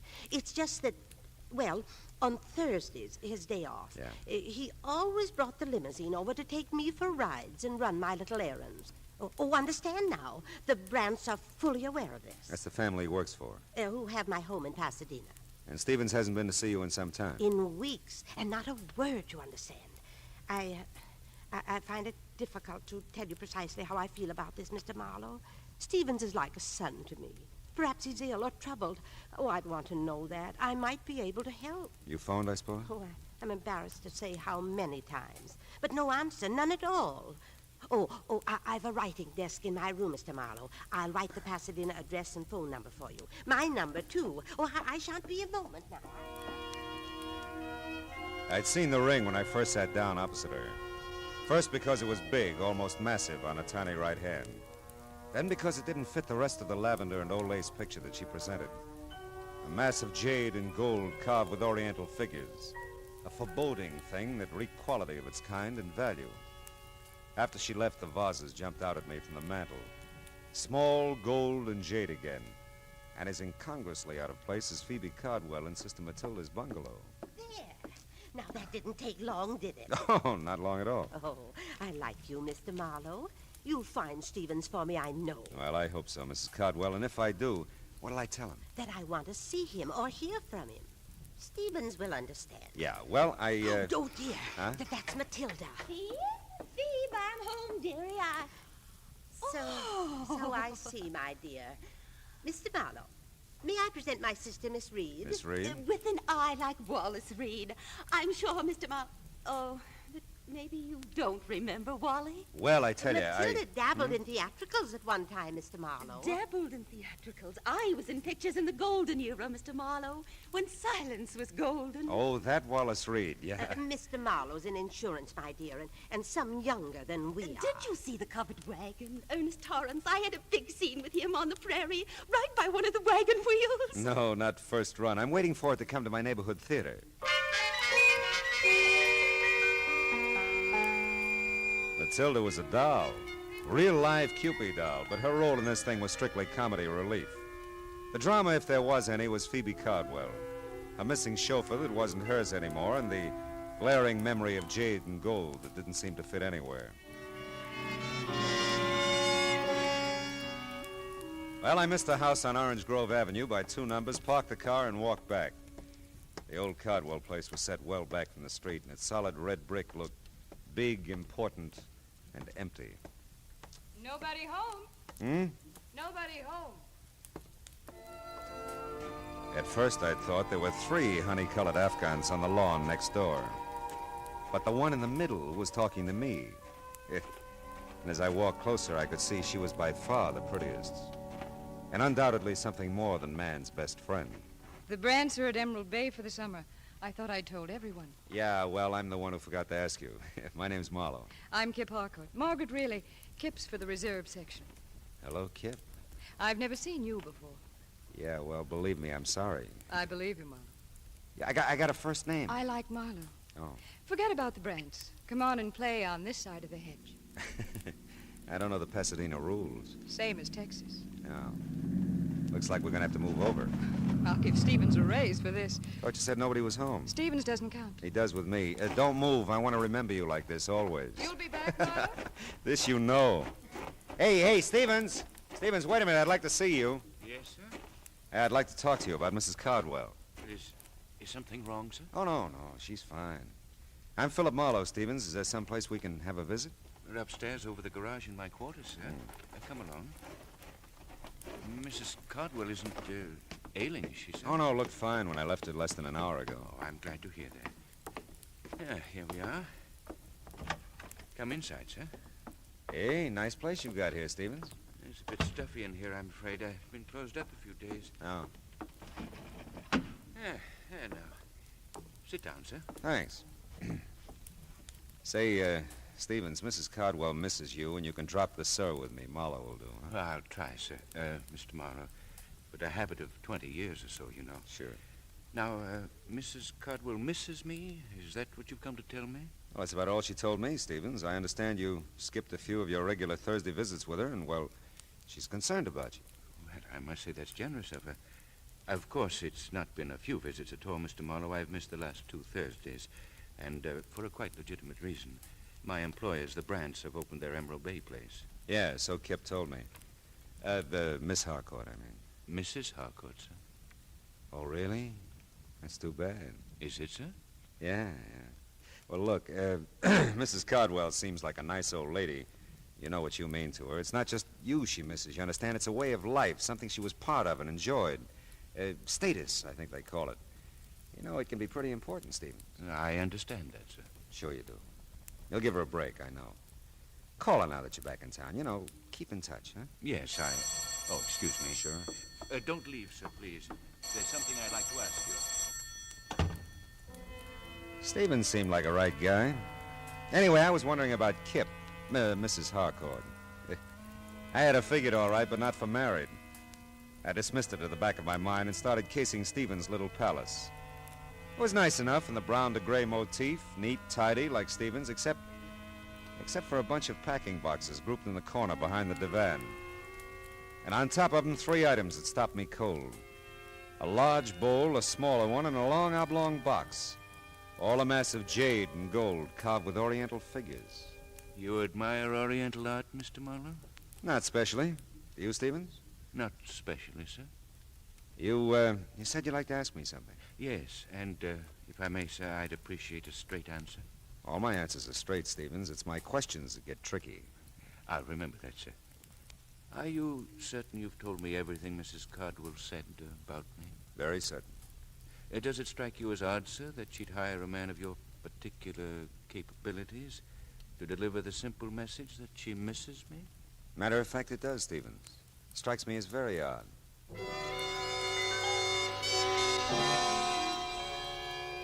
I couldn't tell Stevens anymore because I didn't know anymore. It was my turn to ask questions, but I didn't have any yet. I was closing in on a pretty good one as I started down the drive again, but it got lost in the shuffle. I knew you'd be back, Marlowe. You always arrive unannounced, don't you, Mrs. Harcourt? Henry's in Balboa. You're here. Henry's out of his mind. Don't you want a drink or something? Yes, Kip. There is something I want. Well, come on. At the moment, a telephone. Come on anyway. You know, Marlowe, you're an odd one. Yeah, everybody says so, yeah. You're really coming into the house to use the phone, aren't you? Well, like I said, I'm an odd one. Yeah. Where is it? To the right in the library. Thanks. Are you a friend of Stevens? Why? Because you're not a friend of the Brants. Yeah, well, I'm really a friend of Mrs. Cardwell's. Phoebe's? Why didn't you say so? Would it have mattered? Well, little. I lived next door to Phoebe and Horace for years. Here? Here. It's my house. Henry married my money. Poor Phoebe. Horace didn't leave her a thing. No one understood it. Leans against the estate as big as a house. Big as the Cardwell house? That's how the Brants got it. Is she still interested in art, or do you know? Oh, I think so, only on maybe not such big scale. Beautiful wings she donated to the museum. I guess she never gets over here anymore. No, not much. Say, you know, I forgot the name of that museum. She mentioned it. Live Oak Museum on California Street. Oh, yeah. I liked Phoebe. Tell her Kip says hi when you see her. Yeah, I will. You still want to use the phone, Marlowe?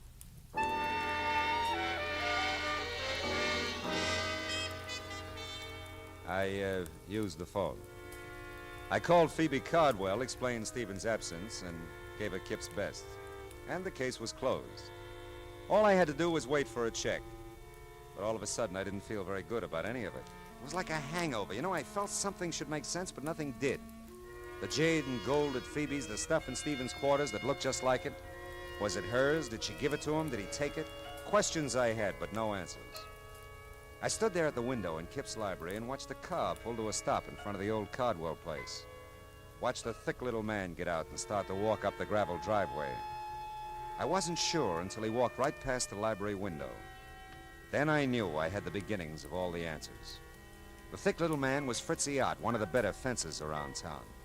And he was on his way to see Stevens. A minute later, Kip told me of empty servants' quarters over her garage. Another minute later, and I was there. The two garages weren't 6 feet apart. And there was lots to hear if you listened.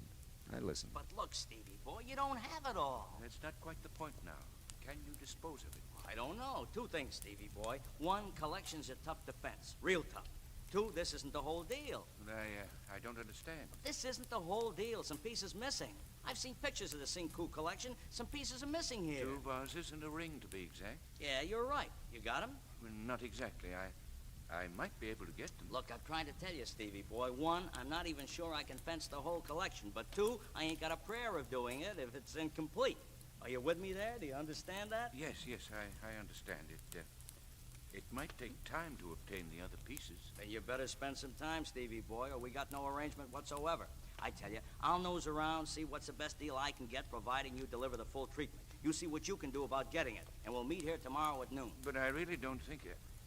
Oh, never mind. I've got to have the money. All right. Tomorrow at noon. You didn't have to hang any signs on it. It was all there, or most of it was. The Sing Coup collection meant very little to me, but it meant money to Stevens and Fritzy Ott. I had an idea it meant something else again to Phoebe Caldwell. And I had another idea. The Live Oak Museum on California Street and the wing that Phoebe had donated to it. I couldn't risk the delay of a Texas rules bout with Kip, so I skirted the house and ran through the dusk to my car. 5 minutes later, I stood in front of the words Live Oak Museum, Percival Wallace, Director, open to visitors 9 to 5 weekdays, 9 to 12 Saturdays, 12 to 5 Sunday afternoon. Oh, nuts.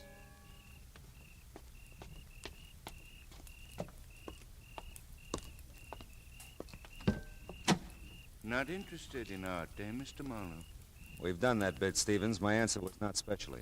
I dislike dissuading you in this manner, sir, but I'm a quite accurate shot. You know, I believe that, Stevens.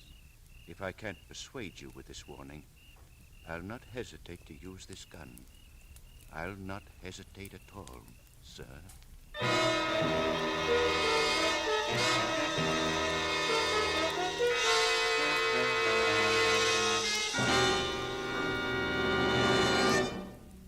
In just a moment, we will return to the second act of Philip Marlowe. But first, now that vacation time is here, our streets and highways are more crowded than ever. Don't take chances.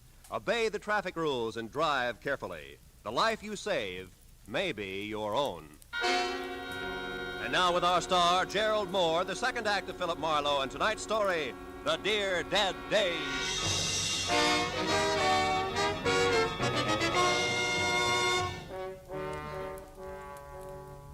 Stevens had a dominant personality for a chauffeur. He could give orders as well as take them. And I'm not a man who's at his best staring down the nose of an automatic. Well, we told each other a very proper good evening, and he left me with my thoughts, which were several and urgent. I bundled them together and headed for the Times office in downtown L.A. Note, there's just one thing mustier than an old newspaper file. It's the man who files it.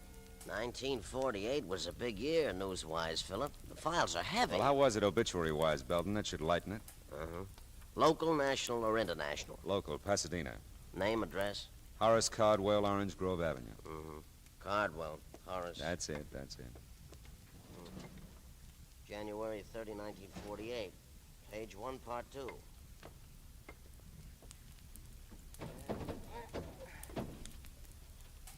That's a good spot, page 1, part 2. Best local obit spot in the paper. Oh, I'll bet Horace was proud like anything. Let's see here. Gandhi. Oh, here it is. Mr. Cardwell is survived by his wife, Phoebe Reed Cardwell, at home. Period. Nothing. Hey, Belden, you got one for her? Her? Phoebe Cardwell. When'd she go? She hasn't. She's somebody? She's somebody. Cardwell, Mrs. Horace, parenthesis, Phoebe Reed, close parenthesis, Triad Belden. All right. She could be more. She'll never make part 2, page 1 at this rate. Yeah, that's too bad, but read it anyway, huh? Born Waterloo, Iowa, June 7th, 1876. She's Gemini, Philip. That's wonderful. Will you just read? Oh, yeah. Okay. Married Horace Caldwell, so-and-so. Moved California.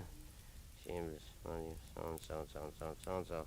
Oh, chairman of Art and Culture Committee, Live Oak Museum, Pasadena. That's it. Go ahead. Traveled extensively all over the world. Brought back many valuable paintings and objects d'art. Yeah, it's reasonable. To the museum. Most famous of which is Sing Wu collection of jade. And, well, that's about it, Philip. I love you, Belden. Thanks.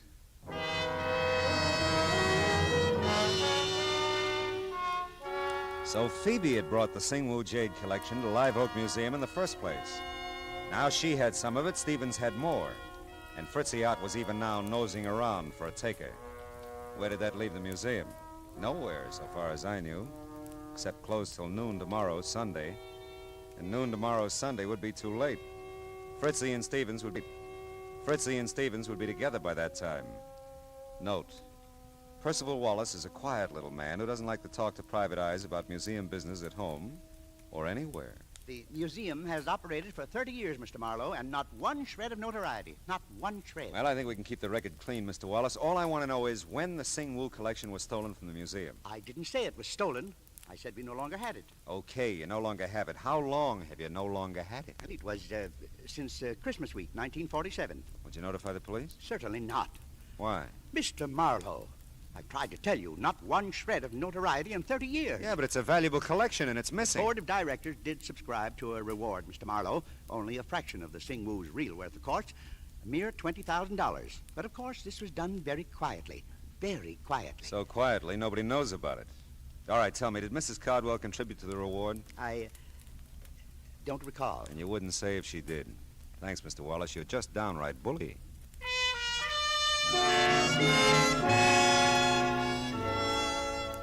I got to Phoebe Cardwell's small bungalow in Venice in time to see a liveried limousine pull away from the curb. A few minutes after I got lost with the rest of the inchworms, the light-up-at-night variety, Mrs. Cardwell ushered me into the living room. When she turned on the lights, everything in the room jumped out at me again. The pink dogs, the blue cats, the souvenir pillows.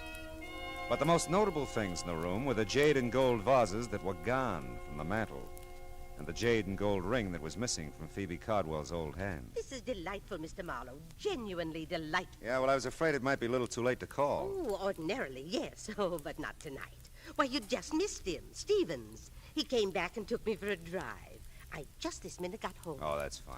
Oh, thanks to you, Mr. Marlowe. I'm so grateful. He hadn't forgotten about me, you know. No, he'd been busy. Oh, sure, yeah. I bet he has. I'm embarrassed not to have mentioned it sooner, but I have your money for you. Your fee. Oh, there's no hurry, honey. In fact, I've done so little that I... No, I won't hear that. I'll pay you in full, of course. All right.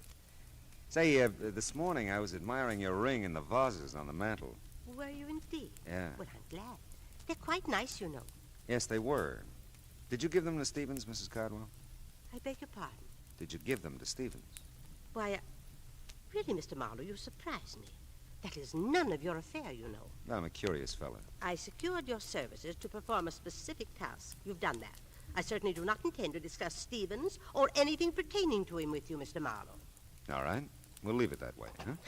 Not a word of any of this to Matilda now. All right. Phoebe, dear. Oh, and Mr. Marlowe again. Yeah, I was just leaving. I told the girls at the club all about you, and I am right, aren't I? You are Julia Marlowe's son. Julia Marlowe, The actress. She played Barbara Fritchie for years. She did. Well, I'm sorry, but there are no Fritchies in our families for years, either side. Really, Matilda, Mr. Marlowe's busy. He was just leaving. Yes, wasn't I? Philip Fritchie Marlowe. Oh, 'twould have been a beautiful name.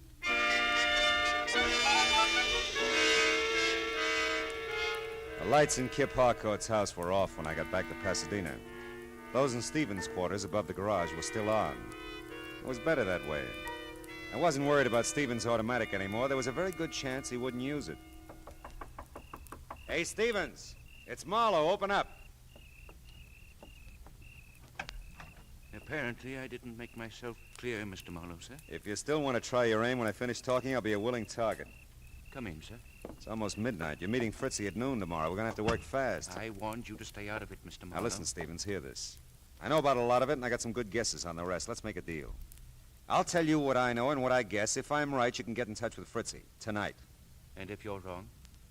Well, if I'm wrong, one of us deserves to be killed. Go ahead, sir. Okay. Horace Cardwell was a wealthy man, a very wealthy man. He was a good businessman, and he loved his wife very much. That's right, sir. When he died, there was almost no money.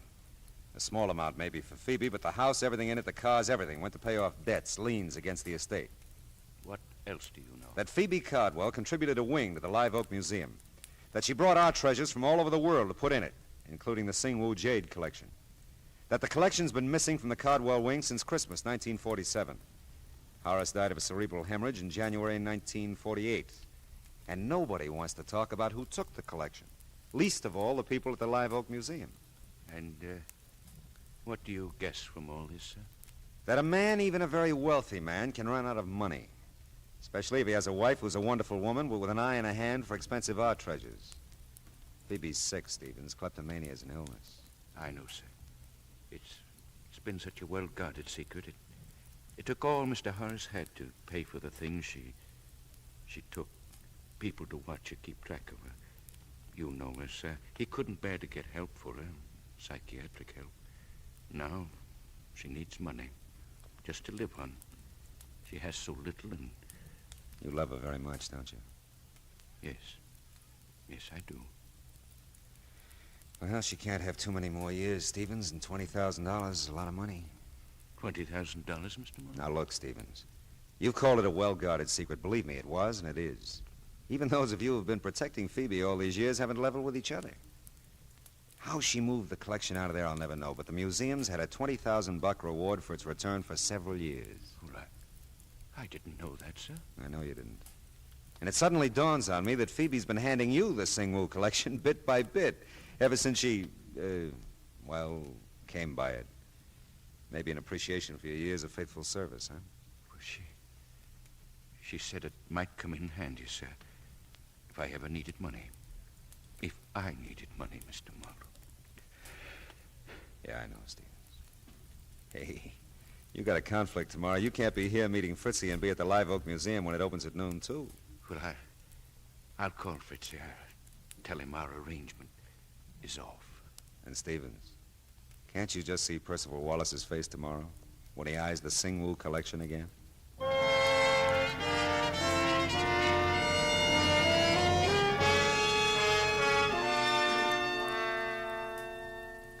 Footnote to a happy ending. By 12:30 Sunday afternoon, the museum had the collection, Stevens had a certified check for $20,000, and we had an understanding that Phoebe Cardwell would suddenly discover that Horace had left her some money after all. $20,000 in a checking account that had somehow been overlooked till now. Oh, well, the rest of Sunday was all mine. And I stood at my window and looked down on 1,000 inchworms playing Follow the Leader. Back from the beach, the mountains, from Aunt Millie's, from anywhere. All kinds of people. Nice people. Not so nice people. Dames like Kip, whose husbands took trips. Sweet, harmless old ladies who took collections.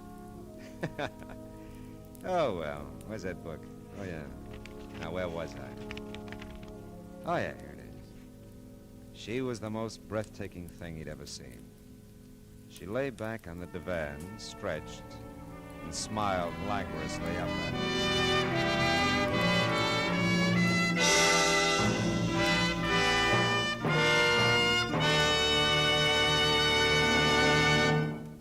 The Adventures of Philip Marlowe, bringing you Raymond Chandler's most famous character, star Gerald Moore, are produced and directed by Norman MacDonald, and was written for radio tonight by Kathleen Height and Adrian Jondot.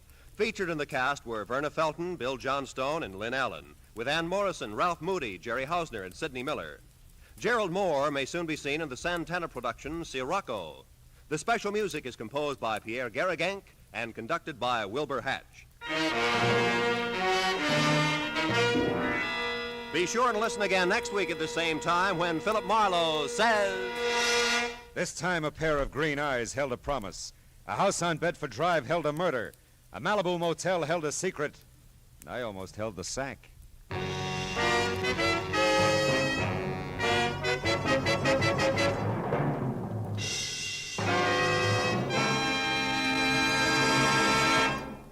Songbird Evelyn Knight, a favorite CBS singing star, helps out vocally on The Mario Lanza Show tomorrow evening on most of these same CBS stations. Stay tuned now for Gangbusters, which follows immediately over most of these same CBS stations. Roy Rowan speaking. This is CBS, here Horace Heidt every Sunday night, the Columbia Broadcasting System.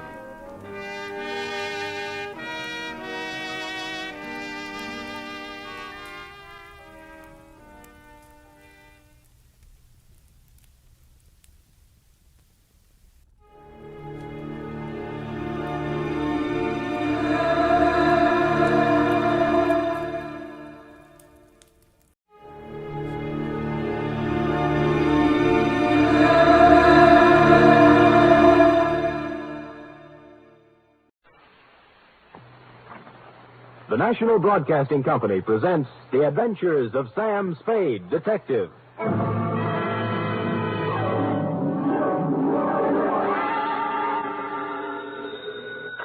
Sam Spade, Detective? Hey, sweetheart. What was that, Lars? Nothing. That was my teeth chattering. Oh, is it cold now? Out where I was, Effie, I've been swimming. In December? Oh, Sam, you caught a chill. That's true, Eff. I caught a real Russian chill. They're not keeping San Francisco Bay as well heated as they might. The bay? Sam, you were swimming in the... Where else, Eff? But... Oh, Sam, you've been drinking. Only brine, Angel, and what kelp juice I could scavenge. Kelp juice? Oh, it was a taxing experience, Eff. A lesser man couldn't have come through it. Lay out some dry clothes for me, mix me a hot grog, get out your pencil that writes underwater, and prepare to take down a narrative of international intrigue and espionage, which we will call, let's see, the 25123569 caper. What? Or the Russian's number is up.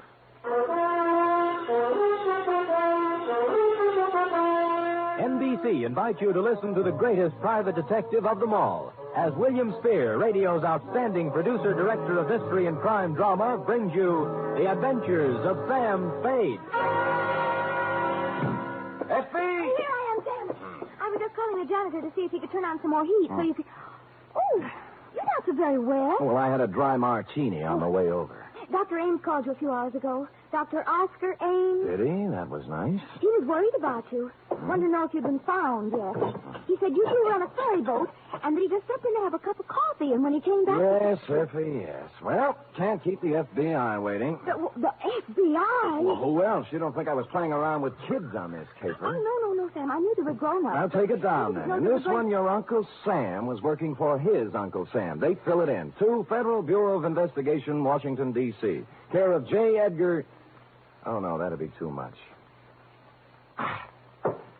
Well, why not? From Samuel Spade, license number 137596. Subject, Boris Kargamensky. How do you spell that, Sam? Kargamensky, K-A-R-G... No, I don't mean that. I mean Boris. Oh, I should have known. B-O-R-I-S. Dear Sir, last night I let my secretary off at 5:30 so that she could go and do some Christmas shopping, although I've told her repeatedly that all I want this year is money. The fog was rolling in off the bay, and it was bitter cold as I came out onto the street, pulling my overcoat collar up around my ears. Seemed like the night for spaghetti. A wonderful spaghetti dinner and some pleasant Italian hospitality down at Mama Pizza's restaurant on the Embarcadero opposite the ferry building. So that's where I went. But Mama Pizza had more than hospitality on her mind when she met me at the door. Sam, oh, I'm so glad to find you. I'm just calling your office. Well, what's the trouble, Mama? Someone been stealing ravioli? Please. It's my cousin, Tony. They tried to kill him. Oh, what happened, Mama? Come on, Sam. You eat with us, our table. I'll make Tony tell you. He's gonna feel so good, but he can talk all right. You're gonna see. She led me to the back of the restaurant to the table where the family generally sits. Her daughters, Angelina and Patty, were there with plates of food in front of them, but they weren't eating any of it. They were staring in awe at the man who sat next to him. He was small to start with, but he was even smaller, hunched down in his chair miserably, staring, unseeing, into a glass of wine. On the table in front of him was a battered old concertina. The top of his head was swathed in a clean, new bandage. Sit down, Sam. Sit down. This is my cousin, Tony Calucci. Tony, my good friend, Mr. Spade. Hello, Tony. Hello. Go on, Tony. You tell Sam what's happened on you. Sam, you have your dinner at the same time. Yeah. Don't forget. Tonight you're going to be my guest. What do you like to eat? Well, Calatini, cacciatore? Well, I don't care, Mama. What's that on your plate, Angelina? You going to eat that? Well, pass it over. And waste not, want not. That's what I always say. Now, what happened on you, Tony? Well, I'm on the boat, see. Yeah, what boat? The ferry boat, Oakland ferry boat. Don't you never hear my music on the boat? Ah, you play the concertina on the ferry ride. Sure, but no more. Huh? Tonight on the 6 o'clock boat, oh, boy. Tonight on the 6 o'clock boat, what? I'm a play inside the first by the sandwich place, and everybody say, oh, boy, Tony, you good, you play good, play some more. 10 cents a year, 5 cents, 2 quarters even. Then I go up the stairs. Oh, boy. Oh, boy. And? Then I go out on the deck.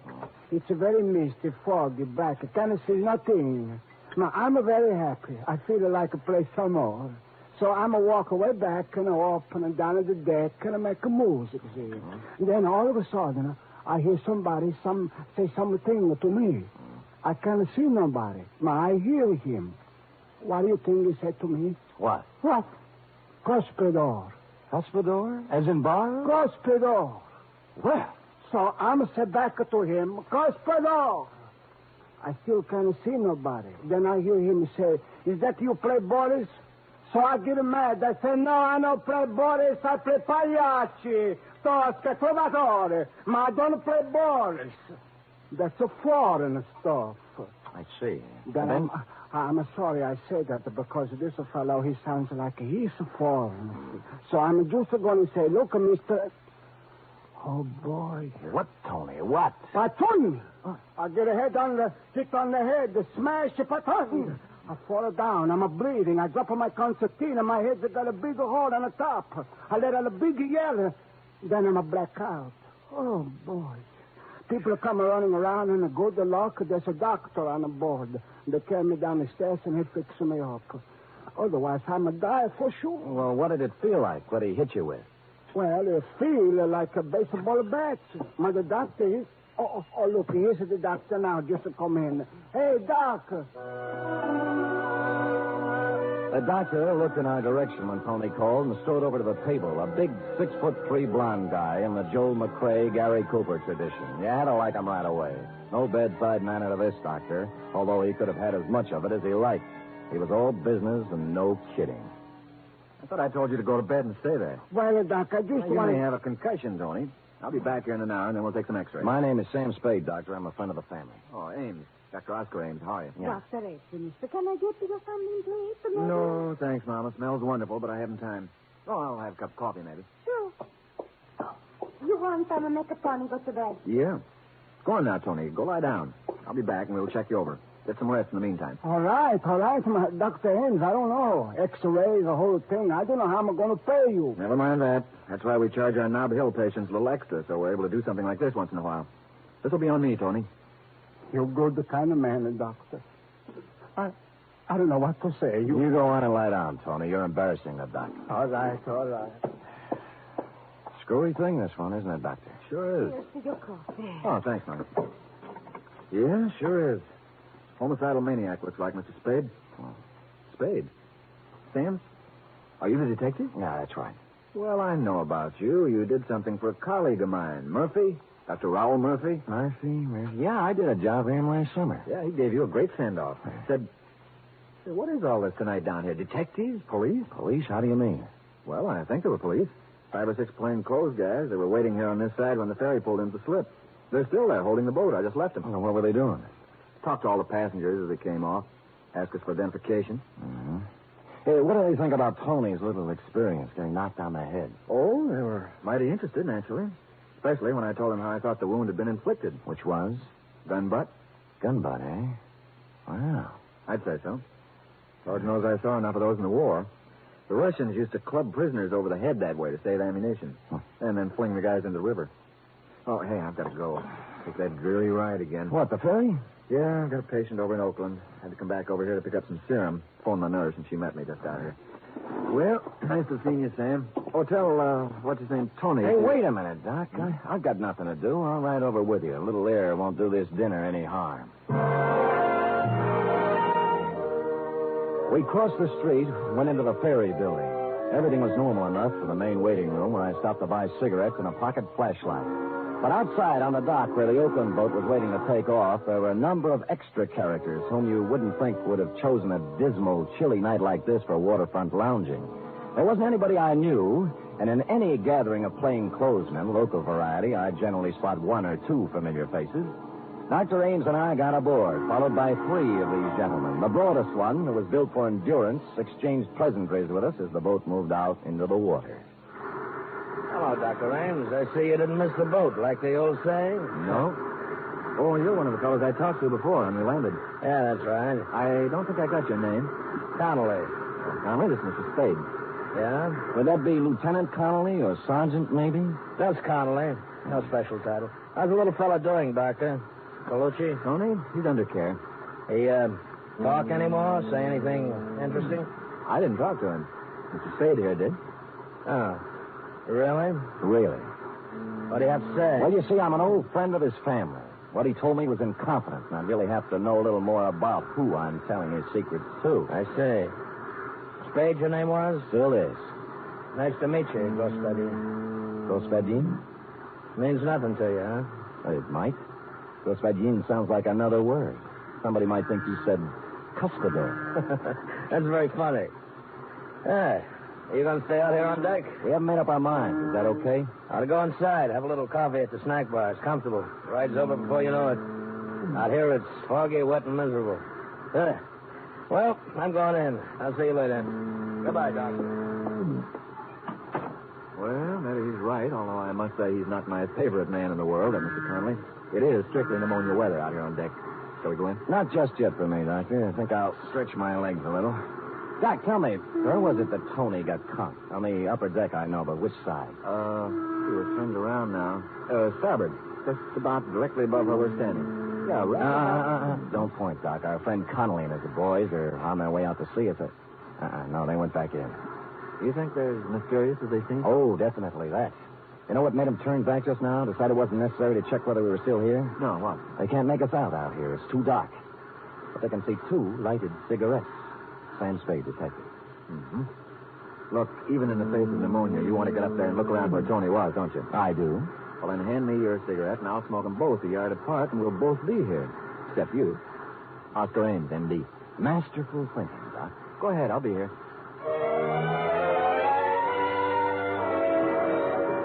So I trod the slippery stairs to the upper deck. The fog was as wet as rain. I couldn't see any more than inches ahead of me with my flashlight. Finally, I stopped about amidship and looked down over the rail. Ames and his 2 cigarettes, tiny red dots of light that grew brighter every now and then as he puffed at them, were almost directly beneath me, so I knew I was just about right. A sudden noise over my head made me shoot my light up toward it. It came from a piece of canvas that had suddenly ripped loose, the canvas that covered the top of a lifeboat. I got up there somehow and perched precariously, holding onto 2 steel supports with one arm. The piece of canvas had been ripped open with a knife, a hole large enough for a man's body to get through. And that's what was in there, sprawled in the bottom of the lifeboat. A man's body.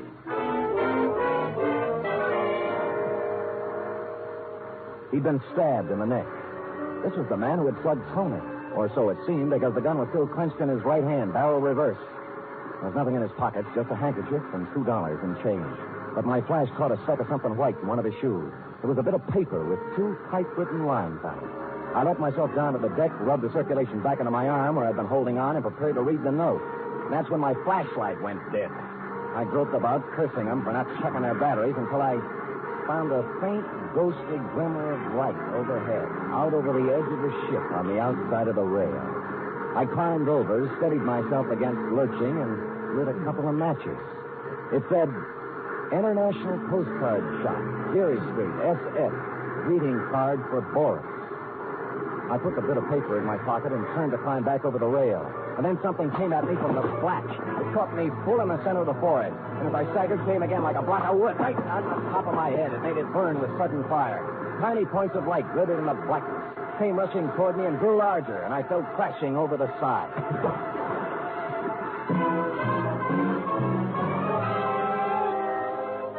They tell you a lot about what you remember when you're going down for the 3rd time. You know what I remembered?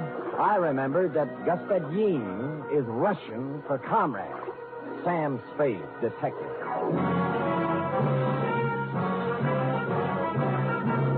You are listening to the weekly adventure of radio's most famous detective, Sam Spade.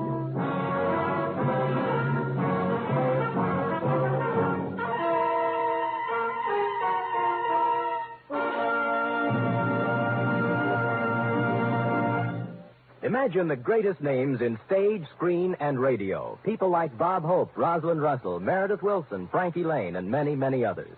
Imagine an hour and a half of the very finest in comedy, music, and drama. Imagine all this rolled into one wonderful program, presided over by the distaff dynamo, Tallulah Bankhead. Well, NBC has the program. It's The Big Show, heard every Sunday night over most of these stations. All this and Tallulah, too. No wonder it's The Big Show. And Sunday evening also means Theater Guild on the air. This Sunday, Theater Guild presents Boomerang, starring Kirk Douglas.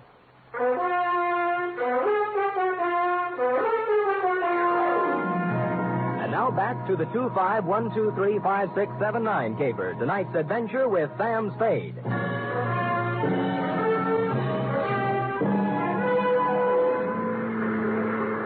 I found myself mechanically keeping afloat somehow and trying to get out of my overcoat. My eyes burned. I felt heavy and lodged, as if I'd swallowed gallons of water. My head began to clear a little, but with returning consciousness came increased pain. Pretty bad, too. From out of the misty blanket, from every direction, in a dozen different keys, from near and far, foghorns sounded. I knew that by now the current had swept me out of the path of the Oakland ferries. The water was chilling me, and I turned over and began swimming, just hard enough to keep the blood circulating. The lights of a boat came into sight suddenly, and I threw back my head and yelled. But the horn crying its warning drowned me out, and the boat went on, and the fog closed in behind me.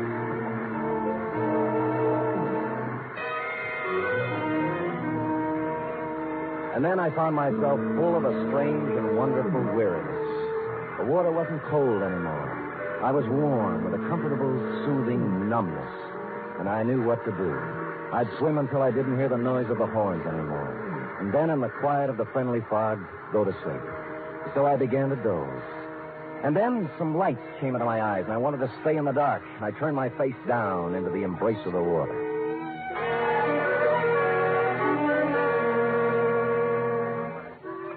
And then I wasn't where you'd expect at all. I was lying on a baggage truck that was moving. People were crowding around, walking beside the truck, staring at me.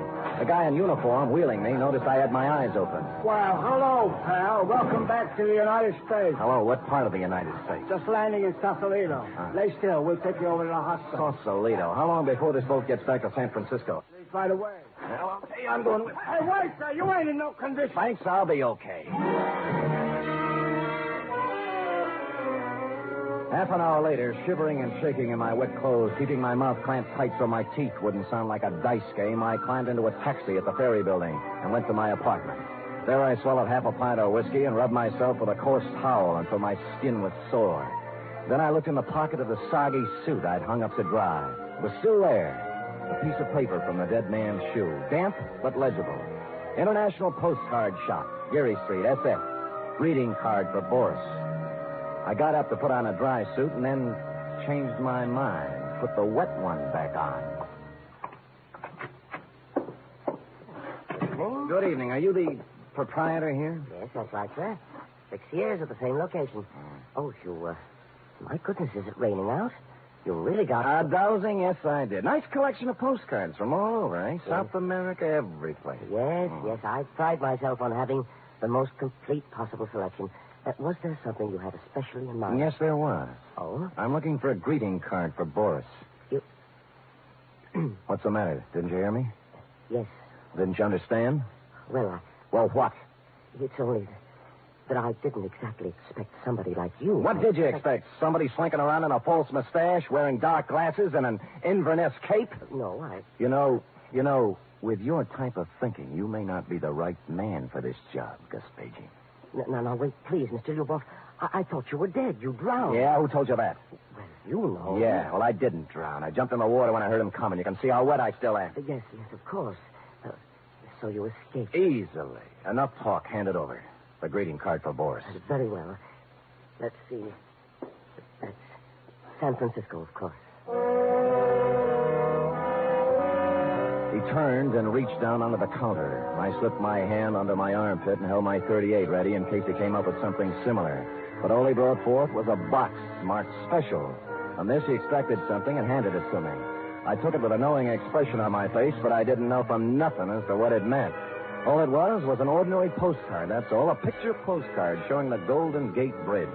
Underneath it, the caption, Wonder Cities of the World, number 25, 1235679, San Francisco. Nothing else. I was afraid my mouth was open. What's the matter? Matter? Don't you know how to read the name? It's so difficult, of course. Idiot, certainly I know how. I was just admiring the work, that's all. Oh. Work, that's all. Oh. It is excellent, isn't it? Look, you'd better go now. You've been in here an awfully long time. We don't want to... No, of course we don't. I'll go, Gaspaggi. Gaspaggi, I'm sorry to have been overly cautious. There is no such thing as over-caution. Yes, thank you. You were so... Well, you seem like an American. So do you. I strode out onto the street, touching my postcard, but I shoved it inside my sleeve a moment later because who I saw standing under the misty glimmer of a streetlight waiting for me was my heavy-set, mysterious friend from the ferry boat, Connolly. I turned my head around and glanced down the other end of the block behind me. 2 other guys were there, sure enough. And they advanced slowly toward me with their hands raised, palms out, as if they were showing me they weren't carrying guns. I reached my hand inside for mine all the same, but I never got to use it because Connolly rushed me from the other side. I caught him on the chin and he went down, clattering into an ash can. The other 2 boys grabbed me and held my arms behind me. Connolly got up, rubbing his face, and I waited to get murdered. But no. All right, Joe Lewis. Bring it along.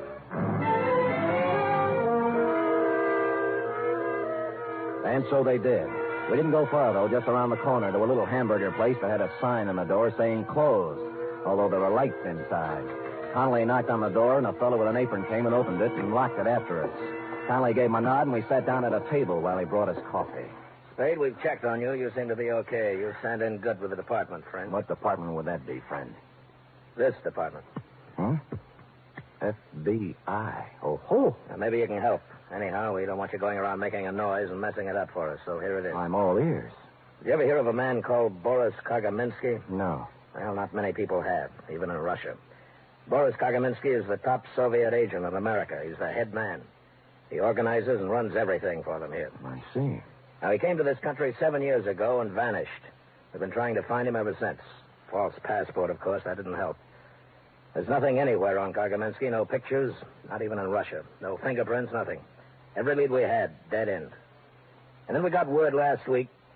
Go ahead, drink your coffee. Oh, I'm too interested. We got word last week that another agent, an unimportant little guy named Lyubov, was on his way to San Francisco and that he would definitely have to contact the big gun. Something to do with the Chinese war business that only Kagaminsky is big enough to handle. Well, our man tailed Lyubov all the way out here, and then he lost him.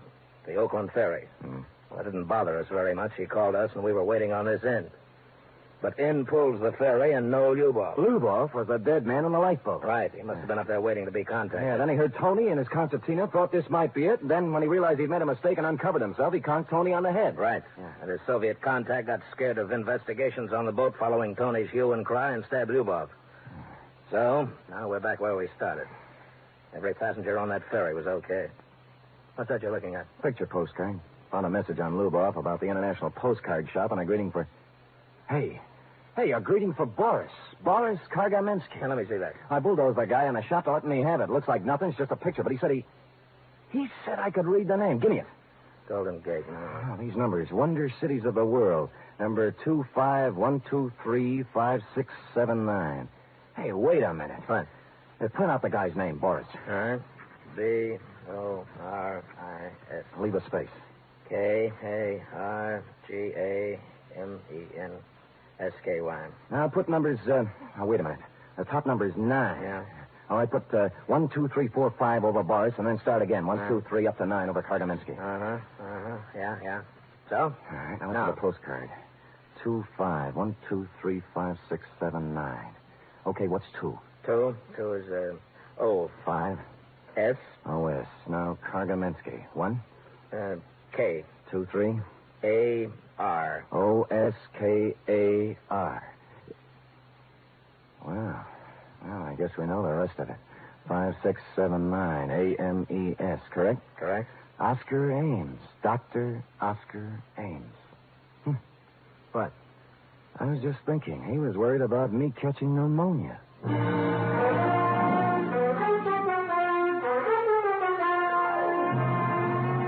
I called Mama Pizza, and from what she said, we knew where to go. We picked him up at the emergency hospital. He was just finishing the operation on Tony's head.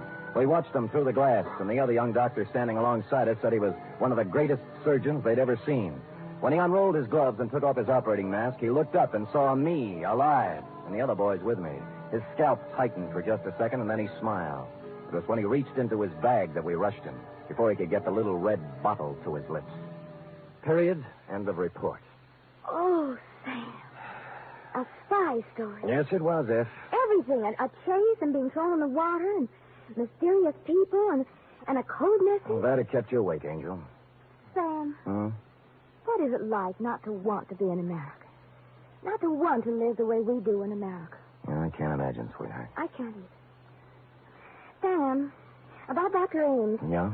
Do you think that, the way you described him and all, do you think you made him sound too sympathetic? No, I described him as he was, that's all. But will anybody think that, he was attractive? Well, you missed the whole point, didn't you? Spies don't go around wearing monocles and talking with heavy accents and acting like spies, not the good ones. It's the attractive, lovable, trustworthy strangers that are dangerous. Now, if you'd met Dr. Ames at a party somewhere, you'd be out with him in a nightclub right now, cooing over a drink and giving him the plans for the Brooklyn Navy Yard. Sometimes I can't... Get mad, Sam.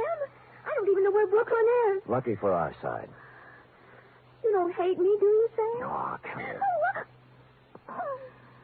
Oh. Now, does that answer your question? Completely. Good night, Sam. Good night, sweetheart.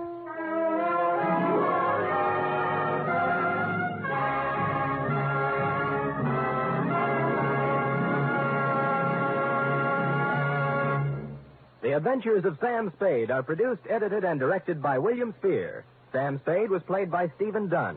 Lorene Tuttle is Effie. Script for tonight's adventure by William Spear. Musical scoring by Lud Gluskin, conducted by Robert Armbruster. 3 chimes mean good times on NBC. There's no cover charge at Duffy's Tavern. Just keep your dial tuned to NBC later as Archie the manager and his delightful friends cook up another mad and merry session at that remarkable restaurant, Duffy's Tavern. This Sunday, the big show comes your way on NBC again, an hour and a half of the best in comedy, music, and drama, with guests Bob Hope, Martin and Lewis, Rosalind Russell, Frankie Lane, and unpredictable Tallulah as MC. Go ahead, tell them about The Thing. Oh, yes, Sam Spade and Effie asked me to remind you about The Thing. The Thing for kids for Christmas. You know, The Thing can be anything you think an underprivileged child would like for Christmas. In your town, there are civic groups who are cooperating with this Thing for Kids campaign. Send your new or used toys to the collection centers in your town and help make some child's Christmas brighter. It'll make you happier, too. Thank you.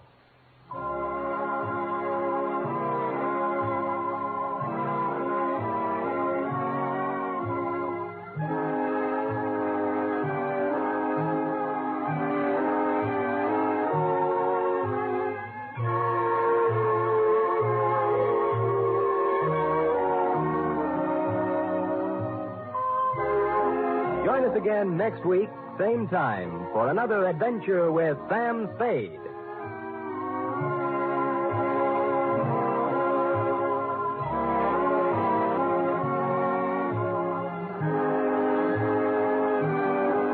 Enjoy the magnificent Montague, then it's Duffy's Tavern on NBC.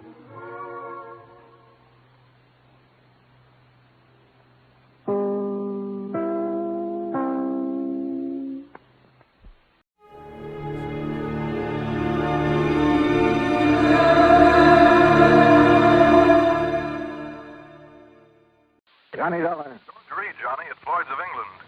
George, every time I hear your voice on the phone, I shudder. Well, I guess I have asked you to handle some rather out-of-the-ordinary matters for us.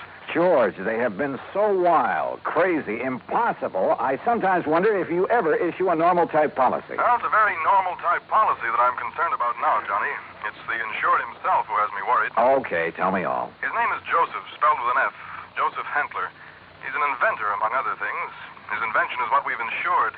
It's a device, I guess you'd call it, for making some kind of boron-based compound. Boron-based? The sort of thing the government is vitally interested in for its airplane and rocket fuels. Oh? No kidding. I think you'd better run over here and let me tell you about it. Can you? Right away? When you put it that way, George, yeah, I think I'd better. I'm on my way.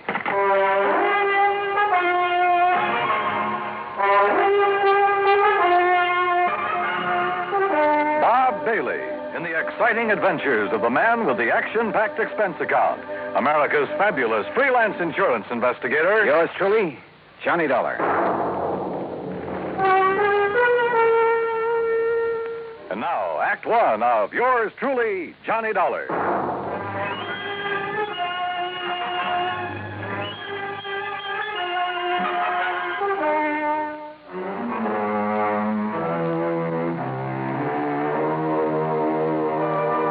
Expense account submitted by Special Investigator Johnny Dolar to Floyd's of England, American Office, Hartford, Connecticut.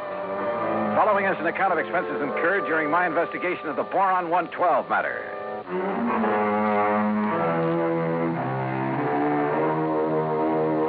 Expense expense account item 1, $1.10 cab from my apartment to George Reed's office. As I walked in, he motioned me to a chair, leaned over to the intercom on his desk, and pushed a key. Sit down, Johnny. Miss Larkin. Yes, Mr. Reed. Mr. Dolar is here. Will you come in, please? Oh, yes, sir. Well, George, what's it about this time? Glad to see you, Johnny. I gave you most of the story over the phone. Well, you only told me you've issued a policy to this man, Hantler, was it? That's right, Joseph Hantler. Yeah, and that you've insured some invention of his for, how much did you insure it for? $20,000. It's a piece of apparatus, Johnny, that he has spent over 7 years developing. Sit down, Miss Larkin. Oh, thank you. Apparently, it's a very complicated something or other. I never did know much about such things. For making borax, or more specifically, a compound he calls Boron 112 for use in high-powered fuel. Sounds important. It is, at least so far as I've been able to determine. Yeah, been all sorts of government tests and experiments with these super fuels, hasn't there? Exactly. Many things formerly used purely as explosives, remember this, Johnny, many things formerly used as explosives are now being developed as fuels. Well, the perfect example is atomic fission and hydrogen fission or fusion or whatever it is. Exactly. All right, now let's get down to cases. You've insured some apparatus that's supposed to make boron 112. What kind of apparatus? I've never seen it. It's all very secret. Well, now, wait a minute. How do you know this machine or whatever it is even exists? Looks to me like you've insured a pig in a poke. No, Johnny. For $20,000. Wow. No, Johnny, I'm not that much of a fool. One man, a recognized physicist, has, at my request. And mind you, this was before I'd agreed to issue the policy. Understand? Go on. His name is Dr. Hugo von Brauer. Oh, I've heard of him. Yes. Well, Hantler permitted him to see enough to convince von Brauer that he has something mighty important there, that he's on the right track to, well, whatever it is he's out to accomplish. Okay. I'll take your word that you were right in issuing him the policy on it. But now what's happened? The thing blow up in his face or something? No, as I told you over the phone, it's the man himself I'm worried about, because of something I've just learned. Like what? Miss Larkin, this is Mr. Johnny Dolar. Now, will you please... Yeah, I know. Gee, Mr. Dollar, this is a real thrill. I've heard so much about you. Hi, Miss Larkin. Gee, won't you just call me Louise? Yeah, sure, Louise. Oh, gee. Miss Larkin, will you just tell Mr. Dolar what you told me this morning? Yes, sir. Oh, gee. Well, it was like this, Mr. Dollar. A couple of years ago, well, you know, when I was just a kid, not very mature, you know what I mean? Oh, sure. Go on. Well, some of the kids I traveled around with, some of them were awful immature, compared to me, that is. Miss Larkin. Well, a couple of them had some pretty funny ideas about the government, things like that. You know what I mean? I'm afraid I don't. Well, like, they used to think they were very smart attending a lot of secret meetings. The kind the FBI likes to keep tabs on. Now, you know what I mean? Go on, Miss Larkin. Well, anyhow, this one night, we didn't take all their talk very serious, mind you, and that's the truth. We didn't think there was anything in it, just a lot of talk. Will you please get to the point? I am, Mr. Reed. Well, anyhow, Charlie and me, that was my boyfriend, Charlie White. At least one of my boyfriends. I always have a lot of them, you know what I mean? Yes. Well, go on, please. Well, Charlie and me, we said, sure, we'll attend one of your meetings. You know, just for laughs, you know what I mean? And what kind of a meeting was it? Oh, it was terrible. It was awful, Mr. Dollar. A bunch of people I never saw before making speeches. Yeah. Down with the government, start the revolution, you know, that sort of thing. Oh, we got out of there in a hurry, believe you me. I'm sure. And we were pretty lucky, too, because the police or the FBI or somebody came in after and busted the whole thing up. Hey, maybe you read about it. That's all very interesting, Louise, but just what... Yes, Miss Larkin, get to the point. All right. Well, just this morning, when I was filing the office copy of this insurance policy and I saw the name on it, oh, gee, Mr. Dollar, it hit me like a...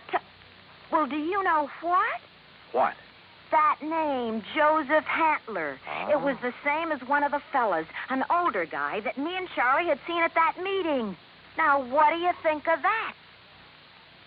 $20,000 on a highly secret device. Yes. That might be to produce some kind of explosive. Exactly, instead of a simple fuel additive.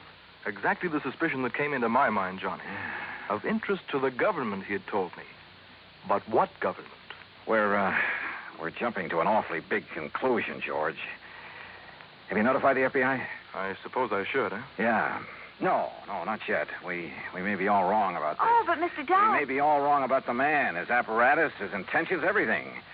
Let me see what I can find out about him first. Now, whatever you say. But remember one thing, Johnny. Yeah? You may be dealing with far more than just this one man. So be careful. Be very careful. Oh, gee, you'd better, Mr. Dollar. You know what I mean? Act 2 of yours truly, Johnny Dollar, in a moment. Now, Act 2 of yours truly, Johnny Dollar, and the Boron 112 matter.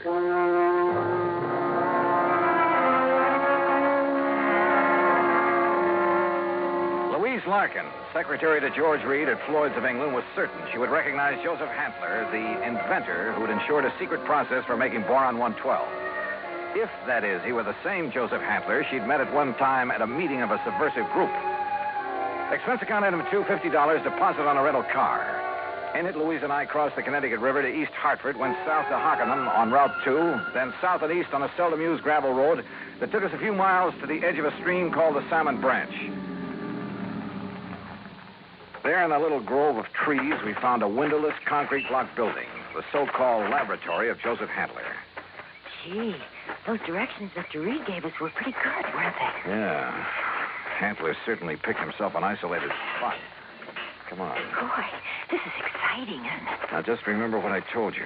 If this is the man you met at that party line meeting, don't appear to recognize him. Just give me a slight nod to say yes or no. Yeah, but what if he recognizes me?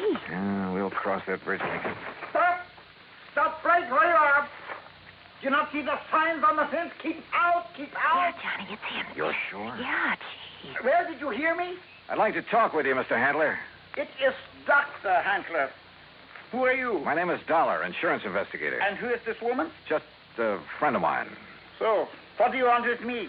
Well, I want to see the machine, the apparatus that Floyd's of England has insured for you. No, you may not. I'm engaged in highly secret work here. Work that is worthy only of my own great talents as a physicist, chemist, and inventor. Work for the government. Yeah? What government? What are you talking about? The United States government, of course. Suppose you let me see whatever contract you may have with them. I let you see nothing. I have no contract. Oh? And I do not have any patent on my converter. And why? Because either one would reveal the secret of this amazing device before I can turn it over to the government of this fine and glorious country. Yeah, sure. So that is also why I will not permit either you or anyone else to see inside of my laboratory. So leave. Immediately. Go, get out of here. Dr. Hantler, if you'll just let us... No. Do you understand me now? Mr. Dollar. Oh, hey, now, wait a minute. What's that thing for? You are trespassing on my private property. If I shoot you, I am within my rights. Now leave. Now! Do you hear me? Come on, Louise. Gee, yeah. And do not come back here. Do you hear me? Never! Same man, huh? Oh, he sure is. Gee, that gun he pulled on you, I was scared, you know what I mean? Yeah, I know what you mean. Well, what are you going to do, Mr. Dollar? You know something, Louise? I'm not sure. But I was sure by the time we got back to Hartford. I took Louise back to George Reed's office. George was out to lunch, but I stopped long enough to telephone an old friend of mine, Lee Houck, at the local office of the FBI. Asked him to meet me for a bite to eat. Sure, Johnny. How about the Hearthstone? Anywhere you say. 1 o'clock? I'll be there. Well. Yeah, I know what I'd do, Johnny. What, Louise? I'd tell the FBI. That's exact. Oh, well, we'll see. I know what Charlie would do, too. Charlie? My boyfriend, I told you, Charlie White. Oh, yeah. Well, I'd better be on my way. He'd go out there and he'd kill that crazy old man. Well, Johnny, he just hates those people who are conspired to overthrow the government. Hey, look, tell George when he gets back to the Ever office. since we got drugged into that awful meeting of those awful people, why, he hasn't even seen those guys that persuaded he and I to go there that night. Louise. He says if he ever does see any of them, boy, what he'll do to them. Yeah, I'm sure. Now, look, I got to keep a luncheon date. Tell George Reed when he comes back that I'll see him later, huh? Then I'll see you again, Johnny, huh? Hadn't you better answer that phone? Huh? Oh, yeah. Oh, goodbye, Johnny. See you. Floyd's in England. Oh, Charlie. Hey, Charlie, what do you think's happening? Who I've been talking to? My dream man.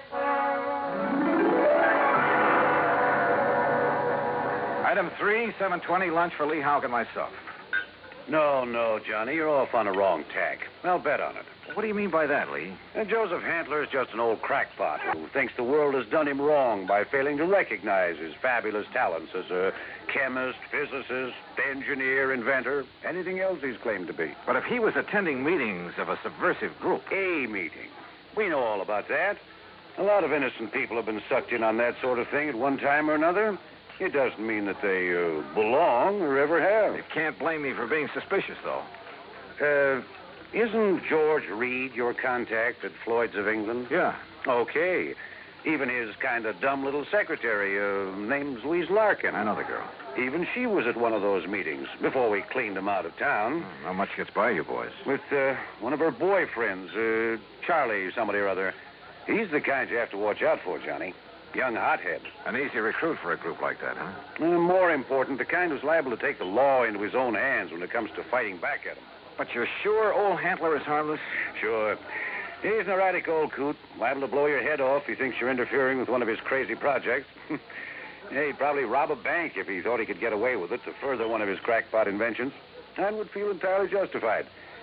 But believe me, he'd have no part of subversive activity. Hey, you said crackpot inventions. George Reed tells me Dr. Hugo von Brauer okayed this present project. It's a real sad one, isn't it? Huh? Von Brauer, one of the best minds in the country. Until that breakdown last fall. You mean that he's no longer... Holy smoke. Well, sure, Johnny. If George sold him insurance on Von Brauer's okay, well... How does Handler keep going? Does he ever sell anything he develops? No, it probably lives off an old trust fund, something like that. Want me to check on it? No, wait till after I've seen him again. Somehow I've got to see that machine of his, see how badly the insurance company stands to get took. Yeah, Johnny. I think you better. Maybe he was right. Maybe the idea George Reed and I had cooked up, that the old scientist was working on some kind of bomb or explosive, was... Anyhow, my problem was to find out exactly what he was working on, what the company had blindly insured. So I drove out there again. To keep Handler from barging out with his gun, I blew the horn a couple of times as I pulled up alongside the fence. But there was no response to it. Good. Maybe Handler wasn't there. Maybe I could somehow get into the place, see for myself what was up. But suddenly, from inside the building came a couple of dull thuds. And then the whole thing began to bulge at the seams, began to... Oh!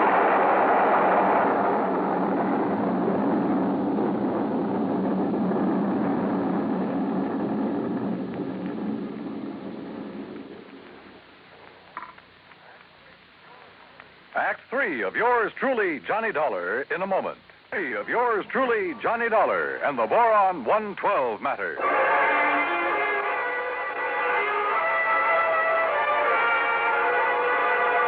Carefully, I dragged myself out from under what was left of my rental car, where the explosion of the laboratory building had blown me, pushing aside a few chunks of concrete, bits of lumber that had landed on me. And I saw them coming down the road toward me from a car parked in the trees at the side. Louise Larkin, a big, husky football player type who looked as though he could stand a good bath and a shave. Well, served him right. That's all I got to say, Louise. Any guy plotting against the United States, murder's too good for him. Oh, gee, Charlie, it sure looks like he's done for now. He must have went up with the building. Yeah, and it served him right. Oh, gee, there's not a thing left of this lap. Oh, Hello, Louise. Mr. Dollar. Yeah, that's right. And I take it you're Charlie. Yeah. Hiya, Dollar. What do you think of that? You did a pretty good job, didn't you? What? Yes, sirree. Huh? What are you talking about? Was he still inside? Did you murder Dr. Handler, too? Johnny! Now, wait a minute. You think I done that? Oh, no, Johnny. We just got here. Oh, sure. Honest. Charlie was going to have a showdown with him. He was going to drag him out of that place and hand him over to the FBI. Sure. What'd you think? Gee, I was worried about the old man's gun, remember? I remember. But if you think a lousy gun was going to stop me from handing a subversion guy like him over to the... Now, look, you don't mean you think I done this. What would you think? No, I did it. Oh, was it not wonderful? Dr. Handler. Yes, Mr. Dollar, and I want you to meet... So you're still alive, huh? You're okay.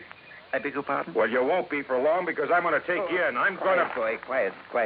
Mr. Dollar, my good friend, Mr. Dollar. Huh? I want you to meet this gentleman from the commission in Washington. Commission? D.C., Washington. Dr. Bernard Steiner. The Dr. Steiner? Yeah, but of course. I've heard of you, and now it's nice to meet you, Mr. Dollar. This final test, it was proof. It was final, all right. Yes, it was all the proof I need. We observed the buildup of the explosion from the top of yonder hill. The proof of what? That Dr. Handler has finally come up with a controlled power source in his boron compound of inestimable value to the country's rocket program. So, I am a great man at last. Oh, why he calls it Boron 112, I'll never know. Well, because it was experiment number 112 with my wonderful converter process. What else? Hey, if you're from Washington, mister, I am, young man, and I assure you the government will take over Dr. Handler's process immediately. Well, I'll be doggone.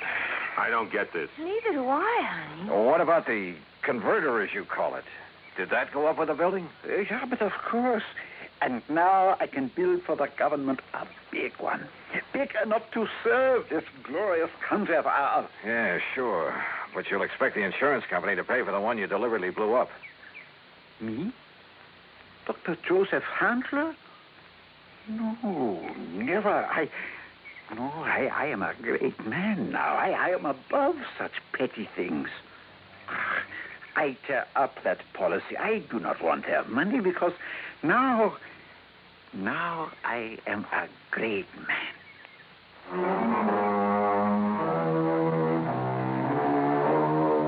There you are, George. Full report. Payment on the policy is up to you. And if you do pay, at least it's in a good cause. Also, well, I guess you and I have both learned a lesson about jumping to conclusions. Expense account total, including incidentals, replacement of the rental car, and transportation back to Hartford, $2,431. Yours truly, Johnny Dollar.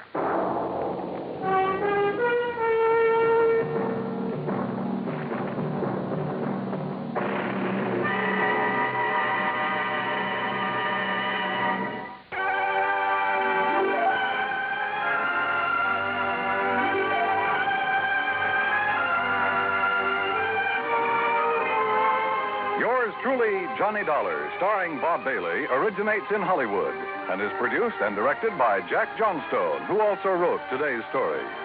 Heard in our cast were Shirley Mitchell, G. Stanley Jones, Parley Bear, Russell Thorson, Frank Gersel, and Lou Merrill. Be sure to join us next week, same time and station, for another exciting story of yours truly, Johnny Dollar. This is Dan Cubberly speaking.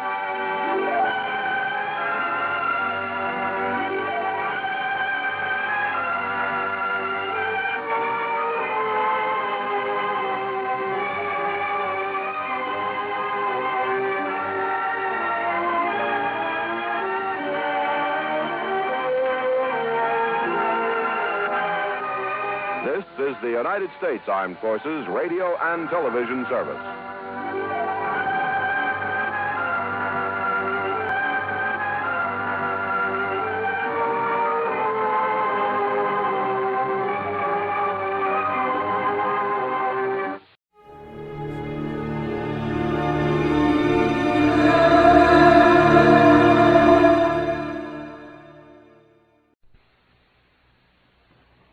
The National Broadcasting Company presents The Adventures of Sam Spade, Detective.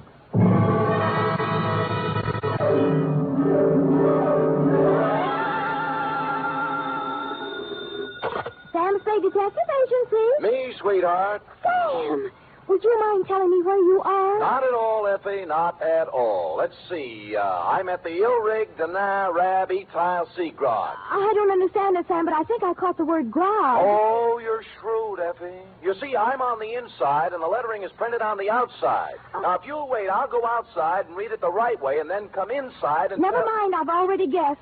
You're at George's Elite Bar and Grill. Trapped. Sam, answer me. You promised me you wouldn't. Me? I promised? Me? You did, Sam. You promised faithfully to stay away from bars. You know how hard television is on your eyes. Have you got your glasses? One in each hand. Fill them up, George. Oh, Sam, I heard that. What will people think? They'll never know, Effie. I always drink here under another name. Oh. Just a little of the hair of the dog that bit me, Effie. But don't worry about me. Although it's true I have been dogging it and have been hounded from tree to tree, I am frisky as ever and will be in to unleash my canine chronicle, namely the dog-fed caper, or he who lies down with dogs gets up with murder, or, condensed for easy reading,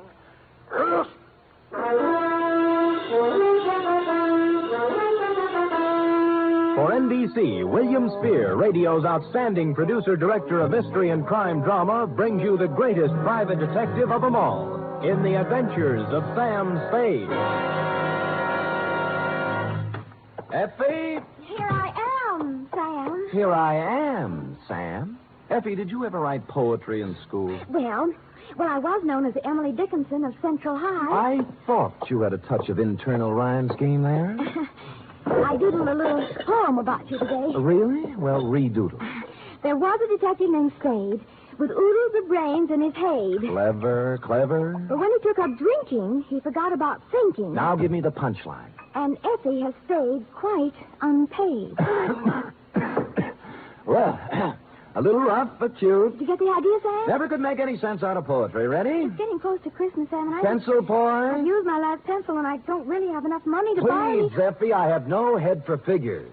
All right, I give up. From Samuel Spade, license number 137596. Subject, the dog bed caper. Oh, Sam, I hope this is going to be all about dogs. I belong to the tail waggers, you know. Yeah. And I've read all the books by Jack London. Yeah. I just think Down, Effie.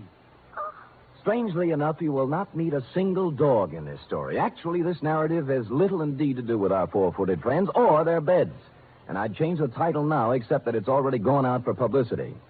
Dear Dundee, it all started with a phone call to my secretary, Miss Effie Perrine, a doll, requesting my inimitable services at the investment counseling firm of Cameron Incorporated. Clearing everything off my desk, 2 shoes with feet in them, my own, I went over. The firm of Cameron Incorporated was obviously not for the pushcart set. It was plush, ankle-deep rugs, imported drapes, and the receptionist. She had a plushness all of her own. I said hello in my plushiest voice, and she liked it. She said so. Oh, I like the way you said that. Say it again. Life is too short to go back even for a moment. The past is a dead thing, the present dying, only the future alive and vibrant. However, hello. Is there something? There is. Could I ask a question? Why not? I will rephrase the question. What time do you stop working this evening? Around 6. Care to have... Why not? There's a little bar around the corner, okay? Why not? Why not, indeed? Bring your own money? Well, come anyway. Your name? Cellar. Mine's Sam Spade. Who's Mr. Briggs? He called me. Major Briggs? Why, he's our chief accountant. I just happened to have my door open. Did I hear someone inquiring about me? This is Mr. Spade, Major Briggs. How do you do, Major? It's a pleasure to meet you in person, Mr. Spade. I'm the man who called you, you know. I'm grateful, sir. Now, what is it I can do for you and Mr. Cameron? Oh, it's not for me that I called. I haven't a worry in the world, and it's Miss Cameron. Oh. Old Cameron's been dead for many years now. I see. Whatever she wants, Mr. Spade, do a good job. We are all counting on you. Will you please announce Mr. Spade, Miss Roberts? Certainly, Major. If you'd excuse me. Nice to have met you, Major. Miss Cameron? Yes? Miss Spade's here. Send him in, please. Go on, Sam. Have fun. Think I might? Why not?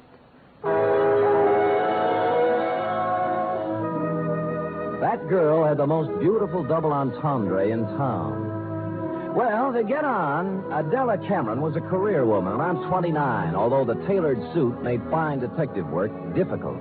No makeup, severe hairdo, and in spite of all this, chic. In fact, as we shook hands in a most businesslike manner, I had the feeling that something warm might well spring up between us. Something like a warm mutual dislike, maybe. But something. Most men simply cannot be told anything in confidence. They gossip. That's a switch. I don't appreciate your humor, Mr. Spade. I accept your apology.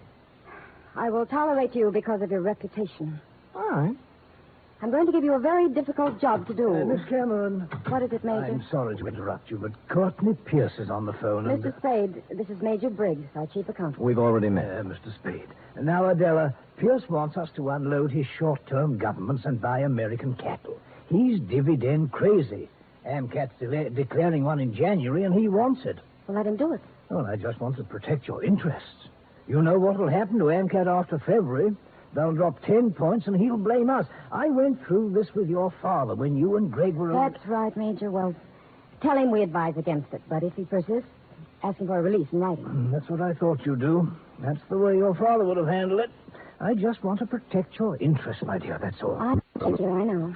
Just want to protect your interest. Well, don't worry about it. You know, we're not children anymore. All right, my dear. Where were we? Oh, you were giving me a difficult job. Oh, yes. Here is the business address of Mr. I.J. Barco. He's a wealthy manufacturer, a client of ours. I want you to find out everything about him, especially anything unsavory. Sorry, I don't do divorce or blackmail cases. Mr. Spade, this is not a divorce investigation. All right, what is it then? Why do we want a client shadowed, I believe is the expression? That's it? Because we believe he is investing money through us for some racketeers. If that were true, we would, of course, have to drop him. But we don't want to lose his business just on suspicion. I see. Find out anything you can about him. I'll give you $50 a day in expenses, 1 week guarantee. Will you consider the job? I have considered and taken the job. By the time I'd reached the door, she had already forgotten me and was hard at work on some papers. Outside, I planned to dally a few moments in idle chit-chat with Celeste. But before I had the chance, I was accosted by a husky young chap whom I'm afraid was a Princeton man. What were you talking about in there, Spade? Oh, you have the advantage, sir. Who are you? Gregory Cameron. Now, come on. What was Adela telling you? Well, if you step to one side, you can walk around me and ask her. Look, don't pull that cagey private detective routine on me. I pack a little weight myself. Well, pack it somewhere else, sonny. I asked you a question. I expect an answer. There's your answer. Any more questions? He didn't feel much like talking then, and I was so irritated I walked out without saying goodbye to Celeste. When I reached the street, the white-haired old gentleman, Major Briggs, hurried out behind me. Mr. Spade, please don't think too badly of that boy. I've known him from the cradle. He's in a difficult emotional state at the Yes, moment. sure. As far as I'm concerned, Major, it never happened. Ah, you're a kind man, Mr. Spade. I could tell that when I first saw you. You're just the sort of man Miss Cameron needs. Well, I hadn't looked at it that way. If you require anything, don't hesitate to ask me. I've been with this company 40 years before those two children in there were born, and I know how difficult life can be at times. I just want things to go well for them. I'll do my little part, Major. Bless you, son. Bless you.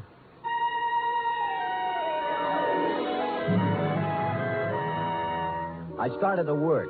The card Adela Cameron had given me revealed that my quarry, Mr. I.J. Barco, was of all things a manufacturer of dog beds. I sat down on a hydrant to think this over and then followed the scent of horse meat on over to his factory on South Dolores. It was built in the shape of a large doghouse, and outside stood a billboard with the message, "A survey of independent dog tracks, kennels, and canine corps proves that dogs choose Barco beds 2-1. I had to get a look at Barco himself, and so ruffling up the hair on the back of my neck, I trotted into the building, sniffing and wagging my tail in a very friendly manner. It was very easy to see Mr. Barco after I lied a little about my connection. What was that name again? Senor Don Jose Martinez Sada Morales, but you may call me Sam. And you represent a group of retail outlets in South America. Oh, I do indeed. We have our eye on your dog beds, Mr. Barco. Well, now, let's take a look at our catalog here. Now, say you had a Great Dane. You'd want something regal like this Louis XIV. Ever see a more beautiful bed? Well, not lately, but Mr. Barco... Down, boy, down. Now, here's a number that's very big this season with English Bulldogs, a Sheraton, natural wood finish. Lovely, huh? Arriba. And, of course, if it's an Irish Terrier, here's a purely gag present for his sense of humor. A Murphy bed. Get it, Sam? Irish Terrier? See. Well, of course, we wouldn't ask a dog to sleep in a Murphy bed. Mr. Barco, I'm afraid I don't see anything here I like. What's this? Do I understand you, sir? You are refusing this small speck of comfort to the one unselfish friend that man can have in this selfish world? Well, I'm not refusing anything. I just don't happen to... The unselfish friend who, if fortune drives you forth an outcast into the world, homeless, will ask no higher privilege than to be at your side to guard against danger. But Mr. Barco... Faithful unto death, there by your graveside will be found the noble dog, My his graveside? head between his paws, his eyes sad but watchful, faithful... We shook paws, and I felt his nose to be sure it was cold. It was, and I left. I rented a car and took up a station outside the Barco factory. About 4 o'clock, he hurried out, jumped into a long, low vehicle shaped like a dachshund, and mushed off. I followed. An hour later, I was phoning my first report to Adela Cameron's secretary, Celeste. You went to the city hall. What did you do there, Mr. Spade? License bureau, marriage, not dog. Really? Where'd he go then? Grocery store, where he bought 1 bottle of olives, 1 bottle of vermouth, and 1 bottle gin. I wonder what he's going to make. What recipe is that? Well, now he's in an apartment house on Post Street, just across from the drugstore I'm in, and judging from the groceries, intends to stay a while. He has laid in provision. Uh-huh. Well, I guess that's all we wanted to know. What? Miss Cameron just told me to call you off the case. You'll still get your guarantee, though. Major Briggs will send you a check. Well, that doesn't make sense. Sam, orders is orders. All right. What about tonight? I'm afraid not. Some other time. You mean it's all over? The half-daring, half-shy kisses on the Oakland ferry? The warm, passionate spring nights at Fisherman's Wharf eating abalone? Hello? Well.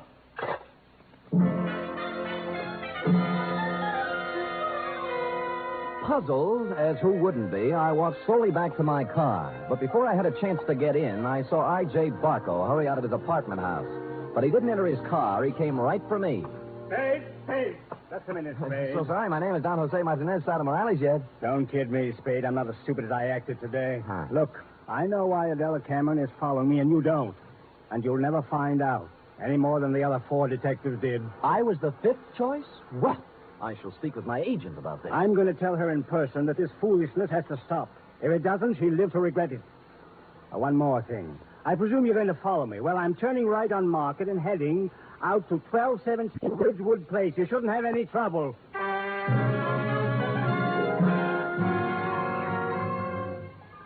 And with that, he spun on one heel and trotted to his car. He took off, but when I went to my car, it wouldn't turn over. And when I lifted the hood, I found out why.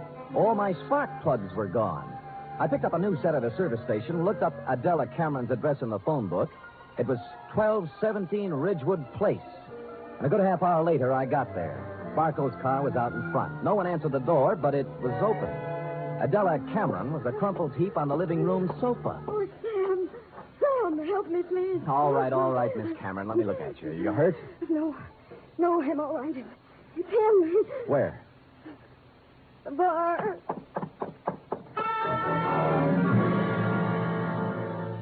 I hurried into the bar and was met with a strong odor of scotch.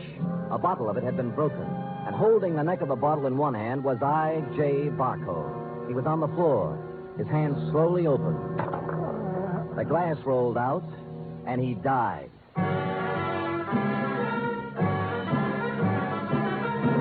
You are listening to the weekly adventure of radio's most famous detective, Sam Spade.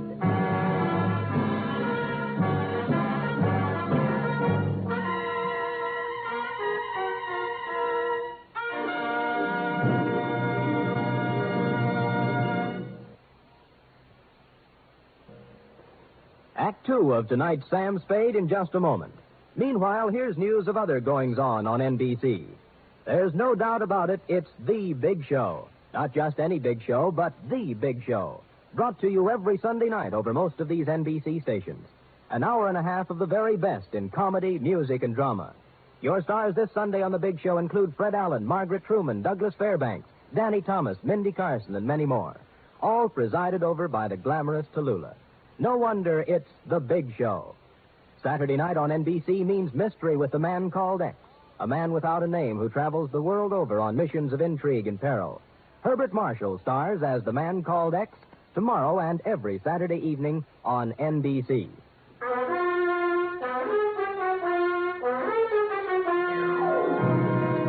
And now back to the dog bed caper, tonight's adventure with Sam Spade.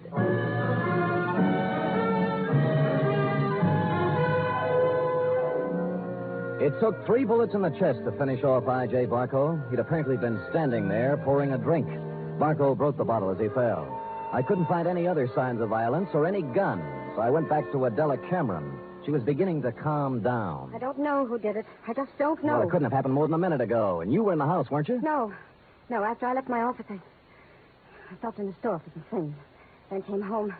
When I was driving down Ridgewood, I heard some sound. And you thought they were a car backfiring. How did you know? I've heard this script before. Don't you dare accuse me of killing that man. It's not what I think that counts, but what the police accuse you of. Sam, I heard those sounds. I came in the house when I went into the bar. You didn't notice Barco's car out in front? Oh, I suppose I did. I don't know. I don't remember. Uh-huh.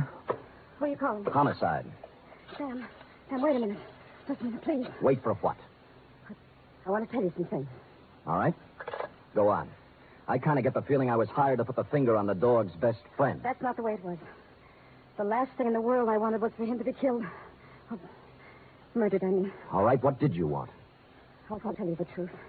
why I really had you watching Barco. I'd be curious. We handled his investment account.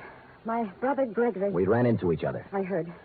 Well, Greg took $150,000 of Barco's money and invested it, without my knowledge, in a television company. I hear that medium's making money. But it turned out this company was just a front for some men who wanted to build a gambling syndicate up north. You mean your brother didn't know that? He knew, but there was supposed to be big money in it. He was going to give Barco a good profit and take the rest for himself. And Barco found out and threatened suit or something. He never would have known, but the deal fell through and the gambler said the money was gone. Then he asked about the investment. What could Gregory and I tell him? What did you? Unfortunately, the truth. We said we'd make up the money with interest, but he only gave us 90 days. We couldn't get it by then. So you didn't shoot him, your brother did, eh? No, Sam, no, he couldn't have. I know Greg. He'd have more sense. In my brief meeting with him, I didn't think he had any sense. Just one more thing before I call the police. And don't call them. Help me get him out of here. Somewhere. No dice. Sam, don't let my whole life be Stop it. You set me on Barco to find some blackmailing material, yes? Yes. And then why did you suddenly call me off the job tonight? I didn't. Your secretary said you did. I didn't tell her anything of the sort. Can I have that phone now?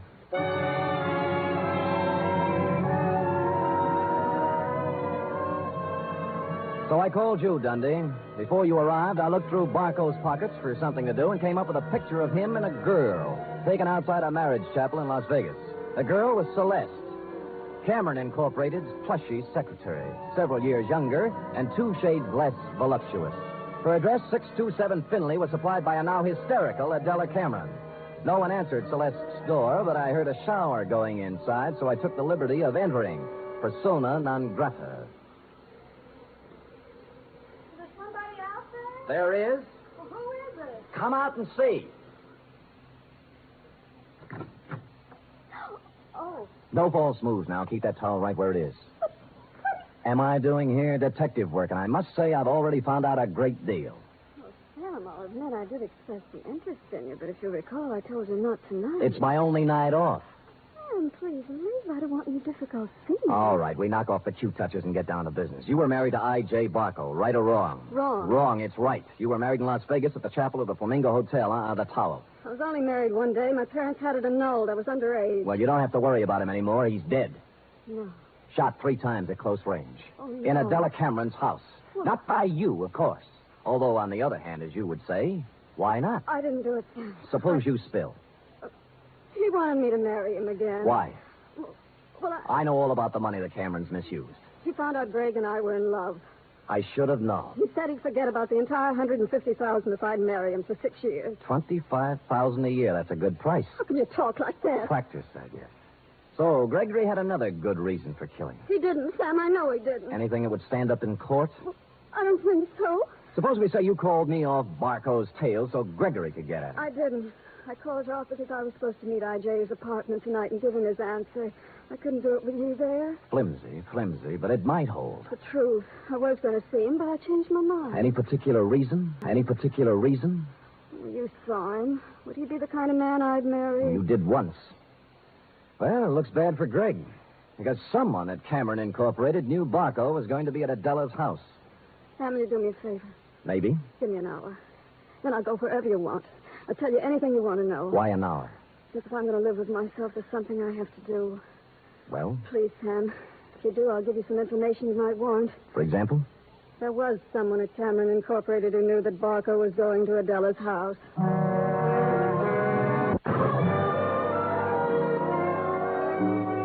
She must have known I was going to wait outside and tail her, but she didn't, because without once looking over her shoulder, she emerged from her apartment house, slithered into her car, and led me directly down to the railroad station. She met a man in the waiting room, threw her arms around him, whispered something in his ear, and they hurried out to track 7.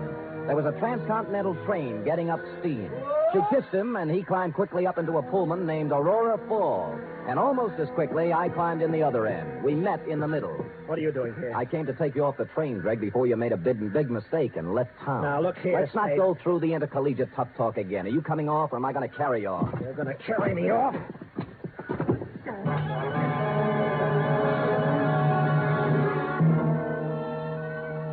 And I did. Celeste was gone, and he revived when he hit the cool air. I let him out of the station as unobtrusively as possible. Then we went down a side street to where my car was parked. That's where he began to show signs of life. Spade, look. You're all wrong.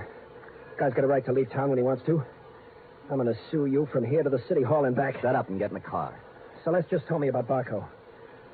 You don't think I did that, do you? As I get it, you and Celeste were leaving town together, right? Yeah, she told me to go on and she'd come later. That was unwise of both of you. Come on, get in. Spade, I didn't kill Barco. Nobody said you did. Now, if you kindly get in the car and give me an address I want, and you know, we'll go see who did kill I.J. Barco.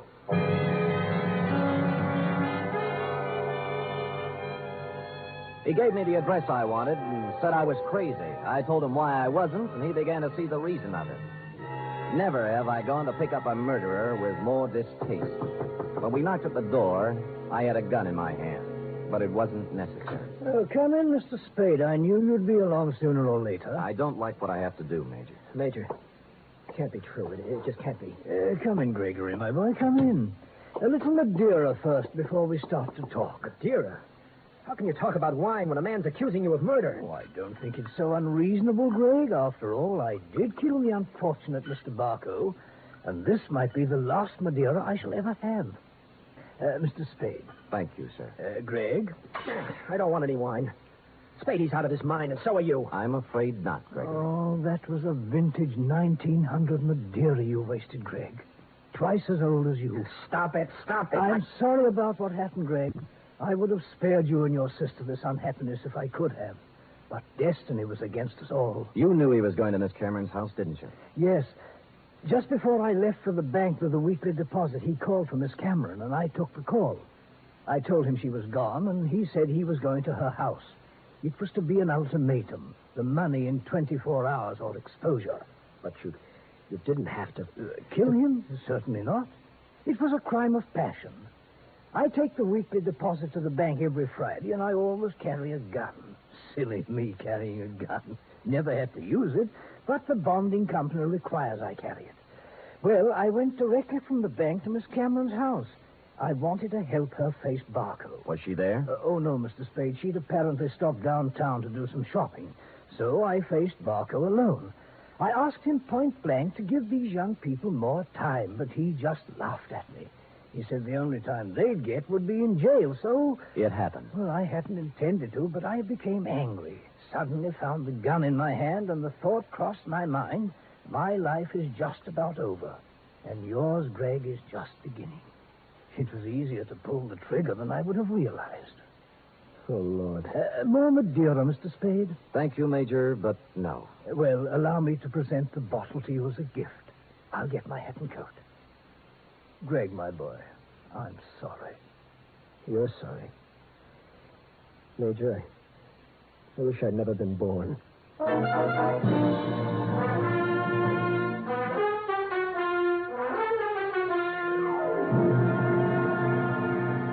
Period. End of report. Oh, Sam, I wish I hadn't either. Hadn't what? Been born.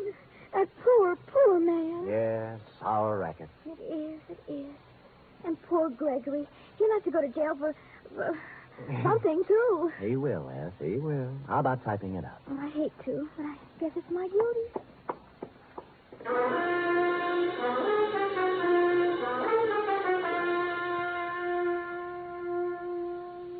Three chimes mean good times on NBC. There's no cover charge at Duffy's Tavern. Just keep your dial on this NBC station this evening as Archie the Manager, played by Ed Gardner, and his remarkable friends serve up another blue plate special of grilled English language, fresh laughs, and whimsy a la mode. Another Friday fun favorite is The Delightful Life of Riley, starring William Bendix as the beleaguered Chester A. Riley.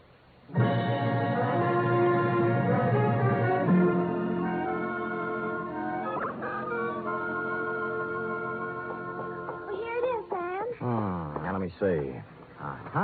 Murder's all in place. Gunshots indicated. Dundee's grammar edited. My astuteness emphasized. Yeah, you've learned your job well, Effie. Oh, I'm glad you're pleased, Sam. Wait a minute. What's this? What? P.S. Dundee, hands off Celeste Roberts. She's mine. Effie, what's the meaning of that? Well, you are going back to see her, aren't you? After the way she threw herself at you, no? Do you think she's my type of woman? Oh, Sam, I think every woman's your type. Every woman but me. Now, Effie, come here. Would I have you working in this office if you weren't my type? Guess not. Well, then let that thought be your comfort. The world can have all the Celeste Roberts it wants as far as... Oh, I can't go through with it. You see? Sam, you can have her if you want to. But in the end, I know you'll come back to me. I never doubted it once. Oh, Sam, you don't know how much you mean to me. Yes, I do, Effie. 3 weeks back salary. Oh, you. Good night. Good night, sweetheart.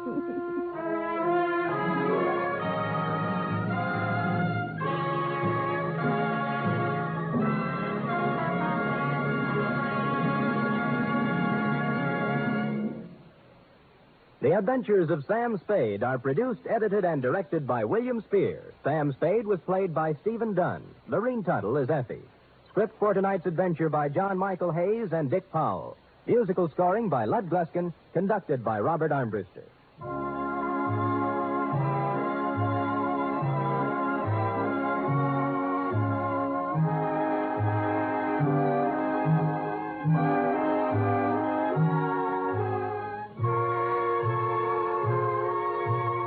Join us again next week, same time, for another adventure with Sam Spade.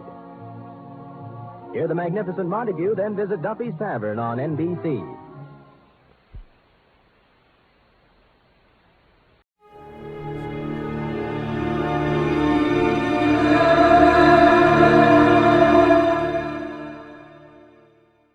Johnny Dollar? Bob Douglas, Corinthian Light, Johnny. How soon can you leave for California? Right away. My right big toe needs defrosting. What's the matter? A policyholder, young fellow named Jefferson, went west on an oil deal and he's disappeared. It might be murder. Well, I guess I'd better pack 2 shirts. Looking for one man in a big state like California can be murder.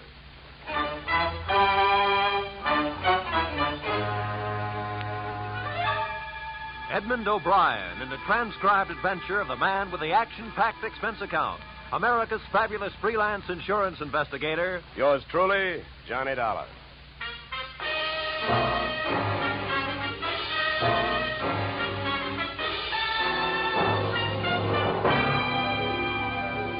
Expense account submitted by Special Investigator Johnny Dollar to Great Corinthian Life Insurance Company, Hartford, Connecticut. The following is an accounting of my expenditures during process of search for your missing policyholder, Youthful Millionaire Alec Jefferson, or how they were drilling for oil, for what they struck was me. Expense account item 1, $186.13. Airfare, Hartford to Los Angeles. Item 2, $15. Hire car, airport to office of Rebel Wildcatters Incorporated on potential oil land in the New Hall, Saugus district. I arrived at 9:30 a.m. A handful of dirt dentists were hard at it, drilling at a rig not 30 feet from the shack-type office. Pull it over, will you? Better stand by, driver. My man may not be here.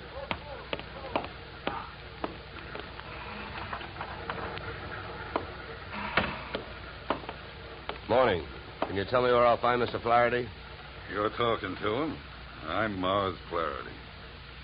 What can I do for you? My name is Johnny Dollar, Mr. Flaherty. Yeah. I've been sent out here by the Corinthian Life Insurance Company to see if I can get a track on your partner, Alec Jefferson.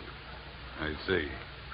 Well, it's their money you're spending, Dollar, so I don't care much if you waste it. But if you don't mind my saying so, I do think you're going to be wasting your time. Well, I get paid by the day. Then I guess you don't mind wasting time. Oh, look, don't get the idea I'm just naturally pessimistic. I'm not. It's just that I've already done a lot of looking for young Jefferson, and when that bird flew to coop, he didn't leave a feather you could trace him by. Well, do you have any objection to giving me a few details? No. Sit down. Not at all. Thank you. To save time, maybe I'd better tell you what I already know. Well, it can't be much. It isn't. I suppose you realize Corinthian Life is the administrator of Jefferson's father's estate. Yeah. I know that. Well, having charge of the money, they naturally know that young Jefferson financed this operation. That's right. His money, my experience. The only thing we needed was a little more luck. Well, there you have it. That's all I've got. What can you tell me? That whatever young Alexander got, he was asking for. for a guy built like a cream puff. He got mighty strong around here. Around an oil field, that isn't healthy even for a big guy. How do you mean he got strong? Too much money, too much opinion. That mixed up with too many other men's women can mean trouble for anybody. Any particular women? Too many. Mind telling me who they are? No. Matter of fact, I got a list right here. Yeah, you can have it. I already tried it. Just one more thing. Yeah? How and when did he drop out of sight? A week ago last night. Yeah, he left here at 5 o'clock for his apartment on the Sunset Strip in Hollywood. He never got there. I checked that, too. Here, yeah. Give me that paper back for a minute. I'll write down the address. Thanks. Well, I'll be around. Oh, by the way, the first thing we try to figure out in my racket is who would benefit most. How would you like to have him found? Dead or alive? Either way, Dollar. I can take it. I've lost partners before. I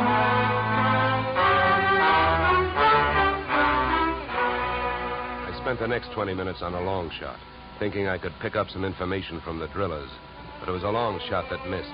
Those guys wouldn't have told me it was a nice day. The outdoor life having got me nowhere, I decided to give the indoor type a try. First stop, Jefferson's apartment on the Sunset Strip. The lock was foolproof, but I wasn't fooling.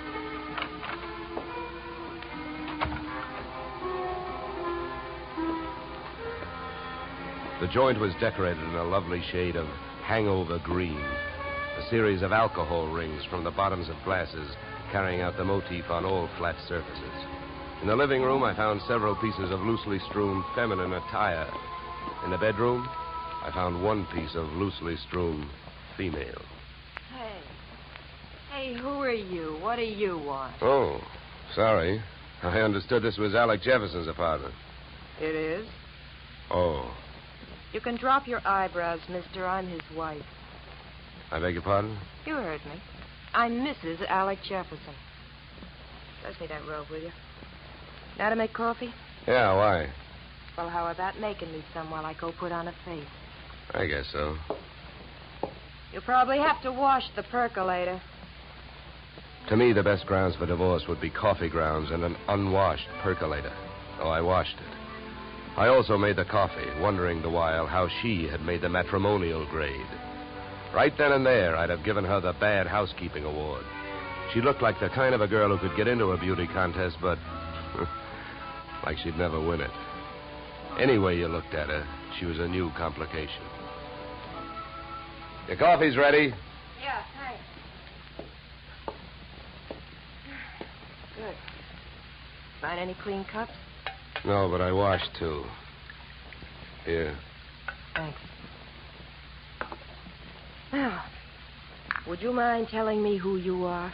I'm an insurance investigator. I'm looking for your husband. Well, I wish you'd find him. I could use some money. How long have you two been married? A few weeks. Why? Routine question.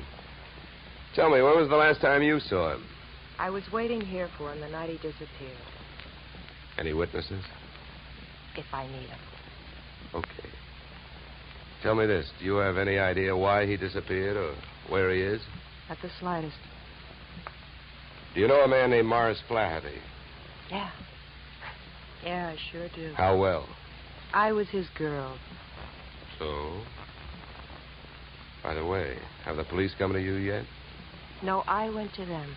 You see, I'm the one who reported Alec missing. Do you know whether they've come up with anything? Nothing much. Up until now, he's just a missing person. They put Alec's picture on a television every night. I don't know that they're doing much else. They keep calling him a Caucasian. Look, please don't get so hysterical about this. It makes you so hard to question. Huh? Oh, nothing. Oh, I get it. Excuse me if I seem dense this morning. Morning. It's 3 in the p.m. All right, so everything about me's wrong. That's right. Look, you can think that I married him for his money if you want to. Suppose you're used to suspecting everybody of everything.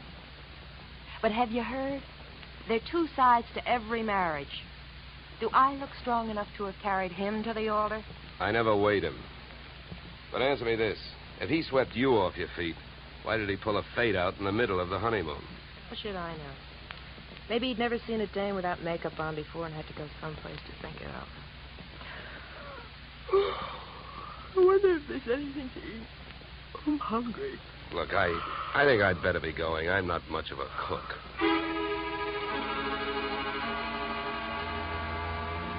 When you're working on a case, your nerve ends are easily disturbed. So when I left the house and saw a hard-top blue Plymouth parked opposite the apartment, mine clanged an alarm. In the car sat an equally hard-topped man reading holes in a newspaper. I gave him the slow walk-away and quick turn treatment, and I caught him with his newspaper down. Then I had to go into my act. Why, George, you old son of a gun. Huh? Oh, my gosh, it's good to see you. What are you talking about? My name ain't George. What? What? Well, I'll be. What you know is I came out of the house, I got half a look at you, and as I started to walk away, the face registered. Why, mister, you're a dead ringer for an old school pal of mine, George Pfeiffer. Now, how do you like that? Look, come here. Let me take a closer look. Come here. All right, look out. Sleep tight. Okay, Sleeping Beauty, over you go. I'll drive. I turned the car up into the Hollywood Hills, found an empty house with a for sale sign out front and a garage out back, and drove in. His wallet was bulging with everything but money and information. An ID card gave his name as Philip Wilkins, his occupation as private detective. The next fact I came up with was that Mr. Wilkins was a light sleeper. He came to find me still fishing through his wallet. Hey, give me that. Okay, hold it, mister. Take it easy. Here, you can have your wallet back. Now, keep calm, and everything's going to be all right. If you don't, I'll have to give your whiskers another dusting. All right, look, what's a big idea? What'd you slug me for? You know why, Mr. Wilkins, because you had a plant on me, and I figured if you were that curious about me, I wanted to know more about you. You're nuts. I wasn't watching you. I was watching that house you come out of. There's a dame in there that I'm getting paid to tail. I can't afford to be convinced of that. Who hired you? I'm not telling. You or anybody else, Mr. Dollar. Oh, word travels fast. First you tell me you're not watching me, then you also tell me you know who I am. So what? Is that illegal? You went to see the dame that I'm watching. I was told you'd probably be around, and you was. You'll be in my report. If you're healthy enough to make it. What were you really doing with that stakeout? Were you watching the apartment, waiting for somebody to show up? Do you really have a tail on Mrs. Jefferson? Or did you follow me in from the oil fields? Why should I follow you? Maybe you and I got the same approach to this case. You found him yet? No, but it's still early. Who else is interested in finding Jefferson? Well, I hear he's quite a playboy. Maybe one of his playmates wants him served with breach of promise papers. Oh, come on, Donald, let's face it. I can't tell you who I'm working for. You know that. It ain't ethical. It's not ethical to let yourself get picked up as easily as I picked you up, either. But let it go. I don't suppose by any chance you know a man named Mars Flaherty. Know him? I'd like to see one of his derricks fall on him. Why so? What did he do to you? A couple of days ago, I went out there to try and sell him some information. He had 3 of his men beat me up and throw me off the oil field. Yeah? What's with that look? Would you believe me? Who knows? You might be telling me you hate Mars Flaherty to keep me from thinking you're working for him. I think you better get out of this car and let me drive away, Dollar. You're in a lot of trouble. I don't think so. Oh, you don't think so? I can have you pulled in for kidnapping. If that's what you have in mind, then first you'd better get a few witnesses for yourself. Now, come on. Suppose you calm down for a minute. If you really hate that guy, well, maybe we can make a deal. If it's against him, I'll deal with it. How much do you know about Flaherty? My bookie's marked lousy from way back. He's promoted about 50 wells, and none of them ever happened. He's wild to hit oil. It's my guess that he's got a hunch that this is the big one. That's why I think his partner disappeared. Yeah, what difference would that make? Even if his partner turned up dead, Flaherty would still have to split any profits with young Jefferson's estate. Maybe not. I know they had a queer deal. Well, who'd know about that deal besides Flaherty and Jefferson? I don't know. But I do know one way of finding out what it is. How's that? Flaherty keeps all his papers in the safe in his office. I've even got the combination. We'll give it to you. You keep it. Wilkins, I still don't know who you're trying to get even with, Flaherty or me. So what I'm going to do is give you half a break. Then I'll only be taking half a chance. Yeah, then why don't you want the combination to the safe? I don't need it. You're going to open that safe. Because you're going out there with me. Tonight.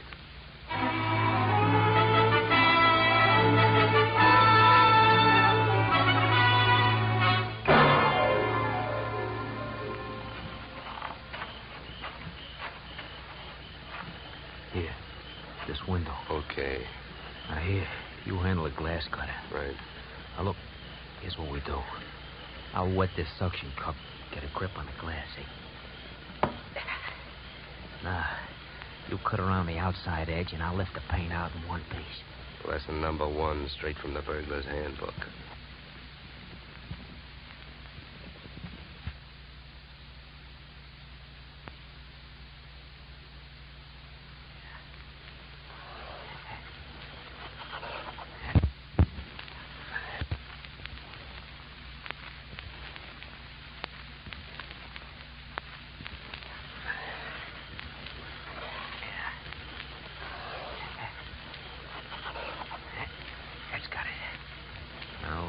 There's a little tap with the knuckle.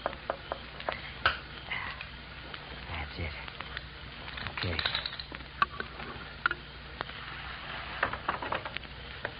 All right, in we go. You first. Okay.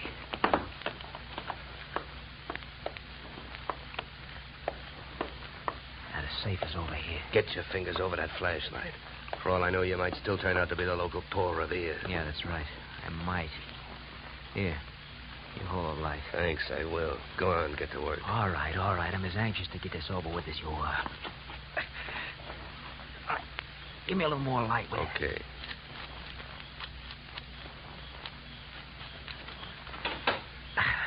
There you are.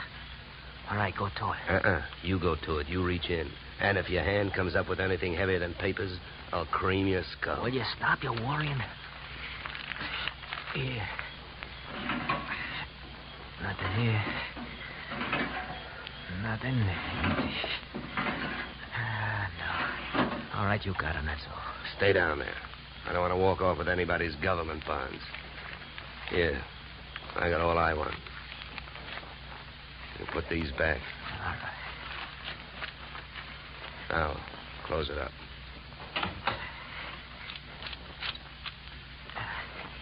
All right, now, come on. Let's get out of here. Just a minute, Wilkins. I gotta have a good look at these papers. You can look at them later. Come on, let's go. Look, this I'll give you for free.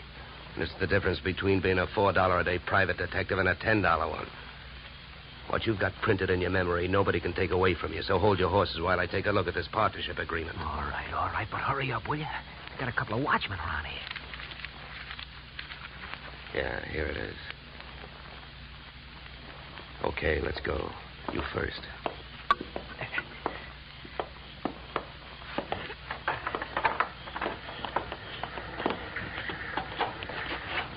Okay, back to the car. Make it fast and easy.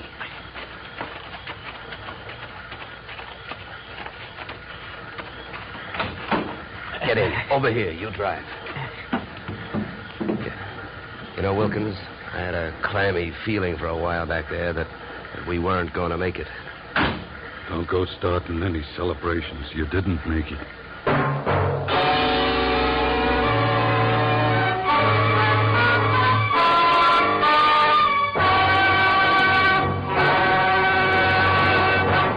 In just a moment, we will return to the second act of yours truly, Johnny Dollar. But first, and young truly, Johnny Dollar to Bing, Gary Cooper, and young Gary this Wednesday.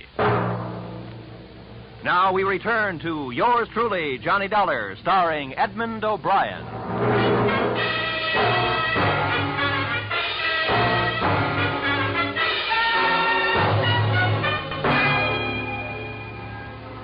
There I was, wearing a gun muzzle for a back collar button. My left leg picked up the nervous vibrations of my front seatmate, Philip Wilkins. Mars Flaherty in the back seat was so close I could almost identify the brand of the bourbon he'd been drinking. I suppose you got what you went into the office after, huh? I not only got it, I memorized it. And it makes you look bad. Yeah, then I don't have to explain to you why I don't want you two guys or the paper running around town on the loose. Well, it's a corporate paper. That means it's on file somewhere. So what difference does it make? Start the car. Where are we going? To my house. Go ahead, get going. Okay, Wilkins, you better roll. What's at your house? The reason that paper makes a difference right now. The guy you came here looking for showed up. Alec Jefferson? Where is he? He's where we're going. My place. Well, then I guess maybe my employers have got nothing to worry about. Nothing but paying off on his life insurance. Alec Jefferson's dead.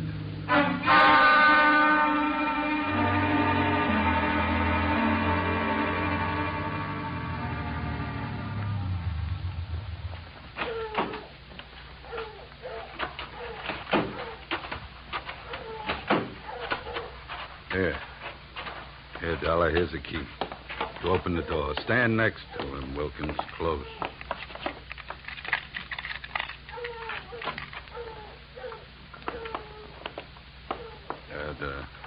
The light switch is on your right. There's your boy, Dollar. Died young, didn't he? Yeah, the thing is, it looks like he died in my house. Now, what do I do now? If you're putting on an innocent act, you're doing pretty good, Flaherty. How's the rest of it go? I've been around killings before, so I know how the rest of it goes.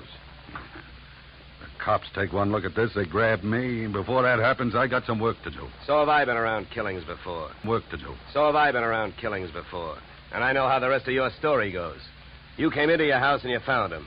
Somebody hit Jefferson over the head with that piece of firewood to get rid of him and make you look guilty. You're being framed. Huh? The next chapter reads you've got 8 witnesses to prove you were at a church social at the probable time of death. That's the way I wish it read, but I haven't got any witnesses. I've been on the loose out in the hills ever since I saw you this morning. Oh, yeah? What are you, a nature lover? An oil man. In my racket, you never stop sniffing.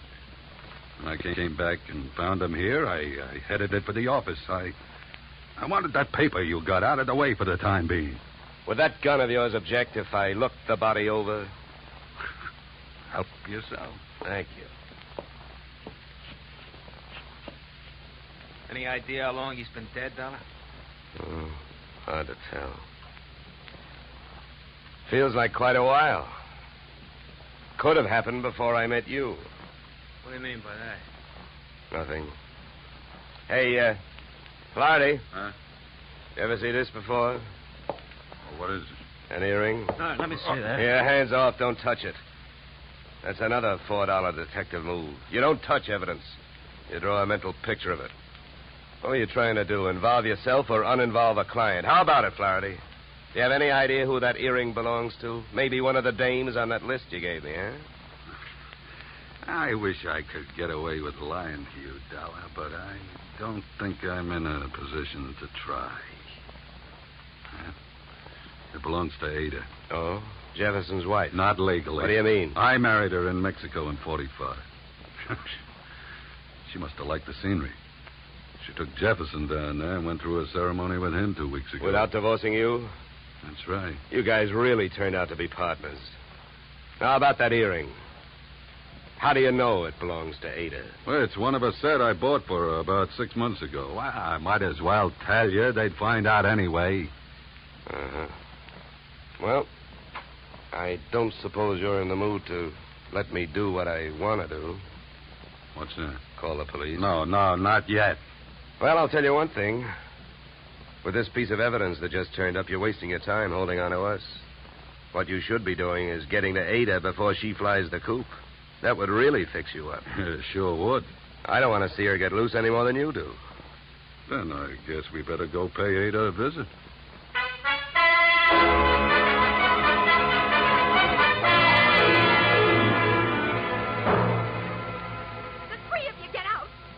All you got is one lousy earring, and if you think I'm going to stand here and listen to you try to pin a murder on me, you're nuts. Mars never bought me anything. He never gave me any earrings. How about it, Flaherty? That's too bad, Ada. If I thought there was a chance to help you, I would. But your earring was laying right there on the floor next to his body. Why, you oily monster, you. What are you trying to do to me? Why, if anybody had reason to kill Alec, you did, you miserable thief. Now, wait a minute, Ada. Don't make yourself look worse by throwing a lot of accusations around. I know about the contract between Alec and Mars. In case of death, the survivor gains full control of the oil field. But a good piece of evidence will beat out a good piece of motive in any court in the country, and you've got both working against you. Get out of here. You don't know what you're talking about. I think I do. Knowing about that agreement, you married both these guys. Those Mexican marriages are just weak enough to help you beat a bigamy rap if it came to that, and just strong enough to help you collect if either of your husbands died. Your next move would be to divorce the one that was still living and take advantage of the California community property laws. Oh, you've got it all figured out, haven't you? Well, not quite. I haven't figured out why young Jefferson went to all the trouble of dropping out of sight and then showed up to get himself murdered. I think I can tell you. It was about time you told us something. I was working for Alec Jefferson. That's why I couldn't tell you, Dollar. I was getting paid to help him stay out of sight and keep my eye on these two. The contract had him worried. But when I uncovered the bigamy and told him about it, he decided to go to Flaherty and try and straighten it out man-to-man basis. You know that, Ada? No. I don't know anything about anything. That's a lie. I was with him this morning when he called you. He told you he was going out there. You had plenty of time to get out there and wait for him. You can't get away with it. You can't prove anything. Now get out of here! Not before Never mind the gun, Flaherty. I got her. No, let me go. Hey, none of that. Around you go. That's better. Yeah, much better. Now, come on, Angel, across the room. Well, Flaherty, don't you think I'd better call the police now? I'm afraid there's nothing else to do. Okay, then you hold her. You get your hands off me, you dirty puppy! No! Get me police, operator. My name is Dolar. I'm calling from apartment 3C, Horizon View Apartment, Sunset Strip. I've got a murderer here for you. It's out in Newhall, but that can wait. Well, dead bodies usually do, but you never can tell about a killer. Well, that's it. You got a good tight hold on her, Flaherty? Yeah, I can handle it. Good. Then handle this. Are you nuts? What'd you do that for?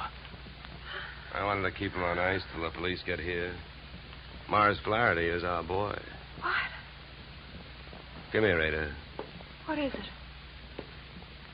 Wilkins, take a look at her ears. What? I don't see nothing wrong with them. Well, that's just it. That earring we found near the body, it was made for a pierced ear. Ada's aren't. She never could have worn it.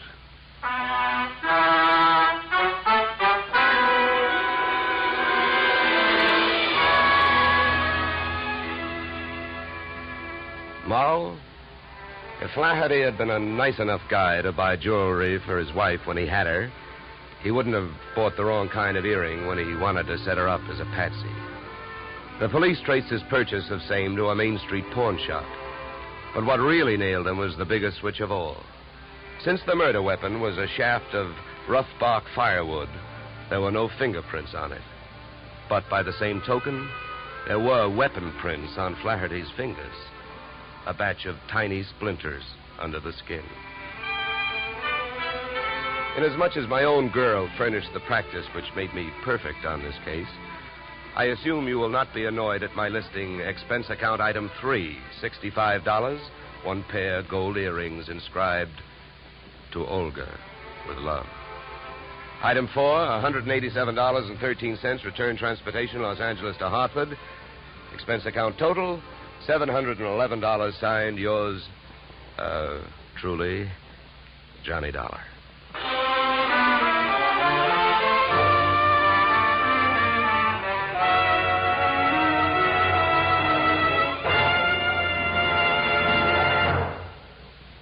Yours truly, Johnny Dollar, stars Edmund O'Brien in the title role and is written by Paul Dudley and Gil Dowd, with music composed and conducted by Leith Stevens. Edmund O'Brien can currently be seen starring in the Harry M. Popkin United Artists production, DOA. Featured in our cast were Michael Ann Barrett, Ed Max, and Tony Barrett. Yours truly, Johnny Dollar, is produced and directed by Jaime Del Valle. Be sure to join us next Tuesday evening when Edmund O'Brien returns in another transcribed adventure of Yours truly, Johnny Dollar.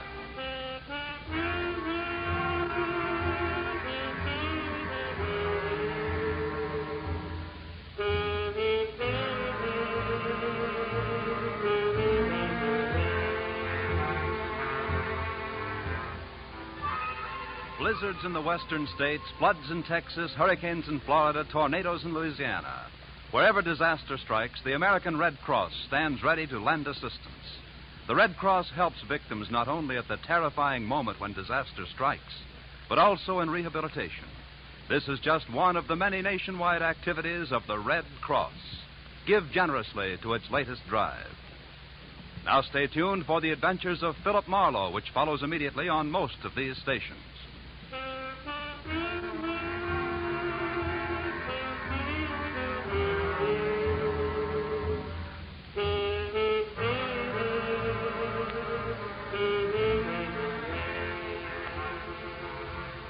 This is CBS, where yours truly, Johnny Dollar, meets adventure next Tuesday night, the Columbia Broadcasting System.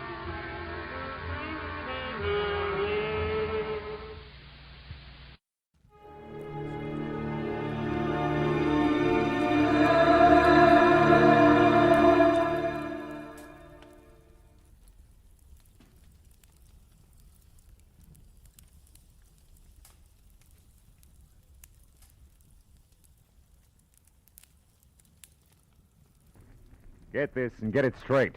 Crime is a sucker's road. And those who travel it wind up in the gut of the prison of the grave. This time a nervous breakdown in a driving rain. A cape with a high collar and a tiny sliver of glass led me from the ballet and a beautiful dancer to the edge of a cliff and death. It happened like this. From the pen of Raymond Chandler, outstanding author of crime fiction, comes his most famous character in The Adventures of Philip Marlowe.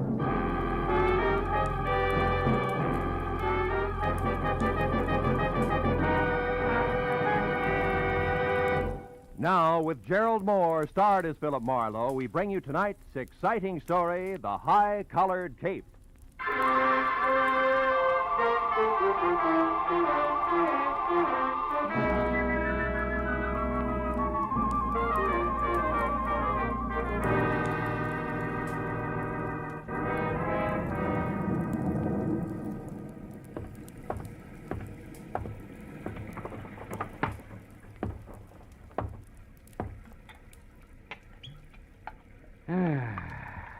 Nothing like a drink and a good book on a rainy night.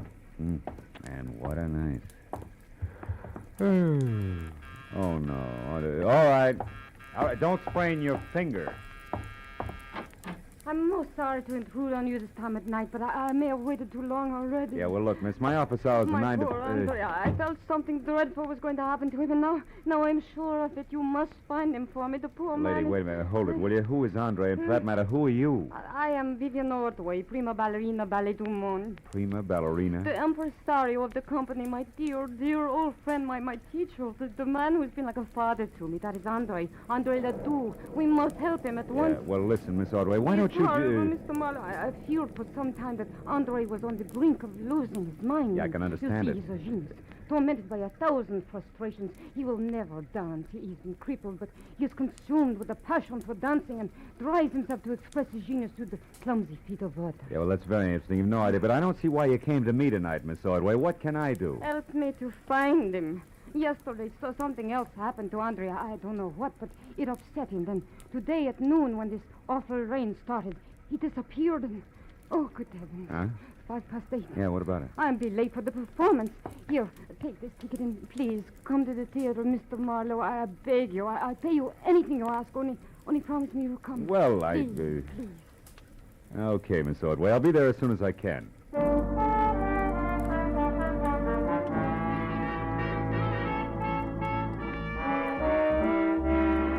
ballerina swept out of my apartment like a frightened whirlwind.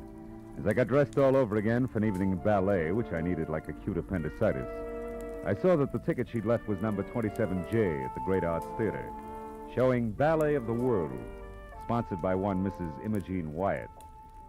Well, I got to the lobby, half soaked near the end of the second act.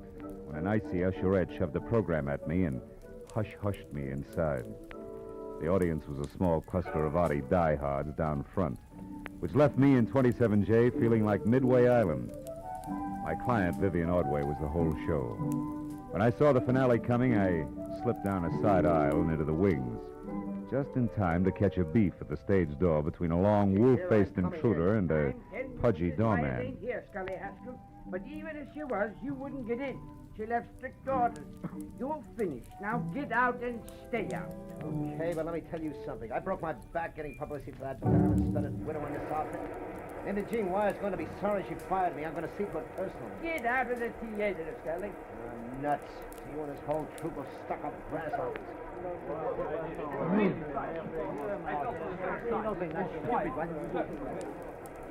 Oh, Mr. Marlowe. Yeah. Here.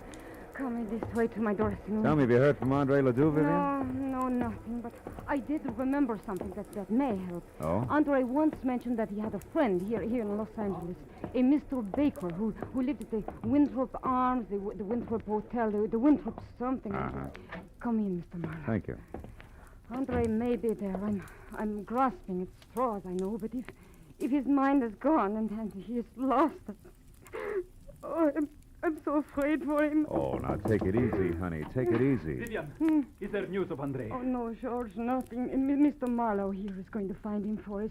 He's a private detective. Oh, I see. Wonderful. I am George Melikov. Glad to know you. Vivian, I'll be at the hotel. If I can help, please do call on me. And, oh, my dear, you shone as beautifully tonight as the full moon. Как красивая луна. We mere stars were hardly visible beside you. До свидания, душа. Fast man with a compliment, huh? He's very sweet. Yeah, what hotel did he mean? The Wilshire Gardens, most of the ballet stayed there. Oh.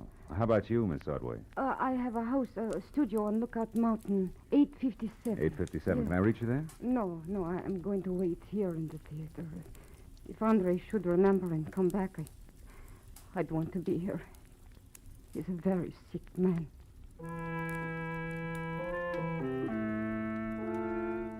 After I left the theater, a quick check in a phone book showed a Winthrop Arms apartment hotel on Havenhurst Drive. It's just below Fountain Avenue. And when I got there, I found the name Baker stuck over the mailbox to apartment 1A. I went inside and up to the door.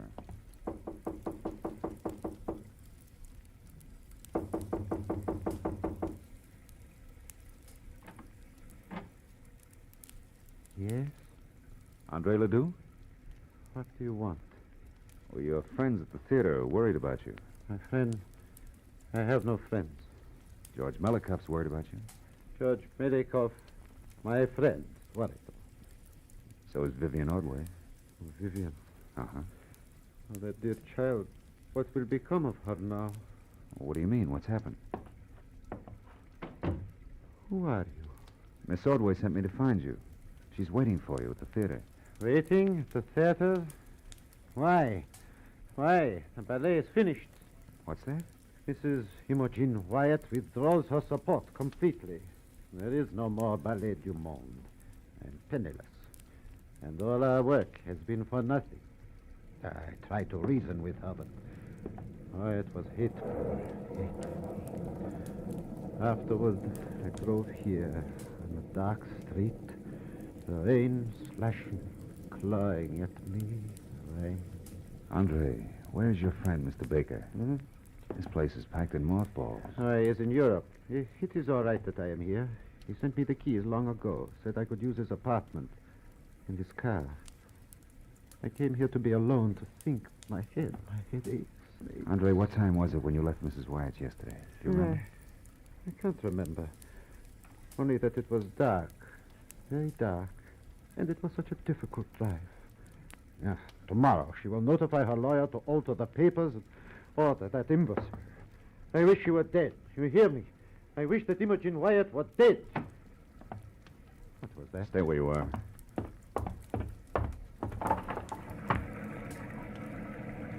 What is it? Do you see anything? No. Now, look. Andre, about your headache. Wouldn't you like to see a doctor? Doctor? No, I'll be all right. I am all right. Understand? Yes, sure. Well, do me a favor, for your own sake. Stay here tonight, inside. I want to check a couple of things, and then I'll be back. Yes, I'll stay. Where else would I go now?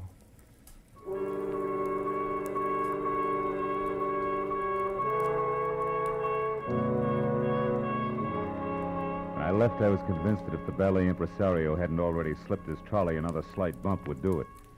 But two things bothered me. So first I walked around to the window again, but any trace of an eavesdropper had been washed away by the rain. Item number 2 was the strong imprint the drive home in the rain had made on Andre's troubled mind.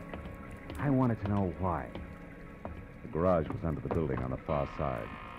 The door was unlocked and a small light burned in the back. I finally found the car, a sleek, close-to-the-ground Hudson registered to Olin Baker, and found it with the first grim discrepancy. The left headlight and fender were still streaked with rain marks, but the right had been wiped clean. And when I reached in and switched on the lights, that cinched it. The glass in the right headlight had been replaced. It was brand new. Hey there. What are you up to? Just testing my friend's car. I may borrow it. You the attendant? That's right. You in here last night tinkering around with this here car? No. Maybe it was Mr. Ledoux. He had it out last night. Oh, no, it wasn't him. That was somebody else. I heard a noise. See, when I come out of my back room there, this guy beat it. He took off like a scared turkey. He had a big black cape on with a high collar, flapping in the wind. You better watch it, old-timer. That stuff's getting your eyesight. Looks like a cape to me. Yeah? Well, I looked around, but I didn't see no harm done, so I went back to my room. What time was all this? Oh, way past midnight. Maybe 1, 2 o'clock. I didn't pay much attention. By the way, mister, careful of the nip. No, thanks. I'd like to use a phone. You got one? Oh, sure. Back in the corner. I'll show you. I'll find it. The call is personal. Do you mind? Me? Just say not. Help yourself, Sonny. I'm too old to even be curious.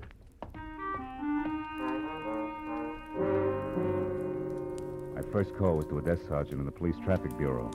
When I identified myself and asked about a hit-and-run accident possibly on Fountain sometime before midnight yesterday, there was a pause while he checked the record. And then... On the button, Mr. Marlowe. We identified him by his Blue Shield medical card. Oh? One Lyle Kretschauer. Uh-huh. Apparently stepped out from between parked cars on Fountain Avenue between Orange Drive and Roxbury. Was struck by an unidentified vehicle at about 11:10 last night. Conditions serious. Now, what do you know about this, Mr. Marlowe? I'll get in touch with you later, Sergeant. Thanks. Stepped out from between parked cars.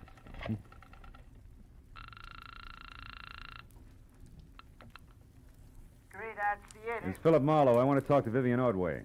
Oh, hang on a second, Mr. Marlowe. She's right here. Okay. Have you found him? Is Andre all right? Yeah, for the present. But listen, Vivian, I got to talk to Imogene Wyatt. Where does she live? Mrs. Wyatt. Yeah. Beverly Hills. Let me think. It's 21 Cameo Terrace. 21 Cammy. Meet me there right away, will you? I may have a couple of rough answers for you, baby. But, I'm still in costume. That doesn't matter. All right, I put something on over it. I'll be there just as soon as I can.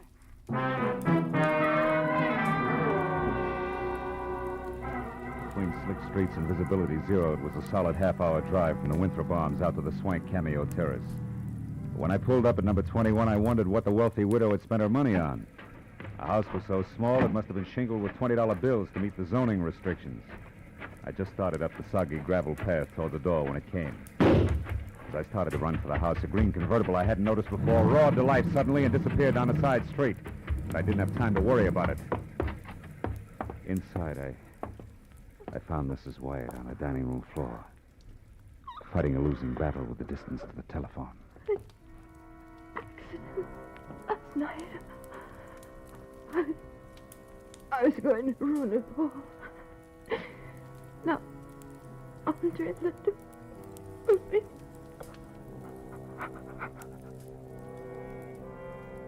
She was dead. I looked through the rest of the small and now silent house in a hurry, but found nothing more constructive than the rear door wide open. I got back to the living room just in time to see my client, Vivian Ordway, bizarre in a short, frothy ballet skirt and long white hose, standing in the front door.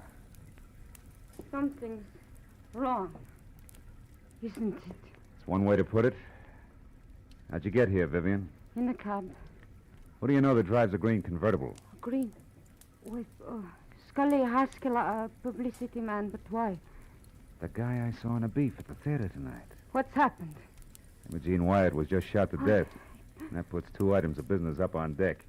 First, a check call to Andre Ledoux. Andre? Why Andre? On the off chance that he can drive faster than I can. After that, a personal call on Mr. Haskell. You can fill that one in yourself. Marlowe, Andre couldn't have. He couldn't have We'll done... see. Now, hang on tight, baby. Let's get it over with.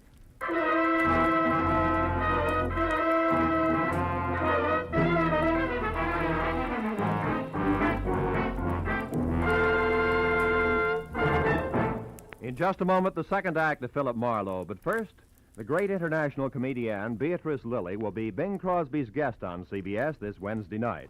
The CBS Bing Crosby Show always guarantees enjoyment. So be listening when B. Lilly joins Bing on most of these same CBS stations this Wednesday night. And now with our star, Gerald Moore, the second act of Philip Marlowe. And tonight's story, The High-Collared Cape.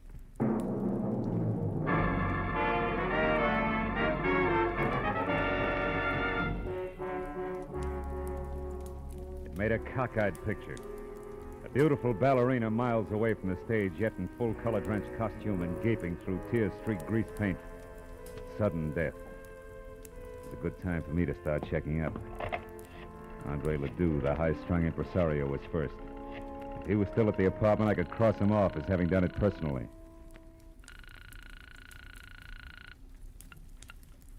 Hello? Hello, who is it you want? Sorry, wrong number.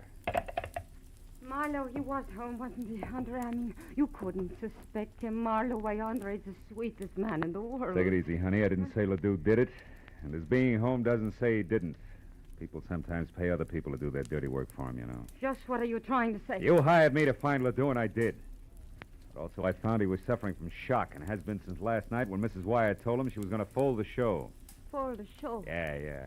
And that Vivian would ruin him. And half a dozen more I could name. You're so right, so you've all got plenty of motive. But what about Haskell? We know he hated Mrs. Wyatt. Isn't revenge motive? Revenge and the fact that you saw his car. Why do you insist on defending him? I don't. Only there's another angle. It's called hit and run. And I know that it ties in tight with Ledoux, Mrs. Wyatt, and the actual killer. Hit and run? I don't understand. Well, neither do I yet. Now, look, do you know where Scully Haskell lives? No. Where does he hang out? Sometimes at the bar at Wilshire Gardens Hotel. Okay, I'll try it. You go back to your place up in the hills. I'll find it when I got some answers. Now, hurry up and get out of here, will you? Somebody might have heard the shot and called it... Somebody did hear the shot. Go on, get out. Yes, but Marlowe... No buts. Go on, Vivian. Get in a cab and go straight home. Do your crying there. All right. Good. I'm trying to... Hey, Vivian, you forgot your coat. Vivian, you... Oh, no, baby. You forgot your cape.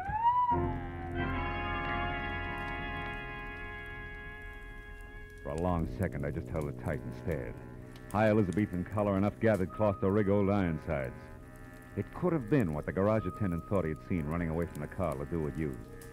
But the garage attendant could have been mistaken, too. I told myself that leaping high to conclusions was strictly for ballet dancers. I jammed the cape into a small bundle and leapt via the service entrance just as the police sirened up. I took the Great Circle route back to my car, tossed the cape on the seat next to me, and drove fast to the bar at the Wilshire Gardens Hotel.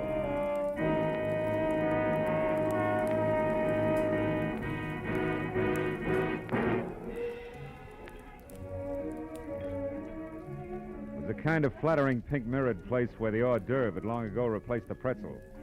But Haskell wasn't in sight. And the only person around who could possibly be of any help to me was the delicate George Milikoff. Mr. Marlowe, have you seen Vivian? I am beside myself with worry. She's all right, Milikoff. She's not. I know. It is Monsieur Ledoux that she still worries about him. Yeah, him and a little bit more, George. Now tell me, you know where I can find Scully Haskell? Why, yes, I do. He was just here for a drink. Where'd he go? You're being very brusque, Mr. Marlowe. Being very what? You're brusque. Yeah, well, now look, George. Without grand jetting out of your satin loafers, get this. There's been a murder, and Vivian's in it up to her pretty fluff skirt. A murder? How is Vivian concerned? Come on, Butch. Let's get out of here. Where are we going, Mr. Marlowe? Out to my car where we can talk. The rain stopped. Come on. Over here. You said somebody was murdered.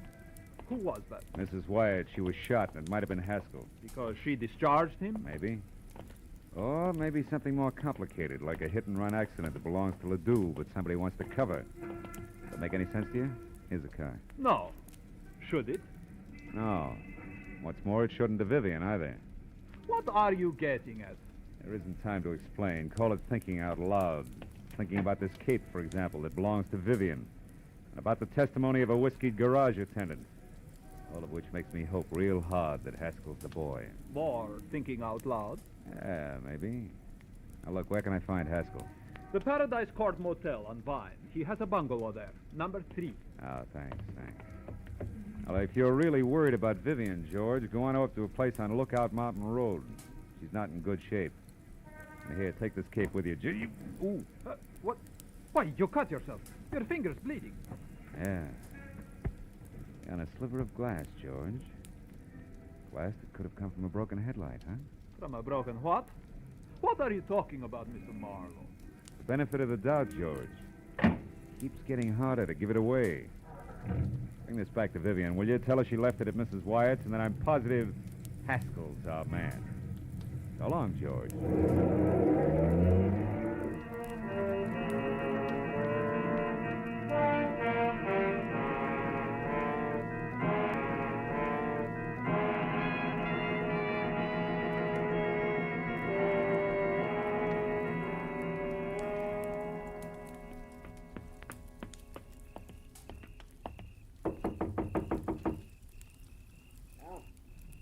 Nancy? Not quite. The name's Marlowe. I want to talk to you, Haskell. Don't waste your breath, Skip Chaser. I'm broke, and I'm going to stay broke until the 1st of next month. After that, you can get in line. Who are you funny for, the finance company? Imogene Wyatt's dead, Haskell. What did you say it? What's a gun for? Your lousy temper. Get back. Hey, wait a minute. I saw you at the theater tonight. Yeah, and I heard you, which puts me out in front. Now, do we talk, Haskell? About what? Mrs. Wyatt's murder. You were sloppy. And you're off your nut. I didn't shoot her. I didn't even... Slips, huh, kid? Oh, I know she was shot. Doesn't prove I did it. Come on, why'd you kill Mrs. Wyatt? I did. How'd you know she was shot? Because it happened just as I got out of my car and started toward her place. I was going up there to read her off. The shot scared me away. Use your head, Marlowe. I was sore, but I didn't kill her. No, but interference on that hit and run you were covering was plenty of reason. What are you talking about, hit and run? Hit and run! Don't move, Haskell. Nuts. I said don't move!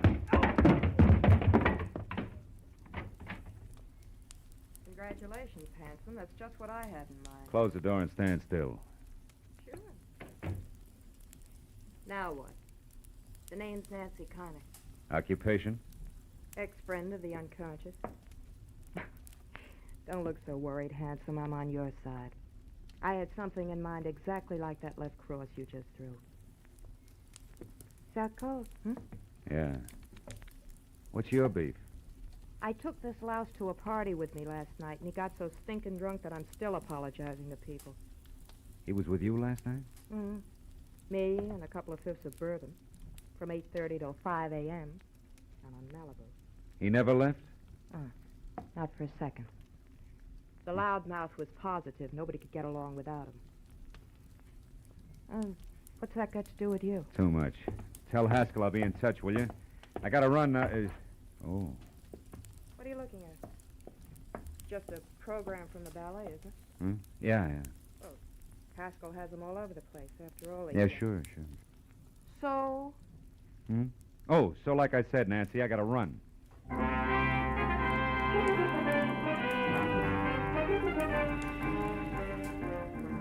It was 15 stop-and-go minutes from Haskell's place to the Hollywood Hills, and another 5 screeching up the paved snake that was Lookout Mountain Road.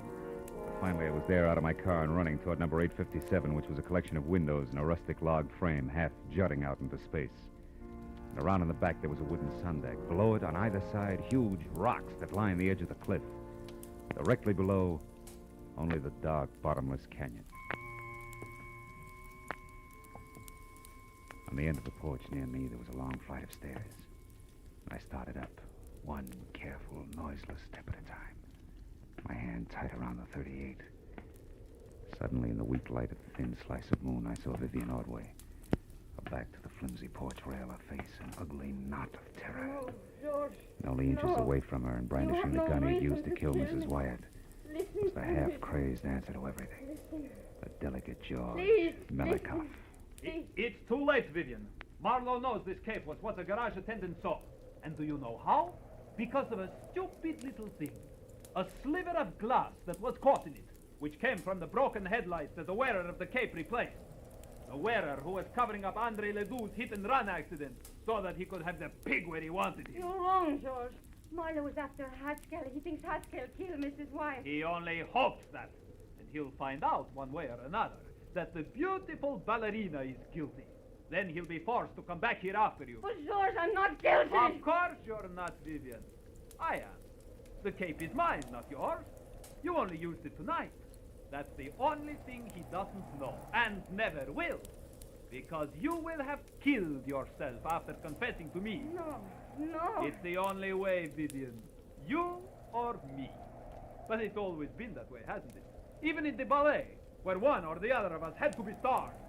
Too bad it wasn't I. Yeah, crying shame, Melikoff. Get away from that rail, Vivian. He's going to the other end of the court, Marlowe. He's going to jump with the ground there. Melikoff, no!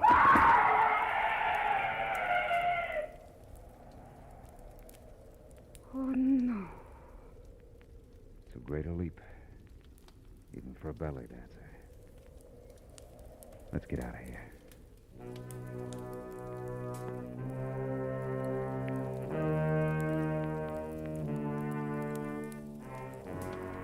A long time at police headquarters, but finally all concerned had made their statement. The law was more or less satisfied, and Andre Ledoux never knew he'd hit anyone, was cleared of hit and run. That left me and the ballerina driving to a friend's house, where she was going to spend the night. Phil, I know you must have had enough of questions and answers, but... But? Yes. The reason George killed Mrs. Wyatt, Well, you see, Vivian, it started last night when George went to see Andre Ledoux because he was so bitter about his part in the show being cut down. And that was when he saw Andre returning from Mrs. Wyatt, shaken up and half-dazed. And with a broken headlight and other signs of having hit someone, huh? Yeah. And from there, George thought fast, covered it all up, found out exactly what had happened from this morning's paper, probably, and waited. When you hired me tonight, he must have followed me to Ledoux's and overheard Andre tell me that Mrs. Wyatt was going to pull out. Oh, so he went to her, tried to stop her, and couldn't. Yeah. Anything else? Oh, yes. Oh, one thing. Oh, that's the house there, Phil, the white one. Oh, okay. What made you hurry back to my place from Haskell's motel when time meant so much? A hunch, honey. As I was leaving Scully Haskell's, I saw a stack of ballet programs on a table in his living room. The cover on it was very interesting. It features you and the picture of George, majestic in his high-collared cape. So that was it. Yeah. That was it. Good night, Phil. Oh, will you call me tomorrow sometime, please? I'll call you. Tomorrow, Vivian. Good. It's a nice night, Phil. It's so good to be alive. Well, good night.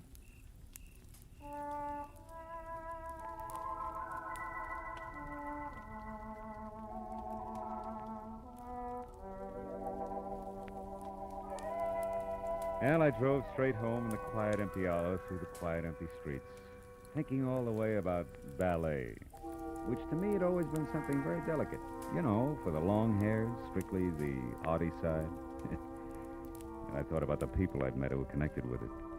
The ballerina with a lot of courage when courage counted.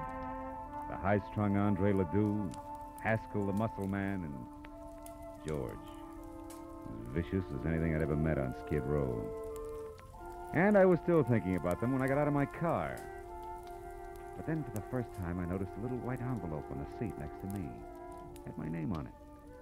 And inside was a ticket for tomorrow's matinee. Same seat I had before. Yeah, well, I figured I'd go. You know, those leaps they do, they're pretty good. What do you call them?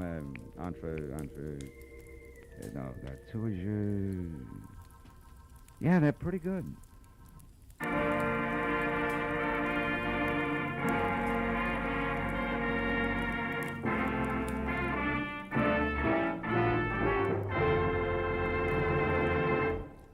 The Adventures of Philip Marlowe, bringing you Raymond Chandler's most famous character, star Gerald Moore, are produced and directed by Norman MacDonald and are written for radio by Robert Mitchell and Gene Levitt. Featured in our cast were Georgia Ellis, Edgar Barrier, Elliot Reed, Lou Krugman, Wilms Herbert, and Michael Ann Barrett. The special music is composed and conducted by Richard Arant. Be sure and be with us again next week when Philip Marlowe says... This time it was a fishy horseplay from a red-headed beauty wild about ponies past a black-bearded sailor who bled to death on a racing form, to a neck-and-neck finish over a wandering seahorse worth $50,000. And you know what? I was the jockey.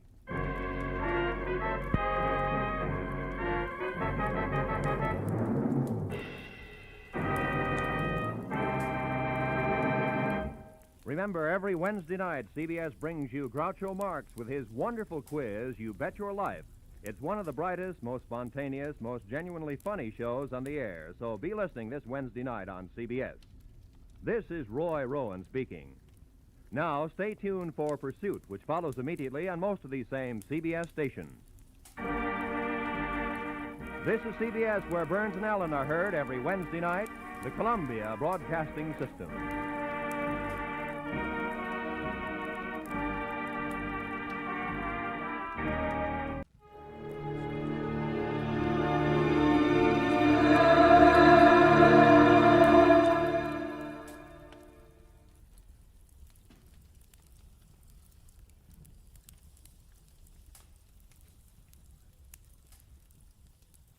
Get this and get it straight. Crime is a sucker's road, and those who travel it wind up in the gut of the prison of the grave. This time, a wrestler on the skids, a quick-change artist in an alley, and a girl with an eye for angles all met destruction because 100,000 easy bucks caught them in a stranglehold which none of them wanted to break. From the pen of Raymond Chandler, outstanding author of crime fiction, comes his most famous character in The Adventures of Philip Marlowe.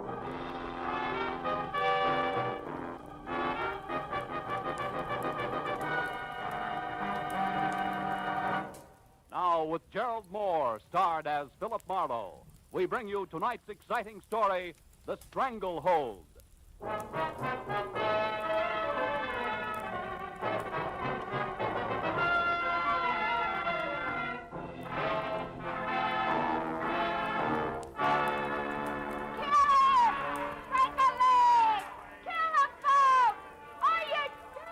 Sometimes men climb all over themselves for a purpose, sometimes for relaxation, and most times for no reason at all. Take professional wrestling. I watched from the ringside while two gargantuan hulks contorted their features in mock agony and bulged muscles at each other on a mat surrounded by tiers of onlookers, screaming through their half-chewed popcorn. While the fans, as usual, howled for blood, booed the decision, hooted the departing contestants, and waited for the next comic act, laughingly called the main event. I went again over the letter I'd received 2 hours ago by messenger from one Manny Faber. It had included a ringside ticket to L.A. Wrestling Arena, a check for $200, and the request that I catch as much as I could stomach of the match between John, better known as Peachy Keen, and Jules Caesar, the Emperor of Brooklyn. After which I was to come to Faber's house for instructions that involved John Keene plus 100,000 bucks of Manny Faber's money. So I watched a little closer as something that looked like a Sherman tank in a toga and leather sandals crowned with an olive wreath lumbered into the ring and sneered at the crowd.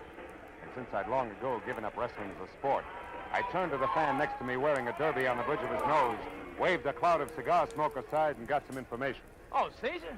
You get your money's worth out of him, all right. Hey, what about this John Keene? How does he stack up? Ha! Peachy, you kidding? He's a bomb. Stinko. No show. Off. A blink down. Look, they're fixing the ring up for him now. Get this. What's that, flowers? Yeah. Peach blossoms. There's two peach blossoms all over his corner. What stuff 2 years ago, the stuff was okay, but now it's tired, you know what I mean? He won't even put on a show, little old rat. He's still called a champ, isn't he? Champ! Him! He won't even give you a laugh anymore. He's afraid of getting his pretty nose bent. What a bum. Cecil, tie him up a knot. Here comes Bugger. Yoo-hoo, Peachy! You bum! See what I mean with that profile? He ought to be a ribbon clerk instead of a wrestler. Yeah. Hey, what's that on the back of his robe? Are you kidding? That's a big peach, of course. Embroidered in gold on black silk. How do you like... Yeah. Go ahead. Hey, look, I hear them robes cost him $1,000 a piece. He thinks they make him hot stuff with the dame. Maybe they do. Who's the brunette in there talking with him? How should I know? There's always something like that. Or look, pipe down, will you, man? You talk so much. Now, ladies and gentlemen, the feature event on tonight's program, a free-fall, no-limit contest of wrestling.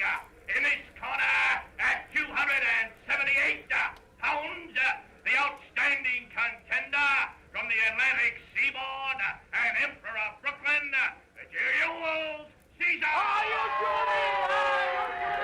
And in this corner, at 225 pounds, the undisputed champion of the Western Hemisphere, John Pichikin.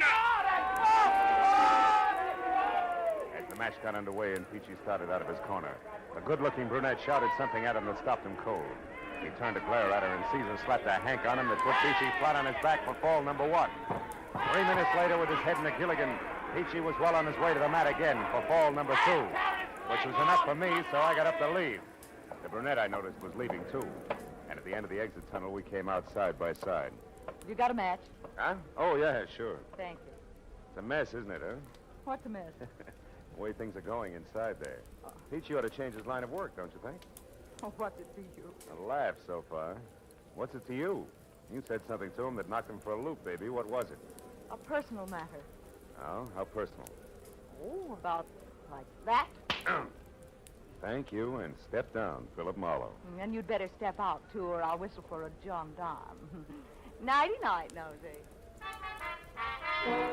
So saying, she flashed a couple of daggers at me from her snapping black eyes, spun on 4.5-inch red patent leather heel, and was gone.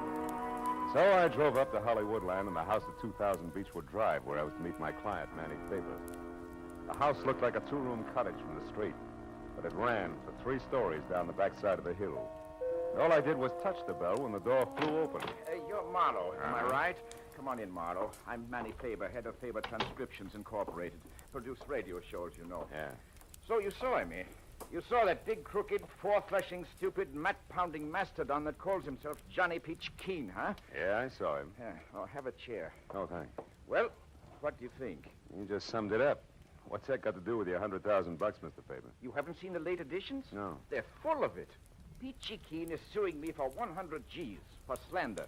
How can you slander a guy like Peachy? It's impossible. I know that, and you know it. But does a court of law know it? No. In fact, they're going to make it stick. No? How'd it happen? I'll tell you. A very sweet guy named Frank Gaynor. Yeah, I know him. A sports commentator. Yes, he's been doing 5 a week on my label and going big. But 3 days ago, what we've been expecting for months finally happened. Rest his soul. A week ticker. And just like that, he dropped dead on the street. Heart failure. Yeah, I read about it. Well, Frank always kept 5 broadcasts ahead, see? Made tape recordings in his own little studio. So I've been running his last 5 shows as a final tribute to him. Well, what happened? Yesterday, the whole 15 minutes of his broadcast was devoted to ripping apart John Peachy Keen. Here, listen. I've got the tape here on the machine. This is one part. A blight on the sports world. And furthermore, I have proof that Get John that? Peachy Keen has sold out to the highest bidder in small-time gambling circles in his last 3 matches. Now, I know for a fact that he has become so blatant in his underhanded dealings that even as dubious a business as professional wrestling cannot stand the stink. And officials have threatened to bar him from the ring. Strong I can stuff. show beyond a doubt that John Peachy Keen has falsified medical reports to evade tough competition, and that he eventually... Yeah, it goes on like that, Marlowe. Some of it opinion, most of it fact. And it's the facts that my lawyers tell me I've got to find the proof for or be a dead duck. That's why I asked you to come up here. Oh, excuse me. This Sure. is probably Ruth, Frank's wife. Nice showkeeper once. Oh, hello, Ruth. Come in, honey. Hello, Manny. I haven't been able to find a thing yet. I can't imagine where Frank got his information. Oh, Ruth, shake hands with Mr. Marlowe. He's the detective I told you about. Mrs. Gaynor, Marlowe. How do you do, Mr. Glad to know you, Marlowe? Mrs. Gaynor. Manny, here's the key to Frank's private studio at 6122 Sunset. It might be a good place for Mr. Marlowe to start. Yes, all his files and equipment are there. Frank didn't like to work at home or at my plant on the strip. Wanted his own private setup. We looked there, but maybe we missed something. Okay, I'll see what I can find. Oh, by the way, do either of you happen to know a good-looking brunette connected in some way with Peachy? No, but he's quite a ladies' man, I understand. Why, Marlowe? That's just a hunch. I saw him talking to one tonight, a fireball. May mean nothing. Well, I hope you'll be able to locate the proof of Frank's statements, Marlowe. We've got to find it for Frank. Also, it'll break my heart to pay $100,000 to a no-good meat heaver named Peachy Keen. I promised Faber I'd keep in touch and left. I found Gainer's little recording studio tucked into the second-floor corner of a small office building on Sunset. Unlocked the heavy soundproof door and went in. The room had a busy, cluttered look, as though Gainer himself had just stepped out. A row of filing cabinets and a desk sat along one wall, and opposite them was the glassed-in booth with the tape recorders and microphone by which the solitary sportscaster had canned his radio programs. I dug through the files and found a folder labeled John Keene that held only a sketchy history of the wrestler. Some publicity pictures and a few clippings, one of which rated a long second look, because it was topped by a picture of the same brunette I'd seen at the ringside. It was captioned, Carla Bennett leaves for West Coast. I started to read the story when there was a sound at the door behind me and the lights went out. Don't move, Mighty. I'll kill you on the spot if you do. Up against that window, you make a perfect target, you know. So don't try anything cute. What do you want? A little more than I'm getting, it's what. I'm entitled to it, I am. The service is rendered, you might say. I can't help you, Busty. You've come to the wrong man. No, but not to the wrong place, huh, Mighty? So, first things first, like I always say. Turn around, Mighty. Yeah, it's nice. Oh! Bartail getting it? Sleepy boy.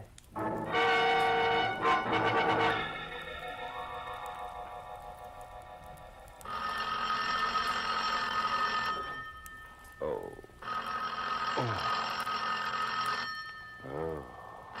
All right. Don't rush me. Oh. Marlowe, where were you? Is something wrong? Yeah, as wrong as a limey showing up here to put this... Ooh. Put the slug on me. Limey? Yeah. Who was it? Why'd he slug you? Good questions, Faber. Hey, does the name Carla Bennett ring any bells? Carla Bennett? Yeah. No, I never heard of her. Huh? Oh, just a minute, Marlowe. Here's Ruth. Huh? Marlowe, I remember that name. Yeah? I'm sure Frank interviewed her once. Carla Bennett used to be Mrs. John Keene. Peachy's ex-wife? Yes, I'm positive. Why, is she mixed up in this? I don't know. But a limey who slugged me apparently took a newspaper clipping about her when he left. At least it's gone. Marlowe, this limey, was that all he was after? Yeah, he said he wanted more than he was getting. Hey, but look, Faber made this call. What do you want? To tell you that he'll be out checking on a few things himself. That's all. Oh. Oh, by the way, Ruth, any idea where this Bennett dame might be found? No, I haven't, Marlowe. No. I think she was staying at some woman's hotel on Vermont Avenue when Frank interviewed her at that time. Vermont. But that was over a year ago. Maybe she's a lady of habit. I'll try it anyway. Thanks, Ruthie.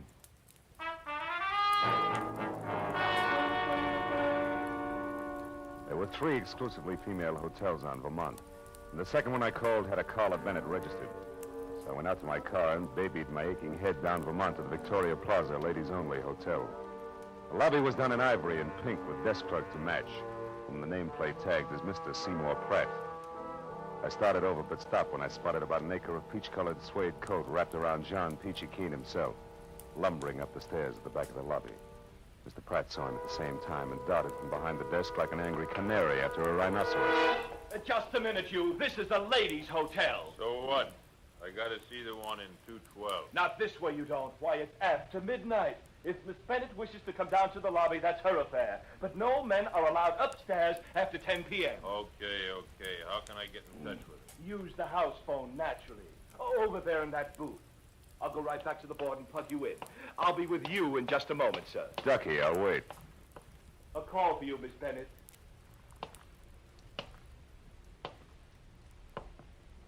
Good listening, huh? What? Now, see here, you know perfectly well you're not supposed to come back to this desk. This is for employees only. What about eavesdropping? Is that for employees only, too? Oh, why, how dare you Save it, accuse me of- Seymour. The guy in the booth there is a professional wrestler. If he finds out you're listening in, he'll tear your arm off and beat you to death with it. Better let me take over. Here, give me the earphone. Now, wait a Come on, minute. give it to me. Okay. Now sit there like a good boy, keep the key open, and your trap shut. No surprise. Where are you now, John? In the lobby, in a phone booth. You better come down, Carla. No, John, I'm tired. Will you call me Now, tomorrow? wait a minute. What do you mean by that crack you made tonight when I was in the ring? Just what I said. I want a nice big slice of that 100,000 you're getting from Manny Faber. Why, you're crazy. What makes you think I'd give you one lousy penny? You will gladly. You see, John, I know all about those visits you made to the Lyceum Theater. Bottle has come back to L.A., hasn't it, darling? Why, you sneaking... Oh, shut up.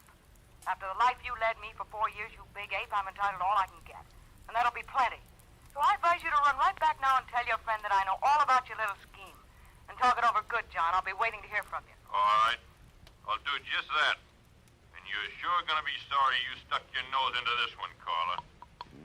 Real interesting. Are you quite finished now? Yes, and you were a big, big help, Mr. Pratt. Oh, there he goes, peachy suede coat and all. So long, Seymour.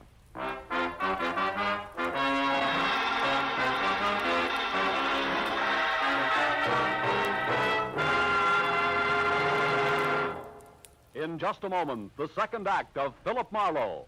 But first, Horace Heidt and his famous Youth Opportunity Program have joined Charlie McCarthy and Edgar Bergen, Red Skelton, Jack Benny, and the other top-ranking entertainers who make CBS Sunday nights a must. Enjoy these 30 minutes when Horace Heidt takes over on most of these same stations Sunday night this fall. Tune in this fall for the shows that you love best of all. Listen carefully. Here's the address. It's CBS. Now, with our star, Gerald Moore, we return to the second act of Philip Marlowe and tonight's story, The Stranglehold.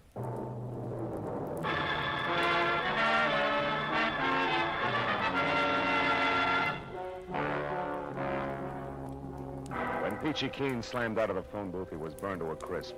He stomped out of the woman's hotel via the back door that opened onto the parking lot. And when I got there, it was already out of sight. I stopped in the shadows to figure out which way he'd gone, but skipped that as the back door opened again. This time it was Carla Bennett. She ran across the lot, hopped into a new green convertible, and got as far as switching on the lights before still another character pranced into the headlight beams like a veteran ham making for upstage center. Miss Bennett! Hey, Miss Bennett, wait, I gotta talk to you! I couldn't tell where the first one came from. I only heard it. It brought the little man up on his toes and arched him like a drawn bow. I saw the flash of the second one. It came from the alley and crumpled it into a pile. A moment later, a more roared, and I ran to where I could see, but a pair of taillights twisting onto the side street. It was all the good it did me. I went back to the body of the little man as Carla Bennett climbed out of her car. She was white from shock, and in the headlights, her makeup was garish. Belonged on a clown. The back alley harlequinade was suddenly very grim. He was shot, Mr. right in front of me. Who's the little guy, Carla? I don't know. I never saw him before. You know my name? Yeah. We met at the wrestling arena early at night, you remember? Marlowe, private detective. Now, come on, Carla, let's have it. What's his name? I don't know, I tell you. Okay, we'd better find out fast. Let's take a look at his wallet. No! It's none of my business. I'm getting out of here. Wait a minute. He wanted to talk to you pretty badly,